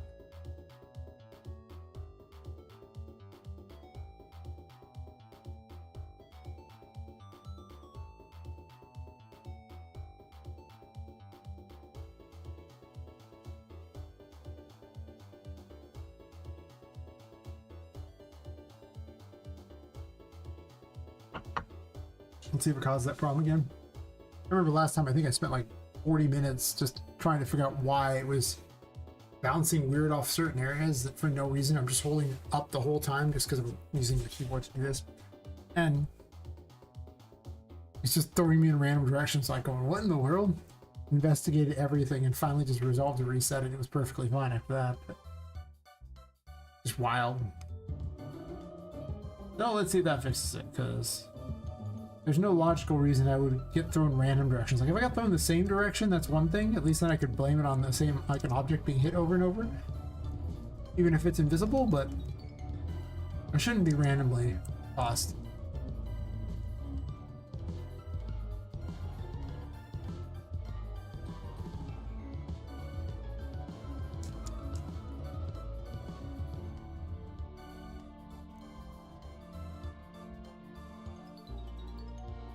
And shut off, huh?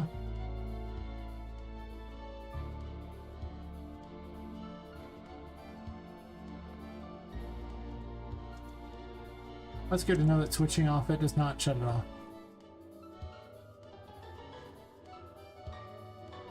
Yeah, it's literally throwing me around this when I jump.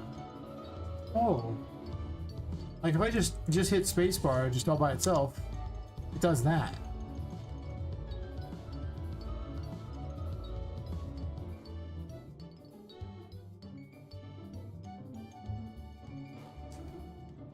Did they all do it?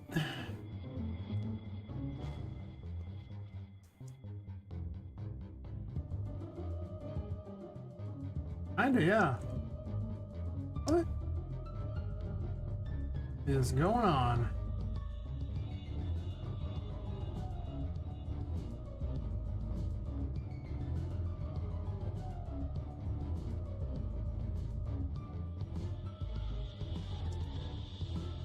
Once again, getting thrown to the side a bit. I jump forward and it does that.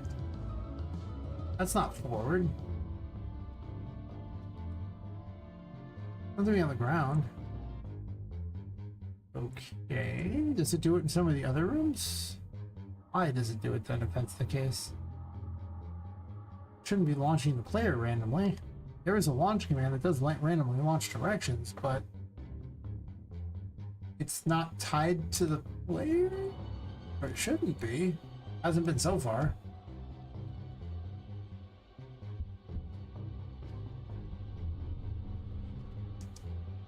And did it there too. So the possessed object itself must have some problems.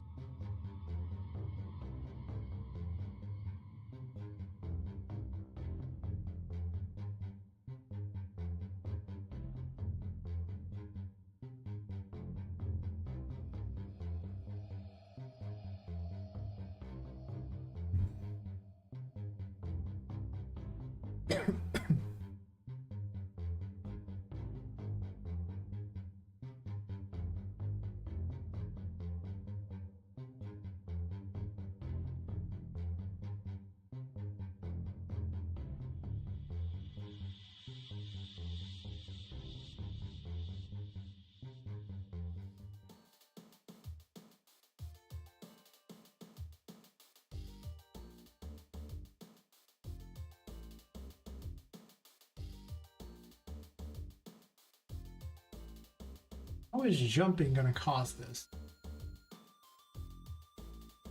It's getting its own static mesh.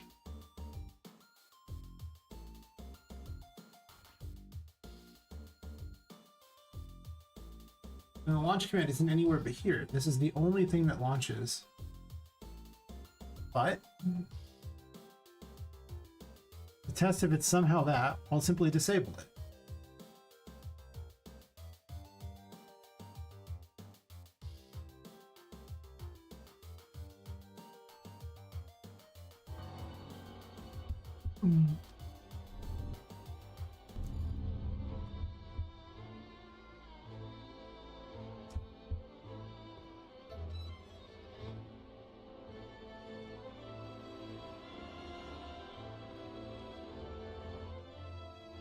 Okay.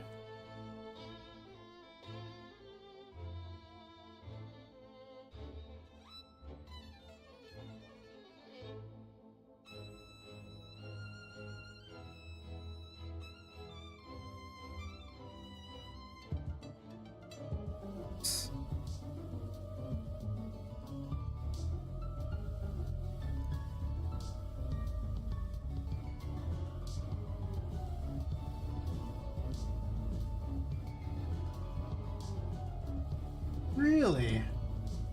But how can that code cause it? Reconnect up the code. Code worked before.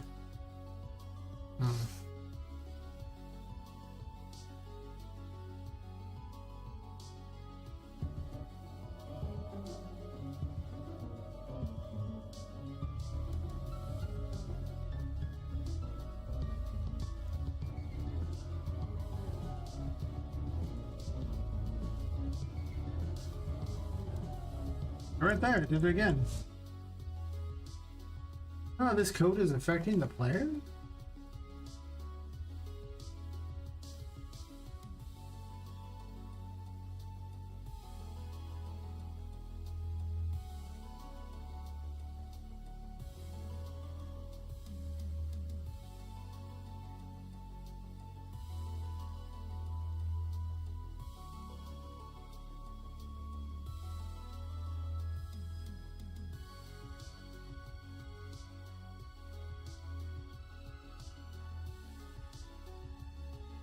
They weren't moving.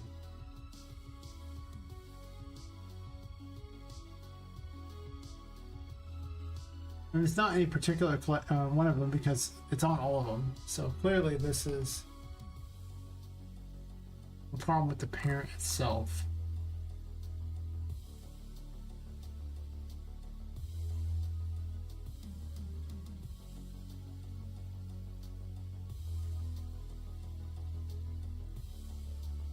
Also, they should do this just in case I decide to enable things differently.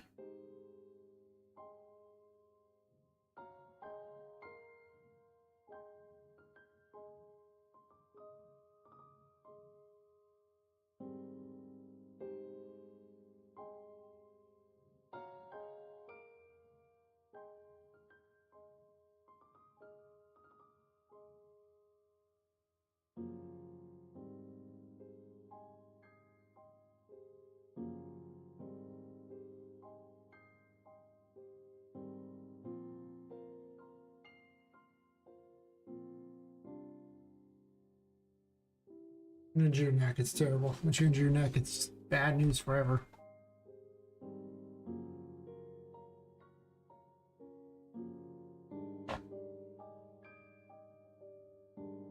This is really puzzling. How can this affect anything else? It's targeting the static mesh of this. It's not actually moving. Leave this up so it's not on top of each other. Don't know how to end up on top of each other already, but whatever. But at no point is this targeting the player. But it's like somehow this can add to the player's thing or something when it's not moving?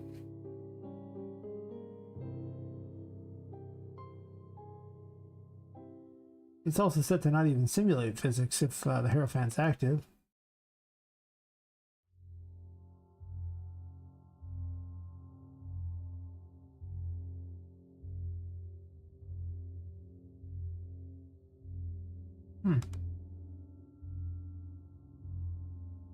That's really puzzling.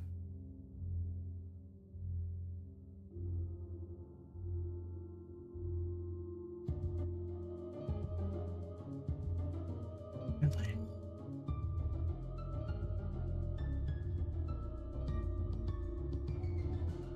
Yep, jumping straight up even on top of this causes me to jump in funny directions. Like I get thrown at an angle. And every time it's that angle, even though I'm just hitting jump all by itself with nothing clicked.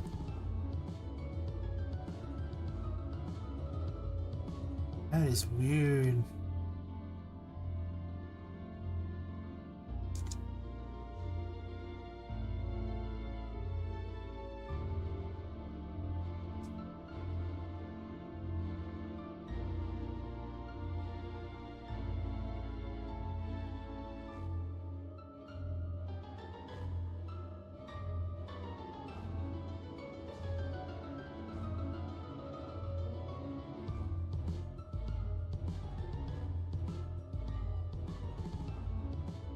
I guess I'll go back to working on Boo or something. I don't know.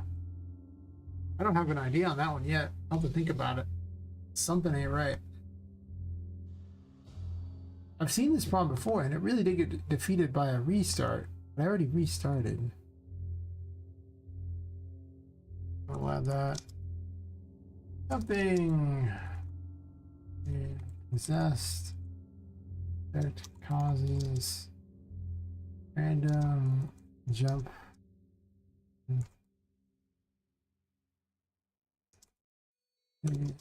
Causes, so just jump direction, jump momentum,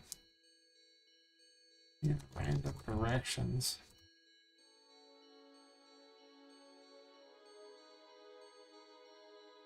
I guess I should take a look at Vu. Not on my list of things that need to be fixed, which makes me wonder why I thought she needed to be done if she's not on there. I have questions.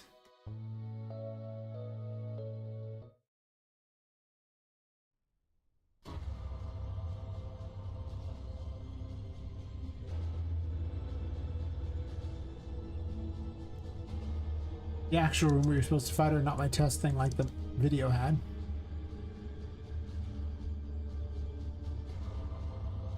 Yeah, it's loading a bunch of textures things. That's awkward.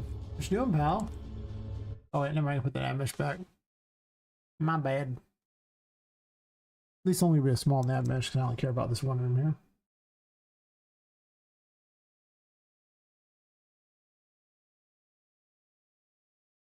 Right, that's entirely within the range of the battle. Yeah. Actually, the full room anyway. You can't leave a room.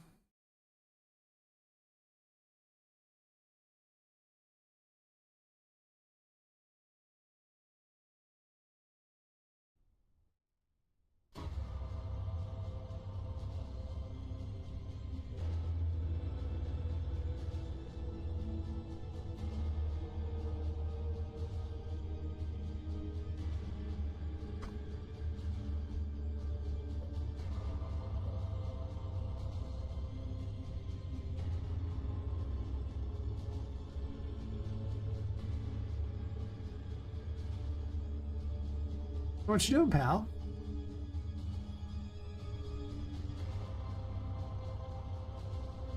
Where are you going? I think that was what I was deciding. Something was wrong here and that she was going the wrong way. Like her target's wrong. Let me check her information gathering. It's mostly just to set up that she doesn't need to pick a target that way. That's already handled by the Poppet Master itself. Which is in fact very much more complicated in how it picks its targets than the other. Including a faction system, which I've been working on because unfortunately one of the thingy is charm stuff, and That means there's such things as different factions. Potentially NPCs could help too, but I don't know about that. It's not an adventure game. This is a Metroidvania. Metroidvanias don't usually have NPCs that help. Not like it's super complicated scripted fights or anything. Could be exceptions.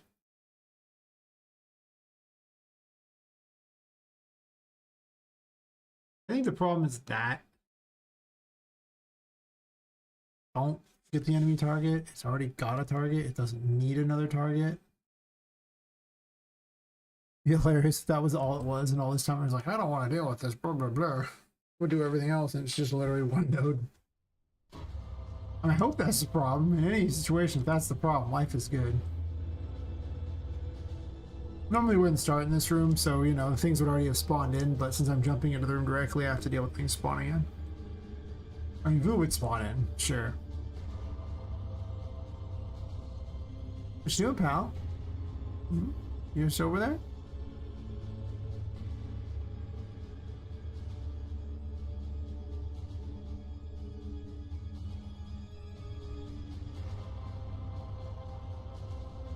But she just has a favorite target, and that favorite target is somewhere else.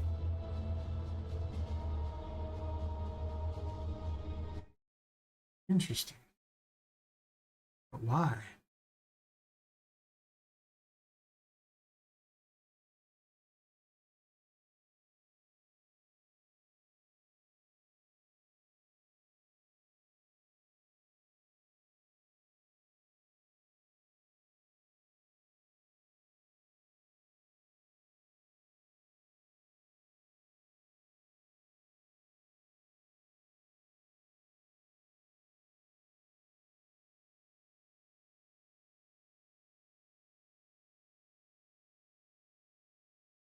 I'm guessing it's her target.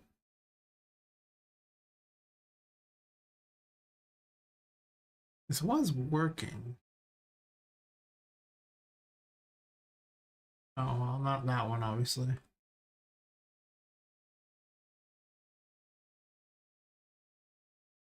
She mostly works off one individual thing. She doesn't bother to work off a million of them. She has one like one battle thing, and then she has special moves to make her stuff more interesting. Otherwise, she basically fights the same the whole fight. It's just the special moves really change up how the game plays. Especially since she can have up to 10 helpers, which is quite a few, honestly. That's a lot. Kind of moving them closer.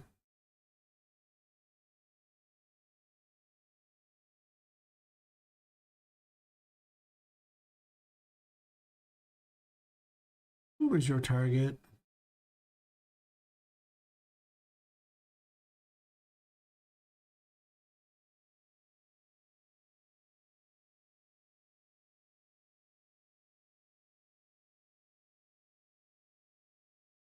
Oops.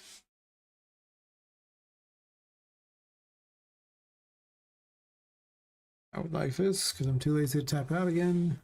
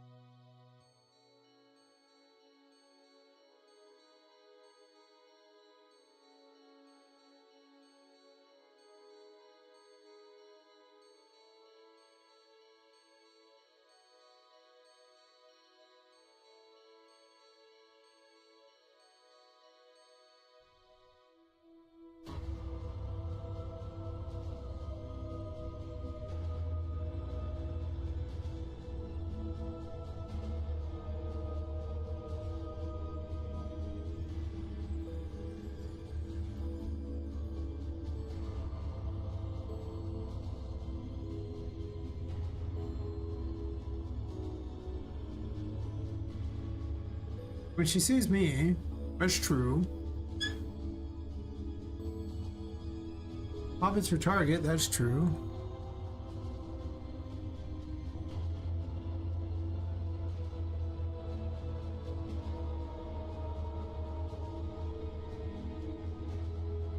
Why does it feel like face the target's just wrong?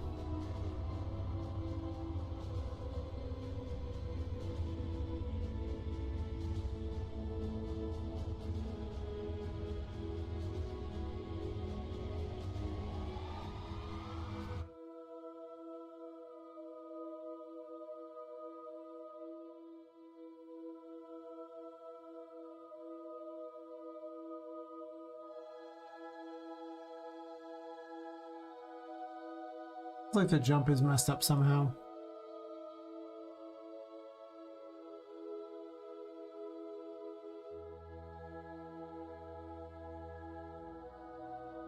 I need to clean up this particular thing. It's got to be such a, like a mess. Just what's going on. It's just. It really feels like face the target doesn't work right.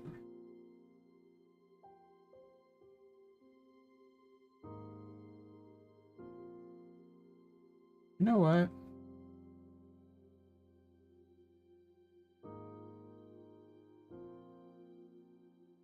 I don't think face the target should be turned on if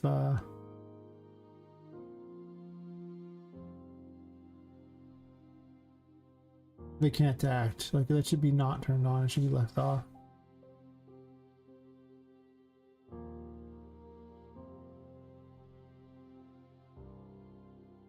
Let's do this instead. It should almost be the first thing that happens, but at the same time, I don't really care if any of these get set over and over because they don't do anything.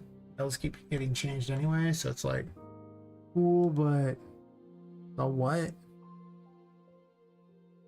I suppose the other.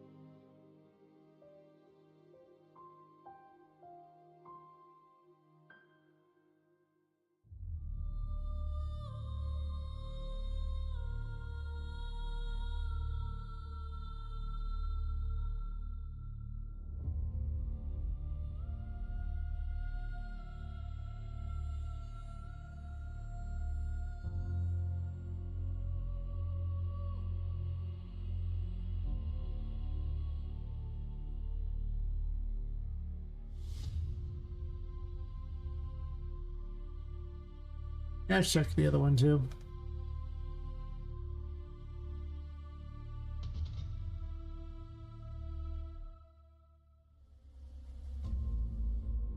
Oh yeah, it's set correctly in this one, so it's just in that one. It's a little weird. That might have been causing some issues there. Let's face the target. When commanded to do like jump in weird directions can cause problems. It's basically my answer to strafe, basically. Though not everything actually has a strafe animation, so face the target won't actually make them play a strafe animation, obviously, but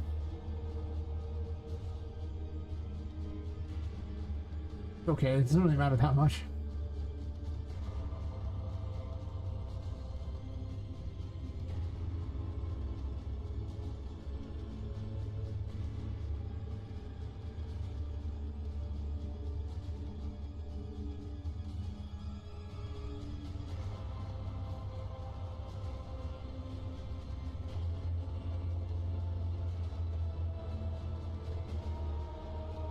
Like she's just kind of jumping around slowly and then she spins all weird. Why did I change that could make them jump like that? It's all weird because it didn't used to do that.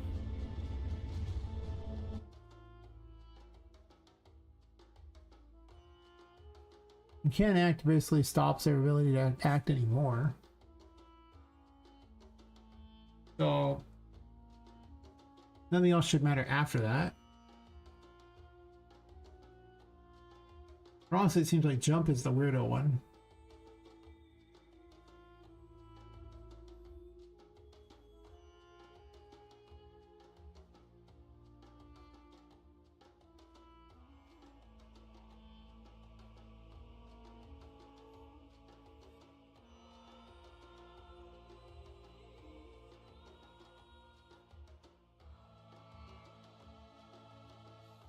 You know, I get the feeling this strife thingy that I deleted a bunch of crap of is the problem.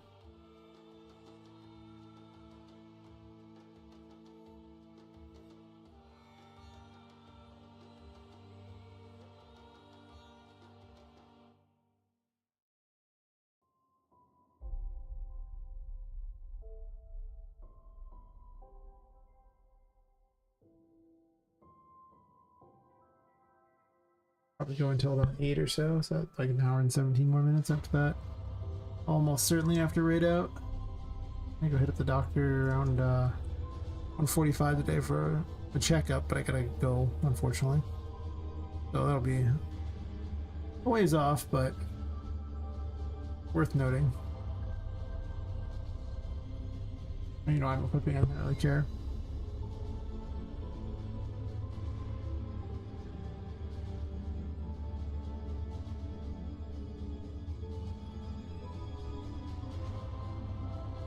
Okay, what you doing?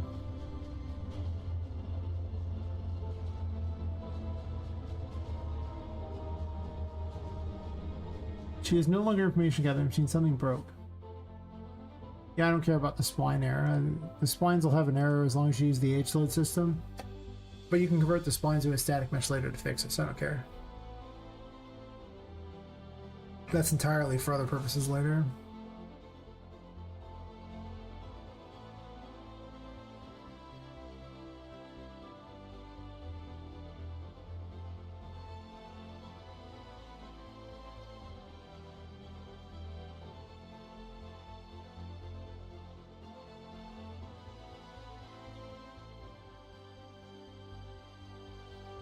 Oh. It's just because I did this. I'm not having him jump X times. I get the feeling that was actually the problem and why Patrick was jumping all crazy. Which means I have to work on Patrick again a bit too, but...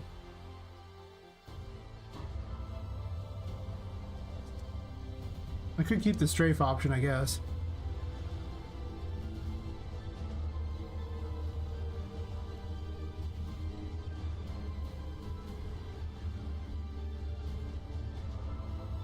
What you doing, pal?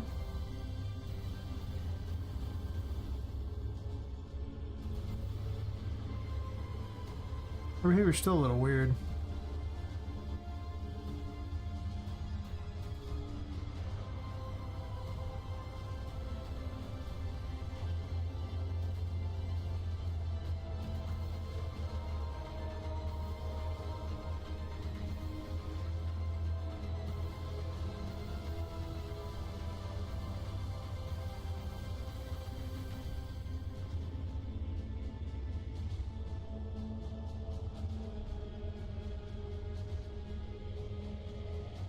Your behavior pattern's just trash.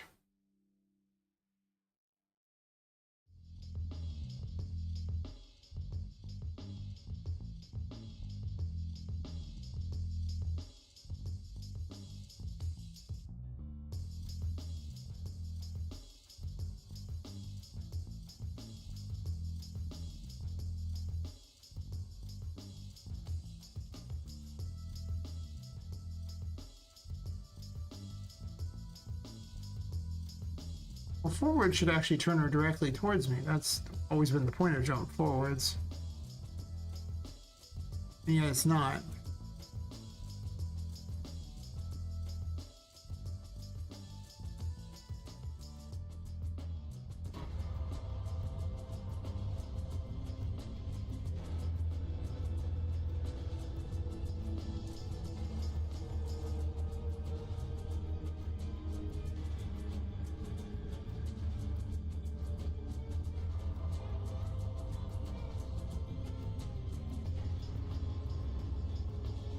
Yeah, face the target just does not seem to be working the way I want it to.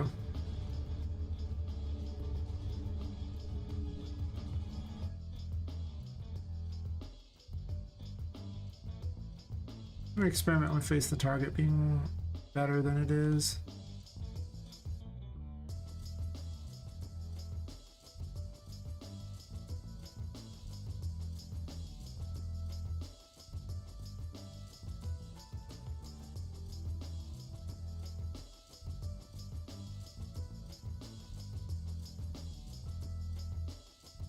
Oops.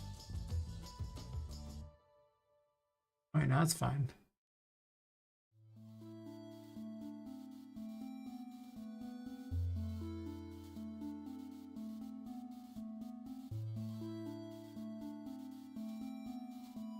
I don't know if this even needs a death check.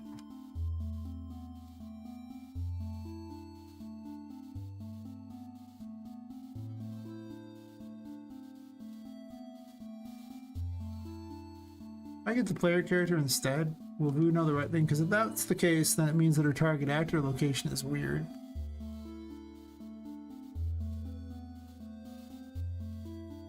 She can find something else with a Poppet tag too. Some things have the Poppet tag.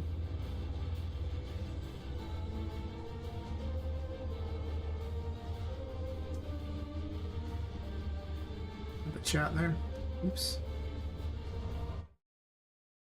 Find music at a time, please. It is.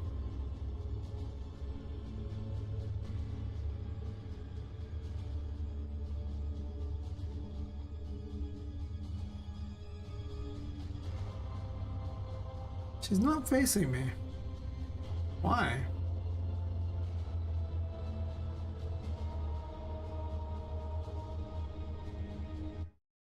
I can only surmise it's her information gathering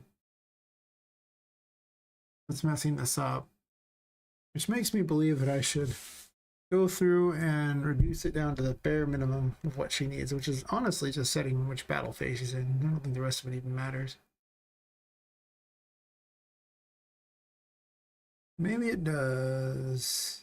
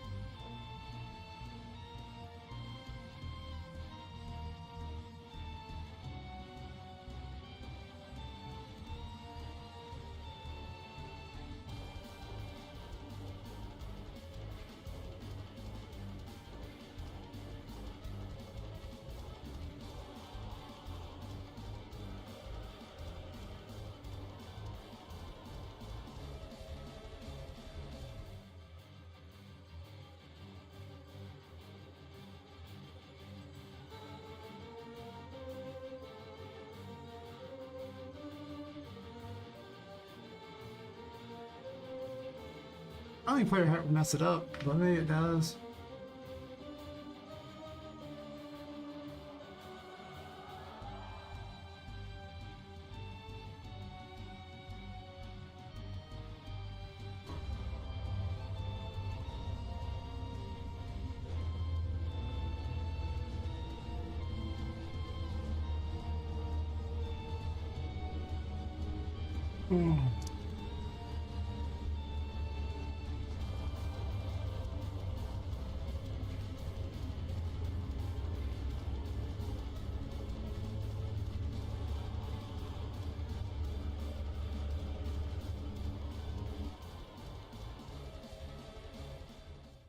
That was irrelevant.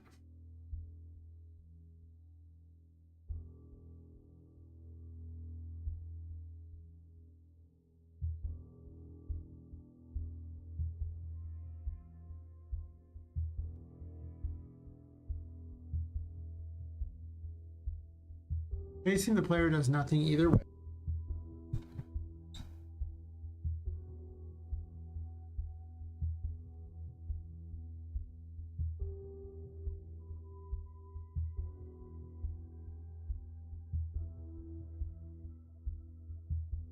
A mini pop on the map. Hmm.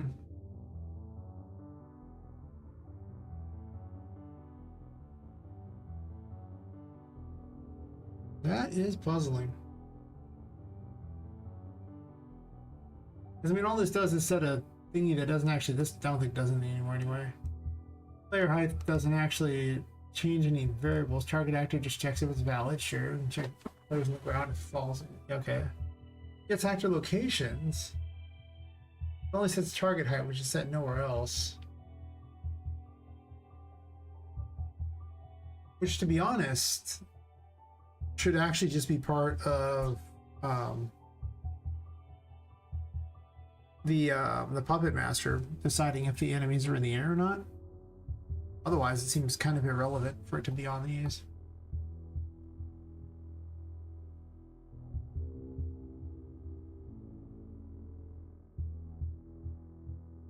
Wait. You know, I could just get the player tags. And I can have it on jumped and I can have player in the air as a tag. As a gameplay tag. I mean, I already get the player gameplay tag, so it's irrelevant. I don't need to do any of this calculation. I love gameplay tags. So what we're gonna do is gameplay tags. I'm not gonna do player in the air. I'm just gonna do in the air.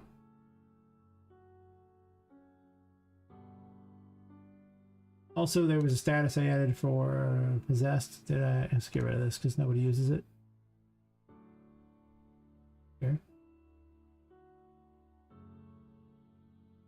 Now you can get their movement and falling. But you need a reference to them to do that. And the player card you can get any time. The other ones are a little harder. But if I just check to see if they have a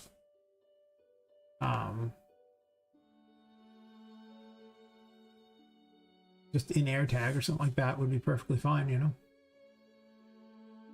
In air.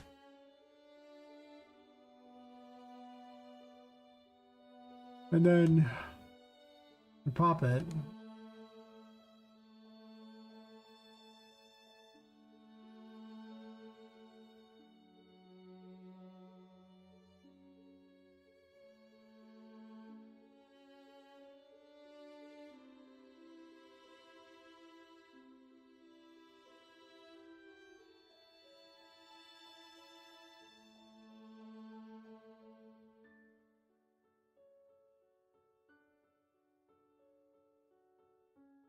And since I already harvest this information, it's super easy for me to just check against it and be like, okay, cool. What am I going to do with it? I mean, I had something I did with it back in the day. Definitely a lot of things I can do to improve things a bit, you know?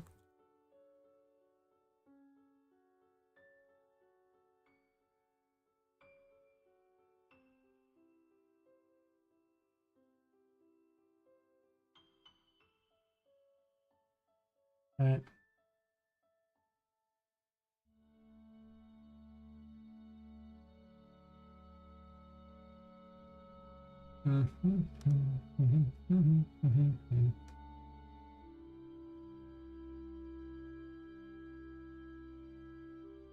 Nobody else has a traversal land, so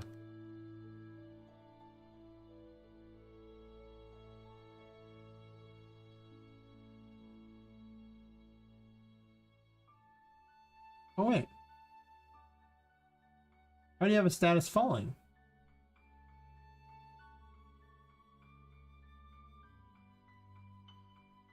Okay. If I were to get a status falling, that's just as good. See, past me was much smarter than present me. Present me is just like, hey, wait a minute, I could add this. And the other one's just like, well, I already added this like a million years ago. I know you're right, that was way better. Well, this one doesn't make much difference, honestly.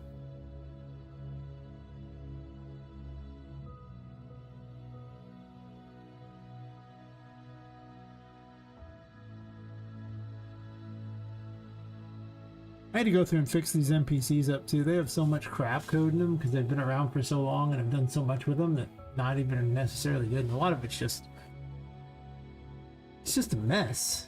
Like these could be way better. Like, why am I doing this look at target here when I could just actor has tag look at target? Right?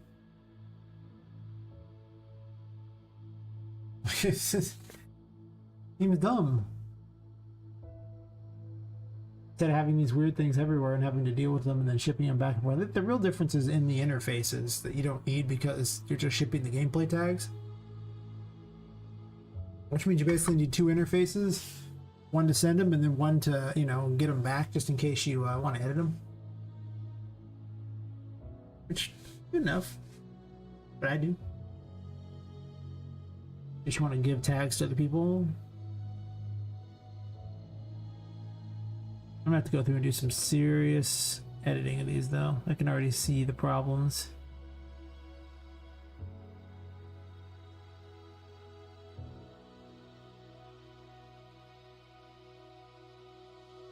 So I can just be like, actually I don't want this one to do it. I want the Puppet Master to do it.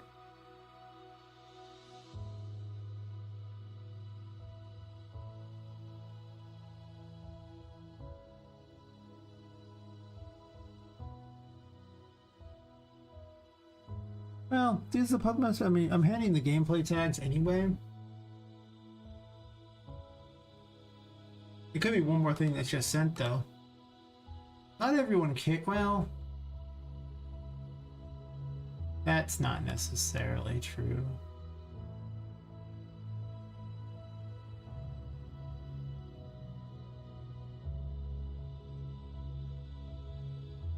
I'm sending the gameplay tags already though. Am I really gonna send an individual gameplay tag?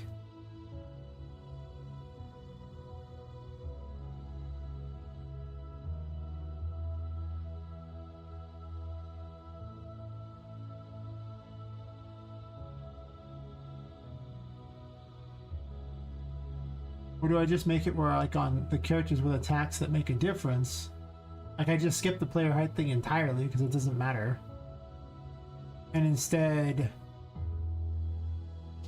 on like Vu's attack graph where she dictates if she's going to do a certain type of attack. Well, this graph is an old version of her stuff. I kept it because there might be some things I was going to do later.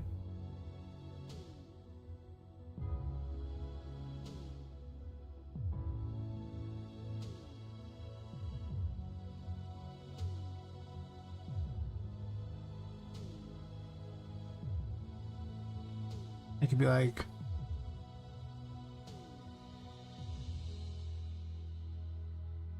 oops.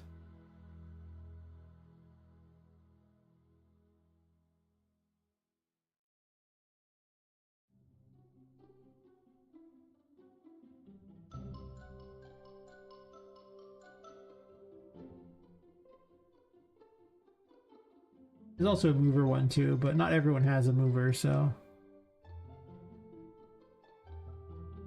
only Poppet does. Anyone who Poppet would enslave would not have that, so.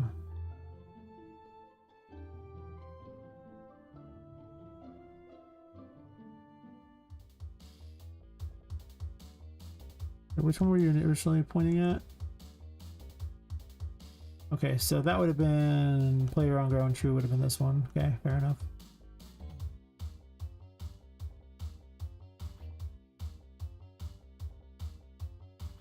Yeah, things like player on ground make no sense anymore. It's just like player height is stupid. Why calculate that every time? Poppet will already announce herself if she's in the air, so. Only the bosses really cared about it too, so that's a thing to note as well. The bosses are the only ones with any attacks that, because they were big enough to actually hit her in the air, whereas the other ones are the same. They're so small that it wouldn't make any difference if they were in the air or not.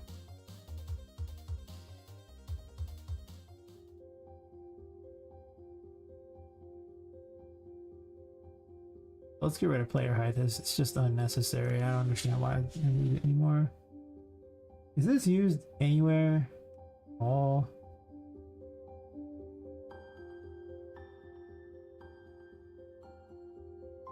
Yeah, on determined target, which is not even a thing she uses anymore.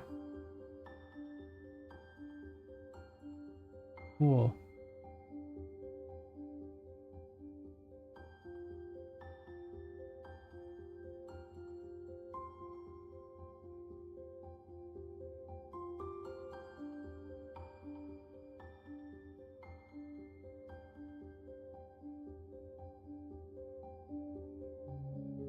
Oh, it's inherited. Fair enough. Well, I'm gonna go through and clean this later.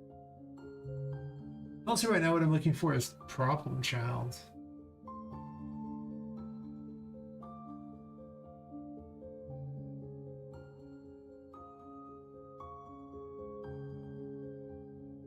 And this setup's perfectly fine for battle phase.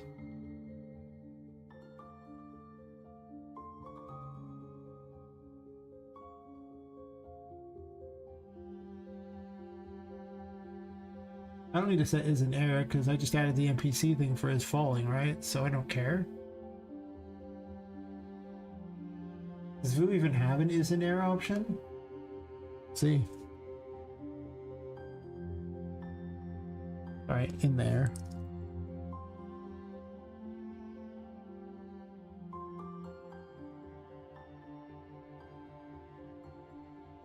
No? Didn't even use it. She doesn't care. I think Patrick, well, I guess technically Patricia, are the only ones who really use in the air as an actual option.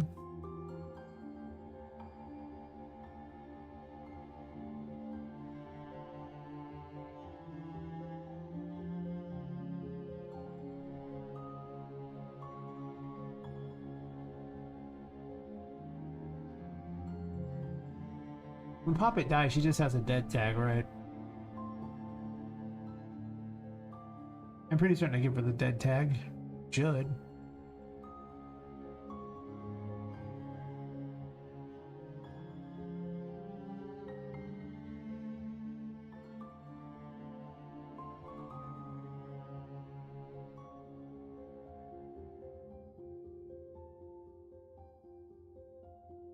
Or have the overlay status dead, but that's for a different thing. That decides her animation, though to be fair, she could actually just use overlay status dead and not even use the regular overlay thingy. Do I have a gameplay tag for this? I think I might just start swapping them all out for this because it's so much easier than having 9 million ways to do things. And then when you go to find them later, it's just like, okay, cool. All done. 10 out of 10. There's a dead one, right? I most certainly do have one.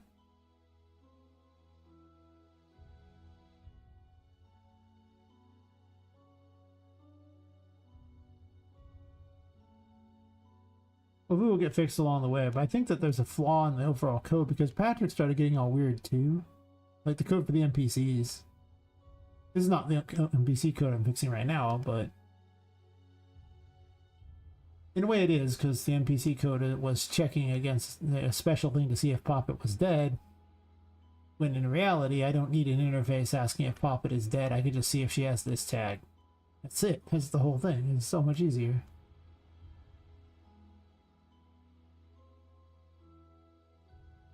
And then on reset game,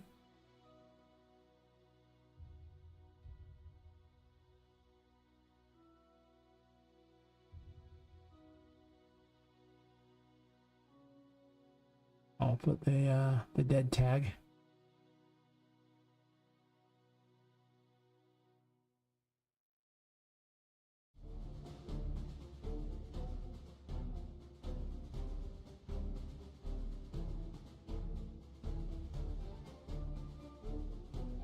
Rent changer, other thing to use those over overlay states too, even though it's a little less clean, I think. Not having to send additional variables places is also very good. Makes your code so much more maintainable in the future. I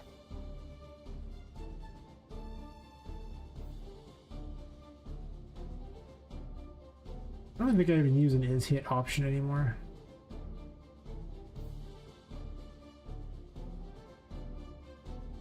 A lot of these things are super not clean. Unreal Andy. Morning to you as well.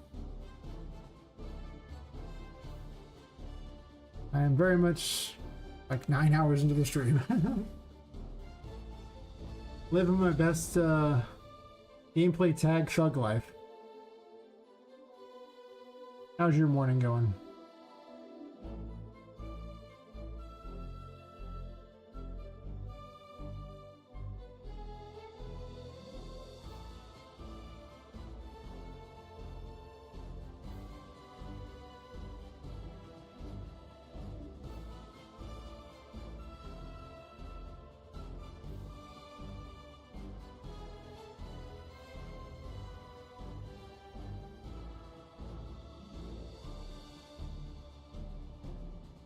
I'm not getting the character. I'm just gonna get this because every time it'll just automatically.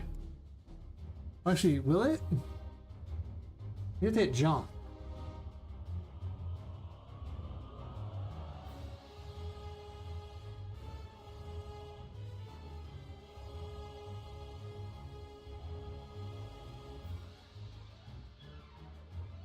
I want to check something. See if this is how it works.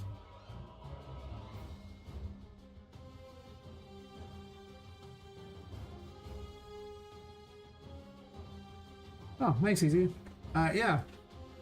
I actually started an hour later, which I'm just gonna be doing in the future because, well, first off, nobody really shows up in the first hour of the stream anyway for the most part, and second of all, there were times where I couldn't even get to the stream in time because of work, so I was like, I probably gotta start like an hour later. The chances are I'll start streaming later. I mean, today I'm probably still stopping at 8 a.m. because I gotta go to a doctor's appointment, and like 5 hours and 45 minutes after that. But other days, I mean, I might start streaming until 9 because I started an hour later, so I can stream a little later. Which means more streaming in the morning for me, basically. I'll give it a try for a while, right?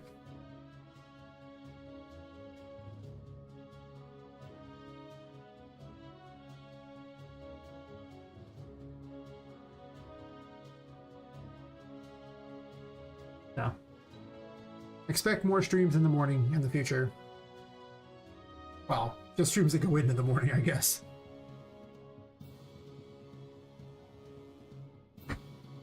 But I may end up moving them as time goes by farther and farther down the road because there's like a doldrum in the middle of the night and it doesn't really pick up until closer to midnight anyway. From what I can tell.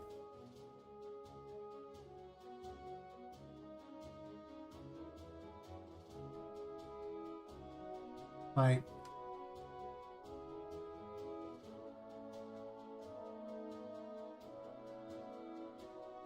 I think I sat at,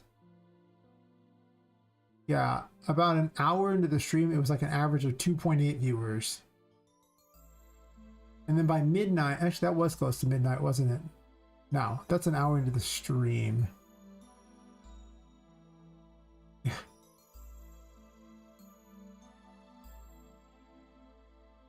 Today's stream is a real misnomer because, you know, I got massive raid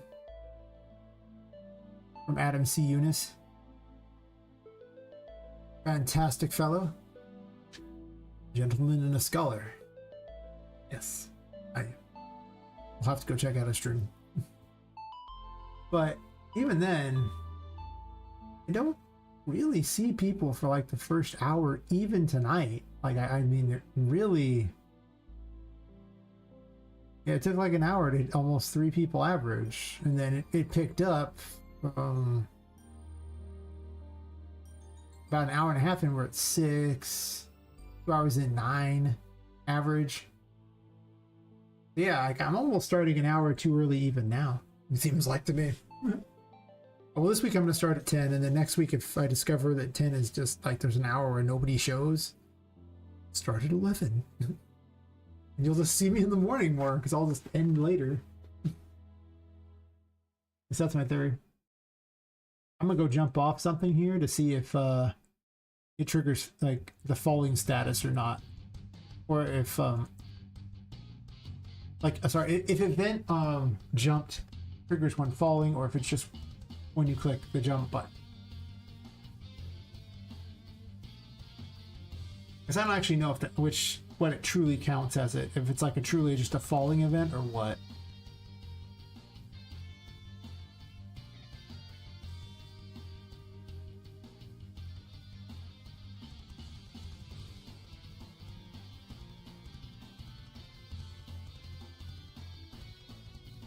Event jumped.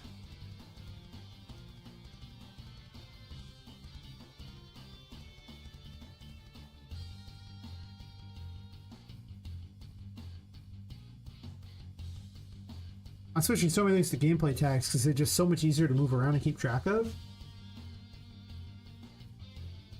I might need to go through the VPN PC thingy and really just streamline the crap out of it after all the dumb garbage I've added to it over time. Especially after I took stuff out today, because it was terrible.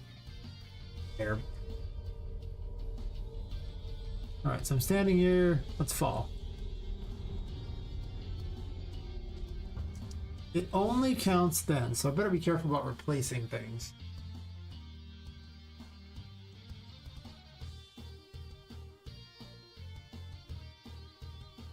Is there an event falling?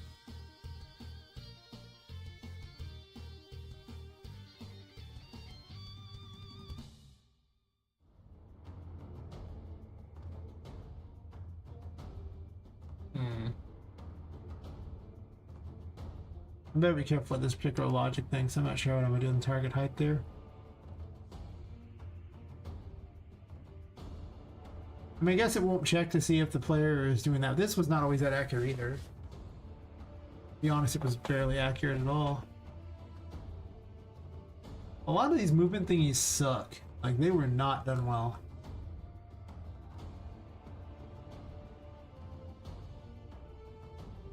You can't just drop off of something and trigger this. It's not a when falling option. I'm sure the anim graph could set that up if I really cared that much, but I don't think it matters.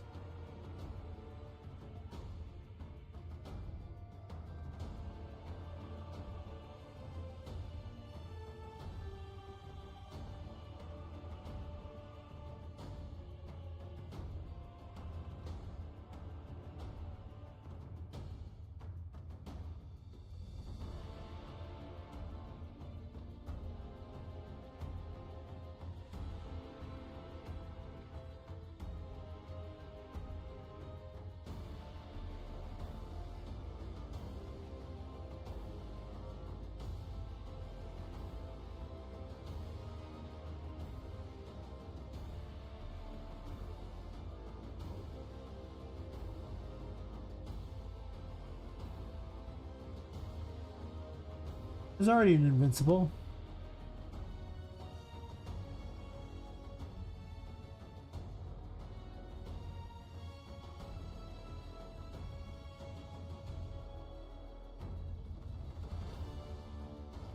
I'll be able to remove like half the things on the interfaces because nobody will use them anymore.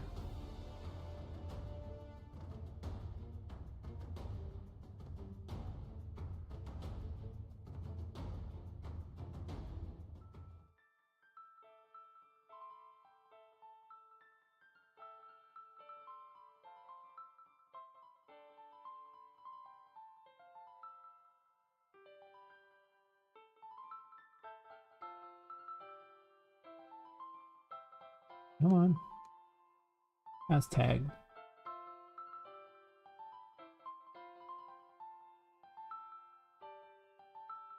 Back match.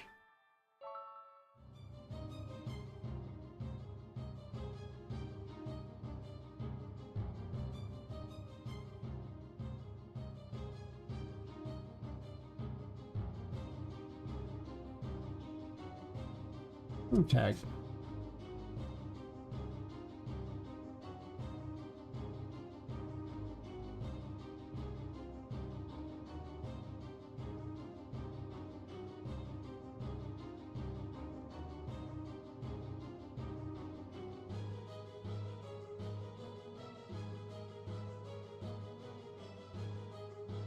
Wait, no, not ruined heaven.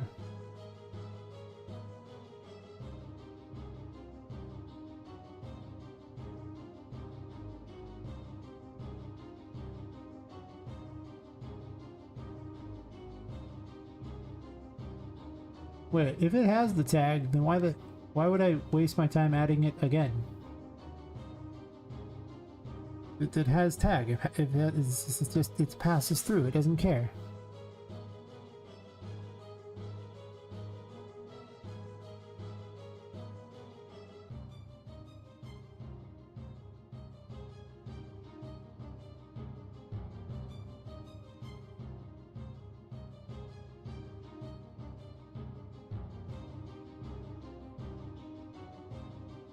Line trace I'll move on, that I'm okay with. I suspect Tag and I are going to be doing some things for a second here.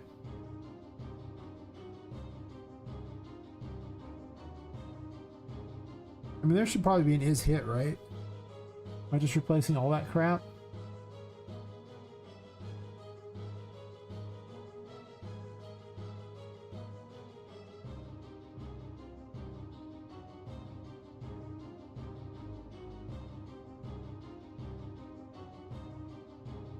Wait.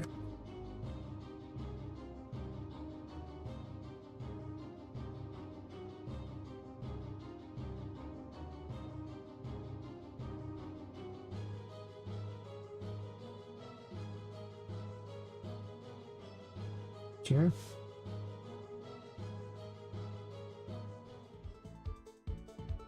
Oops, add tag.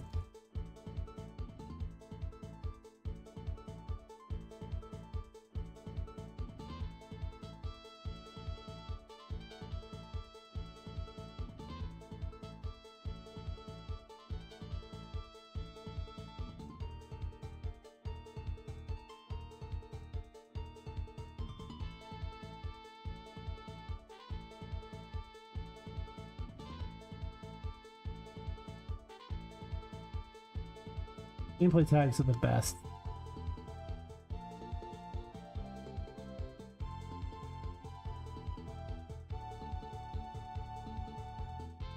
Let's delete that one.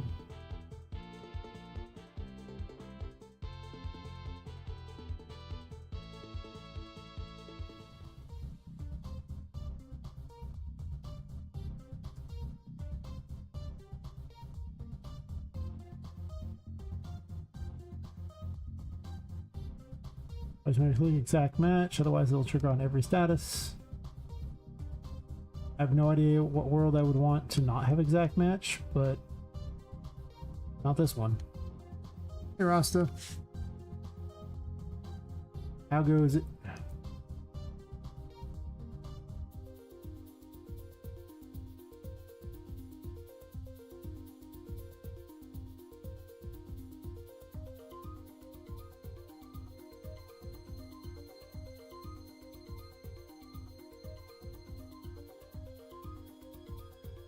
Group tag.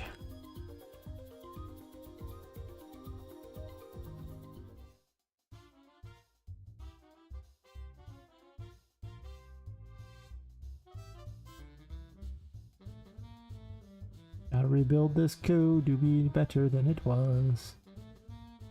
Cause it's broken in some weird ways.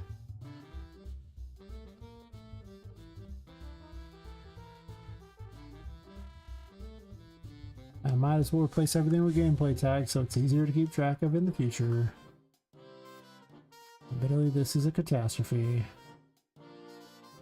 Woke up? Well, I'm still awake. That's my plan here. 10 out of 10, still awake. Going okay though. Been a very good stream, very successful. Hard to go wrong with that.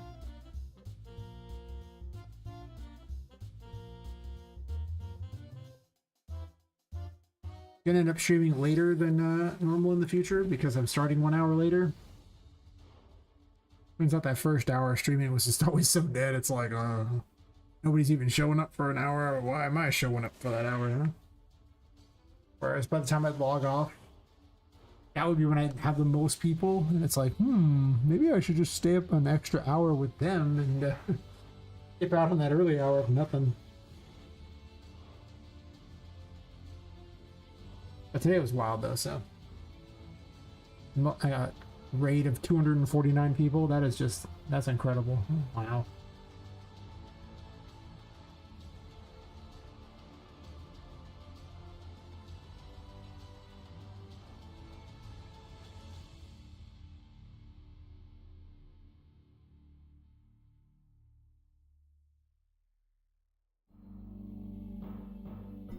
Now I'm just feeling late. Of course, today I have to go to a doctor's appointment because nothing. It's just a checkup for a MRI they gave me a long time ago.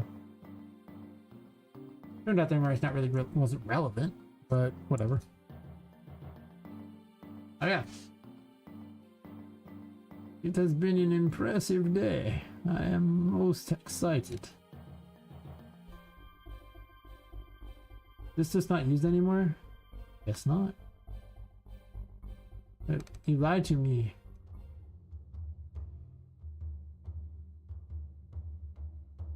Why do you lie to me, Unreal Engine? Explain yourself.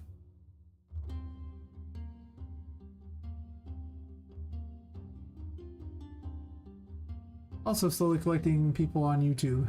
YouTube's done okay. I think it's had up to like 26 was the max today watching. There's 16 people watching right now. Oh, been there, done that.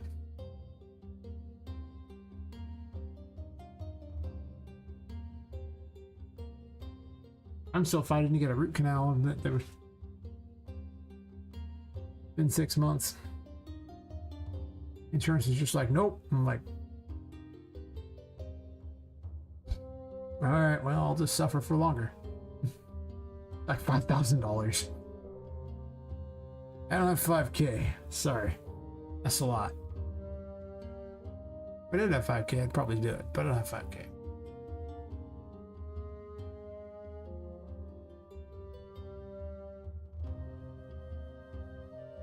Oh, this graph. That's right.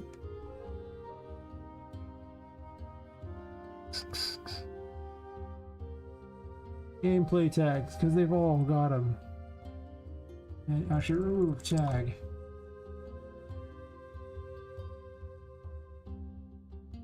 On the plus side, they approved a crown, so I can have a crown. I mean, it doesn't fix the problem underneath the crown, but cool.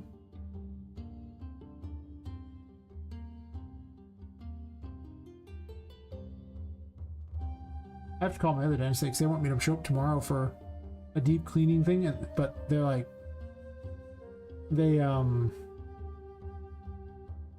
keep scheduling it, but my insurance doesn't want to cover it, and I'm not paying for it. So I've never even heard what a deep cleaning is before, but apparently they're just like, yeah, this. I'm like, no. Actually, probably gonna call them before I go. Like, after I stop streaming, I'll probably give them a call and then lay down for like 4 hours and then go to there and to the doctor's office. I'll have to, read out, of course, but I'll have to, but it'd be silly not to.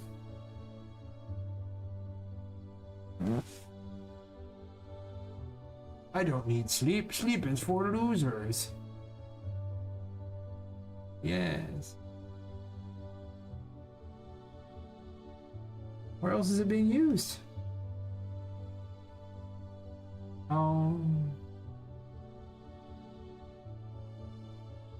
There.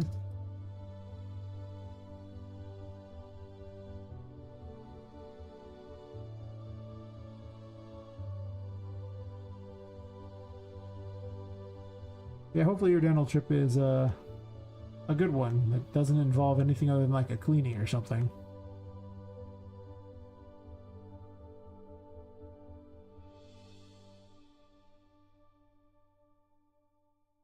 Can I delete it?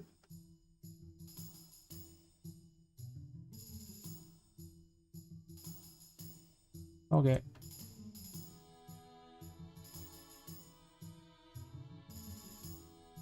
I'm just gonna have gameplay tags on everything.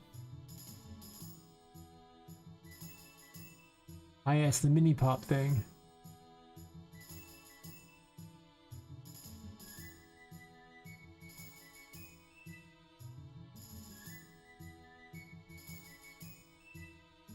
Probably getting rid of that, honestly. Oh, that's ugly. That's also incredibly old code, too. Oh yeah, the Boolean pile. Oh god. Long ago, I just started putting all the Booleans inside a, you know, map variable because I didn't know any better. And I thought it was really convenient. Turned out to be kind of a mess.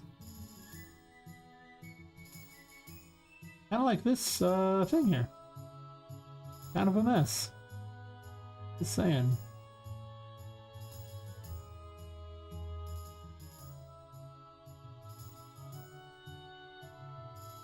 This macro triggers over and over and over, so it's kind of silly.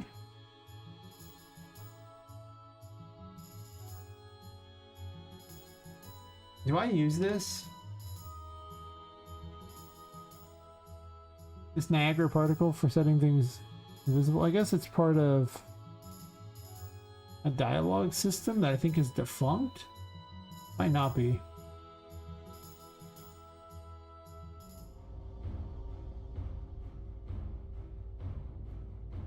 Oh.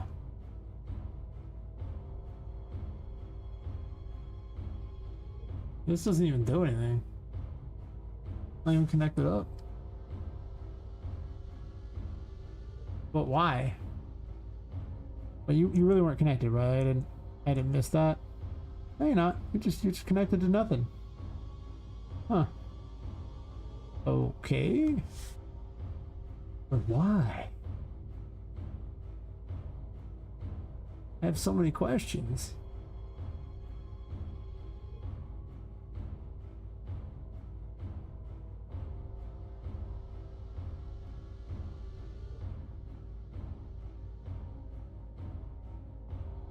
Also, if I already have a player character, why am I getting player character? I have player character right here.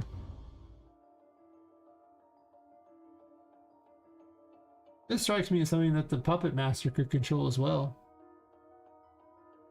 I'm kind of starting to wonder if anything should actually control anything except for the Puppet Master. There's a frozen option. I guess I'll keep that for now to remind myself it exists.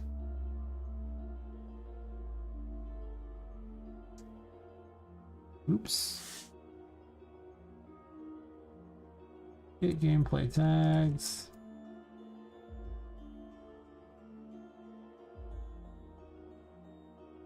This tag. That's the dead tag. Branch it there. No longer are we going to live under the Boolean tyranny.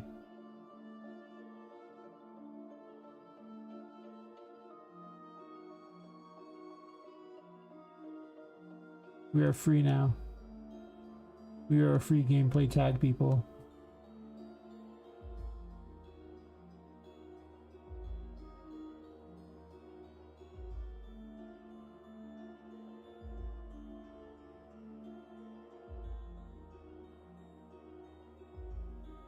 There. That's just fine. I suspect I could do it way better, but okay, sure.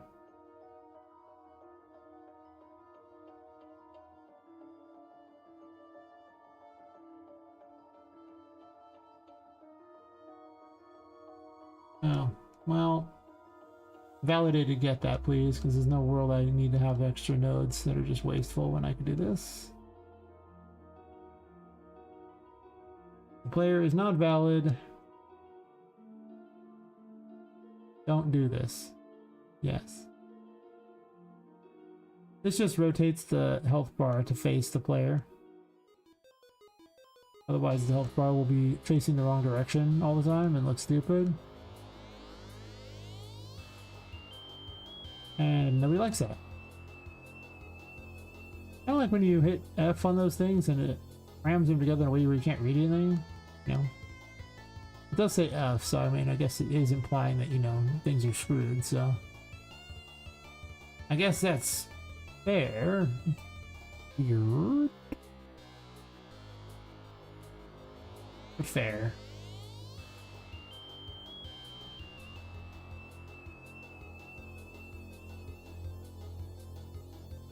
Am I getting distance over and over or something? Look at rotation is okay. Okay, I don't think so.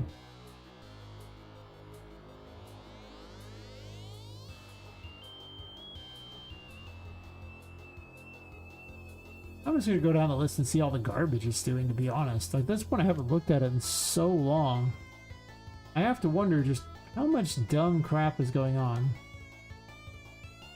Everything loaded doesn't work the way I want it to anyway. After setup has to exist because on the thing there, because if it doesn't have an event there, then I can't do this. I want.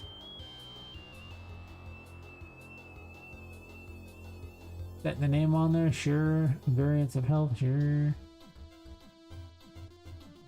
Wellness macro, sure. What does combat check do?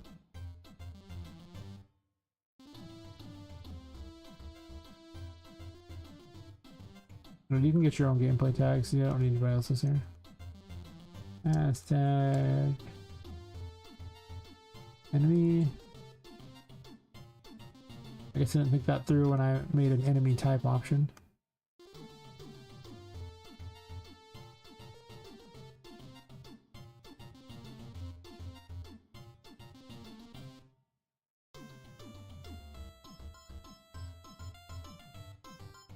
What do you do, buddy?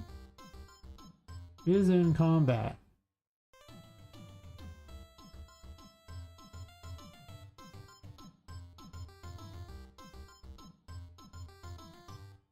What does enemy and ranger player even do? Is that part of the old music thing that I used to have? Oh, it's just nothing. Oh, I don't even have one. Fantastic. Well, I'm pretty certain running that every single frame was a waste of time.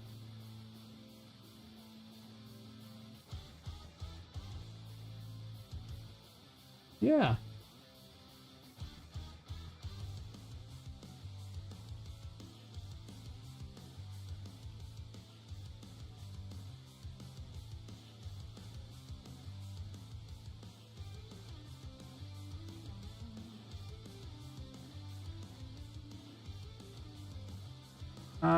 Start on UI, then I want to do multiplayer, so I started on that before I got far. That's fair. Get the game working, then get the UI working, right?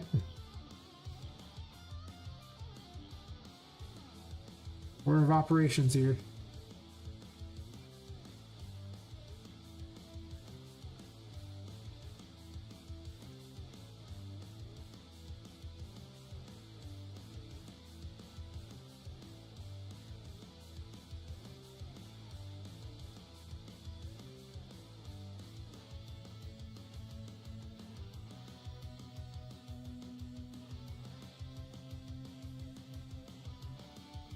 Oops.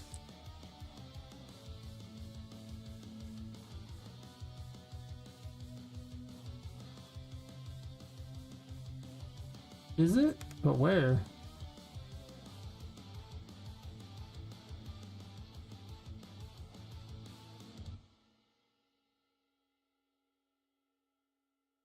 I mean, the player doesn't use it.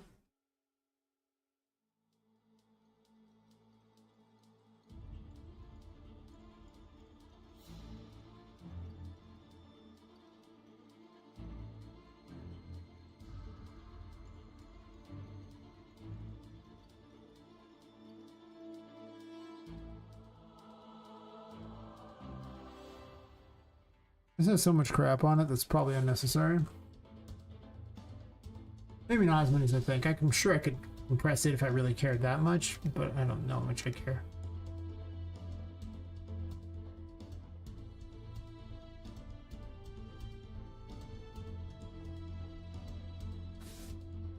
I figure if everybody was running that over and over and over, it probably needed to be dealt with.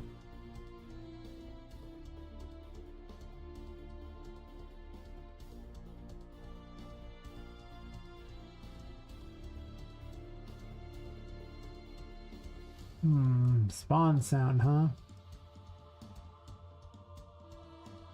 That's reasonable. Just the sound that plays when they spawn in.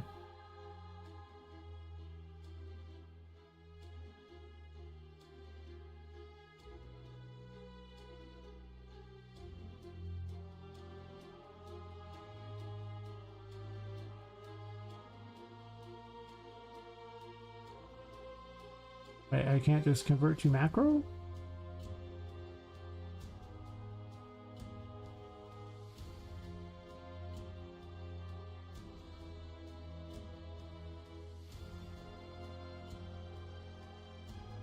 Um,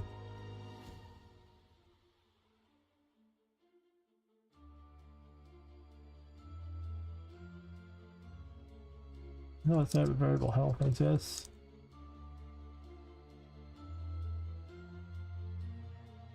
Could have made it a function as well. Doesn't matter.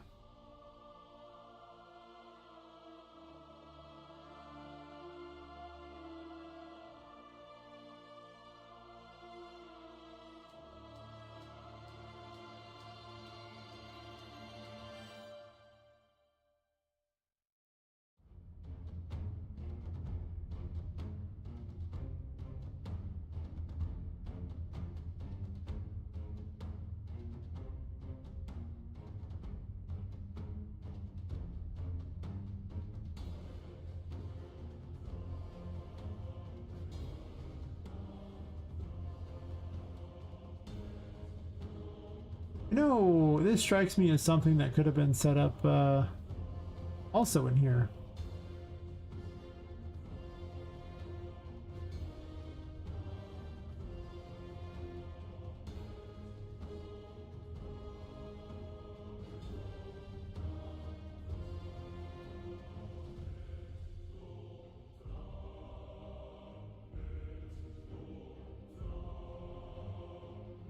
To be honest, I think all of this should be in here.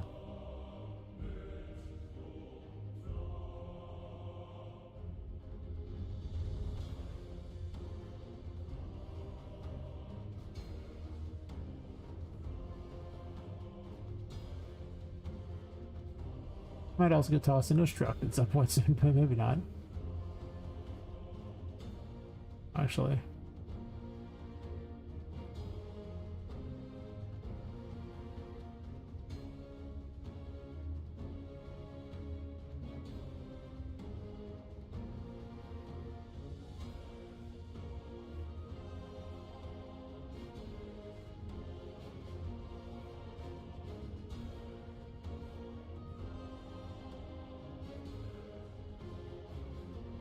Here.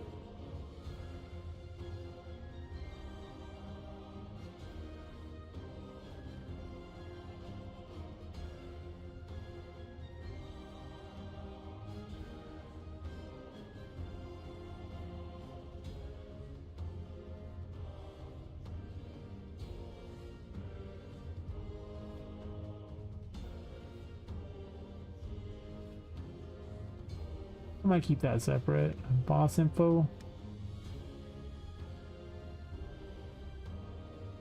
Pretty certain that's just setting up a character, right? Are we doing that?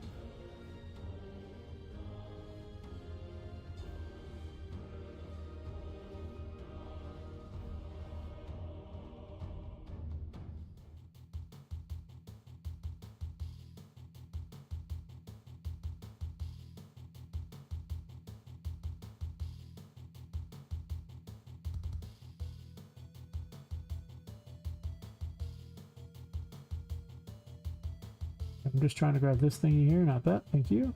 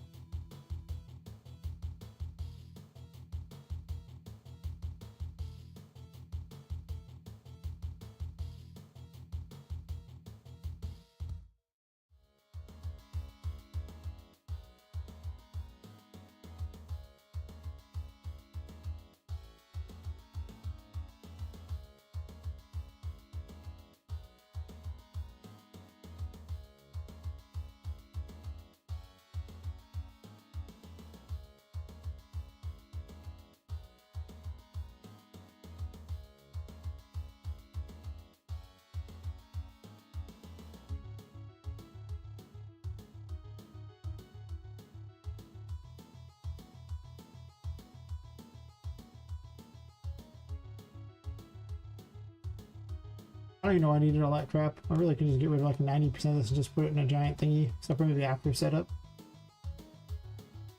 Even that doesn't seem that necessary. Just put them in a line.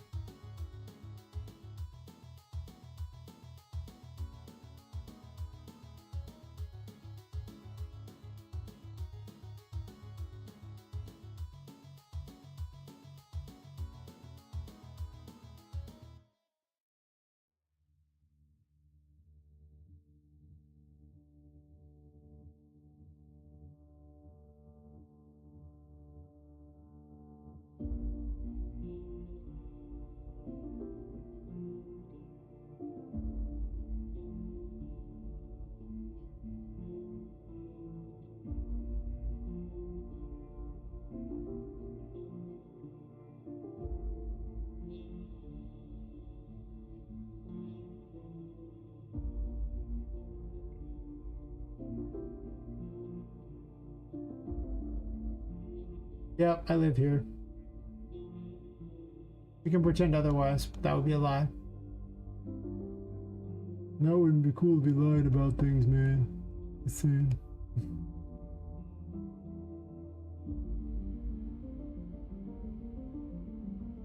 Much better looking than that ridiculous mess that we started with, right?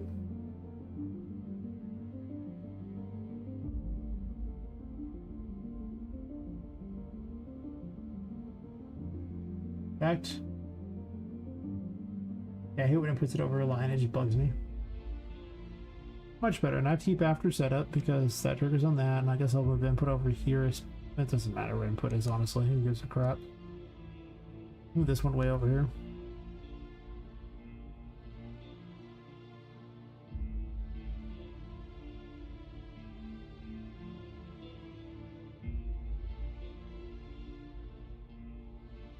Yeah, I could have made them functions as well. I just made them macros for reasons.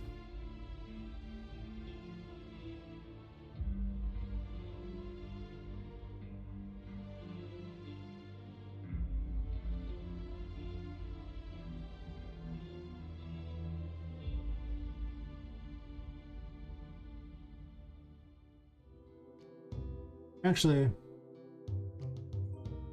maybe I should have made them functions. It's dumb.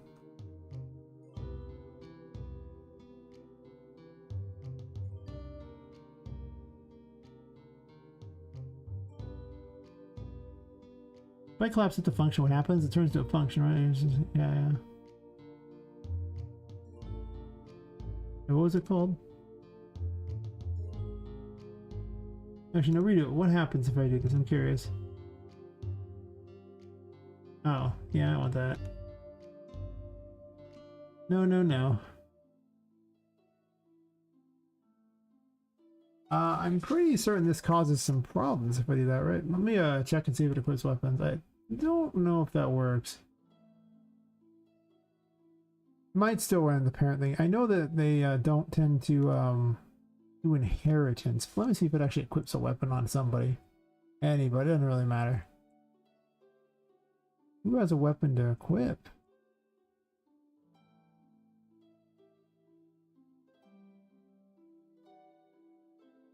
Only bosses swing weapons.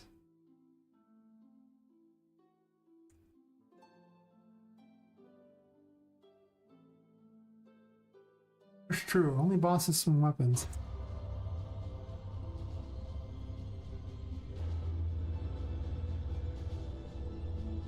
Did it equip her weapon? Because that was a macro, and if it doesn't equip her weapon, I need to switch to all the functions.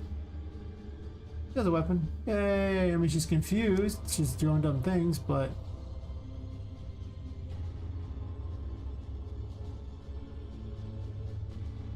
He gets confused easy.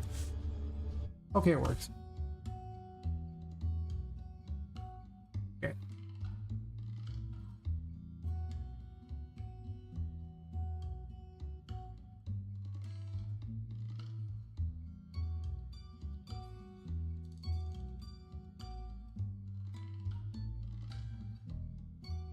Well, cutscenes doesn't do anything, right? It's not even hooked up.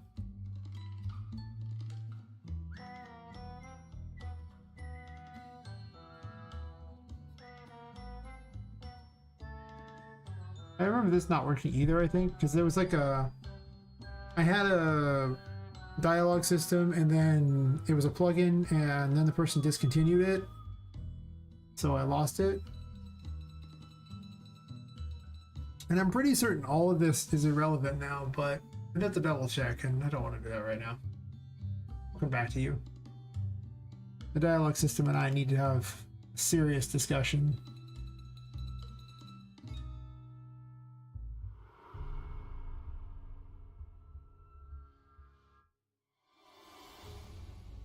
Okay with most of this. Target healed.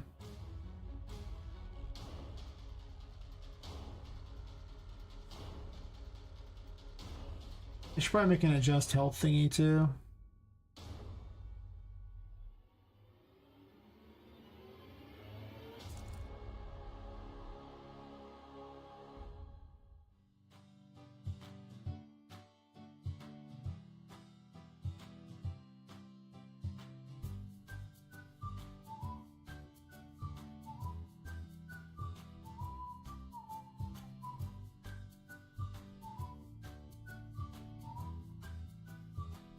If I switch only some of those over, it's going to really do the problems, so I do need to switch them all. Problem is you can't really search for each instance that you'd have to look for all the actor as tag things, which is not great. It's kind of obnoxious to deal with. And this, the shopkeeper thing also handles enemy drops as well. As far as I know, it works exactly as intended, and there's really nothing I need to change about it. It's pretty new as far as the coding has gone, you know? It's not like the other crap that's really old and just not good. It's new crap that's probably not good. Yeah, yes, yeah, new crap.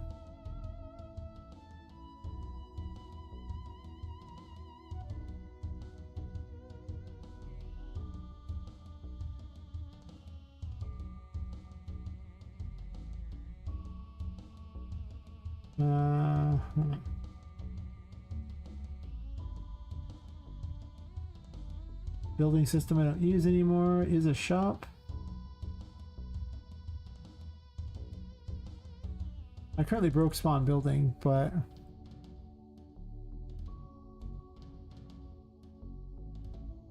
I mean, has tagged.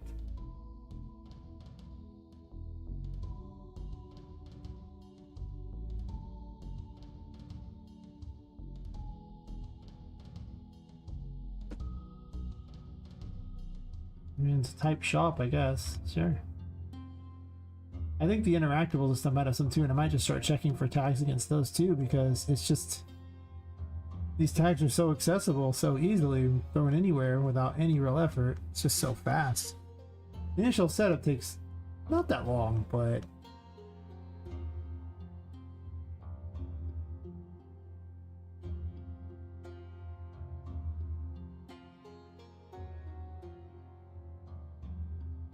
I have exactly 2 shops in the game at the moment.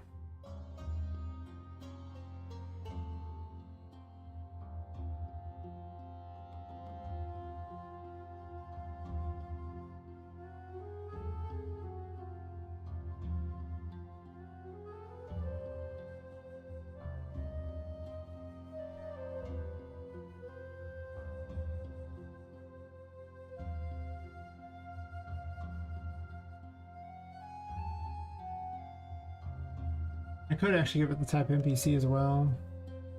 I don't want to give them all the type NPC, even though they're all children of VP NPC. That makes the tag pretty worthless, I think.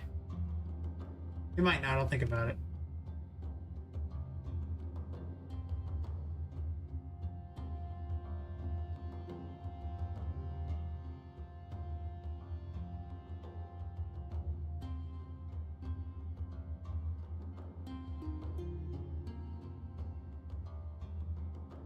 I'll have to add their names as well at some point.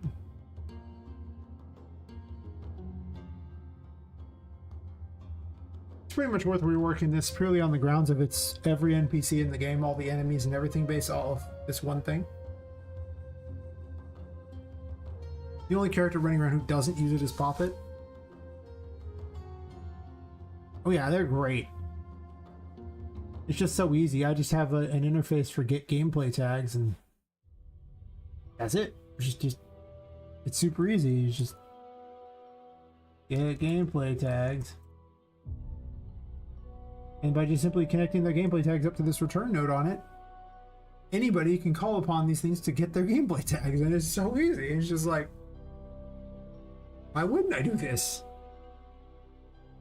I didn't know about them until pretty recently in the grand scheme of things, and a lot of code has gotten so much better now that I just use them.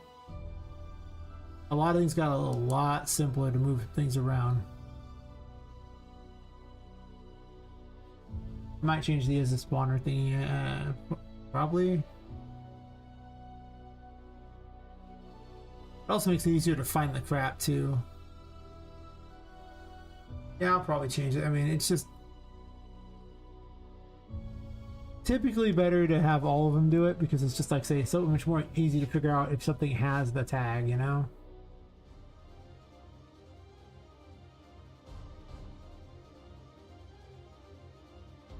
So let's add a tag under type here.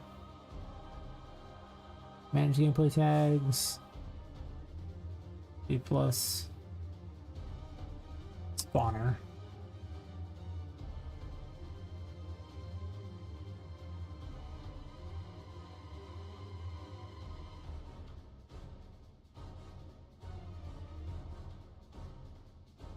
And since they're shared across everything, you never have to make the tag again anywhere else. Poppet could be a spawner now if I wanted to be. Won't do anything because she doesn't have any real things based upon being a spawner, but you know.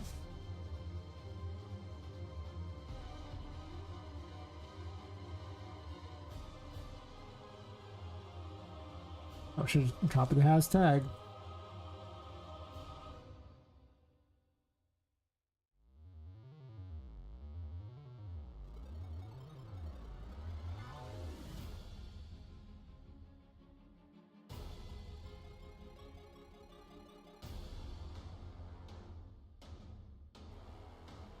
Just not having to find all these stupid booleans.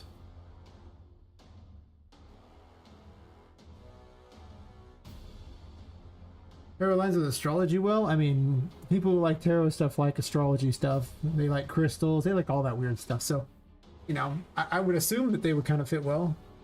I could put astrology things in my own game too, except for it's already too much crap as is. Yeah, about that. But yeah, I think they'd go hand in hand pretty well. If you're into one, chances are you're probably into the other. Gameplay tags are useful in the context of whenever you would use a boolean. And the reasoning for it is it puts it all in one container that can easily be migrated amongst anybody. Like, anyone can reference all of them very quickly by simply getting all the gameplay tags, thus making it a lot easier. Like, instead of having an interface to send like a bunch of specific types of booleans over, let's do this. Now I could do like a map variable where I have a bunch of booleans in that, and then send the map variable over. And I used to do that, and I still do that to some degree for like, you know, the collectible stuff that doesn't need gameplay tags for everything. Pretty much, Graham. Pretty much. They're amazing, and the more I use them, the more amazing they are to me. So it's just like, okay, cool. I guess I need these in my life, like right now.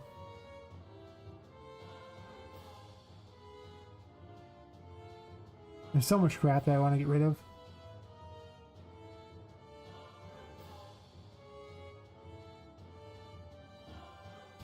Oh yeah, I'm just adding them to more and more things as I go.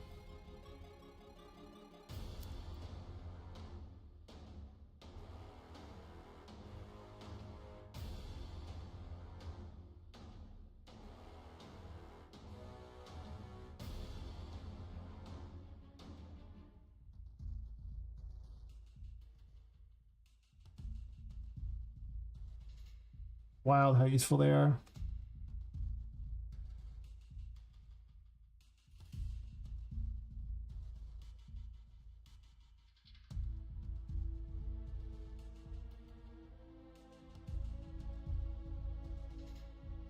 Yeah, but then I'd have to spend hours learning that crap.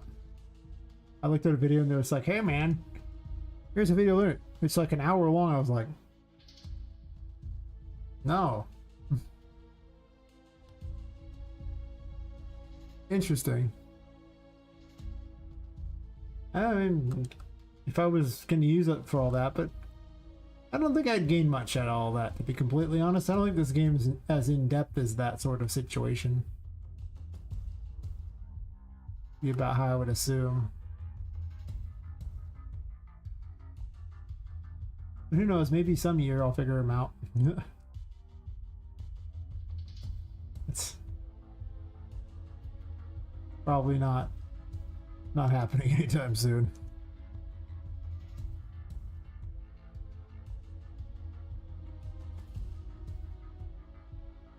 Yeah, oh yeah. I've been just sneaking him into everything. I was going to use him as like if I had a specific key or anything like that as well, but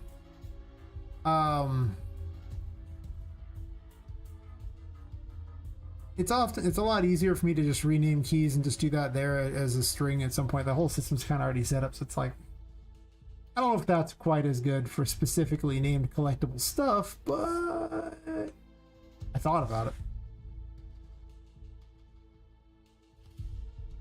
If I hadn't already set the system up, maybe I'd be even more likely to do it.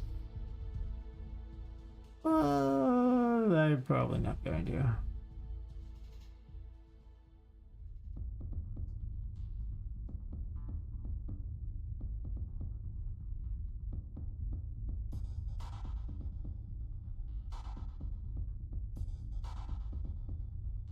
Removing the alternate death thingy from everywhere.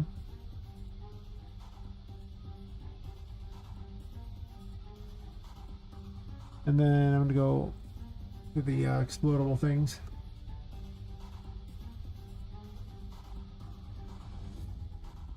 Oh, there you go. Well, that's good to know. I definitely, at this point, I'm certain that whatever I do,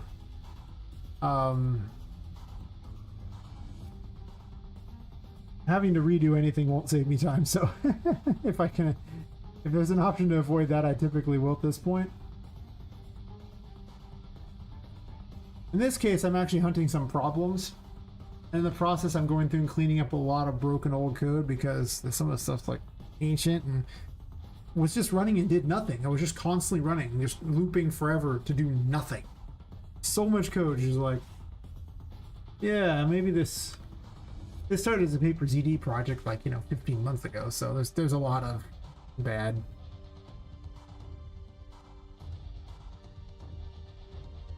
But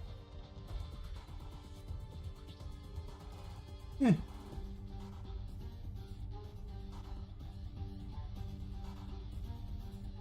And the gameplay tag thing helps too, since I can have the enemies react better to states than trying to deal with booleans everywhere, which is just kind of not great.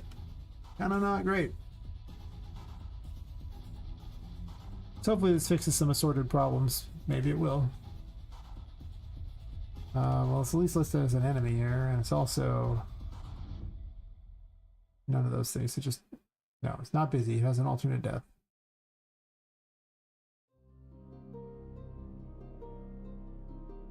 This too has an alternate death.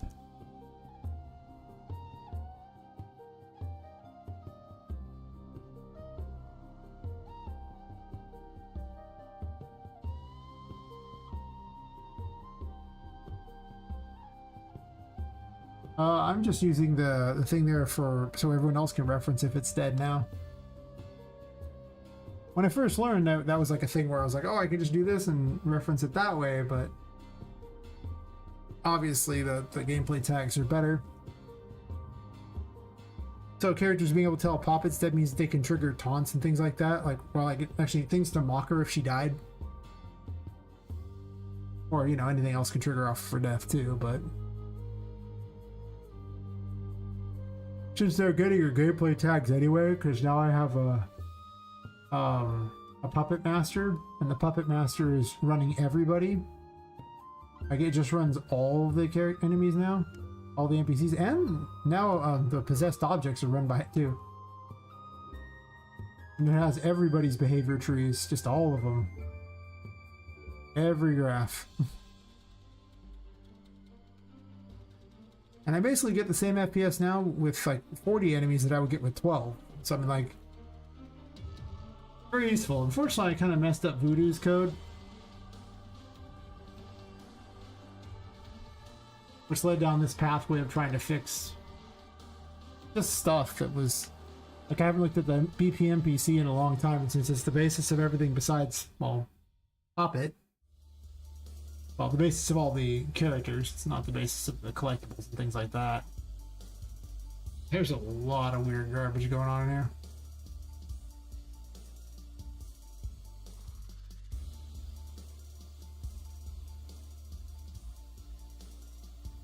Oh yeah, like a slow fall option. Because originally there was going to be like air combos, which I took out because I don't have good attacks, like good animations that lead into air combos. And then I switched to having, you know, Taros with like special abilities and stuff, and it's just like, what does this even do? Nothing. Absolutely nothing.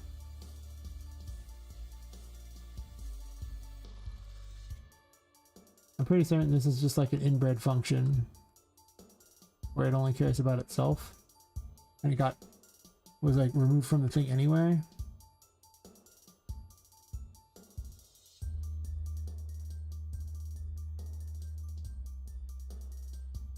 Wait.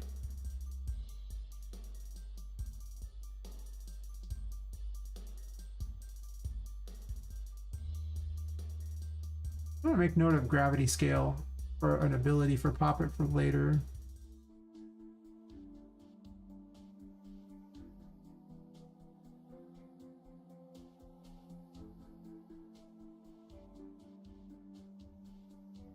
Because the gravity ability might be fun.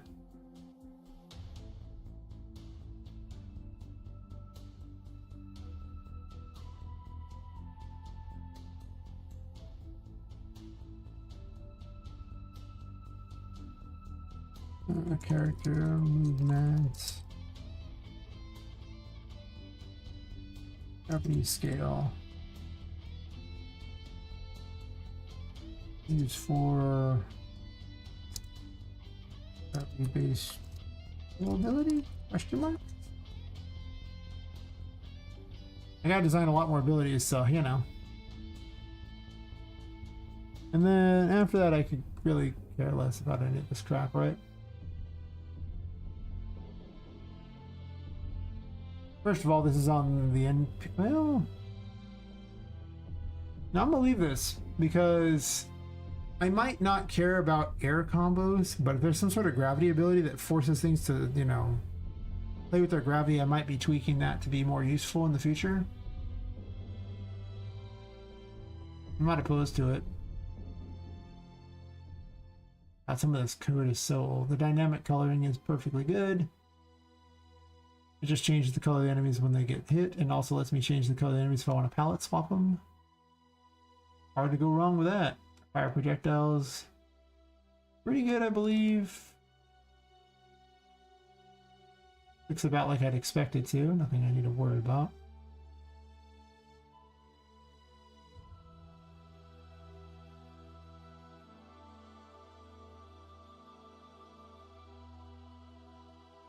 Graph is an abomination. I'm pretty certain I already fixed everything on it though. Of any relevance.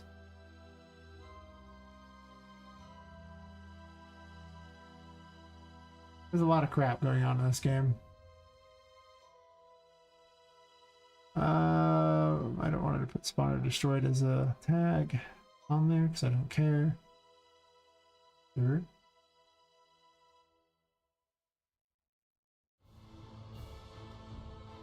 Get enemy target is now irrelevant because the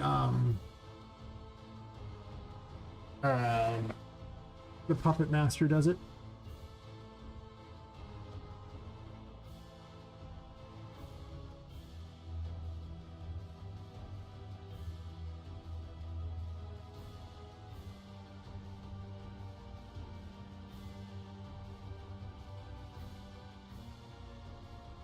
I don't know if target info does anything, but we'll keep it for now. Destroy weapon exists because the children use it for things. Does anyone use reset action?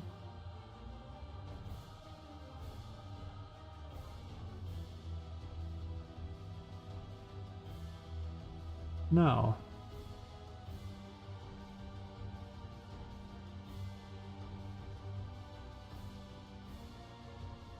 Right? It's just this. Nobody uses it. That was like the old AI system I had.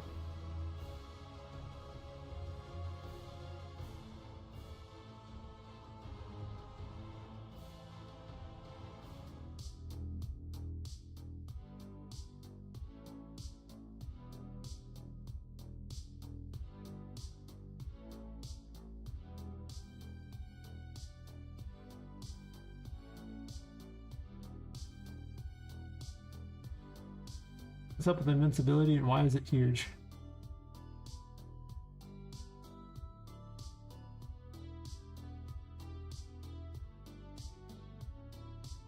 Sure, that was the invincibility thing. That's fine.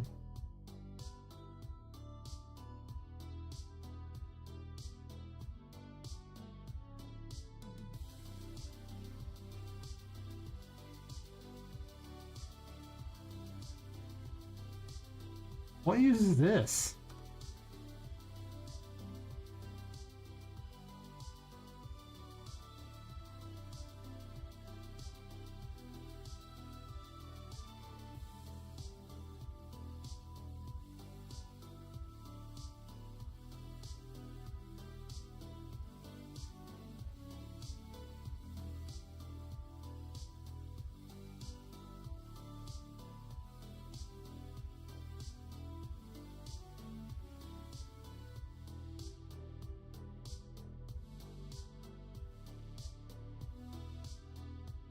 What in the world is this supposed to be?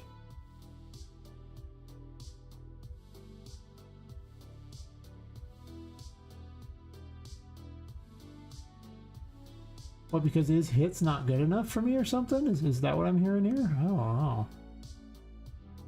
Like a whole extra system of why does this exist?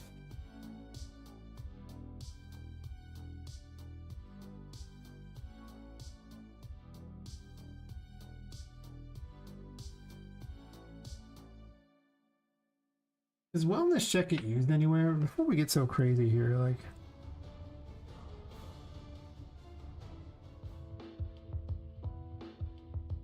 There's a macro that I use.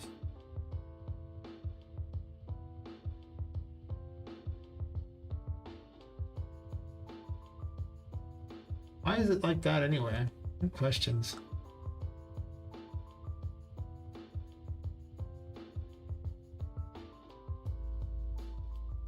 I don't know. But I don't think this is used anywhere. Just its own inbred thing. Cool. Well, good for you, buddy.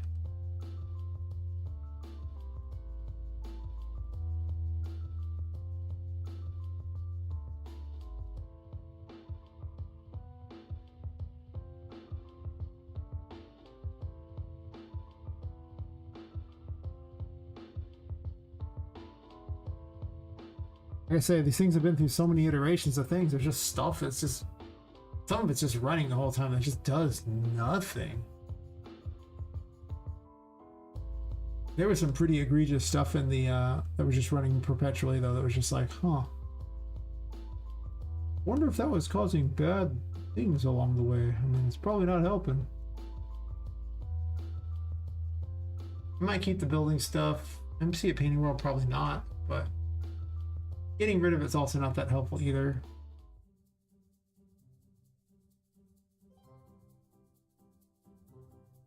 I'm probably gonna deal with that tomorrow on those ones.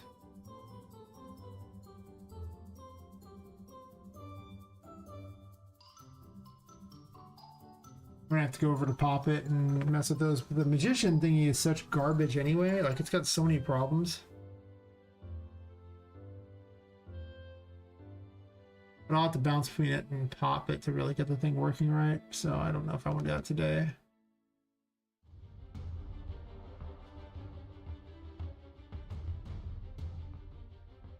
That's definitely probably a thing that needs to get done soon. Ooh. But honestly, I should probably raid out because I have to be at a dental appointment in like 5 hours and change. Well, thanks for the follow, Cybersteppy. How's it going? Just in time for me to probably head off in pretty short order. Hey, hit the follower goal. Thanks. Yes, yes. One step closer to greatness, yes.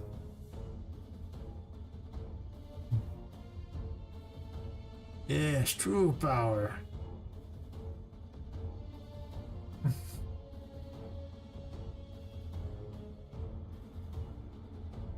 It auto sets the goals. Every time a new 10 hits it just sets it to the next 10. So it'll eventually be 420. I mean, I'm just saying, like, it'll happen. It'll eventually be 420. And good times will happen. Just gotta get 10 more people to follow me and boom. I got 10 people follow me today, right? 11 followers today. That's pretty good. Not the worst.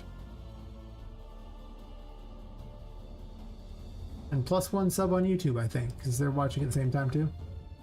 No, +3 subs on YouTube.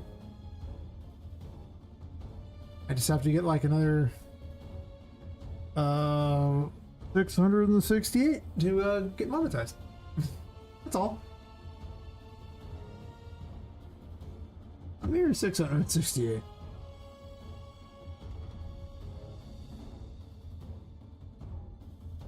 Yeah, I have to look at Poppet if I'm gonna do this one.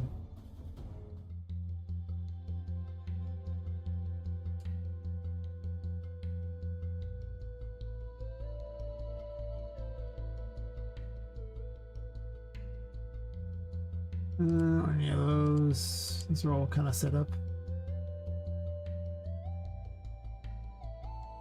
Oh yeah, anybody wants to sub to me on YouTube to help me get my goal of monetization?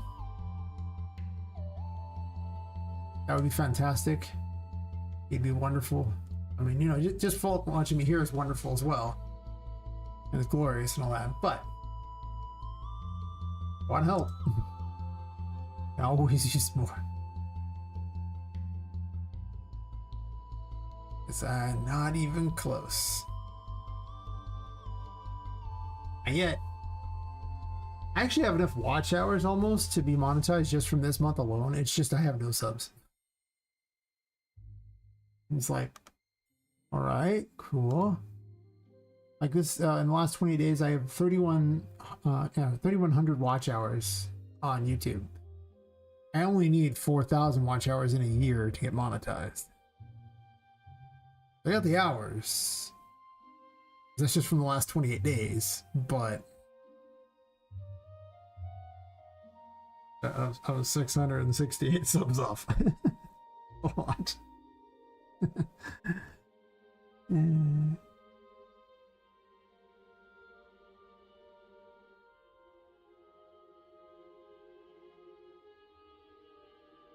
Yeah, I'm just getting rid of all this garbage. I think it was just terrible.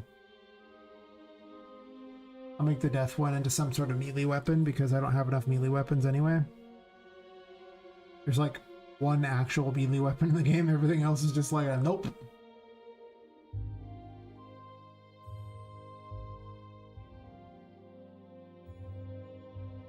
I could probably play so many things with more tags.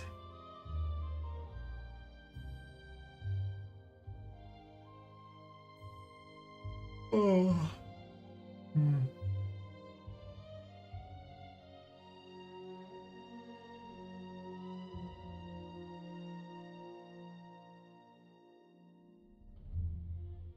About to do some testing of some of this crap too at some point as well.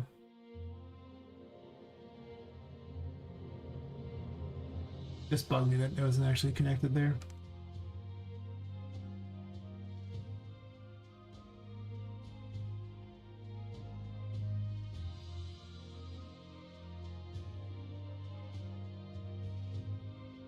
I could swap this out for a tarot card pretty easily.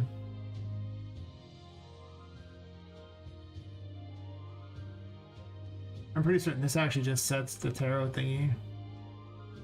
Yeah, tarot name is set.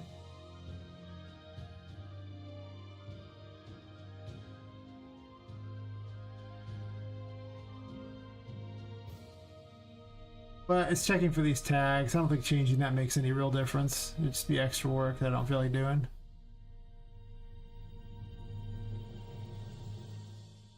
It's just running different ones for each one.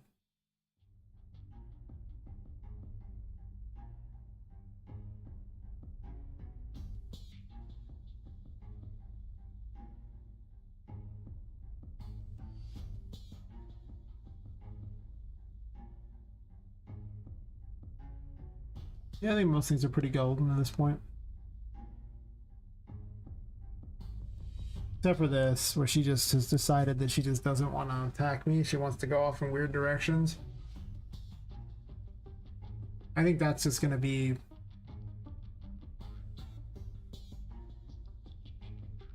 a problem. It's going to require a lot of me going and checking through where the code is breaking somewhere. If she's finding Poppet, but when it comes to facing the target, she won't do it. Seems like she's facing something that's just not there. I've seen this happen before.